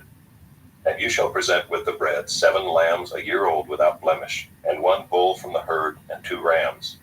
They shall be a burnt offering to the Lord with their grain offering and their drink offerings, a food offering with a pleasing aroma to the Lord. And you shall offer 1 male goat for a sin offering, and 2 male lambs a year old as a sacrifice of peace offerings. And the priest shall wave them with the bread of the firstfruits, as a wave offering before the Lord, with the 2 lambs. They shall be holy to the Lord for the priest. And you shall make a proclamation on the same day. You shall hold a holy convocation. You shall not do any ordinary work. It is a statute forever in all your dwelling places throughout your generations. And when you reap the harvest of your land, you shall not reap your field right up to its edge, nor shall you gather the gleanings after your harvest. You shall leave them for the poor and for the sojourner. I am the Lord your God. And the Lord spoke to Moses, saying, Speak to the people of Israel, saying, In the 7th month, on the 1st day of the month, you shall observe a day of solemn rest, a memorial proclaimed with blast of trumpets, a holy convocation. You shall not do any ordinary work, and you shall present a food offering to the Lord. And the Lord spoke to Moses, saying, Now on the 10th day of this 7th month is the Day of Atonement. It shall be for you a time of holy convocation, and you shall afflict yourselves and present a food offering to the Lord. And you shall not do any work on that very day, for it is a day of atonement, to make atonement for you before the Lord your God. For whoever is not afflicted on that very day shall be cut off from his people. And whoever does any work on that very day, that person I will destroy from among his people. You shall not do any work. It is a statute forever throughout your generations in all your dwelling places. It shall be to you a Sabbath of solemn rest, and you shall afflict yourselves. On the 9th day of the month, beginning at evening, from evening to evening, shall you keep your Sabbath. And the Lord spoke to Moses, saying, Speak to the people of Israel, saying, On the 15th day of this 7th month, and for 7 days is the feast of booths to the Lord. On the first day shall be a holy convocation. You shall not do any ordinary work. For 7 days you shall present food offerings to the Lord.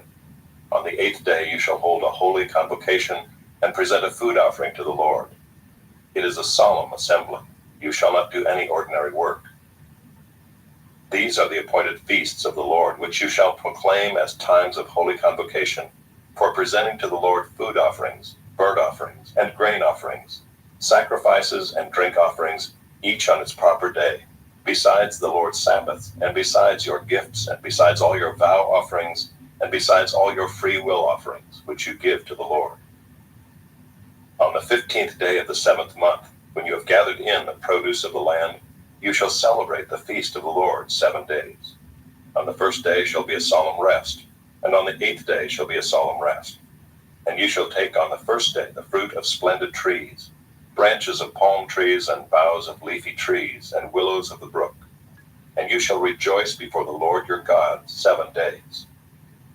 You shall celebrate it as a feast to the Lord for 7 days in the year. It is a statute forever throughout your generations. You shall celebrate it in the 7th month.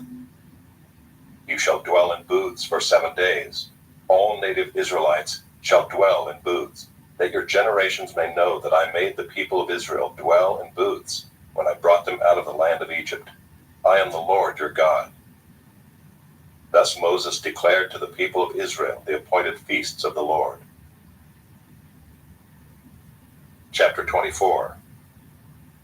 The Lord spoke to Moses, saying, Command the people of Israel to bring you pure oil from beaten olives for the lamp, that a light may be kept burning regularly. Outside the veil of the testimony in the tent of meeting, Aaron shall arrange it from evening to morning before the Lord regularly. It shall be a statute forever throughout your generations.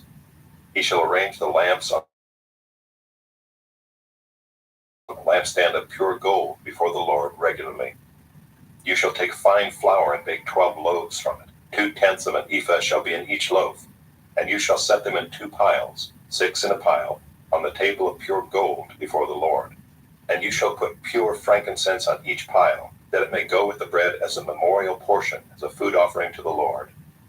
Every Sabbath day Aaron shall arrange it before the Lord regularly. It is from the people of Israel as a covenant forever. And it shall be for Aaron and his sons, and they shall eat it in a holy place, since it is for him a most holy portion out of the Lord's food offerings, a perpetual due. Now an Israelite woman's son, whose father was an Egyptian, went out among the people of Israel. And the Israelite woman's son and a man of Israel fought in the camp, and the Israelite woman's son blasphemed the name and cursed. Then they brought him to Moses. His mother's name was Shelomith, the daughter of Dibri, of the tribe of Dan. And they put him in custody till the will of the Lord should be clear to them. Then the Lord spoke to Moses, saying, Bring out of the camp the one who cursed, and let all who heard him lay their hands on his head, and let all the congregation stone him. And speak to the people of Israel, saying, Whoever curses his God shall bear his sin. Whoever blasphemes the name of the Lord shall surely be put to death. All the congregation shall stone him. The sojourner as well as the native, when he blasphemes the name, shall be put to death. Whoever takes a human life shall surely be put to death. Whoever takes an animal's life shall make it good, life for life. If anyone injures his neighbor, as he has done, it shall be done to him, fracture for fracture, eye for eye, tooth for tooth. Whatever injury he has given a person shall be given to him. Whoever kills an animal shall make it good, and whoever kills a person shall be put to death. You shall have the same rule for the sojourner and for the native, for I am the Lord your God. So Moses spoke to the people of Israel, and they brought out of the camp the one who had cursed and stoned him with stones. Thus the people of Israel did as the Lord commanded Moses. Chapter 25. The Lord spoke to Moses on Mount Sinai, saying, Speak to the people of Israel and say to them, When you come into the land that I give you, the land shall keep a Sabbath to the Lord. For 6 years you shall sow your field, and for 6 years you shall prune your vineyard and gather in its fruits. But in the 7th year there shall be a Sabbath of solemn rest for the land, a Sabbath to the Lord. You shall not sow your field or prune your vineyard. You shall not reap what grows of itself in your harvest, or gather the grapes of your undressed vine. It shall be a year of solemn rest for the land. The Sabbath of the land shall provide food for yourself and for your male and female slaves, and for your hired servant and the sojourner who lives with you, and for your cattle and for the wild animals that are in your land. All its yield shall be for food. You shall count 7 weeks of years, 7 times 7 years, so that the time of the 7 weeks of years shall give you 49 years. Then you shall sound the loud trumpet on the 10th day of the 7th month. On the Day of Atonement you shall sound the trumpet throughout all your land, and you shall consecrate the 50th year and proclaim liberty throughout the land to all its inhabitants. It shall be a jubilee for you, when each of you shall return to his property, and each of you shall return to his clan. That 50th year shall be a jubilee for you. In it you shall neither sow nor reap what grows of itself, nor gather the grapes from the undressed vines. For it is a jubilee. It shall be holy to you. You may eat the produce of the field. In this year of jubilee each of you shall return to his property. And if you make a sale to your neighbor or buy from your neighbor, you shall not wrong one another.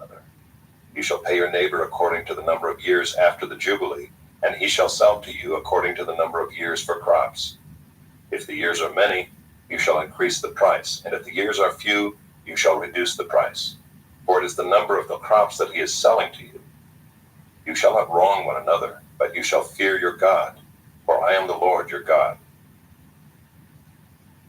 Therefore you shall do my statutes and keep my rules and perform them, and then you will dwell in the land securely. The land will yield its fruit, and you will eat your fill and dwell in it securely. And if you say, what shall we eat in the 7th year, if we may not sow or gather in our crop? I will command my blessing on you in the 6th year, so that it will produce a crop sufficient for 3 years. When you sow in the 8th year, you will be eating some of the old crop. You shall eat the old until the 9th year, when its crop arrives. The land shall not be sold in perpetuity, for the land is mine, for you are strangers and sojourners with me. And in all the country you possess, you shall allow a redemption of the land. If your brother becomes poor and sells part of his property, then his nearest redeemer shall come and redeem what his brother has sold. If a man has no one to redeem it, and then himself becomes prosperous and finds sufficient means to redeem it, let him calculate the years since he sold it and pay back the balance to the man to whom he sold it, and then return to his property. But if he does not have sufficient means to recover it, then what he sold shall remain in the hand of the buyer until the year of Jubilee. In the Jubilee it shall be released, and he shall return to his property. If a man sells a dwelling house in a walled city, he may redeem it within a year of its sale. For a full year he shall have the right of redemption. If it is not redeemed within a full year, then the house in the walled city shall belong in perpetuity to the buyer throughout his generations. It shall not be released in the Jubilee. But the houses of the villages that have no wall around them shall be classified with the fields of the land. They may be redeemed, and they shall be released in the Jubilee. As for the cities of the Levites may redeem at any time the houses in the cities they possess. And if one of the Levites exercises his right of redemption, then the house that was sold in a city they possess shall be released in the Jubilee. For the houses in the cities of the Levites are their possession among the people of Israel. But the fields of pasture land belonging to their cities may not be sold, for that is their possession forever. If your brother becomes poor and cannot maintain himself with you, you shall support him as though he were a stranger and a sojourner, and he shall live with you. Take no interest from him or profit, but fear your God, that your brother may live beside you. You shall not lend him your money at interest, nor give him your food for profit. I am the Lord your God, who brought you out of the land of Egypt to give you the land of Canaan and to be your God. If your brother becomes poor beside you and sells himself to you, you shall not make him serve as a slave. He shall be with you as a hired worker and as a sojourner. He shall serve with you until the year of the Jubilee. Then he shall go out from you, he and his children with him, and go back to his own clan and return to the possession of his fathers. For they are my servants, whom I brought out of the land of Egypt. They shall not be sold as slaves. You shall not rule over him ruthlessly, but shall fear your God. As for your male and female slaves whom you may buy male and female slaves from among the nations that are around you. You may also buy from among the strangers who sojourn with you and their clans that are with you, who have been born in your land, and they may be your property. You may bequeath them to your sons after you to inherit as a possession forever. You may make slaves of them, but over your brothers, the people of Israel, you shall not rule one over another ruthlessly. If a stranger or sojourner with you becomes rich, and your brother beside him becomes poor, and sells himself to the stranger or sojourner with you, or to a member of the stranger's clan, then after he is sold, he may be redeemed. One of his brothers may redeem him, or his uncle or his cousin may redeem him, or a close relative from his clan may redeem him. Or if he grows rich, he may redeem himself. He shall calculate with his buyer from the year when he sold himself to him until the year of Jubilee, and the price of his sale shall vary with the number of years. The time he was with his owner shall be rated as the time of a hired worker. If there are still many years left, he shall pay proportionately for his redemption some of his sale price. If there remain but a few years until the year of Jubilee, he shall calculate and pay for his redemption in proportion to his years of service. He shall treat him as a worker hired year by year. He shall not rule ruthlessly over him in your sight. And if he is not redeemed by these means, then he and his children with him shall be released in the year of Jubilee. For it is to me that the people of Israel are servants. They are my servants whom I brought out of the land of Egypt. I am the Lord your God. Chapter 26. You shall not make idols for yourselves, or erect an image or pillar, and you shall not set up a figured stone in your land to bow down to it, for I am the Lord your God. You shall keep my Sabbaths and reverence my sanctuary. I am the Lord. If you walk in my statutes and observe my commandments and do them, then I will give you your rains in their season, and the land shall yield its increase, and the trees of the field shall yield their fruit. Your threshing shall last to the time of the grape harvest, and the grape harvest shall last to the time for sowing. And you shall eat your bread to the full and dwell in your land securely. I will give peace in the land, and you shall lie down, and none shall make you afraid. And I will remove harmful beasts from the land, and the sword shall not go through your land. You shall chase your enemies, and they shall fall before you by the sword. 5 of you shall chase 100, and 100 of you shall chase 10,000, and your enemies shall fall before you by the sword. I will turn to you and make you fruitful and multiply you, and will confirm my covenant with you. You shall eat old store long kept, and you shall clear out the old to make way for the new. I will make my dwelling among you, and my soul shall not abhor you. And I will walk among you, and will be your God, and you shall be my people. I am the Lord your God, who brought you out of the land of Egypt, that you should not be their slaves. And I have broken the bars of your yoke, and made you walk erect. But if you will not listen to me, and will not do all these commandments, if you spurn my statutes, and if your soul abhors my rules, so that you will not do all my commandments, but break my covenant, then I will do this to you. I will visit you with panic, with wasting disease and fever that consume the eyes and make the heart ache. And you shall sow your seed in vain, for your enemies shall eat it. I will set my face against you, and you shall be struck down before your enemies. Those who hate you shall rule over you, and you shall flee when none pursues you. And if in spite of this you will not listen to me, then I will discipline you again sevenfold for your sins, and I will break the pride of your power, and I will make your heavens like iron and your earth like bronze. And your strength shall be spent in vain, for your land shall not yield its increase, and the trees of the land shall not yield their fruit. Then if you walk contrary to me and will not listen to me, I will continue striking you sevenfold for your sins. And I will let loose the wild beasts against you, which shall bereave you of your children, and destroy your livestock, and make you few in number, so that your roads shall be deserted.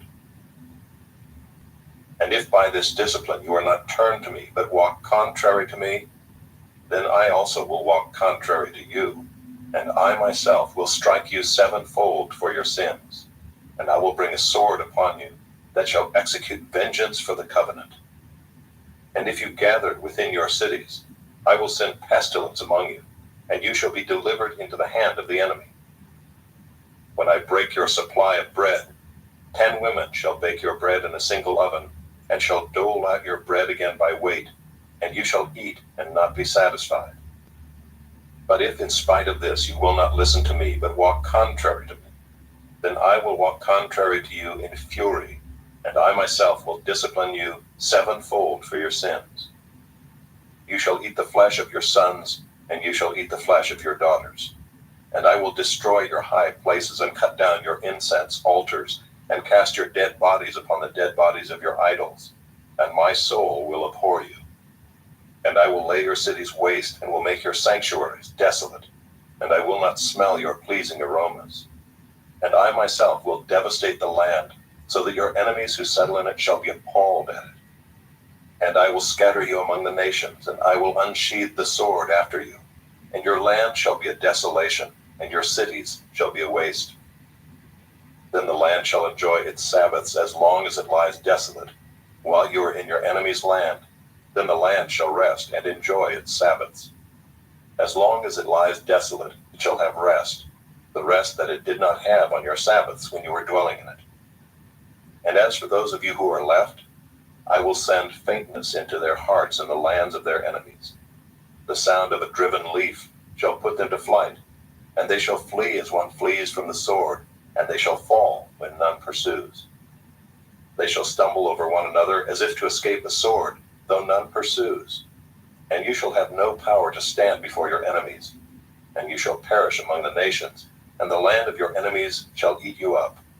And those of you who are left shall rot away in your enemies' lands because of their iniquity, and also because of the iniquities of their fathers, they shall rot away like them.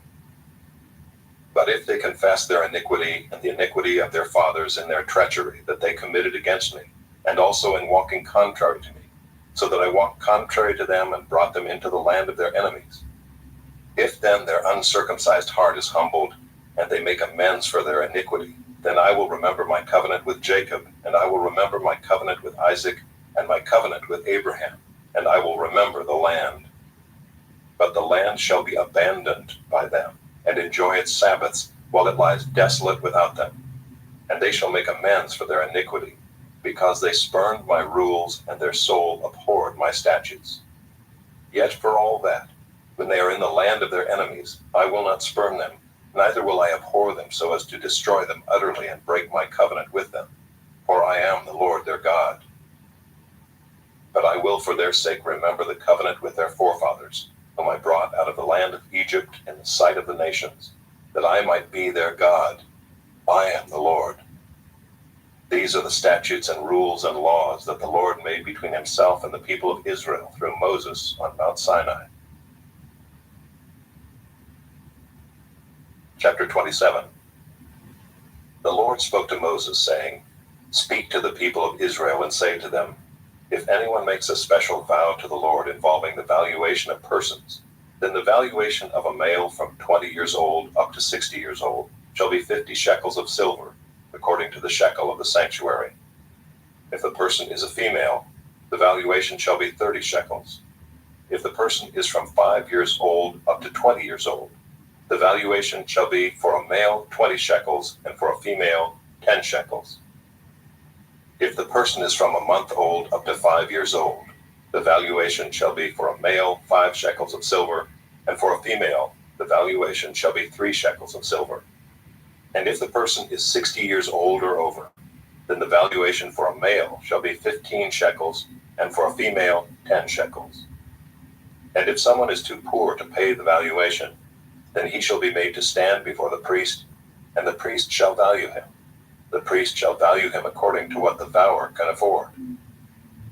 If the vow is an animal that may be offered as an offering to the Lord, all of it that he gives to the Lord is holy. He shall not exchange it or make a substitute for it, good for bad or bad for good. And if he does in fact substitute one animal for another, then both it and the substitute shall be holy. And if it is any unclean animal that may not be offered as an offering to the Lord, then he shall stand the animal before the priest, and the priest shall value it as either good or bad.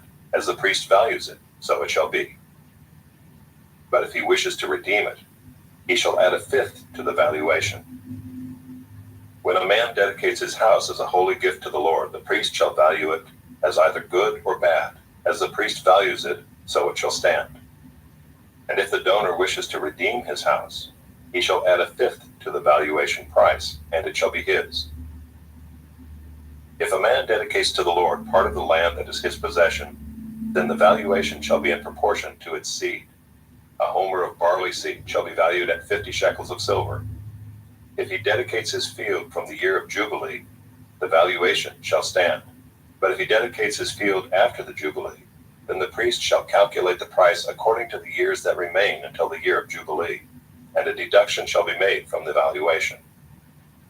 And if he who dedicates the field wishes to redeem it, then he shall add a fifth to its valuation price, and it shall remain his. But if he does not wish to redeem the field, or if he has sold the field to another man, it shall not be redeemed any more. But the field, when it is released in the Jubilee, shall be a holy gift to the Lord, like a field that has been devoted. The priest shall be in possession of it. If he dedicates to the Lord a field that he has bought, which is not a part of his possession, then the priest shall calculate the amount of the valuation for it up to the year of Jubilee, and the man shall give the valuation on that day as a holy gift to the Lord. In the year of Jubilee, the field shall return to him from whom it was bought, to whom the land belongs as a possession. Every valuation shall be according to the shekel of the sanctuary. 20 gerahs shall make a shekel. But a firstborn of animals which as a firstborn belongs to the Lord, no man may dedicate, whether ox or sheep, it is the Lord's. And if it is an unclean animal, then he shall buy it back at the valuation, and add a fifth to it, or if it is not redeemed, it shall be sold at the valuation. But no devoted thing that a man devotes to the Lord, of anything that he has, whether man or beast, or of his inherited field, shall be sold or redeemed. Every devoted thing is most holy to the Lord.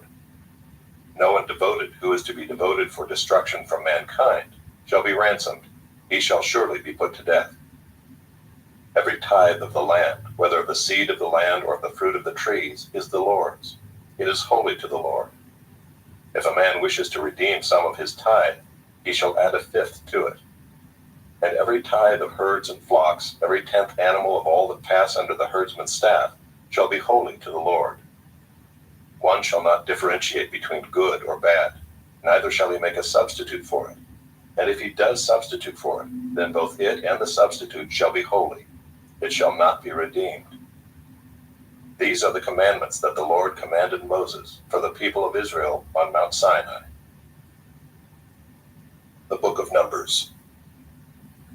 Chapter 1. The Lord spoke to Moses in the wilderness of Sinai in the tent of meeting on the first day of the second month, in the second year after they had come out of the land of Egypt, saying, Take a census of all the congregation of the people of Israel by clans, by fathers' houses, according to the number of names, every male, head by head, from 20 years old and upward, all in Israel who are able to go to war. You and Aaron shall list them, company by company. And there shall be with you a man from each tribe, each man being the head of the house of his fathers. And these are the names of the men who shall assist you. From Reuben, Elizur the son of Shedeur. From Simeon, Shelumiel the son of Zurishaddai. From Judah, Nahshon the son of Amminadab. From Issachar, Nathanael the son of Zuar. From Zebulun, Eliab the son of Helon. From the sons of Joseph, from Ephraim, Elishama the son of Ammihud. And from Manasseh, Gamaliel the son of Pedazur. From Benjamin, Abidan the son of Gideoni. From Dan, Ahiezer the son of Ammishaddai. From Asher, Pagiel the son of Okran. From Gad, Eliasaph the son of Duel. From Naphtali, Ahiru the son of Enan. These were the ones chosen from the congregation, the chiefs of their ancestral tribes, the heads of the clans of Israel. Moses and Aaron took these men who had been named, and on the first day of the second month, they assembled the whole congregation together, who registered themselves by clans, by fathers' houses, according to the number of names, from 20 years old and upward, head by head, as the Lord commanded Moses. So he listed them in the wilderness of Sinai. The people of Reuben, Israel's firstborn, their generations, by their clans, by their fathers' houses, according to the number of names, head by head, every male from 20 years old and upward, all who were able to go to war. Those listed of the tribe of Reuben were 46,500. Of the people of Simeon, their generations, by their clans, by their fathers' houses, those of them who were listed according to the number of names, head by head, every male from 20 years old and upward, all who were able to go to war. Those listed of the tribe of Simeon were 59,300. Of the people of Gad, their generations, by their clans, by their fathers' houses, according to the number of the names, from 20 years old and upward, all who were able to go to war. Those listed of the tribe of Gad were 45,650. Of the people of Judah, their generations, by their clans, by their fathers' houses, according to the number of names, from 20 years old and upward, every man able to go to war. Those listed of the tribe of Judah were 74,600. Of the people of Issachar, their generations, by their clans, by their fathers' houses, according to the number of names, from 20 years old and upward, every man able to go to war. Those listed of the tribe of Issachar were 54,400. Of the people of Zebulun, their generations, by their clans, by their fathers' houses, according to the number of names, from 20 years old and upward, every man able to go to war. Those listed of the tribe of Zebulun were 57,400. Of the people of Joseph, namely of the people of Ephraim, their generations, by their clans, by their fathers' houses, according to the number of names, from 20 years old and upward, every man able to go to war. Those listed of the tribe of Ephraim were 40,500. Of the people of Manasseh, their generations, by their clans, by their fathers' houses, according to the number of names, from 20 years old and upward, every man able to go to war. Those listed of the tribe of Manasseh were 32,200. Of the people of Benjamin, their generations, by their clans, by their fathers' houses, according to the number of names, from 20 years old and upward, every man able to go to war. Those listed of the tribe of Benjamin were 35,400.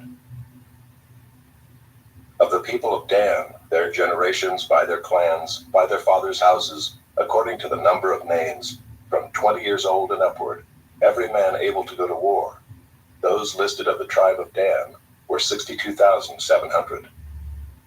Of the people of Asher, their generations, by their clans, by their fathers' houses, according to the number of names, from 20 years old and upward, every man able to go to war. Those listed of the tribe of Asher were 41,500. Of the people of Naphtali, their generations, by their clans, by their fathers' houses, according to the number of names, from 20 years old and upward, every man able to go to war. Those listed of the tribe of Naphtali were 53,400. These are those who were listed, whom Moses and Aaron listed with the help of the chiefs of Israel, 12 men, each representing his father's house. So all those listed of the people of Israel by their fathers' houses, from 20 years old and upward, every man able to go to war in Israel, all those listed were 603,550. But the Levites were not listed along with them by their ancestral tribe. For the Lord spoke to Moses, saying, Only the tribe of Levi you shall not list, and you shall not take a census of them among the people of Israel. But appoint the Levites over the tabernacle of the testimony, and over all its furnishings, and over all that belongs to it. They are to carry the tabernacle and all its furnishings, and they shall take care of it, and shall camp around the tabernacle. When the tabernacle is to set out, the Levites shall take it down, and when the tabernacle is to be pitched, the Levites shall set it up. And if any outsider comes near, he shall be put to death. The people of Israel shall pitch their tents by their companies, each man in his own camp, and each man by his own standard. But the Levites shall camp around the tabernacle of the testimony, so that there may be no wrath on the congregation of the people of Israel. And the Levites shall keep guard over the tabernacle of the testimony. Thus did the people of Israel. They did according to all that the Lord commanded Moses. Chapter 2. The Lord spoke to Moses and Aaron, saying, The people of Israel shall camp each by his own standard, with the banners of their fathers' houses. They shall camp facing the tent of meeting on every side. Those to camp on the east side toward the sunrise shall be at the standard of the camp of Judah by their companies, the chief of the people of Judah being Nahshon the son of Amminadab. His company as listed being 74,600. Those to camp next to him shall be the tribe of Issachar, the chief of the people of Issachar being Nathanael the son of Zuar. His company as listed being 54,400. Then the tribe of Zebulun, the chief of the people of Zebulun, being Eliab the son of Helon. His company as listed being 57,400. All those listed of the camp of Judah by their companies were 186,400. They shall set out first on the march. On the south side shall be the standard of the camp of Reuben by their companies, the chief of the people of Reuben being Elizur the son of Shedeur, his company as listed being 46,500. And those to camp next to him shall be the tribe of Simeon, the chief of the people of Simeon being Shelumiel the son of Zurishaddai, his company as listed being 59,300. Then the tribe of Gad, the chief of the people of Gad being Eliasaph the son of Reuel, his company as listed being 45,650. All those listed of the camp of Reuben by their companies were 151,450. They shall set out second. Then the tent of meeting shall set out, with the camp of the Levites in the midst of the camps. As they camp, so shall they set out, each in position, standard by standard. On the west side shall be the standard of the camp of Ephraim by their companies, the chief of the people of Ephraim being Elishama the son of Ammihud, his company as listed being 40,500. And next to him shall be the tribe of Manasseh, the chief of the people of Manasseh being Gamaliel the son of Pedazur, his company as listed being 32,200. Then the tribe of Benjamin, the chief of the people of Benjamin being Abidan the son of Gideoni, his company as listed being 35,400. All those listed of the camp of Ephraim by their companies were 108,100. They shall set out third on the march. On the north side shall be the standard of the camp of Dan by their companies, the chief of the people of Dan being Ahiezer the son of Ammishaddai, his company as listed being 62,700. And those to camp next to him shall be the tribe of Asher, the chief of the people of Asher being Pagiel the son of Ochran, his company as listed being 41,500. Then the tribe of Naphtali, the chief of the people of Naphtali being Ahira the son of Enan, his company as listed being 53,400. All those listed of the camp of Dan were 157,600. They shall set out last, standard by standard. These are the people of Israel as listed by their fathers' houses. All those listed in the camps by their companies were 603,550. But the Levites were not listed among the people of Israel as the Lord commanded Moses. Thus did the people of Israel, according to all that the Lord commanded Moses, so they camped by their standards, and so they set out, each one in his clan, according to his father's house. Chapter 3. These are the generations of Aaron and Moses at the time when the Lord spoke with Moses on Mount Sinai. These are the names of the sons of Aaron: Nadab the firstborn, and Abihu, Eleazar, and Ithamar. These are the names of the sons of Aaron, the anointed priests, whom he ordained to serve as priests. But Nadab and Abihu died before the Lord, when they offered unauthorized fire before the Lord in the wilderness of Sinai, and they had no children. So Eleazar and Ithamar served as priests in the lifetime of Aaron their father. And the Lord spoke to Moses, saying, Bring the tribe of Levi near, and set them before Aaron the priest, that they may minister to him. They shall keep guard over him and over the whole congregation before the tent of meeting, as they minister at the tabernacle. They shall guard all the furnishings of the tent of meeting, and keep guard over the people of Israel as they minister at the tabernacle. And you shall give the Levites to Aaron and his sons. They are wholly given to him from among the people of Israel. And you shall appoint Aaron and his sons, and they shall guard their priesthood. But if any outsider comes near, he shall be put to death. And the Lord spoke to Moses, saying, Behold, I have taken the Levites from among the people of Israel instead of every firstborn who opens the womb among the people of Israel. The Levites shall be mine, for all the firstborn are mine.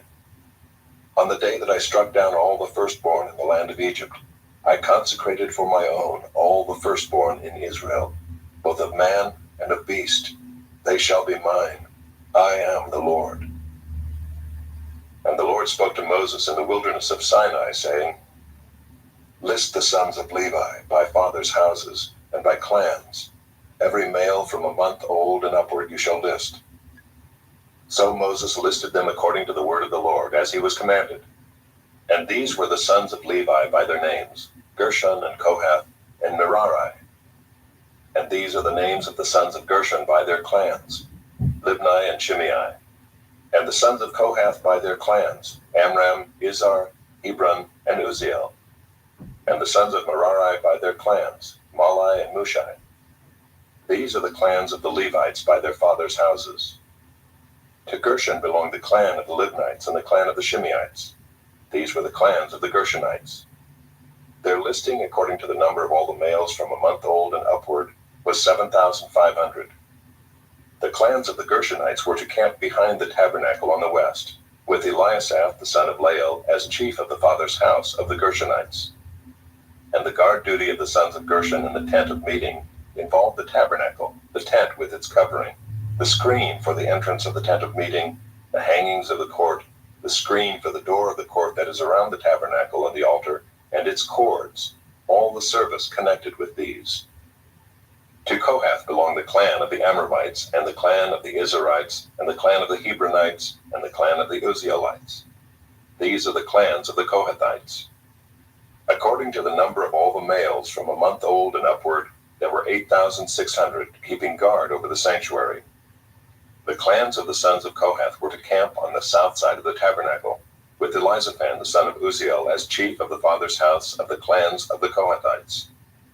And their guard duty involved the ark, the table, the lampstand, the altars, the vessels of the sanctuary with which the priests minister, and the screen, all the service connected with these. And Eleazar the son of Aaron the priest was to be chief over the chiefs of the Levites, and to have oversight of those who kept guard over the sanctuary. To Merari belonged the clan of the Mahlites, and the clan of the Mushites. These are the clans of Merari. Their listing, according to the number of all the males from a month old and upward, was 6,200. And the chief of the father's house of the clans of Merari was Zuriel the son of Abihail. They were to camp on the north side of the tabernacle. And the appointed guard duty of the sons of Merari involved the frames of the tabernacle, the bars, the pillars, the bases, and all their accessories, all the service connected with these. Also the pillars around the court, with their bases and pegs and cords. Those who were to camp before the tabernacle on the east, before the tent of meeting toward the sunrise, were Moses and Aaron and his sons, guarding the sanctuary itself, to protect the people of Israel. And any outsider who came near was to be put to death. All those listed among the Levites whom Moses and Aaron listed at the commandment of the Lord by clans, all the males from a month old and upward, were 22,000. And the Lord said to Moses, List all the firstborn males of the people of Israel from a month old and upward, taking the number of their names. And you shall take the Levites for me. I am the Lord, instead of all the firstborn among the people of Israel, and the cattle of the Levites instead of all the firstborn among the cattle of the people of Israel. So Moses listed all the firstborn among the people of Israel as the Lord commanded him, and all the firstborn males according to the number of names, from a month old and upward as listed, were 22,273. And the Lord spoke to Moses, saying, Take the Levites instead of all the firstborn among the people of Israel, and the cattle of the Levites instead of their cattle. The Levites shall be mine. I am the Lord. And as the redemption price for the 273 of the firstborn of the people of Israel, over and above the number of the male Levites, you shall take 5 shekels per head. You shall take them according to the shekel of the sanctuary, the shekel of 20 gerahs, and give the money to Aaron and his sons as the redemption price for those who are over. So Moses took the redemption money from those who were over and above those redeemed by the Levites. From the firstborn of the people of Israel he took the money, 1,365 shekels, by the shekel of the sanctuary. And Moses gave the redemption money to Aaron and his sons according to the word of the Lord, as the Lord commanded Moses. Chapter 4. The Lord spoke to Moses and Aaron, saying, Take a census of the sons of Kohath from among the sons of Levi, by their clans and their fathers' houses, from 30 years old up to 50 years old, all who can come on duty to do the work in the tent of meeting. This is the service of the sons of Kohath in the tent of meeting, the most holy things. When the camp is to set out, Aaron and his sons shall go in and take down the veil of the screen and cover the ark of the testimony with it. Then they shall put on it a covering of goatskin and spread on top of that a cloth all of blue, and shall put in its poles. And over the table of the bread of the presence they shall spread a cloth of blue, and put on it the plates, the dishes for incense, the bowls, and the flagons for the drink offering. The regular showbread also shall be on it. Then they shall spread over them a cloth of scarlet, and cover the same with a covering of goatskin, and shall put in its poles. And they shall take a cloth of blue, and cover the lampstand for the light, with its lamps, its tongs, its trays, and all the vessels for oil with which it is supplied. And they shall put it with all its utensils in a covering of goatskin, and put it on the carrying frame. And over the golden altar they shall spread a cloth of blue, and cover it with a covering of goatskin, and shall put in its poles. And they shall take all the vessels of the service that are used in the sanctuary, and put them in a cloth of blue, and cover them with a covering of goatskin, and put them on the carrying frame. And they shall take away the ashes from the altar, and spread a purple cloth over it. And they shall put on it all the utensils of the altar which are used for the service there, the fire pans, the forks, the shovels, and the basins, all the utensils of the altar. And they shall spread on it a covering of goatskin, and shall put in its poles. And when Aaron and his sons have finished covering the sanctuary and all the furnishings of the sanctuary as the camp sets out, after that the sons of Kohath shall come to carry these. But they must not touch the holy things, lest they die. These are the things of the tent of meeting, that the sons of Kohath are to carry. And Eleazar the son of Aaron the priest shall have charge of the oil for the light, the fragrant incense, the regular grain offering, and the anointing oil, with the oversight of the whole tabernacle and all that is in it, of the sanctuary and its vessels. The Lord spoke to Moses and Aaron, saying, Let not the tribe of the clans of the Kohathites be destroyed from among the Levites, but deal thus with them, that they may live and not die when they come near to the most holy things. Aaron and his sons shall go in and appoint them each to his task and to his burden. But they shall not go in to look on the holy things even for a moment, lest they die. The Lord spoke to Moses, saying, Take a census of the sons of Gershon also, by their fathers' houses and by their clans.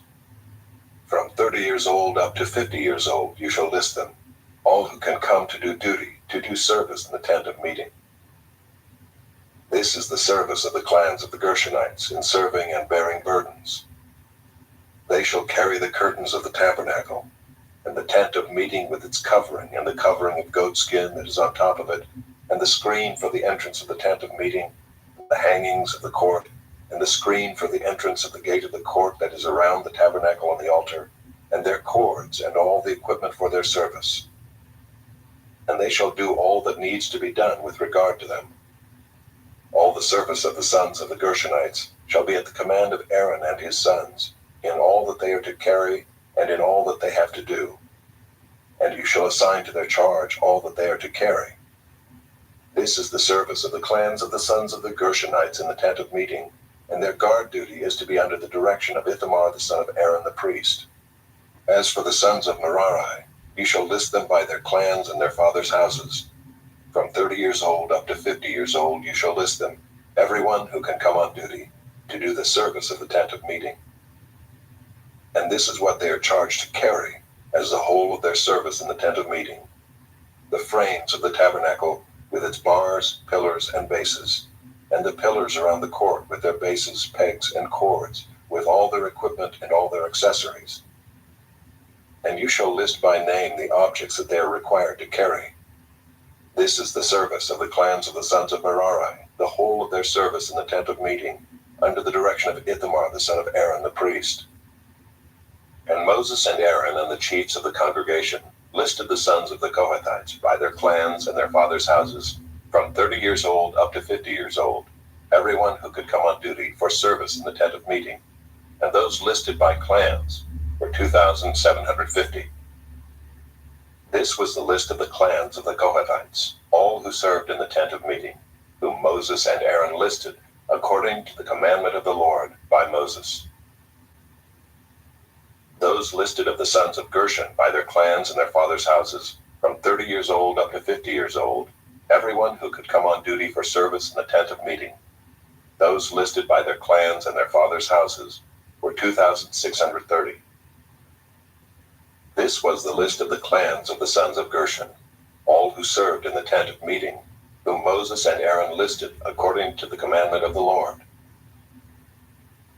Those listed of the clans of the sons of Merari by their clans and their fathers' houses, from 30 years old up to 50 years old, everyone who could come on duty for service in the tent of meeting.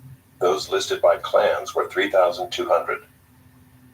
This was the list of the clans of the sons of Merari, whom Moses and Aaron listed according to the commandment of the Lord by Moses. All those who were listed of the Levites, whom Moses and Aaron and the chiefs of Israel listed by their clans and their fathers' houses, from 30 years old up to 50 years old, everyone who could come to do the service of ministry and the service of bearing burdens in the tent of meeting. Those listed were 8,580. According to the commandment of the Lord through Moses they were listed, each one with his task of serving or carrying. Thus they were listed by him as the Lord commanded Moses. Chapter 5.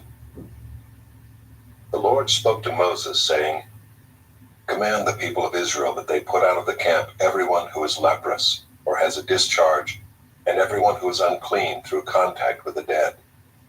You shall put out both male and female, putting them outside the camp, that they may not defile their camp in the midst of which I dwell. And the people of Israel did so, and put them outside the camp. As the Lord said to Moses, so the people of Israel did. And the Lord spoke to Moses, saying, Speak to the people of Israel. When a man or woman commits any of the sins that people commit by breaking faith with the Lord, and that person realizes his guilt, he shall confess his sin that he has committed, and he shall make full restitution for his wrong, adding a fifth to it, and giving it to him to whom he did the wrong. But if the man has no next of kin to whom restitution may be made for the wrong, the restitution for wrong shall go to the Lord for the priest, in addition to the ram of atonement, with which atonement is made for him. And every contribution, all the holy donations of the people of Israel, which they bring to the priest, shall be his.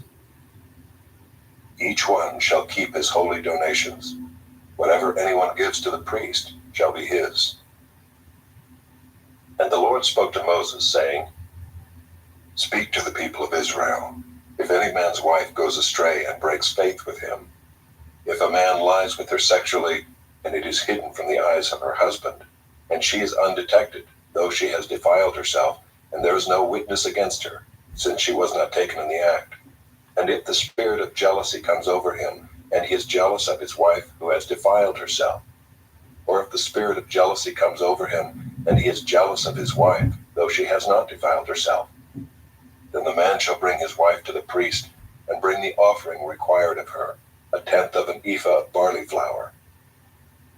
He shall pour no oil on it, and put no frankincense on it, for it is a grain offering of jealousy, a grain offering of remembrance. bringing iniquity to remembrance. And the priest shall bring her near and set her before the Lord. And the priest shall take holy water in an earthenware vessel, and take some of the dust that is on the floor of the tabernacle, and put it into the water. And the priest shall set the woman before the Lord, and unbind the hair of the woman's head, and place in her hands the grain offering of remembrance, which is the grain offering of jealousy. And in his hand the priest shall have the water of bitterness that brings the curse. Then the priest shall make her take an oath, saying, If no man is lain with you, and if you have not turned aside to uncleanness while you were under your husband's authority, be free from this water of bitterness that brings the curse. But if you have gone astray, though you were under your husband's authority, and if you have defiled yourself, and some man other than your husband has lain with you, then let the priest make the woman take the oath of the curse, and say to the woman, The Lord make you a curse and an oath among your people, when the Lord makes your thigh fall away and your body swell. May this water that brings the curse pass into your bowels and make your womb swell, and your thigh fall away. And the woman shall say, Amen, Amen. Then the priest shall write these curses in a book, and wash them off into the water of bitterness. And he shall make the woman drink the water of bitterness that brings the curse, and the water that brings the curse shall enter into her, and cause bitter pain. And the priest shall take the grain offering of jealousy out of the woman's hand, and shall wave the grain offering before the Lord, and bring it to the altar. And the priest shall take a handful of the grain offering as its memorial portion, and burn it on the altar, and afterward shall make the woman drink the water.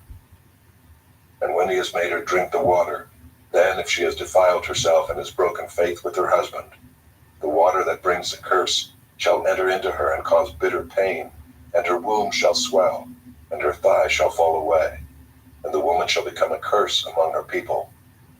But if the woman has not defiled herself and is clean, then she shall be free and shall conceive children. This is the law in cases of jealousy, when a wife, though under her husband's authority, goes astray and defiles herself, or when the spirit of jealousy comes over a man, and he is jealous of his wife. Then he shall set the woman before the Lord, and the priest shall carry out for her all this law. The man shall be free from iniquity, but the woman shall bear her iniquity. Chapter 6.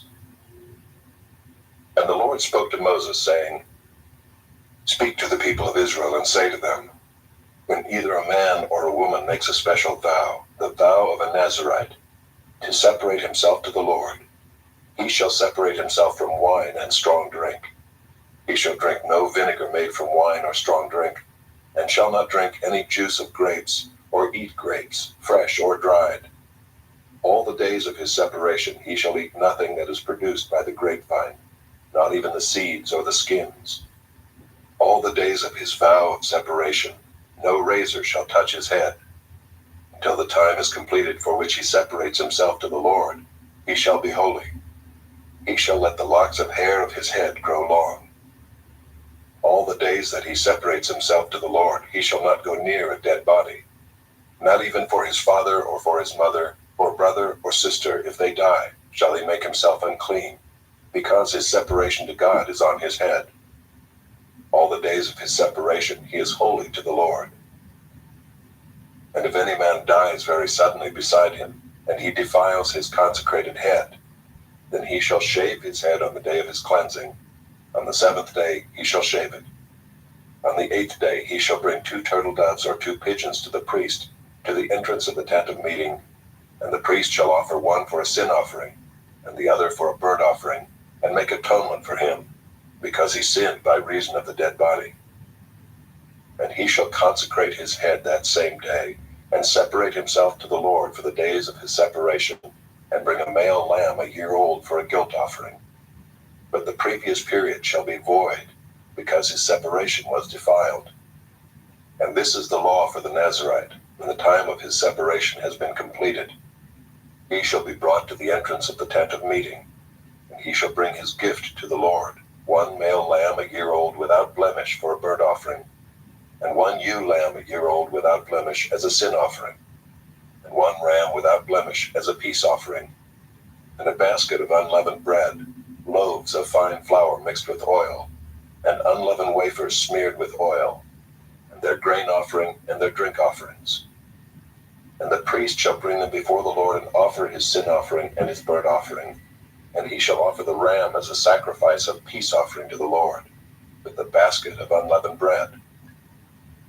The priest shall offer also its grain offering and its drink offering.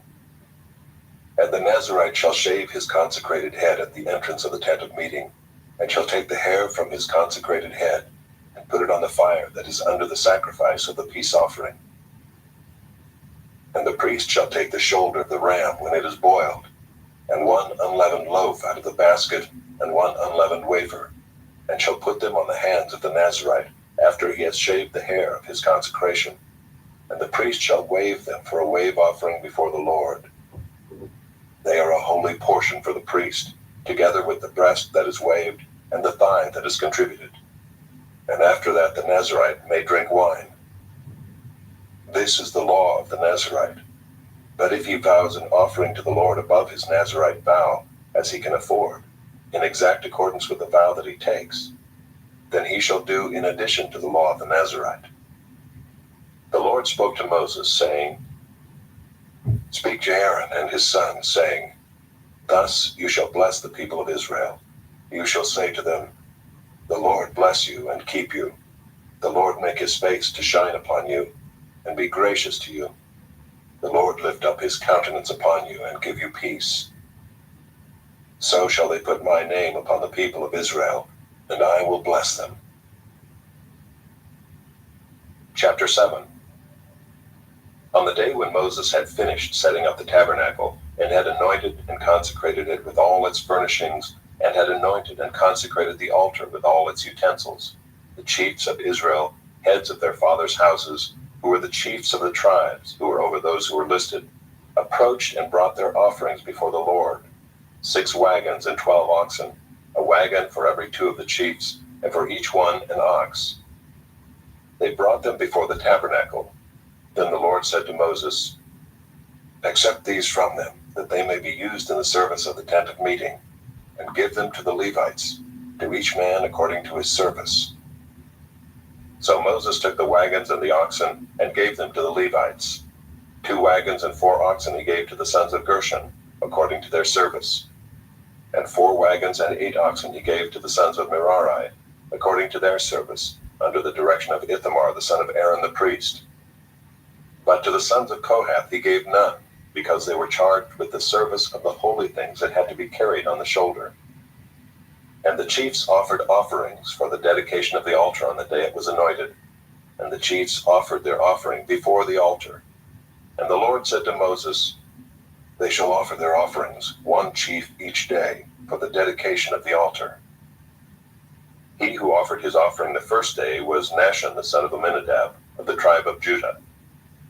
And his offering was 1 silver plate, whose weight was 130 shekels, 1 silver basin of 70 shekels, according to the shekel of the sanctuary, both of them full of fine flour mixed with oil for a grain offering, 1 golden dish of 10 shekels, full of incense, 1 bull from the herd, 1 ram, 1 male lamb a year old for a burnt offering, 1 male goat for a sin offering, and for the sacrifice of peace offerings, 2 oxen, 5 rams, 5 male goats, and 5 male lambs a year old. This was the offering of Nahshon the son of Amminadab. On the second day, Nathanael the son of Zuar, the chief of Issachar, made an offering. He offered for his offering 1 silver plate, whose weight was 130 shekels, 1 silver basin of 70 shekels, according to the shekel of the sanctuary, both of them full of fine flour mixed with oil for a grain offering, 1 golden dish of 10 shekels, full of incense, 1 bull from the herd, 1 ram, 1 male lamb a year old for a burnt offering, 1 male goat for a sin offering, and for the sacrifice of peace offerings, 2 oxen, 5 rams, 5 male goats, and 5 male lambs a year old. This was the offering of Nathanael the son of Zuar. On the third day, Eliab the son of Helon, the chief of the people of Zebulun. His offering was 1 silver plate, whose weight was 130 shekels, 1 silver basin of 70 shekels, according to the shekel of the sanctuary, both of them full of fine flour mixed with oil for a grain offering. 1 golden dish of 10 shekels, full of incense. 1 bull from the herd. 1 ram. 1 male lamb a year old for a burnt offering. 1 male goat for a sin offering. And for the sacrifice of peace offerings, 2 oxen, 5 rams, 5 male goats, and 5 male lambs a year old. This was the offering of Eliab the son of Helon.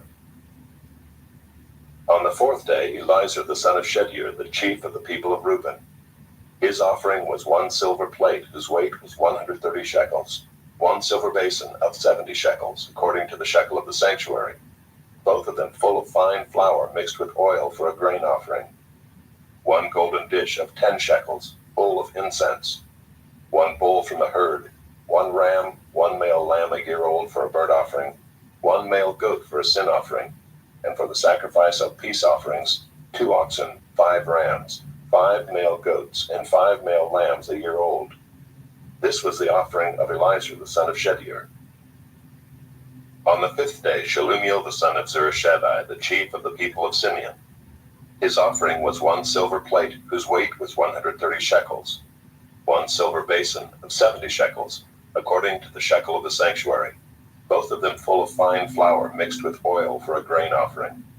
1 golden dish of 10 shekels, full of incense.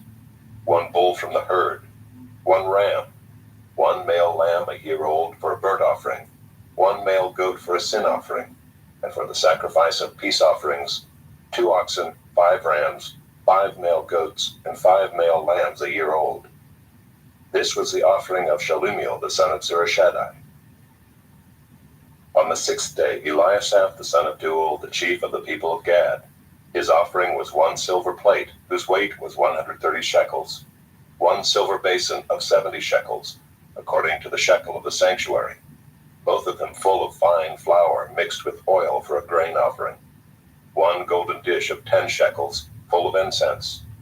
1 bull from the herd. 1 ram. 1 male lamb a year old for a burnt offering. 1 male goat for a sin offering.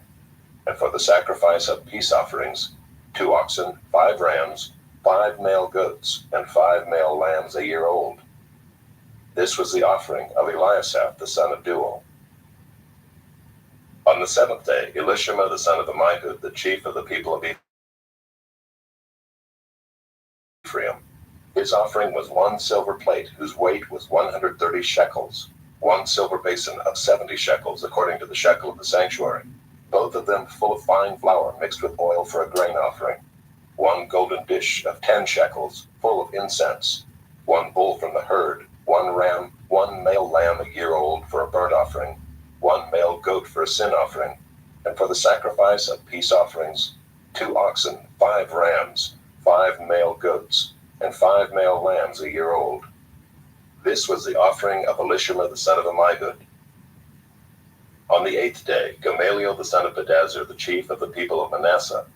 His offering was 1 silver plate, whose weight was 130 shekels, 1 silver basin of 70 shekels, according to the shekel of the sanctuary, both of them full of fine flour mixed with oil for a grain offering. 1 golden dish of 10 shekels, full of incense. 1 bull from the herd. 1 ram. 1 male lamb a year old for a burnt offering. 1 male goat for a sin offering.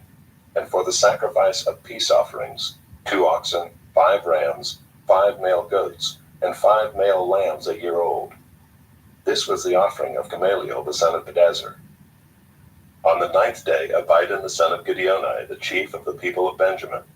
His offering was 1 silver plate, whose weight was 130 shekels, 1 silver basin of 70 shekels, according to the shekel of the sanctuary, both of them full of fine flour mixed with oil for a grain offering. 1 golden dish of 10 shekels, full of incense. 1 bull from the herd. 1 ram. 1 male lamb a year old for a burnt offering. 1 male goat for a sin offering. And for the sacrifice of peace offerings, 2 oxen, 5 rams, 5 male goats, and 5 male lambs a year old.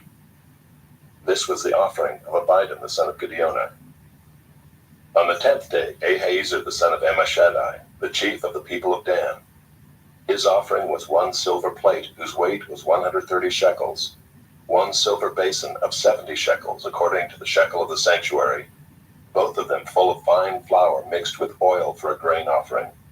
1 golden dish of 10 shekels, full of incense.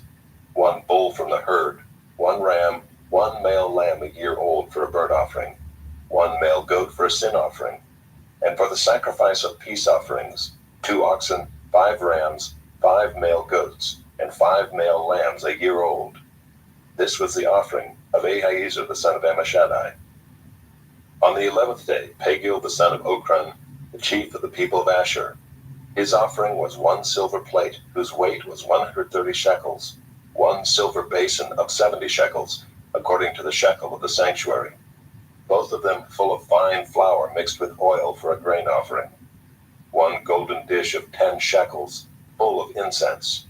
1 bull from the herd, 1 ram, 1 male lamb a year old for a burnt offering, 1 male goat for a sin offering. And for the sacrifice of peace offerings, 2 oxen, 5 rams, 5 male goats, and 5 male lambs a year old. This was the offering of Pagiel the son of Okran. On the 12th day, Ahira the son of Enan, the chief of the people of Naphtali, his offering was 1 silver plate, whose weight was 130 shekels, 1 silver basin of 70 shekels, according to the shekel of the sanctuary, both of them full of fine flour mixed with oil for a grain offering. 1 golden dish of 10 shekels, full of incense. 1 bull from the herd, 1 ram, 1 male lamb a year old for a burnt offering, 1 male goat for a sin offering. And for the sacrifice of peace offerings, 2 oxen, 5 rams, 5 male goats, and 5 male lambs a year old. This was the offering of Ahira the son of Enan. This was the dedication offering for the altar on the day when it was anointed, from the chiefs of Israel, 12 silver plates, 12 silver basins, 12 golden dishes, each silver plate weighing 130 shekels, and each basin 70. All the silver of the vessels, 2,400 shekels according to the shekel of the sanctuary. The 12 golden dishes full of incense, weighing 10 shekels apiece according to the shekel of the sanctuary. All the gold of the dishes being 120 shekels. All the cattle for the burnt offering, 12 bulls, 12 rams, 12 male lambs a year old, with their grain offering, and 12 male goats for a sin offering. And all the cattle for the sacrifice of peace offerings, 24 bulls, the rams 60, the male goats 60, the male lambs a year old 60. This was the dedication offering for the altar after it was anointed. And when Moses went into the tent of meeting to speak with the Lord, he heard the voice speaking to him from above the mercy seat that was on the ark of the testimony, from between the 2 cherubim, and it spoke to him. Chapter 8. Now the Lord spoke to Moses, saying, Speak to Aaron and say to him, When you set up the lamps, the 7 lamps shall give light in front of the lampstand. And Aaron did so. He set up its lamps in front of the lampstand as the Lord commanded Moses. And this was the workmanship of the lampstand, hammered work of gold. From its base to its flowers it was hammered work, according to the pattern that the Lord had shown Moses. So he made the lampstand.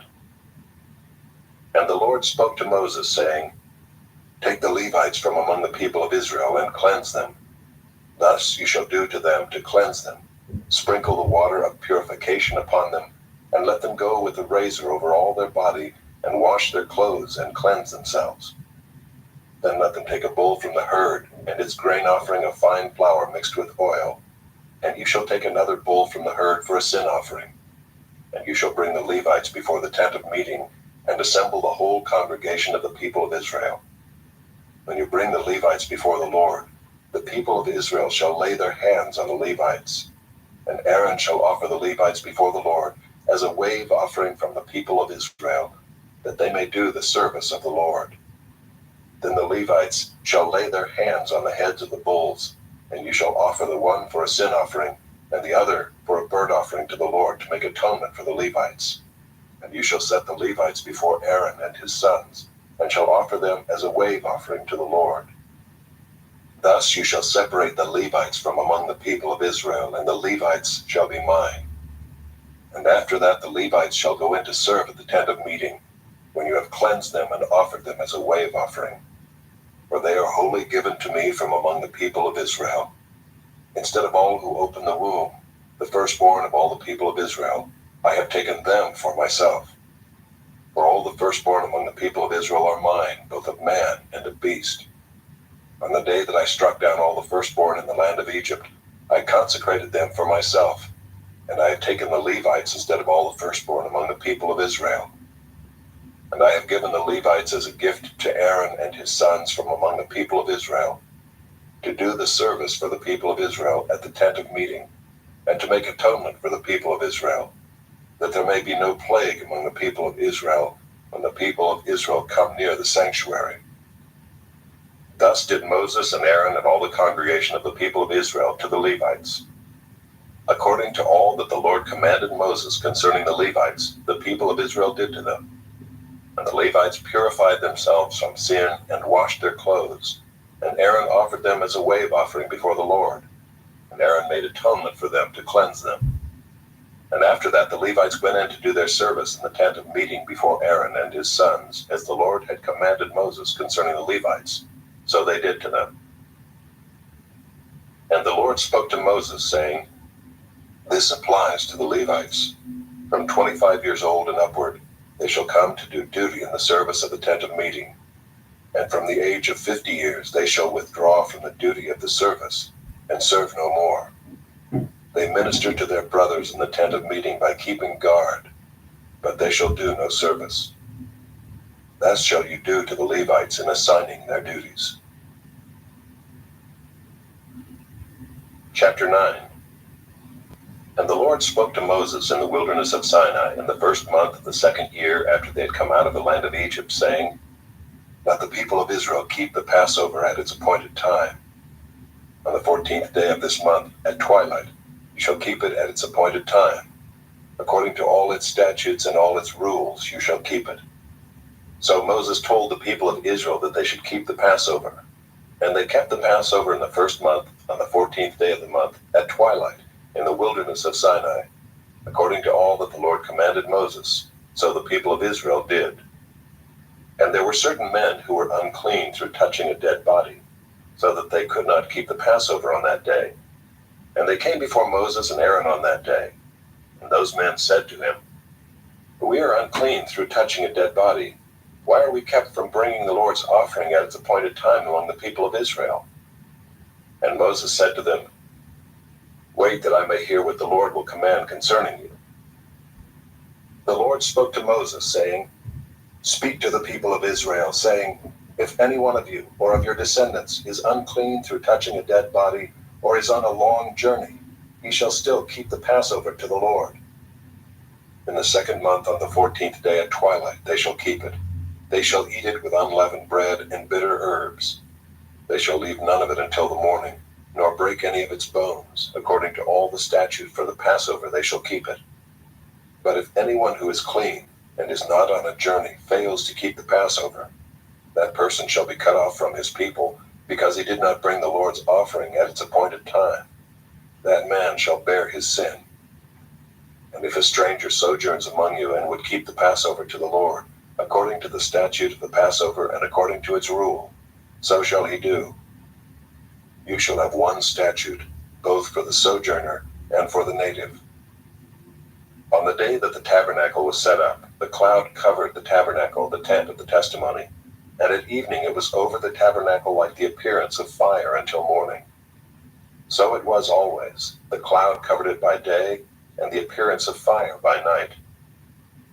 And whenever the cloud lifted from over the tent, after that the people of Israel set out, and in the place where the cloud settled down, there the people of Israel camped.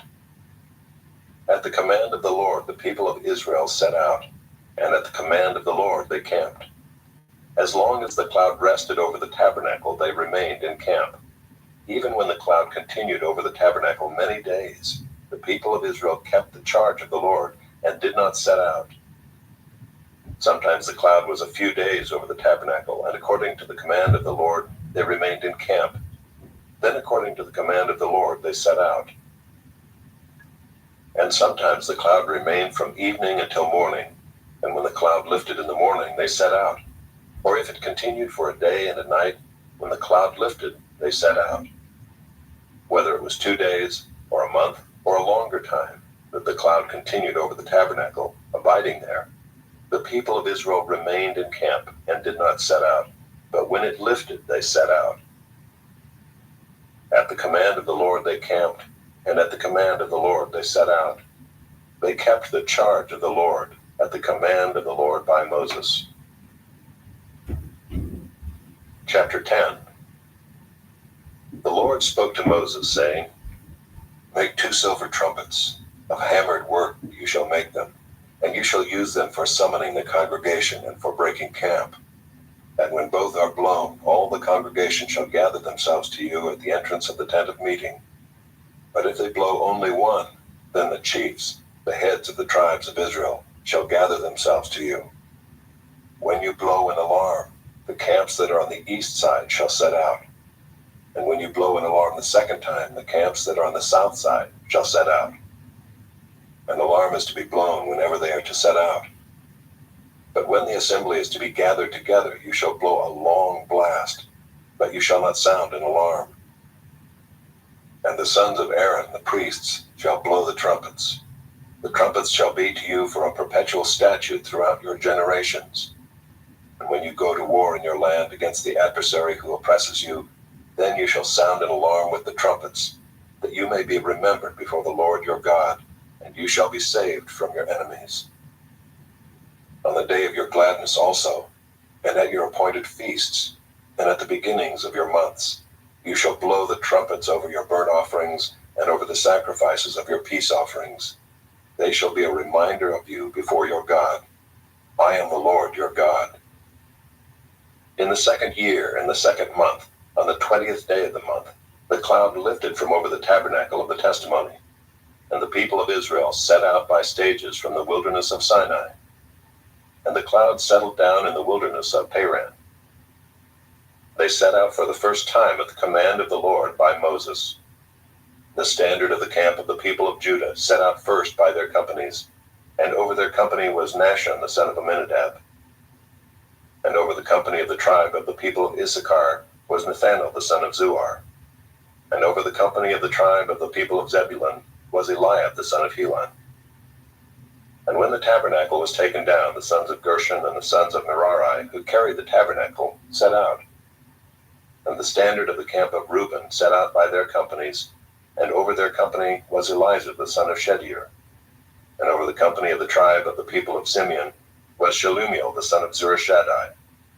And over the company of the tribe of the people of Gad was Eliasaph the son of Deuel. Then the Kohathites set out, carrying the holy things, and the tabernacle was set up before their arrival. And the standard of the camp of the people of Ephraim set out by their companies, and over their company was Elishama the son of Ammihud. And over the company of the tribe of the people of Manasseh was Gamaliel the son of Pedazur. And over the company of the tribe of the people of Benjamin was Abidan the son of Gideoni. Then the standard of the camp of the people of Dan, acting as the rear guard of all the camps, set out by their companies. And over their company was Ahiezer the son of Ammishaddai. And over the company of the tribe of the people was Asher, was Pagiel the son of Ochran.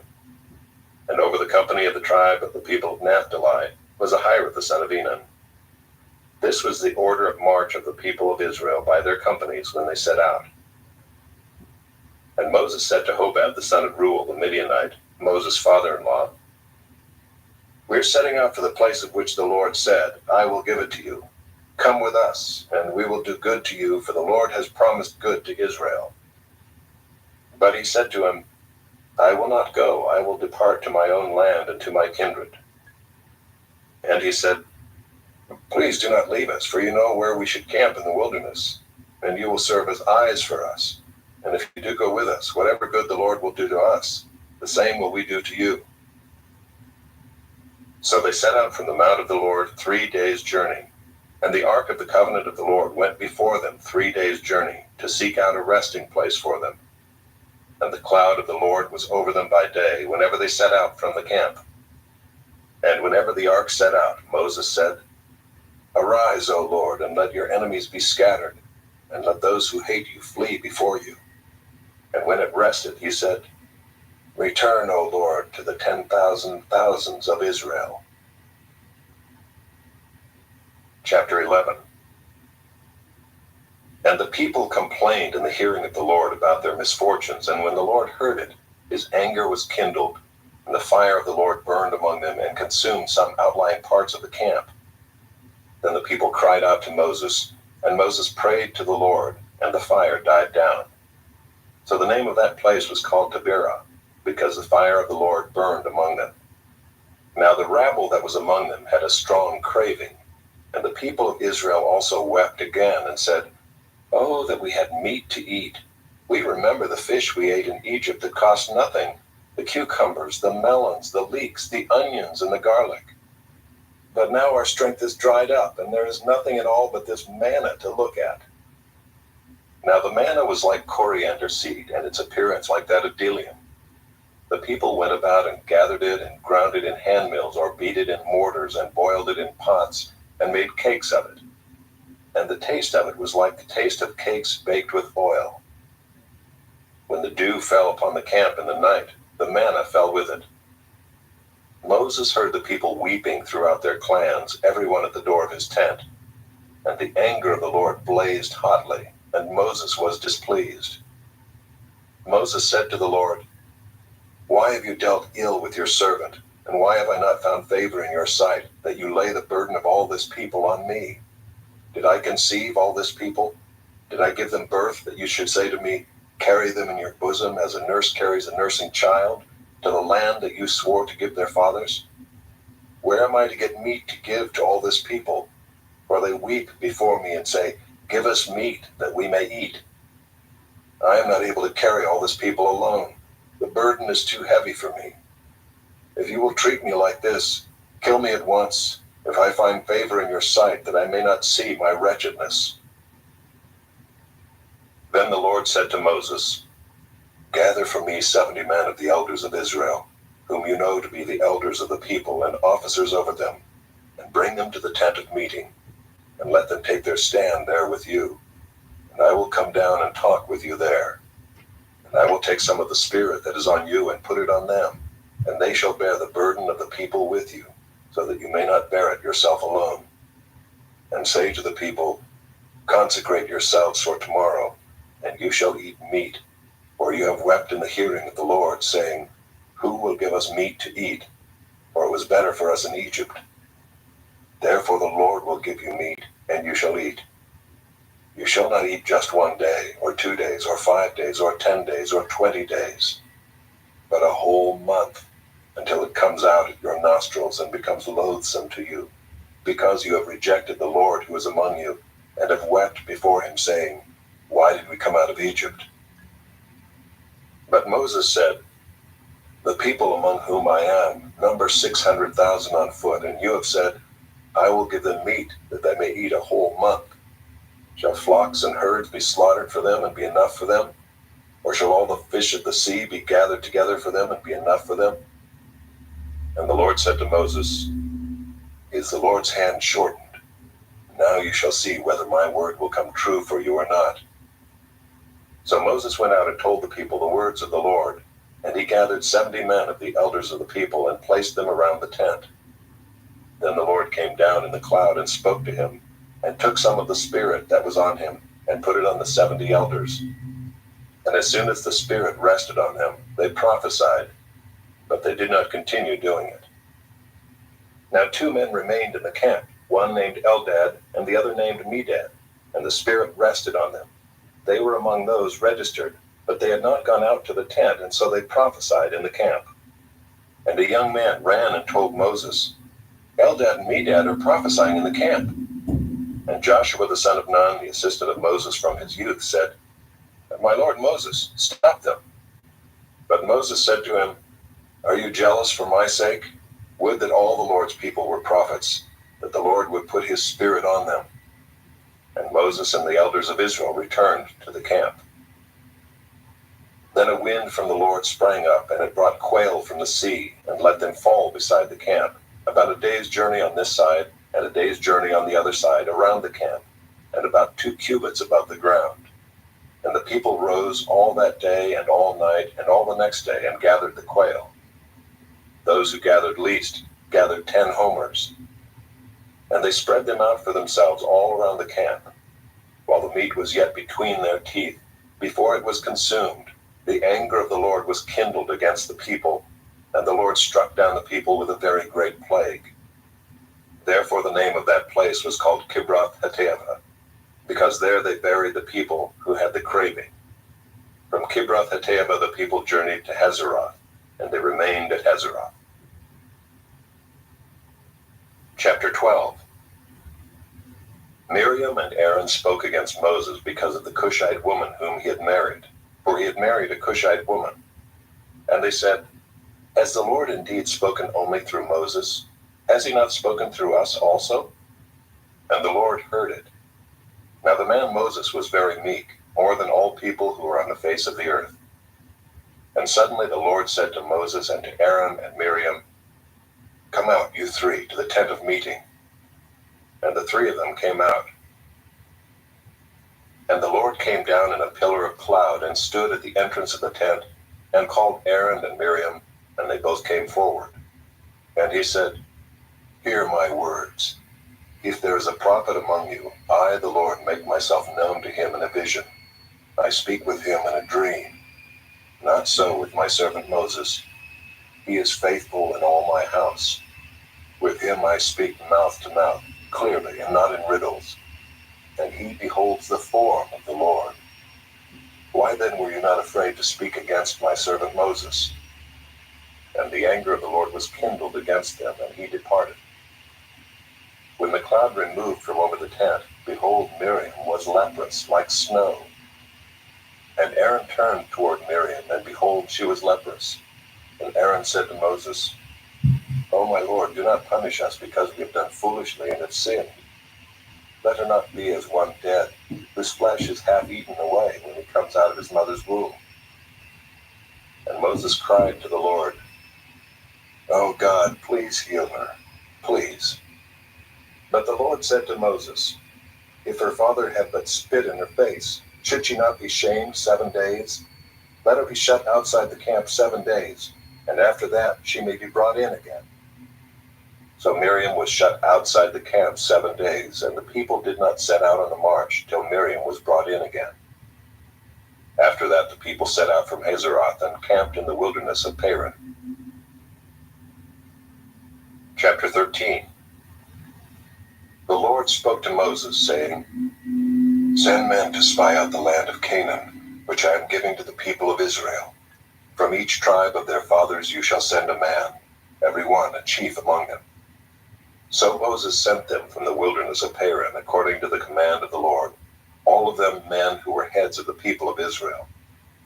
And these were their names: from the tribe of Reuben, Shemua the son of Zachar; from the tribe of Simeon, Shaphat the son of Hori; from the tribe of Judah, Caleb the son of Jephunneh; from the tribe of Issachar, Igal the son of Joseph; from the tribe of Ephraim, Hoshea the son of Nun; from the tribe of Benjamin, Paltai the son of Raphu; from the tribe of Zebulun, Gadiel the son of Sodai; from the tribe of Joseph, that is, from the tribe of Manasseh, Gadai the son of Susai; from the tribe of Dan, Amiel the son of Gemalli; from the tribe of Asher, Sether the son of Michael; from the tribe of Naphtali, Nahbi the son of Bophsai; from the tribe of Gad, Geuel the son of Machai. These were the names of the men whom Moses sent to spy out the land. And Moses called Hoshea the son of Nun Joshua. Moses sent them to spy out the land of Canaan, and said to them, "Go up into the Negeb, and go up into the hill country, and see what the land is, and whether the people who dwell in it are strong or weak, whether they are few or many, and whether the land that they dwell in is good or bad, and whether the cities that they dwell in are camps or strongholds, and whether the land is rich or poor, and whether there are trees in it or not. Be of good courage and bring some of the fruit of the land." Now the time was the season of the first ripe grapes. So they went up and spied out the land from the wilderness of Zin to Rehob, near Lebo Hamath. They went up into the Negeb and came to Hebron. Ahiman, Shishai, and Talmai, the descendants of Anak, were there. Hebron was built 7 years before Zoan in Egypt. And they came to the valley of Eshcol and cut down from there a branch with a single cluster of grapes, and they carried it on a pole between two of them. They also brought some pomegranates and figs. That place was called the valley of Eshcol because of the cluster that the people of Israel cut down from there. At the end of 40 days they returned from spying out the land, and they came to Moses and Aaron and to all the congregation of the people of Israel in the wilderness of Paran at Kadesh. They brought back word to them and to all the congregation and showed them the fruit of the land. And they told him, "We came to the land to which you sent us. It flows with milk and honey, and this is its fruit. However, the people who dwell in the land are strong, and the cities are fortified and very large. And besides, we saw the descendants of Anak there. The Amalekites dwell in the land of the Negev. The Hittites, the Jebusites, and the Amorites dwell in the hill country. And the Canaanites dwell by the sea and along the Jordan." But Caleb quieted the people before Moses and said, "Let us go up at once and occupy it, for we are well able to overcome it." Then the men who had gone up with him said, "We are not able to go up against the people, for they are stronger than we are." So they brought to the people of Israel a bad report of the land that they had spied out, saying, "The land through which we have gone to spy it out is a land that devours its inhabitants, and all the people that we saw in it are of great height. And there we saw the Nephilim, the sons of Anak, who come from the Nephilim. And we seemed to ourselves like grasshoppers, and so we seemed to them." Chapter 14. Then all the congregation raised a loud cry, and the people wept that night. And all the people of Israel grumbled against Moses and Aaron.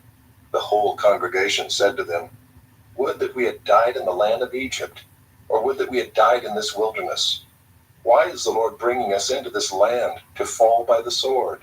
Our wives and our little ones will become a prey. Would it not be better for us to go back to Egypt?" And they said to one another, "Let us choose a leader and go back to Egypt." Then Moses and Aaron fell on their faces before all the assembly of the congregation of the people of Israel. And Joshua the son of Nun and Caleb the son of Jephunneh, who were among those who had spied out the land, tore their clothes and said to all the congregation of the people of Israel, "The land which we passed through to spy it out is an exceedingly good land. If the Lord delights in us, he will bring us into this land and give it to us, a land that flows with milk and honey. Only do not rebel against the Lord, and do not fear the people of the land, for they are bread for us. Their protection is removed from them, and the Lord is with us. Do not fear them." Then all the congregation said to stone them with stones. But the glory of the Lord appeared at the tent of meeting to all the people of Israel. And the Lord said to Moses, "How long will this people despise me? And how long will they not believe in me, in spite of all the signs that I have done among them? I will strike them with the pestilence and disinherit them, and I will make of you a nation greater and mightier than they." But Moses said to the Lord, "Then the Egyptians will hear of it, for you brought up this people in your might from among them, and they will tell the inhabitants of this land. They have heard that you, O Lord, are in the midst of this people, for you, O Lord, are seen face to face, and your cloud stands over them, and you go before them in a pillar of cloud by day, and in a pillar of fire by night. Now if you kill this people as one man, then the nations who have heard your fame will say, 'It is because the Lord was not able to bring this people into the land that he swore to give to them, that he has killed them in the wilderness.' And now please let the power of the Lord be great as you have promised, saying, 'The Lord is slow to anger and abounding in steadfast love, forgiving iniquity and transgression. But he will by no means clear the guilty, visiting the iniquity of the fathers on the children to the third and the fourth generation. Please pardon the iniquity of this people, according to the greatness of your steadfast love, just as you have forgiven this people from Egypt until now.' Then the Lord said, 'I have pardoned according to your word. But truly as I live, and as all the earth shall be filled with the glory of the Lord, none of the men who have seen my glory and my signs that I did in Egypt and in the wilderness, and yet have put me to the test these 10 times, and have not obeyed my voice, shall see the land that I swore to give to their fathers. And none of those who despised me shall see it. But my servant Caleb, because he has a different spirit, and has followed me fully, I will bring into the land into which he went, and his descendants shall possess it. Now, since the Amalekites and the Canaanites dwell in the valleys, turn tomorrow and set out for the wilderness by the way to the Red Sea. And the Lord spoke to Moses and to Aaron, saying, How long shall this wicked congregation grumble against me? I have heard the grumblings of the people of Israel, which they grumble against me. Say to them, As I live, declares the Lord, what you have said in my hearing I will do to you. Your dead bodies shall fall in this wilderness, and of all your number, listed in the census from 20 years old and upward, who have grumbled against me, not one shall come into the land where I swore that I would make you dwell, except Caleb, the son of Jephunneh, and Joshua, the son of Nun. But your little ones, who you said would become a prey, I will bring in, and they shall know the land that you have rejected. But as for you, your dead bodies shall fall in this wilderness. And your children shall be shepherds in the wilderness 40 years, and shall suffer for your faithlessness, until the last of your dead bodies lies in the wilderness. According to the number of the days in which you spied out the land, 40 days, a year for each day, you shall bear your iniquity 40 years, and you shall know my displeasure. I, the Lord, have spoken. Surely this will I do to all this wicked congregation who are gathered together against me. In this wilderness they shall come to a full end, and there they shall die. And the men whom Moses sent to spy out the land, who returned and made all the congregation grumble against him by bringing up a bad report about the land, the men who brought up a bad report of the land, died by plague before the Lord. Of those men who went to spy out the land, only Joshua the son of Nun, and Caleb the son of Jephunneh remained alive. When Moses told these words to all the people of Israel, the people mourned greatly. And they rose early in the morning and went up to the heights of the hill country, saying, Here we are. We will go up to the place that the Lord has promised, for we have sinned. But Moses said, Why now are you transgressing the command of the Lord, when that will not succeed? Do not go up, for the Lord is not among you, lest you be struck down before your enemies. For there the Amalekites and the Canaanites are facing you, and you shall fall by the sword. Because you have turned back from following the Lord will not be with you. But they presumed to go up to the heights of the hill country, although neither the ark of the covenant of the Lord nor Moses departed out of the camp. Then the Amalekites and the Canaanites who lived in that hill country came down and defeated them, and pursued them even to Hormah. Chapter 15. The Lord spoke to Moses, saying, Speak to the people of Israel and say to them, When you come into the land you are to inhabit, which I am giving you, and you offer to the Lord from the herd or from the flock a food offering, or a burnt offering, or a sacrifice, to fulfill a vow, or as a free will offering, or at your appointed feasts, to make a pleasing aroma to the Lord, then he who brings his offering shall offer to the Lord a grain offering of 1/10 of an ephah of fine flour, mixed with 1/4 of a hin of oil. And you shall offer with the burnt offering, or for the sacrifice, 1/4 of a hin of wine for the drink offering for each lamb. Or for a ram, you shall offer for a grain offering 2/10 of an ephah of fine flour, mixed with 1/3 of a hin of oil. And for the drink offering you shall offer 1/3 of a hin of wine, a pleasing aroma to the Lord. And when you offer a bull as a burnt offering or sacrifice, to fulfill a vow or for peace offerings to the Lord, then one shall offer with the bull a grain offering of 3/10 of an ephah of fine flour, mixed with 1/2 a hin of oil. And you shall offer for the drink offering 1/2 a hin of wine, as a food offering, a pleasing aroma to the Lord. Thus it shall be done for each bull or ram, or for each lamb or young goat. As many as you offer, so shall you do with each one, as many as there are. Every native Israelite shall do these things in this way, in offering a food offering with a pleasing aroma to the Lord.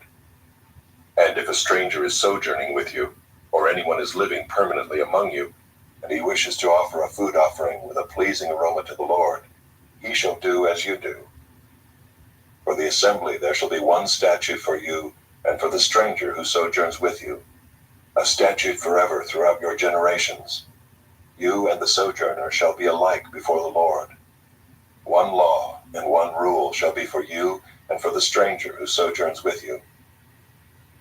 The Lord spoke to Moses, saying, Speak to the people of Israel and say to them, When you come into the land to which I bring you, and when you eat of the bread of the land, you shall present a contribution to the Lord. Of the first of your dough you shall present a loaf as a contribution. Like a contribution from the threshing floor, so shall you present it. Some of the first of your dough you shall give to the Lord as a contribution throughout your generations. But if you sin unintentionally and do not observe all these commandments that the Lord has spoken to Moses, all that the Lord has commanded you by Moses, from the day that the Lord gave commandment and onward throughout your generations, then if it was done unintentionally without the knowledge of the congregation, all the congregation shall offer one bull from the herd for a burnt offering, a pleasing aroma to the Lord, with its grain offering and its drink offering, according to the rule, and one male goat for a sin offering. And the priest shall make atonement for all the congregation of the people of Israel, and they shall be forgiven, because it was a mistake, and they have brought their offering, a food offering to the Lord, and their sin offering before the Lord for their mistake. And all the congregation of the people of Israel shall be forgiven, and the stranger who sojourns among them, because the whole population was involved in the mistake. If one person sins unintentionally, he shall offer a female goat a year old for a sin offering, and the priest shall make atonement before the Lord for the person who makes a mistake, when he sins unintentionally, to make atonement for him, and he shall be forgiven. You shall have one law for him who does anything unintentionally, for him who is native among the people of Israel, and for the stranger who sojourns among them. But the person who does anything with a high hand, whether he is native or a sojourner, reviles the Lord, and that person shall be cut off from among his people. Because he has despised the word of the Lord and has broken his commandment, that person shall be utterly cut off. His iniquity shall be on him. While the people of Israel were in the wilderness, they found a man gathering sticks on the Sabbath day. And those who found him gathering sticks brought him to Moses and Aaron and to all the congregation. They put him in custody because it had not been made clear what should be done to him. And the Lord said to Moses, The man shall be put to death. All the congregation shall stone him with stones outside the camp. And all the congregation brought him outside the camp, and stoned him to death with stones, as the Lord commanded Moses. The Lord said to Moses, Speak to the people of Israel, and tell them to make tassels on the corners of their garments throughout their generations, and to put a cord of blue on the tassel of each corner. And it shall be a tassel for you to look at and remember all the commandments of the Lord, to do them, not to follow after your own heart and your own eyes, which you are inclined to whore after. So you shall remember and do all my commandments, and be holy to your God. I am the Lord your God, who brought you out of the land of Egypt to be your God. I am the Lord your God. Chapter 16. Now Korah the son of Izhar, son of Kohath, son of Levi, and Dathan and Abiram the sons of Eliab, and On the son of Peleth, sons of Reuben, took men. And they rose up before Moses with a number of the people of Israel, 250 chiefs of the congregation, chosen from the assembly, well-known men. They assembled themselves together against Moses and against Aaron, and said to them, You have gone too far, for all in the congregation are holy, every one of them, and the Lord is among them. Why then do you exalt yourselves above the assembly of the Lord? When Moses heard it, he fell on his face, and he said to Korah and all his company, In the morning the Lord will show who is his and who is holy, and will bring him near to him. The one whom he chooses, he will bring near to him. Do this, take censers, Korah and all his company, put fire in them and put incense on them before the Lord tomorrow. The man whom the Lord chooses shall be the Holy One. You have gone too far, sons of Levi. And Moses said to Korah, "Hear now, you sons of Levi. Is it too small a thing for you that the God of Israel has separated you from the congregation of Israel, to bring you near to himself, to do service in the tabernacle of the Lord, and to stand before the congregation to minister to them, and that he has brought you near him, and all your brothers the sons of Levi with you? And would you seek the priesthood also? Therefore it is against the Lord that you and all your company have gathered together. What is Aaron that you grumble against him?" And Moses sent to call Dathan and Abiram the sons of Eliab, and they said, "We will not come up. Is it a small thing that you have brought us up out of a land flowing with milk and honey to kill us in the wilderness, that you must also make yourself a prince over us? Moreover, you have not brought us into a land flowing with milk and honey, nor given us inheritance of fields and vineyards. Will you put out the eyes of these men? We will not come up." And Moses was very angry and said to the Lord, "Do not respect their offering. I have not taken one donkey from them, and I have not harmed one of them." And Moses said to Korah, "Be present, you and all your company, before the Lord, you and they, and Aaron, tomorrow. And let every one of you take his censer and put incense on it, and every one of you bring before the Lord his censer, 250 censers, you also and Aaron, each his censer." So every man took his censer and put fire in them and laid incense on them, and stood at the entrance of the tent of meeting with Moses and Aaron. Then Korah assembled all the congregation against them at the entrance of the tent of meeting, and the glory of the Lord appeared to all the congregation. And the Lord spoke to Moses and to Aaron, saying, "Separate yourselves from among this congregation, that I may consume them in a moment." And they fell on their faces and said, "O God, the God of the spirits of all flesh, shall one man sin, and will you be angry with all the congregation?" And the Lord spoke to Moses, saying, "Say to the congregation, get away from the dwelling of Korah, Dathan, and Abiram." Then Moses rose and went to Dathan and Abiram, and the elders of Israel followed him. And he spoke to the congregation, saying, "Depart, please, from the tents of these wicked men, and touch nothing of theirs, lest you be swept away with all their sins." So they got away from the dwelling of Korah, Dathan, and Abiram. And Dathan and Abiram came out and stood at the door of their tents, together with their wives, their sons, and their little ones. And Moses said, "Hereby you shall know that the Lord has sent me to do all these works, and that it has not been of my own accord.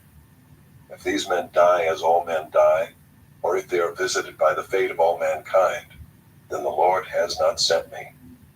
But if the Lord creates something new, and the ground opens its mouth and swallows them up with all that belongs to them, and they go down alive into Sheol, then you shall know that these men have despised the Lord." And as soon as he had finished speaking all these words, the ground under them split apart, and the earth opened its mouth and swallowed them up, with their households and all the people who belonged to Korah and all their goods. So they and all that belonged to them went down alive into Sheol, and the earth closed over them, and they perished from the midst of the assembly. And all Israel who were around them fled at their cry, for they said, "Lest the earth swallow us up." And fire came out from the Lord and consumed the 250 men offering the incense. Then the Lord spoke to Moses, saying, "Tell Eleazar the son of Aaron the priest to take up the censers out of the blaze. Then scatter the fire far and wide, for they have become holy. As for the censers of these men who have sinned at the cost of their lives, let them be made into hammered plates as a covering for the altar, for they offered them before the Lord, and they became holy. Thus they shall be assigned to the people of Israel." So Eleazar the priest took the bronze censers which those who were burned had offered, and they were hammered out as a covering for the altar, to be a reminder to the people of Israel, so that no outsider who is not of the descendants of Aaron should draw near to burn incense before the Lord, lest he become like Korah and his company, as the Lord said to him through Moses. But on the next day all the congregation of the people of Israel grumbled against Moses and against Aaron, saying, "You have killed the people of the Lord." And when the congregation had assembled against Moses and against Aaron, they turned toward the tent of meeting, and behold, the cloud covered it, and the glory of the Lord appeared. And Moses and Aaron came to the front of the tent of meeting, and the Lord spoke to Moses, saying, Get away from the midst of this congregation, that I may consume them in a moment. And they fell on their faces. And Moses said to Aaron, Take your censer and put fire on it from off the altar, and lay incense on it, and carry it quickly to the congregation, and make atonement for them. For wrath has gone out from the Lord, the plague is begun. So Aaron took it as Moses said, and ran into the midst of the assembly. And behold, the plague had already begun among the people. And he put on the incense, and made atonement for the people. And he stood between the dead and the living, and the plague was stopped. Now those who died in the plague were 14,700, besides those who died in the affair of Korah. And Aaron returned to Moses at the entrance of the tent of meeting when the plague was stopped. Chapter 17. The Lord spoke to Moses, saying, Speak to the people of Israel, and get from them staffs, one for each father's house, from all their chiefs according to their father's houses, 12 staffs. Write each man's name on his staff, and write Aaron's name on the staff of Levi. For there shall be one staff for the head of each father's house. Then you shall deposit them in the tent of meeting before the testimony, where I meet with you. And the staff of the man whom I choose shall sprout. Thus I will make to cease from me the grumblings of the people of Israel, which they grumble against you. Moses spoke to the people of Israel, and all their chiefs gave him staffs, one for each chief, according to their father's houses, 12 staffs. And the staff of Aaron was among their staffs. And Moses deposited the staffs before the Lord in the tent of the testimony.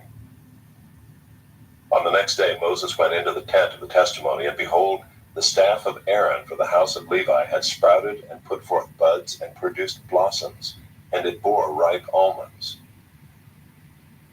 Then Moses brought out all the staffs from before the Lord to all the people of Israel. And they looked, and each man took his staff. And the Lord said to Moses, Put back the staff of Aaron before the testimony, to be kept as a sign for the rebels, that you may make an end of their grumblings against me, lest they die. Thus did Moses, as the Lord commanded him, so he did.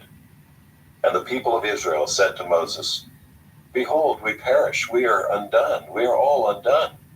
Everyone who comes near to the tabernacle of the Lord shall die. Are we all to perish? Chapter 18.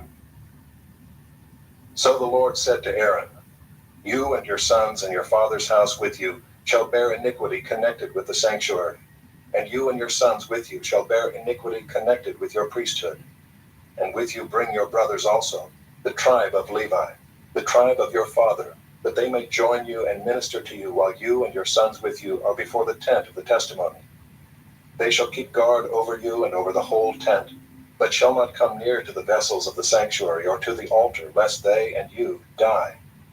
They shall join you and keep guard over the tent of meeting for all the service of the tent, and no outsider shall come near you. And you shall keep guard over the sanctuary and over the altar, that there may never again be wrath on the people of Israel. And behold, I have taken your brothers, the Levites, from among the people of Israel. They are a gift to you, given to the Lord, to do the service of the tent of meeting. And you and your sons with you shall guard your priesthood for all that concerns the altar, and that is within the veil, and you shall serve. I give your priesthood as a gift, and any outsider who comes near shall be put to death.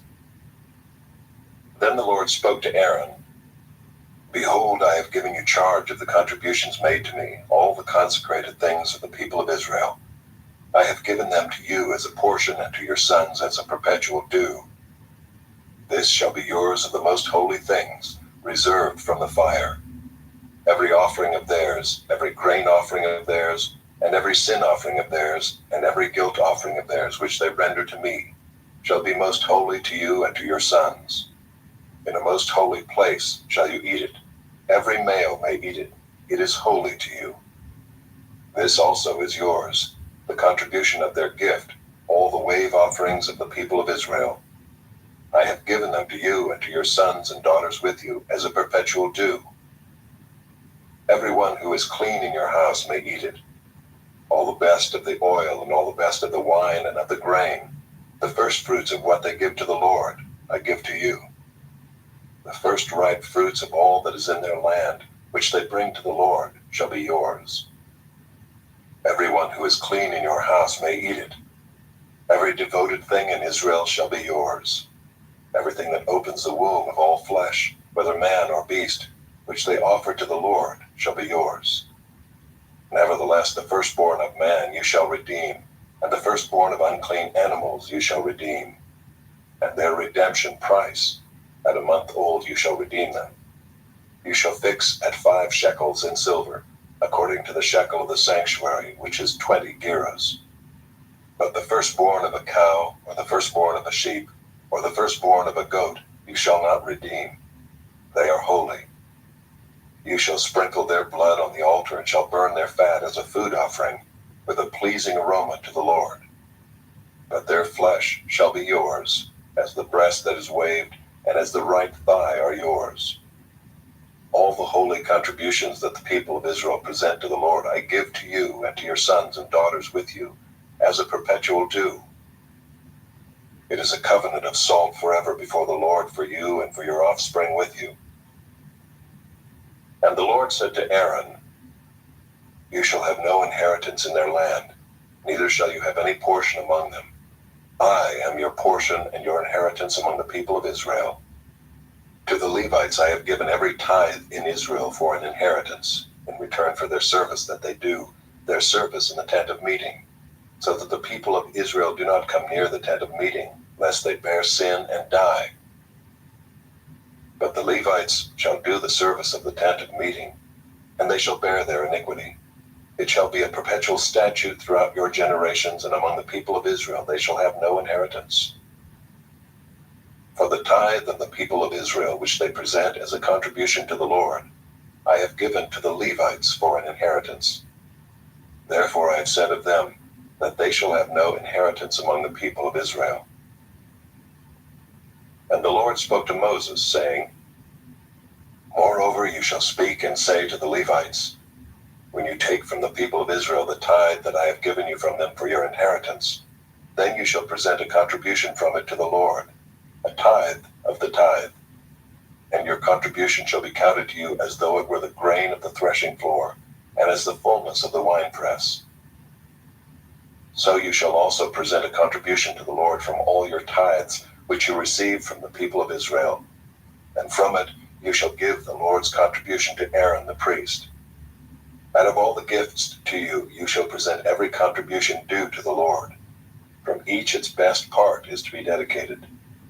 Therefore you shall say to them, When you have offered from it the best of it, then the rest shall be counted to the Levites as produce of the threshing floor, and as produce of the winepress. And you may eat it in any place, you and your households, for it is your reward in return for your service in the tent of meeting. And you shall bear no sin by reason of it, when you have contributed the best of it. But you shall not profane the holy things of the people of Israel, lest you die. Chapter 19. Now the Lord spoke to Moses and to Aaron, saying, This is the statute of the law that the Lord has commanded. Tell the people of Israel to bring you a red heifer without defect, in which there is no blemish, and on which a yoke has never come. And you shall give it to Eleazar the priest, and it shall be taken outside the camp and slaughtered before him. And Eleazar the priest shall take some of its blood with his finger, and sprinkle some of its blood toward the front of the tent of meeting 7 times. And the heifer shall be burned in his sight. Its skin, its flesh, and its blood, with its dung, shall be burned. And the priest shall take cedar wood and hyssop and scarlet yarn, and throw them into the fire, burning the heifer. Then the priest shall wash his clothes and bathe his body in water, and afterward he may come into the camp. But the priest shall be unclean until evening. The one who burns the heifer shall wash his clothes in water and bathe his body in water, and shall be unclean until evening. And a man who is clean shall gather up the ashes of the heifer, and deposit them outside the camp in a clean place. And they shall be kept for the water for impurity for the congregation of the people of Israel. It is a sin offering. And the one who gathers the ashes of the heifer shall wash his clothes and be unclean until evening. And this shall be a perpetual statute for the people of Israel, and for the stranger who sojourns among them. Whoever touches the dead body of any person shall be unclean 7 days. He shall cleanse himself with the water on the 3rd day, and on the 7th day, and so be clean. But if he does not cleanse himself on the 3rd day, and on the 7th day, he will not become clean. Whoever touches a dead person, the body of anyone who has died, and does not cleanse himself, defiles the tabernacle of the Lord, and that person shall be cut off from Israel. Because the water for impurity was not thrown on him, he shall be unclean. His uncleanness is still on him. This is the law when someone dies in a tent. Everyone who comes into the tent and everyone who is in the tent shall be unclean 7 days. And every open vessel that has no cover fastened on it is unclean.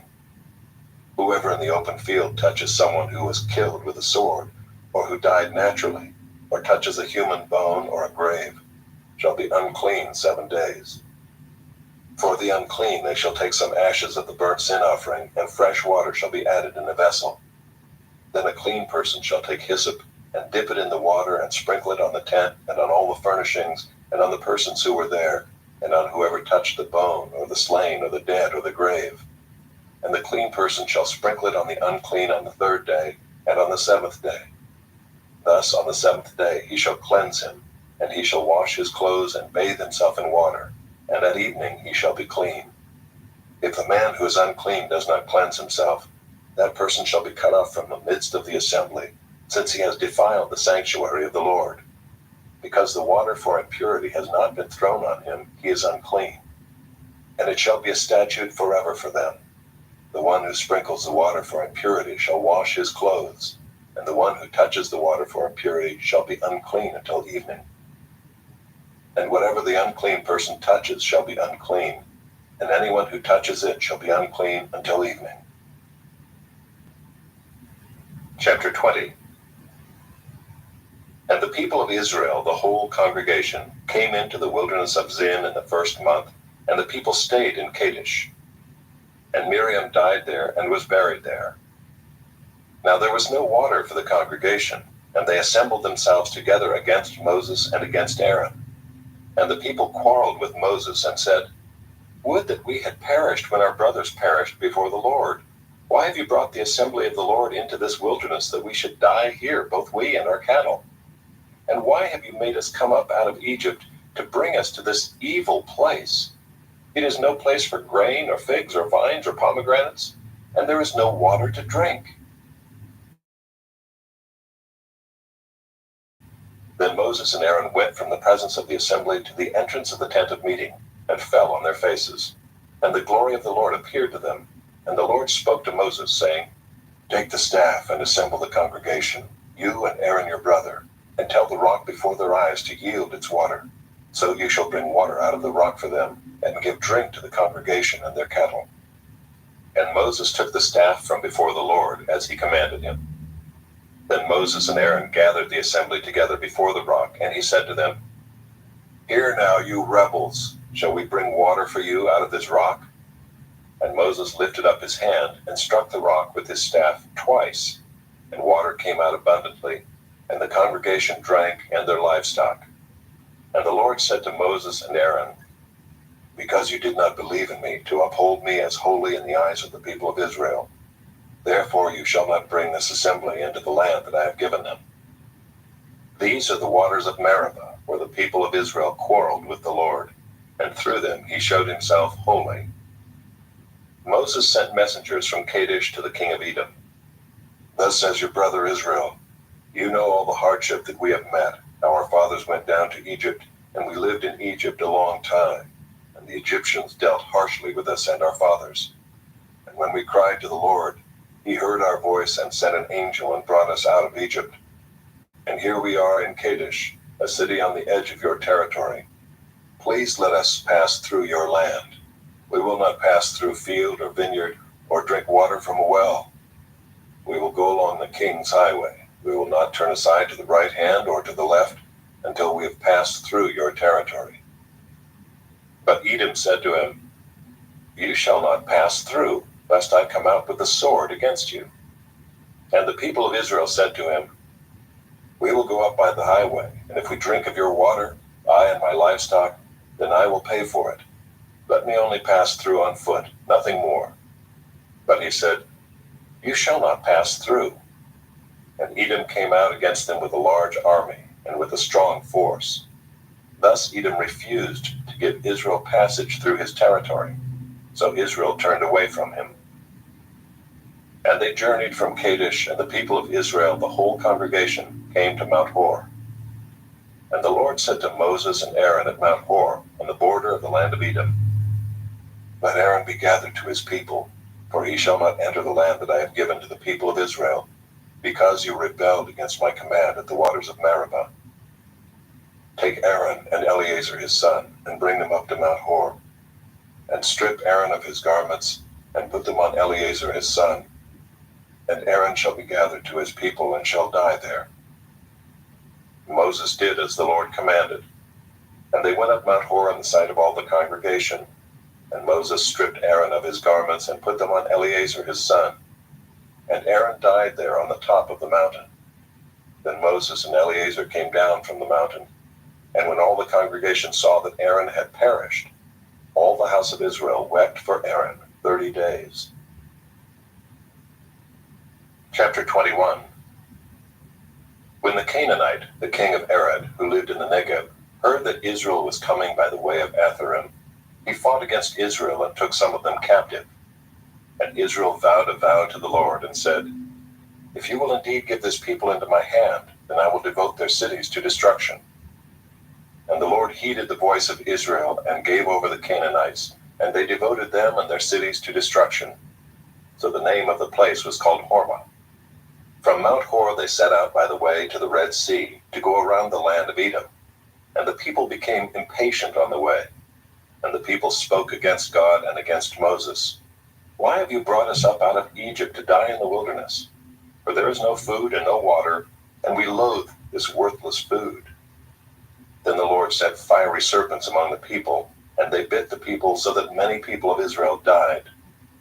And the people came to Moses and said, We have sinned, for we have spoken against the Lord and against you. Pray to the Lord that he take away the serpents from us. So Moses prayed for the people. And the Lord said to Moses, Make a fiery serpent and set it on a pole, and everyone who is bitten, when he sees it, shall live.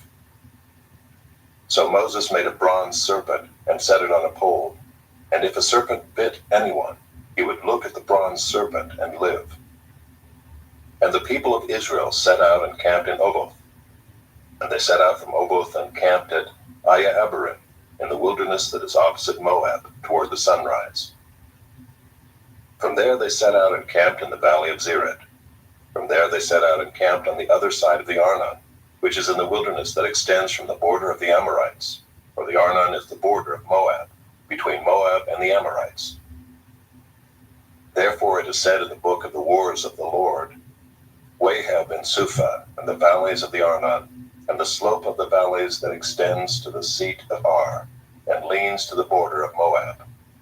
And from there they continued to Beer, that is the well of which the Lord said to Moses, Gather the people together, so that I may give them water. Then Israel sang this song, Spring up, O well, sing to it, the well that the princes made, that the nobles of the people dug, with the scepter and with their staffs. And from the wilderness they went on to Mattanah, and from Mattanah to Nahaliel, and from Nahaliel to Bamoth, and from Bamoth to the valley lying in the region of Moab, by the top of Pisgah that looks down on the desert. Then Israel sent messengers to Sihon king of the Amorites, saying, Let me pass through your land. We will not turn aside into field or vineyard. We will not drink the water of a well. We will go by the king's highway until we have passed through your territory. But Sihon would not allow Israel to pass through his territory. He gathered all his people together and went out against Israel to the wilderness, and came to Jahaz and fought against Israel.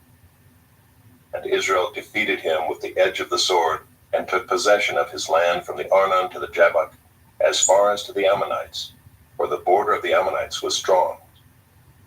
And Israel took all these cities, and Israel settled in all the cities of the Amorites, in Heshbon, and in all its villages. For Heshbon was the city of Sihon, the king of the Amorites, who had fought against the former king of Moab, and taken all his land out of his hand, as far as the Arnon. Therefore the ballad singers say, Come to Heshbon, let it be built. Let the city of Sihon be established. For fire came out from Heshbon, flame from the city of Sihon. It devoured Ar of Moab, and swallowed the heights of the Arnon. Woe to you, O Moab! You are undone, O people of Chemosh. He has made his sons fugitives, and his daughters captives, to an Amorite king, Sihon. So we overthrew them. Heshbon, as far as Dibon, perished. And we laid waste as far as Nophah. Fire spread as far as Medeba. Thus Israel lived in the land of the Amorites. And Moses sent to spy out Jazer, and they captured its villages and dispossessed the Amorites who were there. Then they turned and went up by the way to Bashan. And Og the king of Bashan came out against them, he and all his people, to battle at Adriah. But the Lord said to Moses, Do not fear him, for I have given him into your hand, and all his people and his land. And you shall do to him as you did to Sihon, king of the Amorites, who lived at Heshbon. So they defeated him and his sons and all his people, until he had no survivor left, and they possessed his land. Chapter 22. Then the people of Israel set out and camped in the plains of Moab, beyond the Jordan at Jericho. And Balak the son of Zippor saw all that Israel had done to the Amorites. And Moab was in great dread of the people, because they were many. Moab was overcome with fear of the people of Israel. And Moab said to the elders of Midian, This horde will now lick up all that is around us, as the ox licks up the grass of the field. So Balak the son of Zippor, who was king of Moab at that time, sent messengers to Balaam the son of Beor at Pethor, which is near the river in the land of the people of Ammon, to call him, saying, Behold, a people has come out of Egypt. They cover the face of the earth, and they are dwelling opposite me. Come now, curse this people for me, since they are too mighty for me. Perhaps I shall be able to defeat them and drive them from the land, for I know that he whom you bless is blessed, and he whom you curse is cursed. So the elders of Moab and the elders of Midian departed with the fees for divination in their hand. And they came to Balaam and gave him Balak's message. And he said to them, Lodge here tonight, and I will bring back word to you as the Lord speaks to me. So the princes of Moab stayed with Balaam. And God came to Balaam and said, Who are these men with you? And Balaam said to God, Balak the son of Zippor, king of Moab, has sent to me, saying, Behold, a people has come out of Egypt, and it covers the face of the earth. Now come, curse them for me. Perhaps I shall be able to fight against them and drive them out. God said to Balaam, You shall not go with them. You shall not curse the people, for they are blessed. So Balaam rose in the morning and said to the princes of Balak, Go to your own land, for the Lord has refused to let me go with you. So the princes of Moab rose and went to Balak and said, Balaam refuses to come with us. Once again Balak sent princes more in number and more honorable than these. And they came to Balaam and said to him, Thus says Balak the son of Zippor, Let nothing hinder you from coming to me, for I will surely do you great honor, and whatever you say to me I will do. Come, curse this people for me. But Balaam answered and said to the servants of Balak, Though Balak were to give me his house full of silver and gold, I could not go beyond the command of the Lord my God to do less or more. So you too, please stay here tonight, that I may know what more the Lord will say to me. And God came to Balaam at night and said to him, If the men have come to call you, rise, go with them, but only do what I tell you. So Balaam rose in the morning and saddled his donkey and went with the princes of Moab.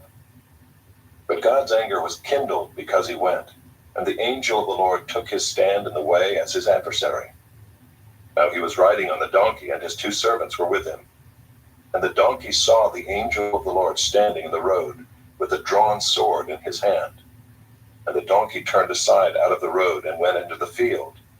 And Balaam struck the donkey to turn her into the road. Then the angel of the Lord stood in a narrow path between the vineyards, with a wall on either side. And when the donkey saw the angel of the Lord, she pushed against the wall and pressed Balaam's foot against the wall. So he struck her again. Then the angel of the Lord went ahead and stood in a narrow place, where there was no way to turn either to the right or to the left. When the donkey saw the angel of the Lord, she lay down under Balaam. And Balaam's anger was kindled, and he struck the donkey with his staff. Then the Lord opened the mouth of the donkey, and she said to Balaam, "What have I done to you, that you have struck me these 3 times?" And Balaam said to the donkey, "Because you have made a fool of me. I wish I had a sword in my hand, for then I would kill you." And the donkey said to Balaam, "Am I not your donkey, on which you have ridden all your life long to this day? Is it my habit to treat you this way?" And he said, "No." Then the Lord opened the eyes of Balaam, and he saw the angel of the Lord standing in the way with his drawn sword in his hand. And he bowed down and fell on his face. And the angel of the Lord said to him, "Why have you struck your donkey these 3 times? Behold, I have come out to oppose you, because your way is perverse before me. The donkey saw me and turned aside before me these 3 times. If she had not turned aside from me, surely just now I would have killed you and let her live." Then Balaam said to the angel of the Lord, "I have sinned, for I did not know that you stood in the road against me. Now therefore, if it is evil in your sight, I will turn back." And the angel of the Lord said to Balaam, "Go with the men, but speak only the word that I tell you." So Balaam went on with the princes of Balak. When Balak heard that Balaam had come, he went out to meet him at the city of Moab, on the border formed by the Arnon, at the extremity of the border. And Balak said to Balaam, "Did I not send to you to call you? Why did you not come to me? Am I not able to honor you?" Balaam said to Balak, "Behold, I have come to you. Have I now any power of my own to speak anything? The word that God puts in my mouth, that must I speak." Then Balaam went with Balak, and they came to Kiriath-Huzoth. And Balak sacrificed oxen and sheep, and sent for Balaam and for the princes who were with him. And in the morning Balak took Balaam, and brought him up to Bamoth Baal, and from there he saw a fraction of the people. Chapter 23. And Balaam said to Balak, "Build for me here 7 altars, and prepare for me here 7 bulls and 7 rams." Balak did as Balaam had said, and Balak and Balaam offered on each altar a bull and a ram. And Balaam said to Balak, "Stand beside your burnt offering, and I will go. Perhaps the Lord will come to meet me, and whatever he shows me, I will tell you." And he went to a bare height, and God met Balaam. And Balaam said to him, "I have arranged the 7 altars, and I have offered on each altar a bull and a ram." And the Lord put a word in Balaam's mouth and said, "Return to Balak, and thus you shall speak." And he returned to him, and behold, he and all the princes of Moab were standing beside his burnt offering. And Balaam took up his discourse and said,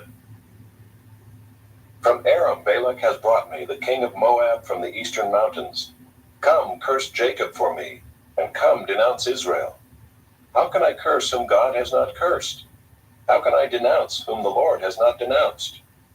For from the top of the crags I see him, from the hills I behold him. Behold, a people dwelling alone, and not counting itself among the nations. Who can count the dust of Jacob, or number the 4th part of Israel? Let me die the death of the upright, and let my end be like his." And Balak said to Balaam, "What have you done to me? I took you to curse my enemies, and behold, you have done nothing but bless them." And he answered and said, "Must I not take care to speak what the Lord puts in my mouth?" And Balak said to him, "Please come with me to another place from which you may see them. You shall see only a fraction of them, and shall not see them all. Then curse them for me from there." And he took him to the field of Zophim, to the top of Pisgah, and built 7 altars, and offered a bull and a ram on each altar. Balaam said to Balak, "Stand here beside your burnt offering, while I meet the Lord over there." And the Lord met Balaam, and put a word in his mouth, and said, "Return to Balak, and thus shall you speak." And he came to him, and behold, he was standing beside his burnt offering, and the princes of Moab with him. And Balak said to him, What has the Lord spoken? And Balaam took up his discourse and said, Rise, Balak, and hear. Give ear to me, O son of Zippor. God is not man that he should lie, or a son of man that he should change his mind. Has he said, and will he not do it? Or has he spoken, and will he not fulfill it? Behold, I received a command to bless. He has blessed, and I cannot revoke it. He has not beheld misfortune in Jacob, nor has he seen trouble in Israel. The Lord their God is with them, and the shout of a king is among them.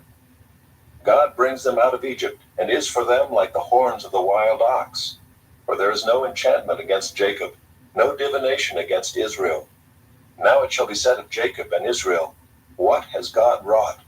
Behold, a people, as a lioness it rises up, and as a lion it lifts itself. It does not lie down until it has devoured the prey and drunk the blood of the slain.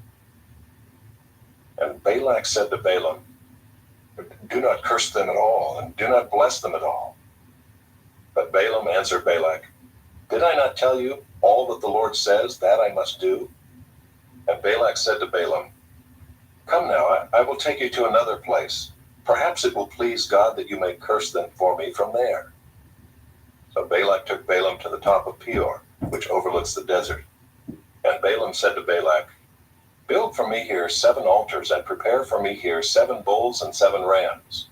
And Balak did as Balaam had said, and offered a bull and a ram on each altar. Chapter 24. When Balaam saw that it pleased the Lord to bless Israel, he did not go, as at other times, to look for omens, but set his face toward the wilderness. And Balaam lifted up his eyes and saw Israel camping tribe by tribe. And the Spirit of God came upon him. And he took up his discourse and said, The oracle of Balaam the son of Beor, the oracle of the man whose eye is opened, the oracle of him who hears the words of God, who sees the vision of the Almighty, falling down with his eyes uncovered. How lovely are your tents, O Jacob, your encampments, O Israel, like palm groves that stretch afar, like gardens beside a river, like aloes that the Lord has planted, like cedar trees beside the waters. Water shall flow from his buckets, and his seed shall be in many waters. His king shall be higher than Agag, and his kingdom shall be exalted. God brings him out of Egypt, and is for him like the horns of the wild ox. He shall eat up the nations, his adversaries, and shall break their bones in pieces, and pierce them through with his arrows. He crouched, he lay down like a lion, and like a lioness. Who will rouse him up? Blessed are those who bless you, and cursed are those who curse you. And Balak's anger was kindled against Balaam, and he struck his hands together. And Balak said to Balaam, I called you to curse my enemies, and behold, you have blessed them these 3 times. Therefore now flee to your own place. I said, I will certainly honor you, but the Lord has held you back from honor. And Balaam said to Balak, Did I not tell your messengers whom you sent to me, if Balak should give me his house full of silver and gold, I would not be able to go beyond the word of the Lord, to do either good or bad of my own will? What the Lord speaks, that will I speak. And now, behold, I am going to my people. Come, I will let you know what this people will do to your people in the latter days. And he took up his discourse and said, The oracle of Balaam the son of Beor, the oracle of the man whose eye is opened, the oracle of him who hears the words of God and knows the knowledge of the Most High, who sees the vision of the Almighty, falling down with his eyes uncovered. I see him, but not now. I behold him, but not near. A star shall come out of Jacob, and a scepter shall rise out of Israel. It shall crush the forehead of Moab, and break down all the sons of Sheth. Edom shall be dispossessed. Seir also, his enemies, shall be dispossessed. Israel is doing valiantly. And one from Jacob shall exercise dominion, and destroy the survivors of cities. Then he looked on Amalek, and took up his discourse, and said, Amalek was the first among the nations, but its end is utter destruction. And he looked on the Kenite, and took up his discourse, and said, Enduring is your dwelling place, and your nest is set in the rock. Nevertheless, Cain shall be burned when Asher takes you away captive. And he took up his discourse and said, Alas, who shall live when God does this? But ships shall come from Kittim, and shall afflict Asher and Eber, and he too shall come to utter destruction. Then Balaam rose and went back to his place, and Balak also went his way. Chapter 25. While Israel lived in Shittim, the people began to whore with the daughters of Moab. These invited the people to the sacrifices of their gods, and the people ate and bowed down to their gods. So Israel yoked himself to Baal of Peor, and the anger of the Lord was kindled against Israel. And the Lord said to Moses, Take all the chiefs of the people and hang them in the sun before the Lord, that the fierce anger of the Lord may turn away from Israel. And Moses said to the judges of Israel, Each of you kill those of his men who have yoked themselves to Baal of Peor. And behold, one of the people of Israel came and brought a Midianite woman to his family, in the sight of Moses and in the sight of the whole congregation of the people of Israel, while they were weeping in the entrance of the tent of meeting. When Phinehas the son of Eleazar, son of Aaron the priest, saw it, he rose and left the congregation, and took a spear in his hand, and went after the man of Israel into the chamber, and pierced both of them, the man of Israel and the woman through her belly. Thus the plague on the people of Israel was stopped. Nevertheless, those who died by the plague were 24,000. And the Lord said to Moses, Phinehas the son of Eleazar, son of Aaron the priest, has turned back my wrath from the people of Israel, in that he was jealous with my jealousy among them, so that I did not consume the people of Israel in my jealousy. Therefore say, Behold, I give to him my covenant of peace, and it shall be to him and to his descendants after him, the covenant of a perpetual priesthood, because he was jealous for his God, and made atonement for the people of Israel.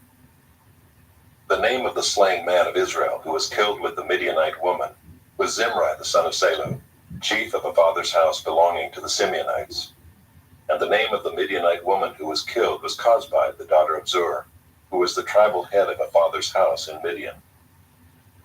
And the Lord spoke to Moses, saying, Harass the Midianites and strike them down, for they have harassed you with their wiles, with which they beguiled you in the matter of Peor, and in the matter of Cosbi, the daughter of the chief of Midian, their sister, who was killed on the day of the plague on account of Peor. Chapter 26. After the plague, the Lord said to Moses and to Eleazar the son of Aaron the priest, Take a census of all the congregation of the people of Israel, from 20 years old and upward, by their fathers' houses, all in Israel who are able to go to war. And Moses and Eleazar the priest spoke with them in the plains of Moab by the Jordan at Jericho, saying, Take a census of the people from 20 years old and upward, as the Lord commanded Moses. The people of Israel who came out of the land of Egypt were Reuben, the firstborn of Israel, the sons of Reuben, of Hanok, the clan of the Hanokites, of Palu, the clan of the Paluites, of Hezron, the clan of the Hezronites, of Carmi, the clan of the Carmites. These are the clans of the Reubenites, and those listed were 43,730. And the sons of Palu, Eliab. The sons of Eliab, Nemuel, Dathan, and Abiram. These are the Dathan and Abiram chosen from the congregation, who contended against Moses and Aaron in the company of Korah, when they contended against the Lord, and the earth opened its mouth and swallowed them up together with Korah when that company died, when the fire devoured 250 men, and they became a warning. But the sons of Korah did not die. The sons of Simeon according to their clans, of Nemuel the clan of the Nemuelites, of Jamin the clan of the Jaminites, of Jachin the clan of the Jachinites, of Zerah the clan of the Zerahites, of Shaul the clan of the Shaulites. These are the clans of the Simeonites, 22,200. The sons of Gad according to their clans, of Zephon the clan of the Zephonites, of Haggai the clan of the Haggites, of Shunai the clan of the Shunites, of Ozni the clan of the Oznites, of Eri the clan of the Erites, of Arod the clan of the Arodites, of Areli the clan of the Arelites. These are the clans of the sons of Gad as they were listed, 40,500. The sons of Judah were and Onan. And and Onan died in the land of Canaan.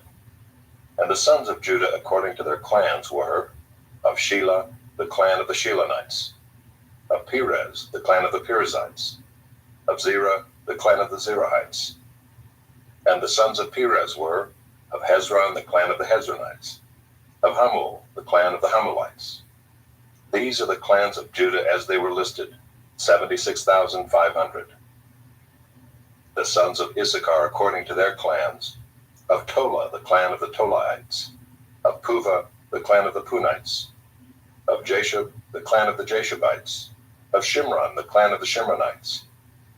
These are the clans of Issachar as they were listed, 64,300. The sons of Zebulun according to their clans, of Sered, the clan of the Seredites, of Elon, the clan of the Elonites, of Jaleel, the clan of the Jaleelites. These are the clans of the Zebulunites as they were listed, 60,500. The sons of Joseph according to their clans, Manasseh and Ephraim. The sons of Manasseh, of Machir, the clan of the Machirites, and Machir was the father of Gilead, the clan of the Gileadites. These are the sons of Gilead, of Iezer, the clan of the Iezerites, of Helek, the clan of the Helekites, and of Azrael, the clan of the Azraelites, and of Shechem, the clan of the Shechemites, and of Shemida, the clan of the Shemaites, and of Hepher, the clan of the Hepherites. Now Zelophehad, the son of Hepher, had no sons, but daughters, and the names of the daughters of Zelophehad were Mahlah, Noah, Hoglah, Milcah, and Tirzah. These are the clans of Manasseh, and those listed were 52,700. These are the sons of Ephraim according to their clans, of Shuthelah, the clan of the Shuthelahites, of Becher, the clan of the Becherites, of Tahan, the clan of the Tahanites. And these are the sons of Shuthelah, of Iran, the clan of the Iranites. These are the clans of the sons of Ephraim as they were listed, 32,500. These are the sons of Joseph according to their clans. The sons of Benjamin according to their clans, of Bela, the clan of the Belaites, of Ashbel, the clan of the Ashbelites, of Ahiram, the clan of the Ahiramites, of Shephupham, the clan of the Shuphamites, of Hupham, the clan of the Huphamites. And the sons of Bela were Ard and Naaman, of Ard, the clan of the Ardites, of Naaman, the clan of the Naamites. These are the sons of Benjamin according to their clans, and those listed were 45,600. These are the sons of Dan according to their clans, of Shuam, the clan of the Shuamites. These are the clans of Dan according to their clans. All the clans of the Shuamites as they were listed were 64,400. The sons of Asher according to their clans, of Imnah, the clan of the Imnites, of Ishvi, the clan of the Ishvites, of Beriah, the clan of the Berites, of the sons of Beriah, of Heber, the clan of the Heberites, of Malchiel, the clan of the Malchielites. And the name of the daughter of Asher was Sarah. These are the clans of the sons of Asher as they were listed, 53,400. The sons of Naphtali according to their clans, of Jaziel, the clan of the Jazielites, of Gunai, the clan of the Gunites, of Jezer, the clan of the Jezerites, of Shillem, the clan of the Shillemites. These are the clans of Naphtali according to their clans, and those listed were 45,400. This was the list of the people of Israel, 601,730. The Lord spoke to Moses, saying, Among these the land shall be divided for inheritance according to the number of names. To a large tribe you shall give a large inheritance, and to a small tribe you shall give a small inheritance. Every tribe shall be given its inheritance in proportion to its list. But the land shall be divided by lot. According to the names of the tribes of their fathers they shall inherit. Their inheritance shall be divided according to lot between the larger and the smaller. This was the list of the Levites according to their clans. Of Gershon, the clan of the Gershonites. Of Kohath, the clan of the Kohathites. Of Merari, the clan of the Merarites. These are the clans of Levi: the clan of the Libnites, the clan of the Hebronites, the clan of the Malites, the clan of the Mushites, the clan of the Korahites. And Kohath was the father of Amram. The name of Amram's wife was Jochebed, the daughter of Levi, who was born to Levi in Egypt. And she bore to Amram Aaron and Moses and Miriam their sister. And to Aaron were born Nadab, Abihu, Eleazar, and Ithamar. But Nadab and Abihu died when they offered unauthorized fire before the Lord. And those listed were 23,000, every male from a month old and upward. For they were not listed among the people of Israel, because there was no inheritance given to them among the people of Israel. These were those listed by Moses and Eleazar the priest, who listed the people of Israel in the plains of Moab by the Jordan at Jericho. But among these there was not one of those listed by Moses and Aaron the priest, who had listed the people of Israel in the wilderness of Sinai. For the Lord had said of them, "They shall die in the wilderness." Not one of them was left, except Caleb the son of Jephunneh and Joshua the son of Nun. Chapter 27. Then drew near the daughters of Zelophehad the son of Hepher, son of Gilead, son of Machir, son of Manasseh, from the clans of Manasseh the son of Joseph. The names of his daughters were Mahlah, Noah, Hoglah, Milcah, and Tirzah. And they stood before Moses and before Eleazar the priest and before the chiefs and all the congregation at the entrance of the tent of meeting, saying, "Our father died in the wilderness. He was not among the company of those who gathered themselves together against the Lord in the company of Korah, but died for his own sin. And he had no sons. Why should the name of our father be taken away from his clan because he had no son? Give to us a possession among our father's brothers." Moses brought their case before the Lord, and the Lord said to Moses, "The daughters of Zelophehad are right. You shall give them possession of an inheritance among their father's brothers, and transfer the inheritance of their father to them. And you shall speak to the people of Israel, saying, If a man dies and has no son, then you shall transfer his inheritance to his daughter. And if he has no daughter, then you shall give his inheritance to his brothers. And if he has no brothers, then you shall give his inheritance to his father's brothers. And if his father has no brothers, then you shall give his inheritance to the nearest kinsman of his clan, and he shall possess it. And it shall be for the people of Israel a statute and rule, as the Lord commanded Moses.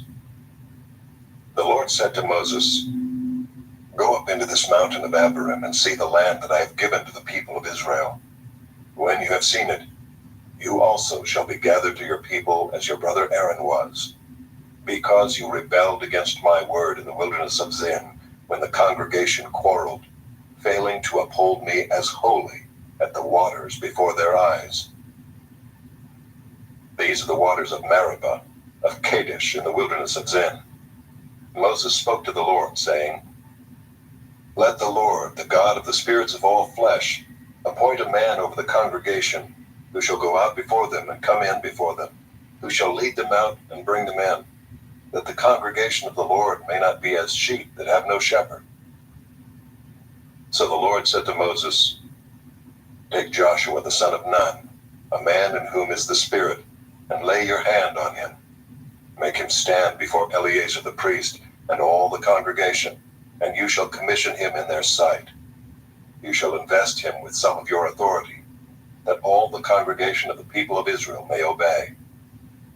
And he shall stand before Eleazar the priest, who shall inquire for him by the judgment of the Urim before the Lord. At his word they shall go out, and at his word they shall come in, both he and all the people of Israel with him, the whole congregation. And Moses did as the Lord commanded him.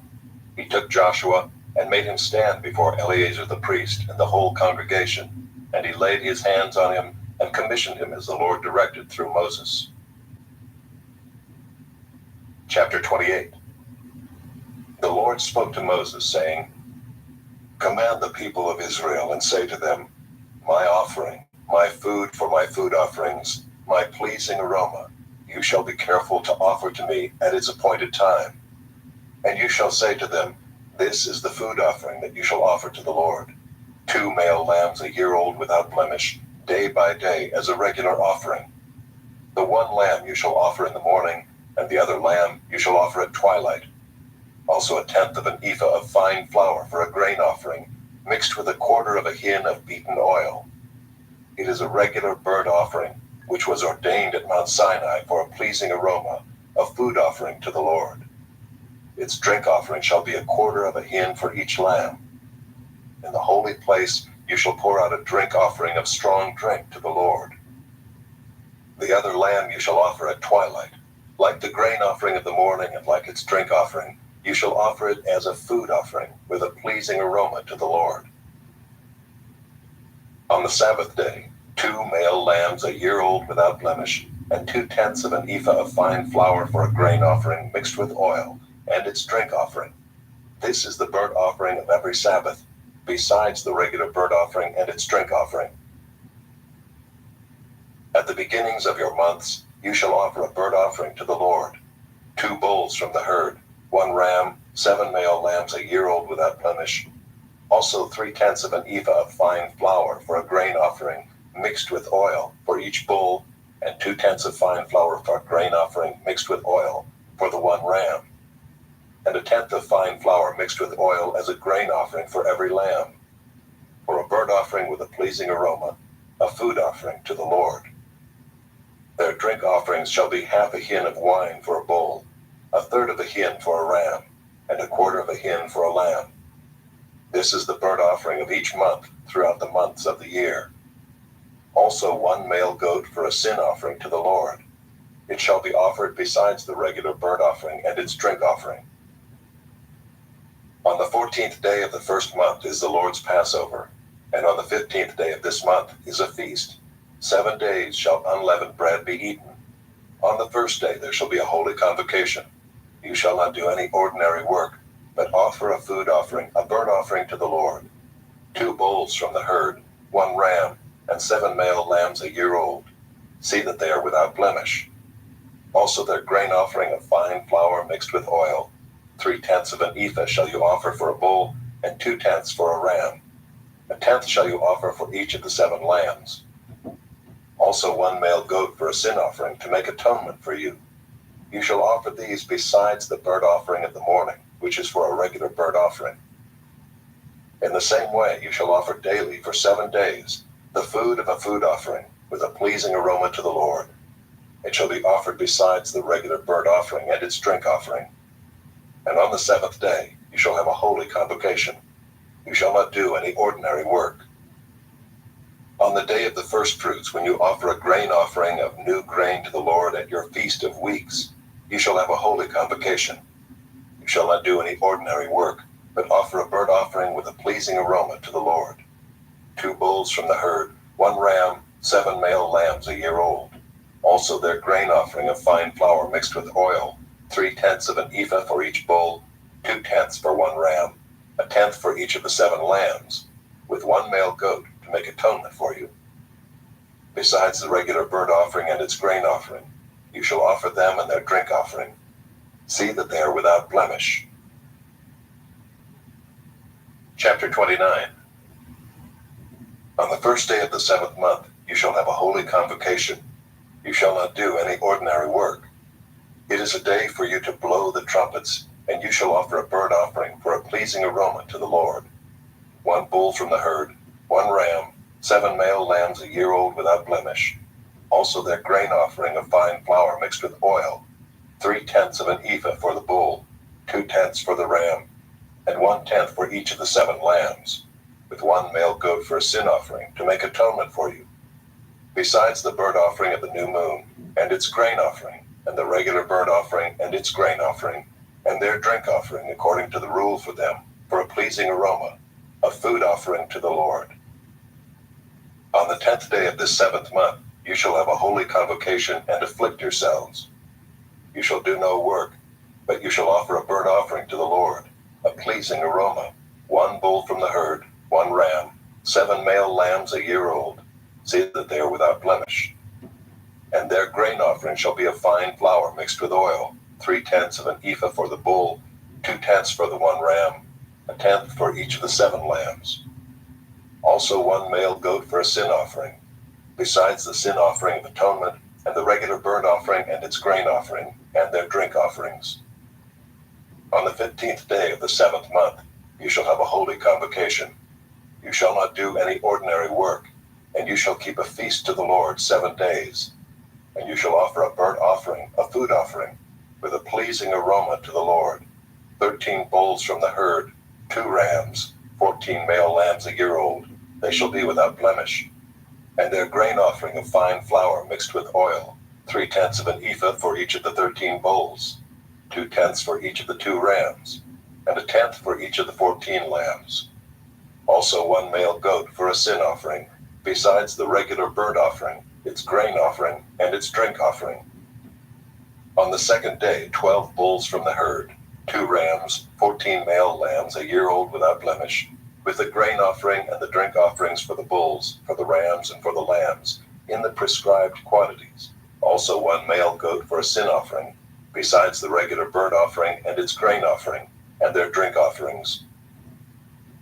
On the 3rd day 11 bulls, 2 rams, 14 male lambs a year old without blemish, with the grain offering and the drink offerings for the bulls, for the rams, and for the lambs, in the prescribed quantities.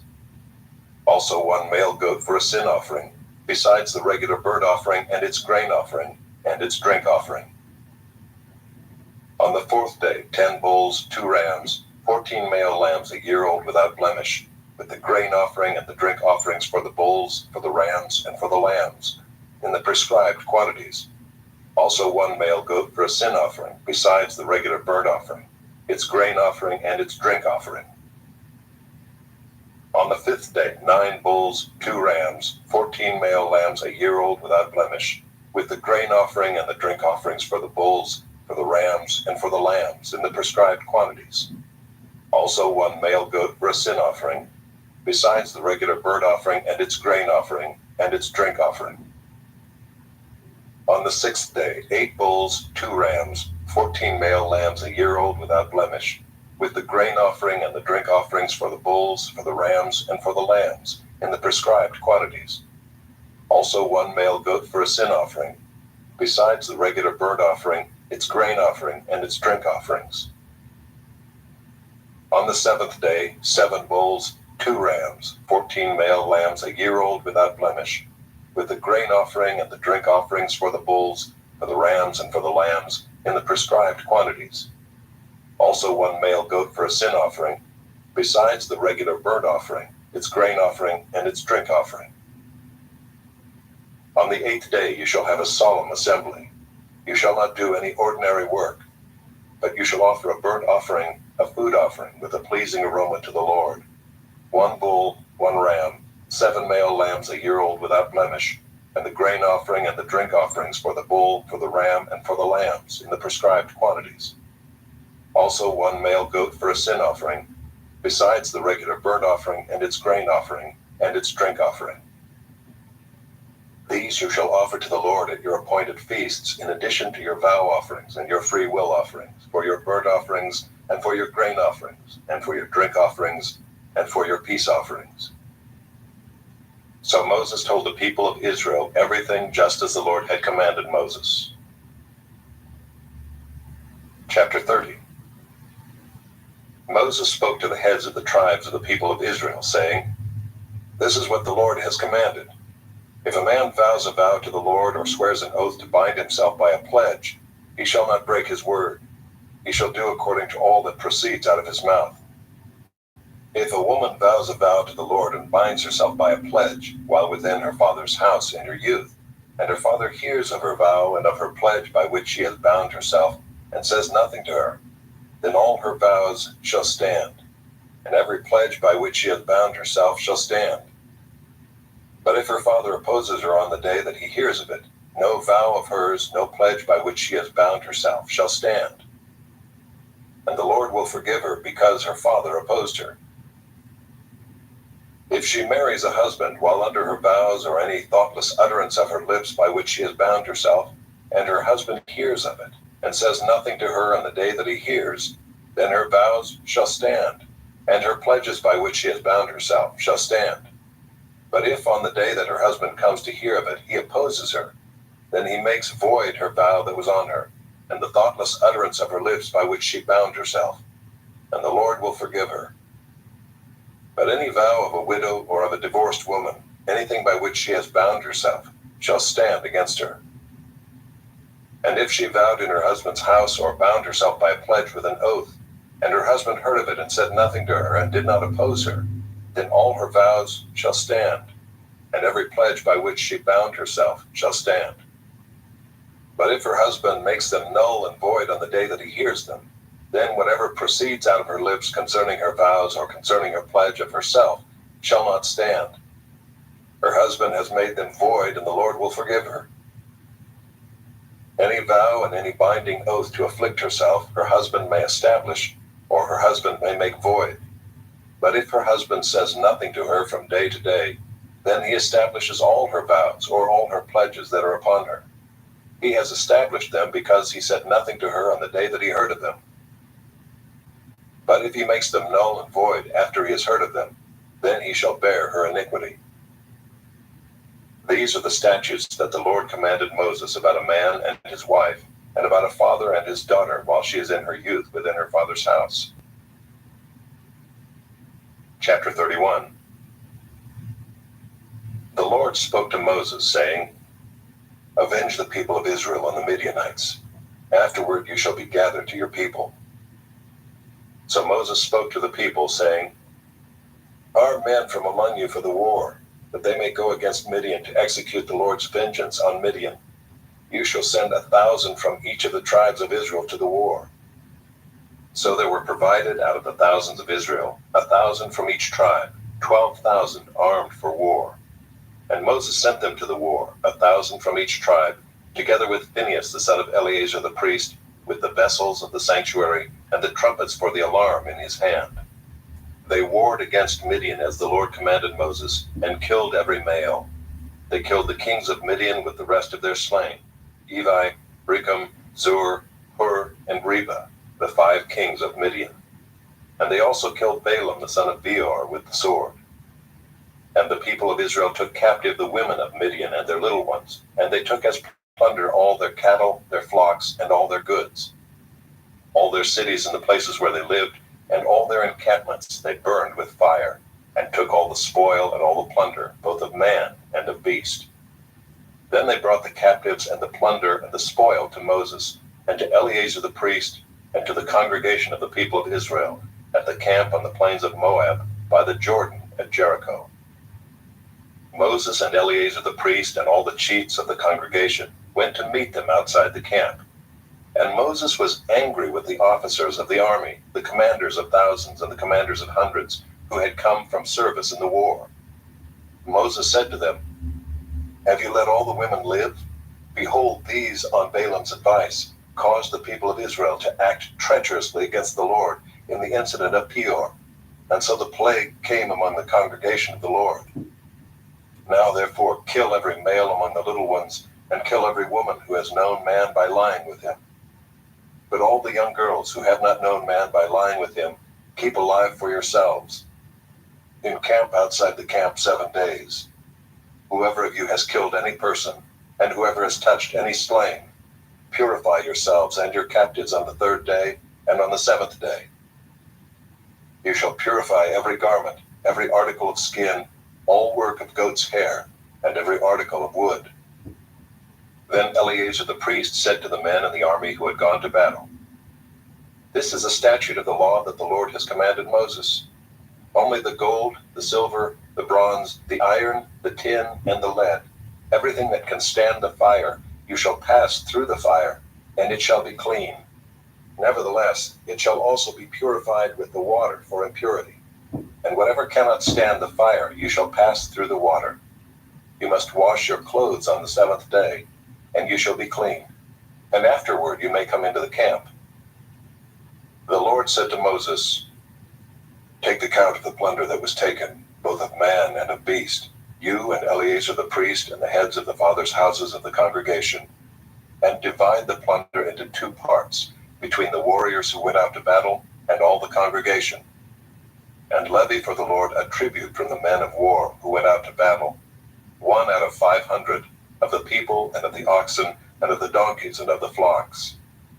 Take it from their half, and give it to Eleazar the priest as a contribution to the Lord. And from the people of Israel's half, you shall take one drawn out of every 50 of the people, of the oxen, of the donkeys, and of the flocks, of all the cattle, and give them to the Levites who keep guard over the tabernacle of the Lord. And Moses and Eleazar the priest did as the Lord commanded Moses. Now the plunder remaining of the spoil that the army took was 675,000 sheep, 72,000 cattle, 61,000 donkeys, and 32,000 persons in all, women who had not known man by lying with him. And the half, the portion of those who had gone out in the army, numbered 337,500 sheep, and the Lord's tribute of sheep was 675. The cattle were 36,000, of which the Lord's tribute was 72. The donkeys were 30,500, of which the Lord's tribute was 61. The persons were 16,000, of which the Lord's tribute was 32 persons. And Moses gave the tribute, which was the contribution for the Lord, to Eleazar the priest, as the Lord commanded Moses. From the people of Israel's half, which Moses separated from that of the men who had served in the army, now the congregation's half, was 337,500 sheep, 36,000 cattle, and 30,500 donkeys, and 16,000 persons. From the people of Israel's half, Moses took one of every 50, both of persons and of beasts, and gave them to the Levites who kept guard over the tabernacle of the Lord, as the Lord commanded Moses. Then the officers who were over the thousands of the army, the commanders of thousands, and the commanders of hundreds, came near to Moses and said to Moses, Your servants have counted the men of war who are under our command, and there is not a man missing from us. And we have brought the Lord's offering, what each man found, articles of gold, armlets and bracelets, signet rings, earrings, and beads, to make atonement for ourselves before the Lord. And Moses and Eleazar the priest received from them the gold, all crafted articles. And all the gold of the contribution that they presented to the Lord from the commanders of thousands and the commanders of hundreds was 16,750 shekels. The men in the army had each taken plunder for himself. And Moses and Eleazar the priest received the gold from the commanders of thousands and of hundreds, and brought it into the tent of meeting, as a memorial for the people of Israel before the Lord. Chapter 32. Now the people of Reuben and the people of Gad had a very great number of livestock, and they saw the land of Jazer and the land of Gilead, and behold, the place was a place for livestock. So the people of Gad and the people of Reuben came and said to Moses and to Eleazar the priest, and to the chiefs of the congregation, Ataroth, Dibon, Jazer, Nimrah, Heshbon, Elealeh, Sebum, Nebo, and Beon, the land that the Lord struck down before the congregation of Israel, is a land for livestock, and your servants have livestock. And they said, If we have found favor in your sight, let this land be given to your servants for a possession. Do not take us across the Jordan. But Moses said to the people of Gad and to the people of Reuben, Shall your brothers go to the war while you sit here? Why will you discourage the heart of the people of Israel from going over into the land that the Lord has given them? Your fathers did this when I sent them from Kadesh Barnea to see the land. Or when they went up to the valley of Eshcol and saw the land, they discouraged the heart of the people of Israel from going into the land that the Lord had given them. And the Lord's anger was kindled on that day, and he swore, saying, Surely none of the men who came up out of Egypt, from 20 years old and upward, shall see the land that I swore to give to Abraham, to Isaac, and to Jacob, because they have not wholly followed me, none except Caleb the son of Jephunneh the Kenizzite, and Joshua the son of Nun, for they have wholly followed the Lord. And the Lord's anger was kindled against Israel, and he made them wander in the wilderness 40 years, until all the generation that had done evil in the sight of the Lord was gone. And behold, you have risen in your father's place, a brood of sinful men, to increase still more the fierce anger of the Lord against Israel. For if you turn away from following him, he will again abandon them in the wilderness, and you will destroy all this people. Then they came near to him and said, We will build sheepfolds here for our livestock, and cities for our little ones. But we will take up arms ready to go before the people of Israel until we have brought them to their place. And our little ones shall live in the fortified cities because of the inhabitants of the land. We will not return to our homes until each of the people of Israel has gained his inheritance. For we will not inherit with them on the other side of the Jordan and beyond, because our inheritance has come to us on this side of the Jordan to the east. So Moses said to them, if you will do this, if you will take up arms to go before the Lord for the war, and every armed man of you will pass over the Jordan before the Lord, until he has driven out his enemies from before him, and the land is subdued before the Lord. Then after that you shall return and be free of obligation to the Lord and to Israel, and this land shall be your possession before the Lord. But if you will not do so, behold, you have sinned against the Lord, and be sure your sin will find you out. Build cities for your little ones and folds for your sheep, and do what you have promised. And the people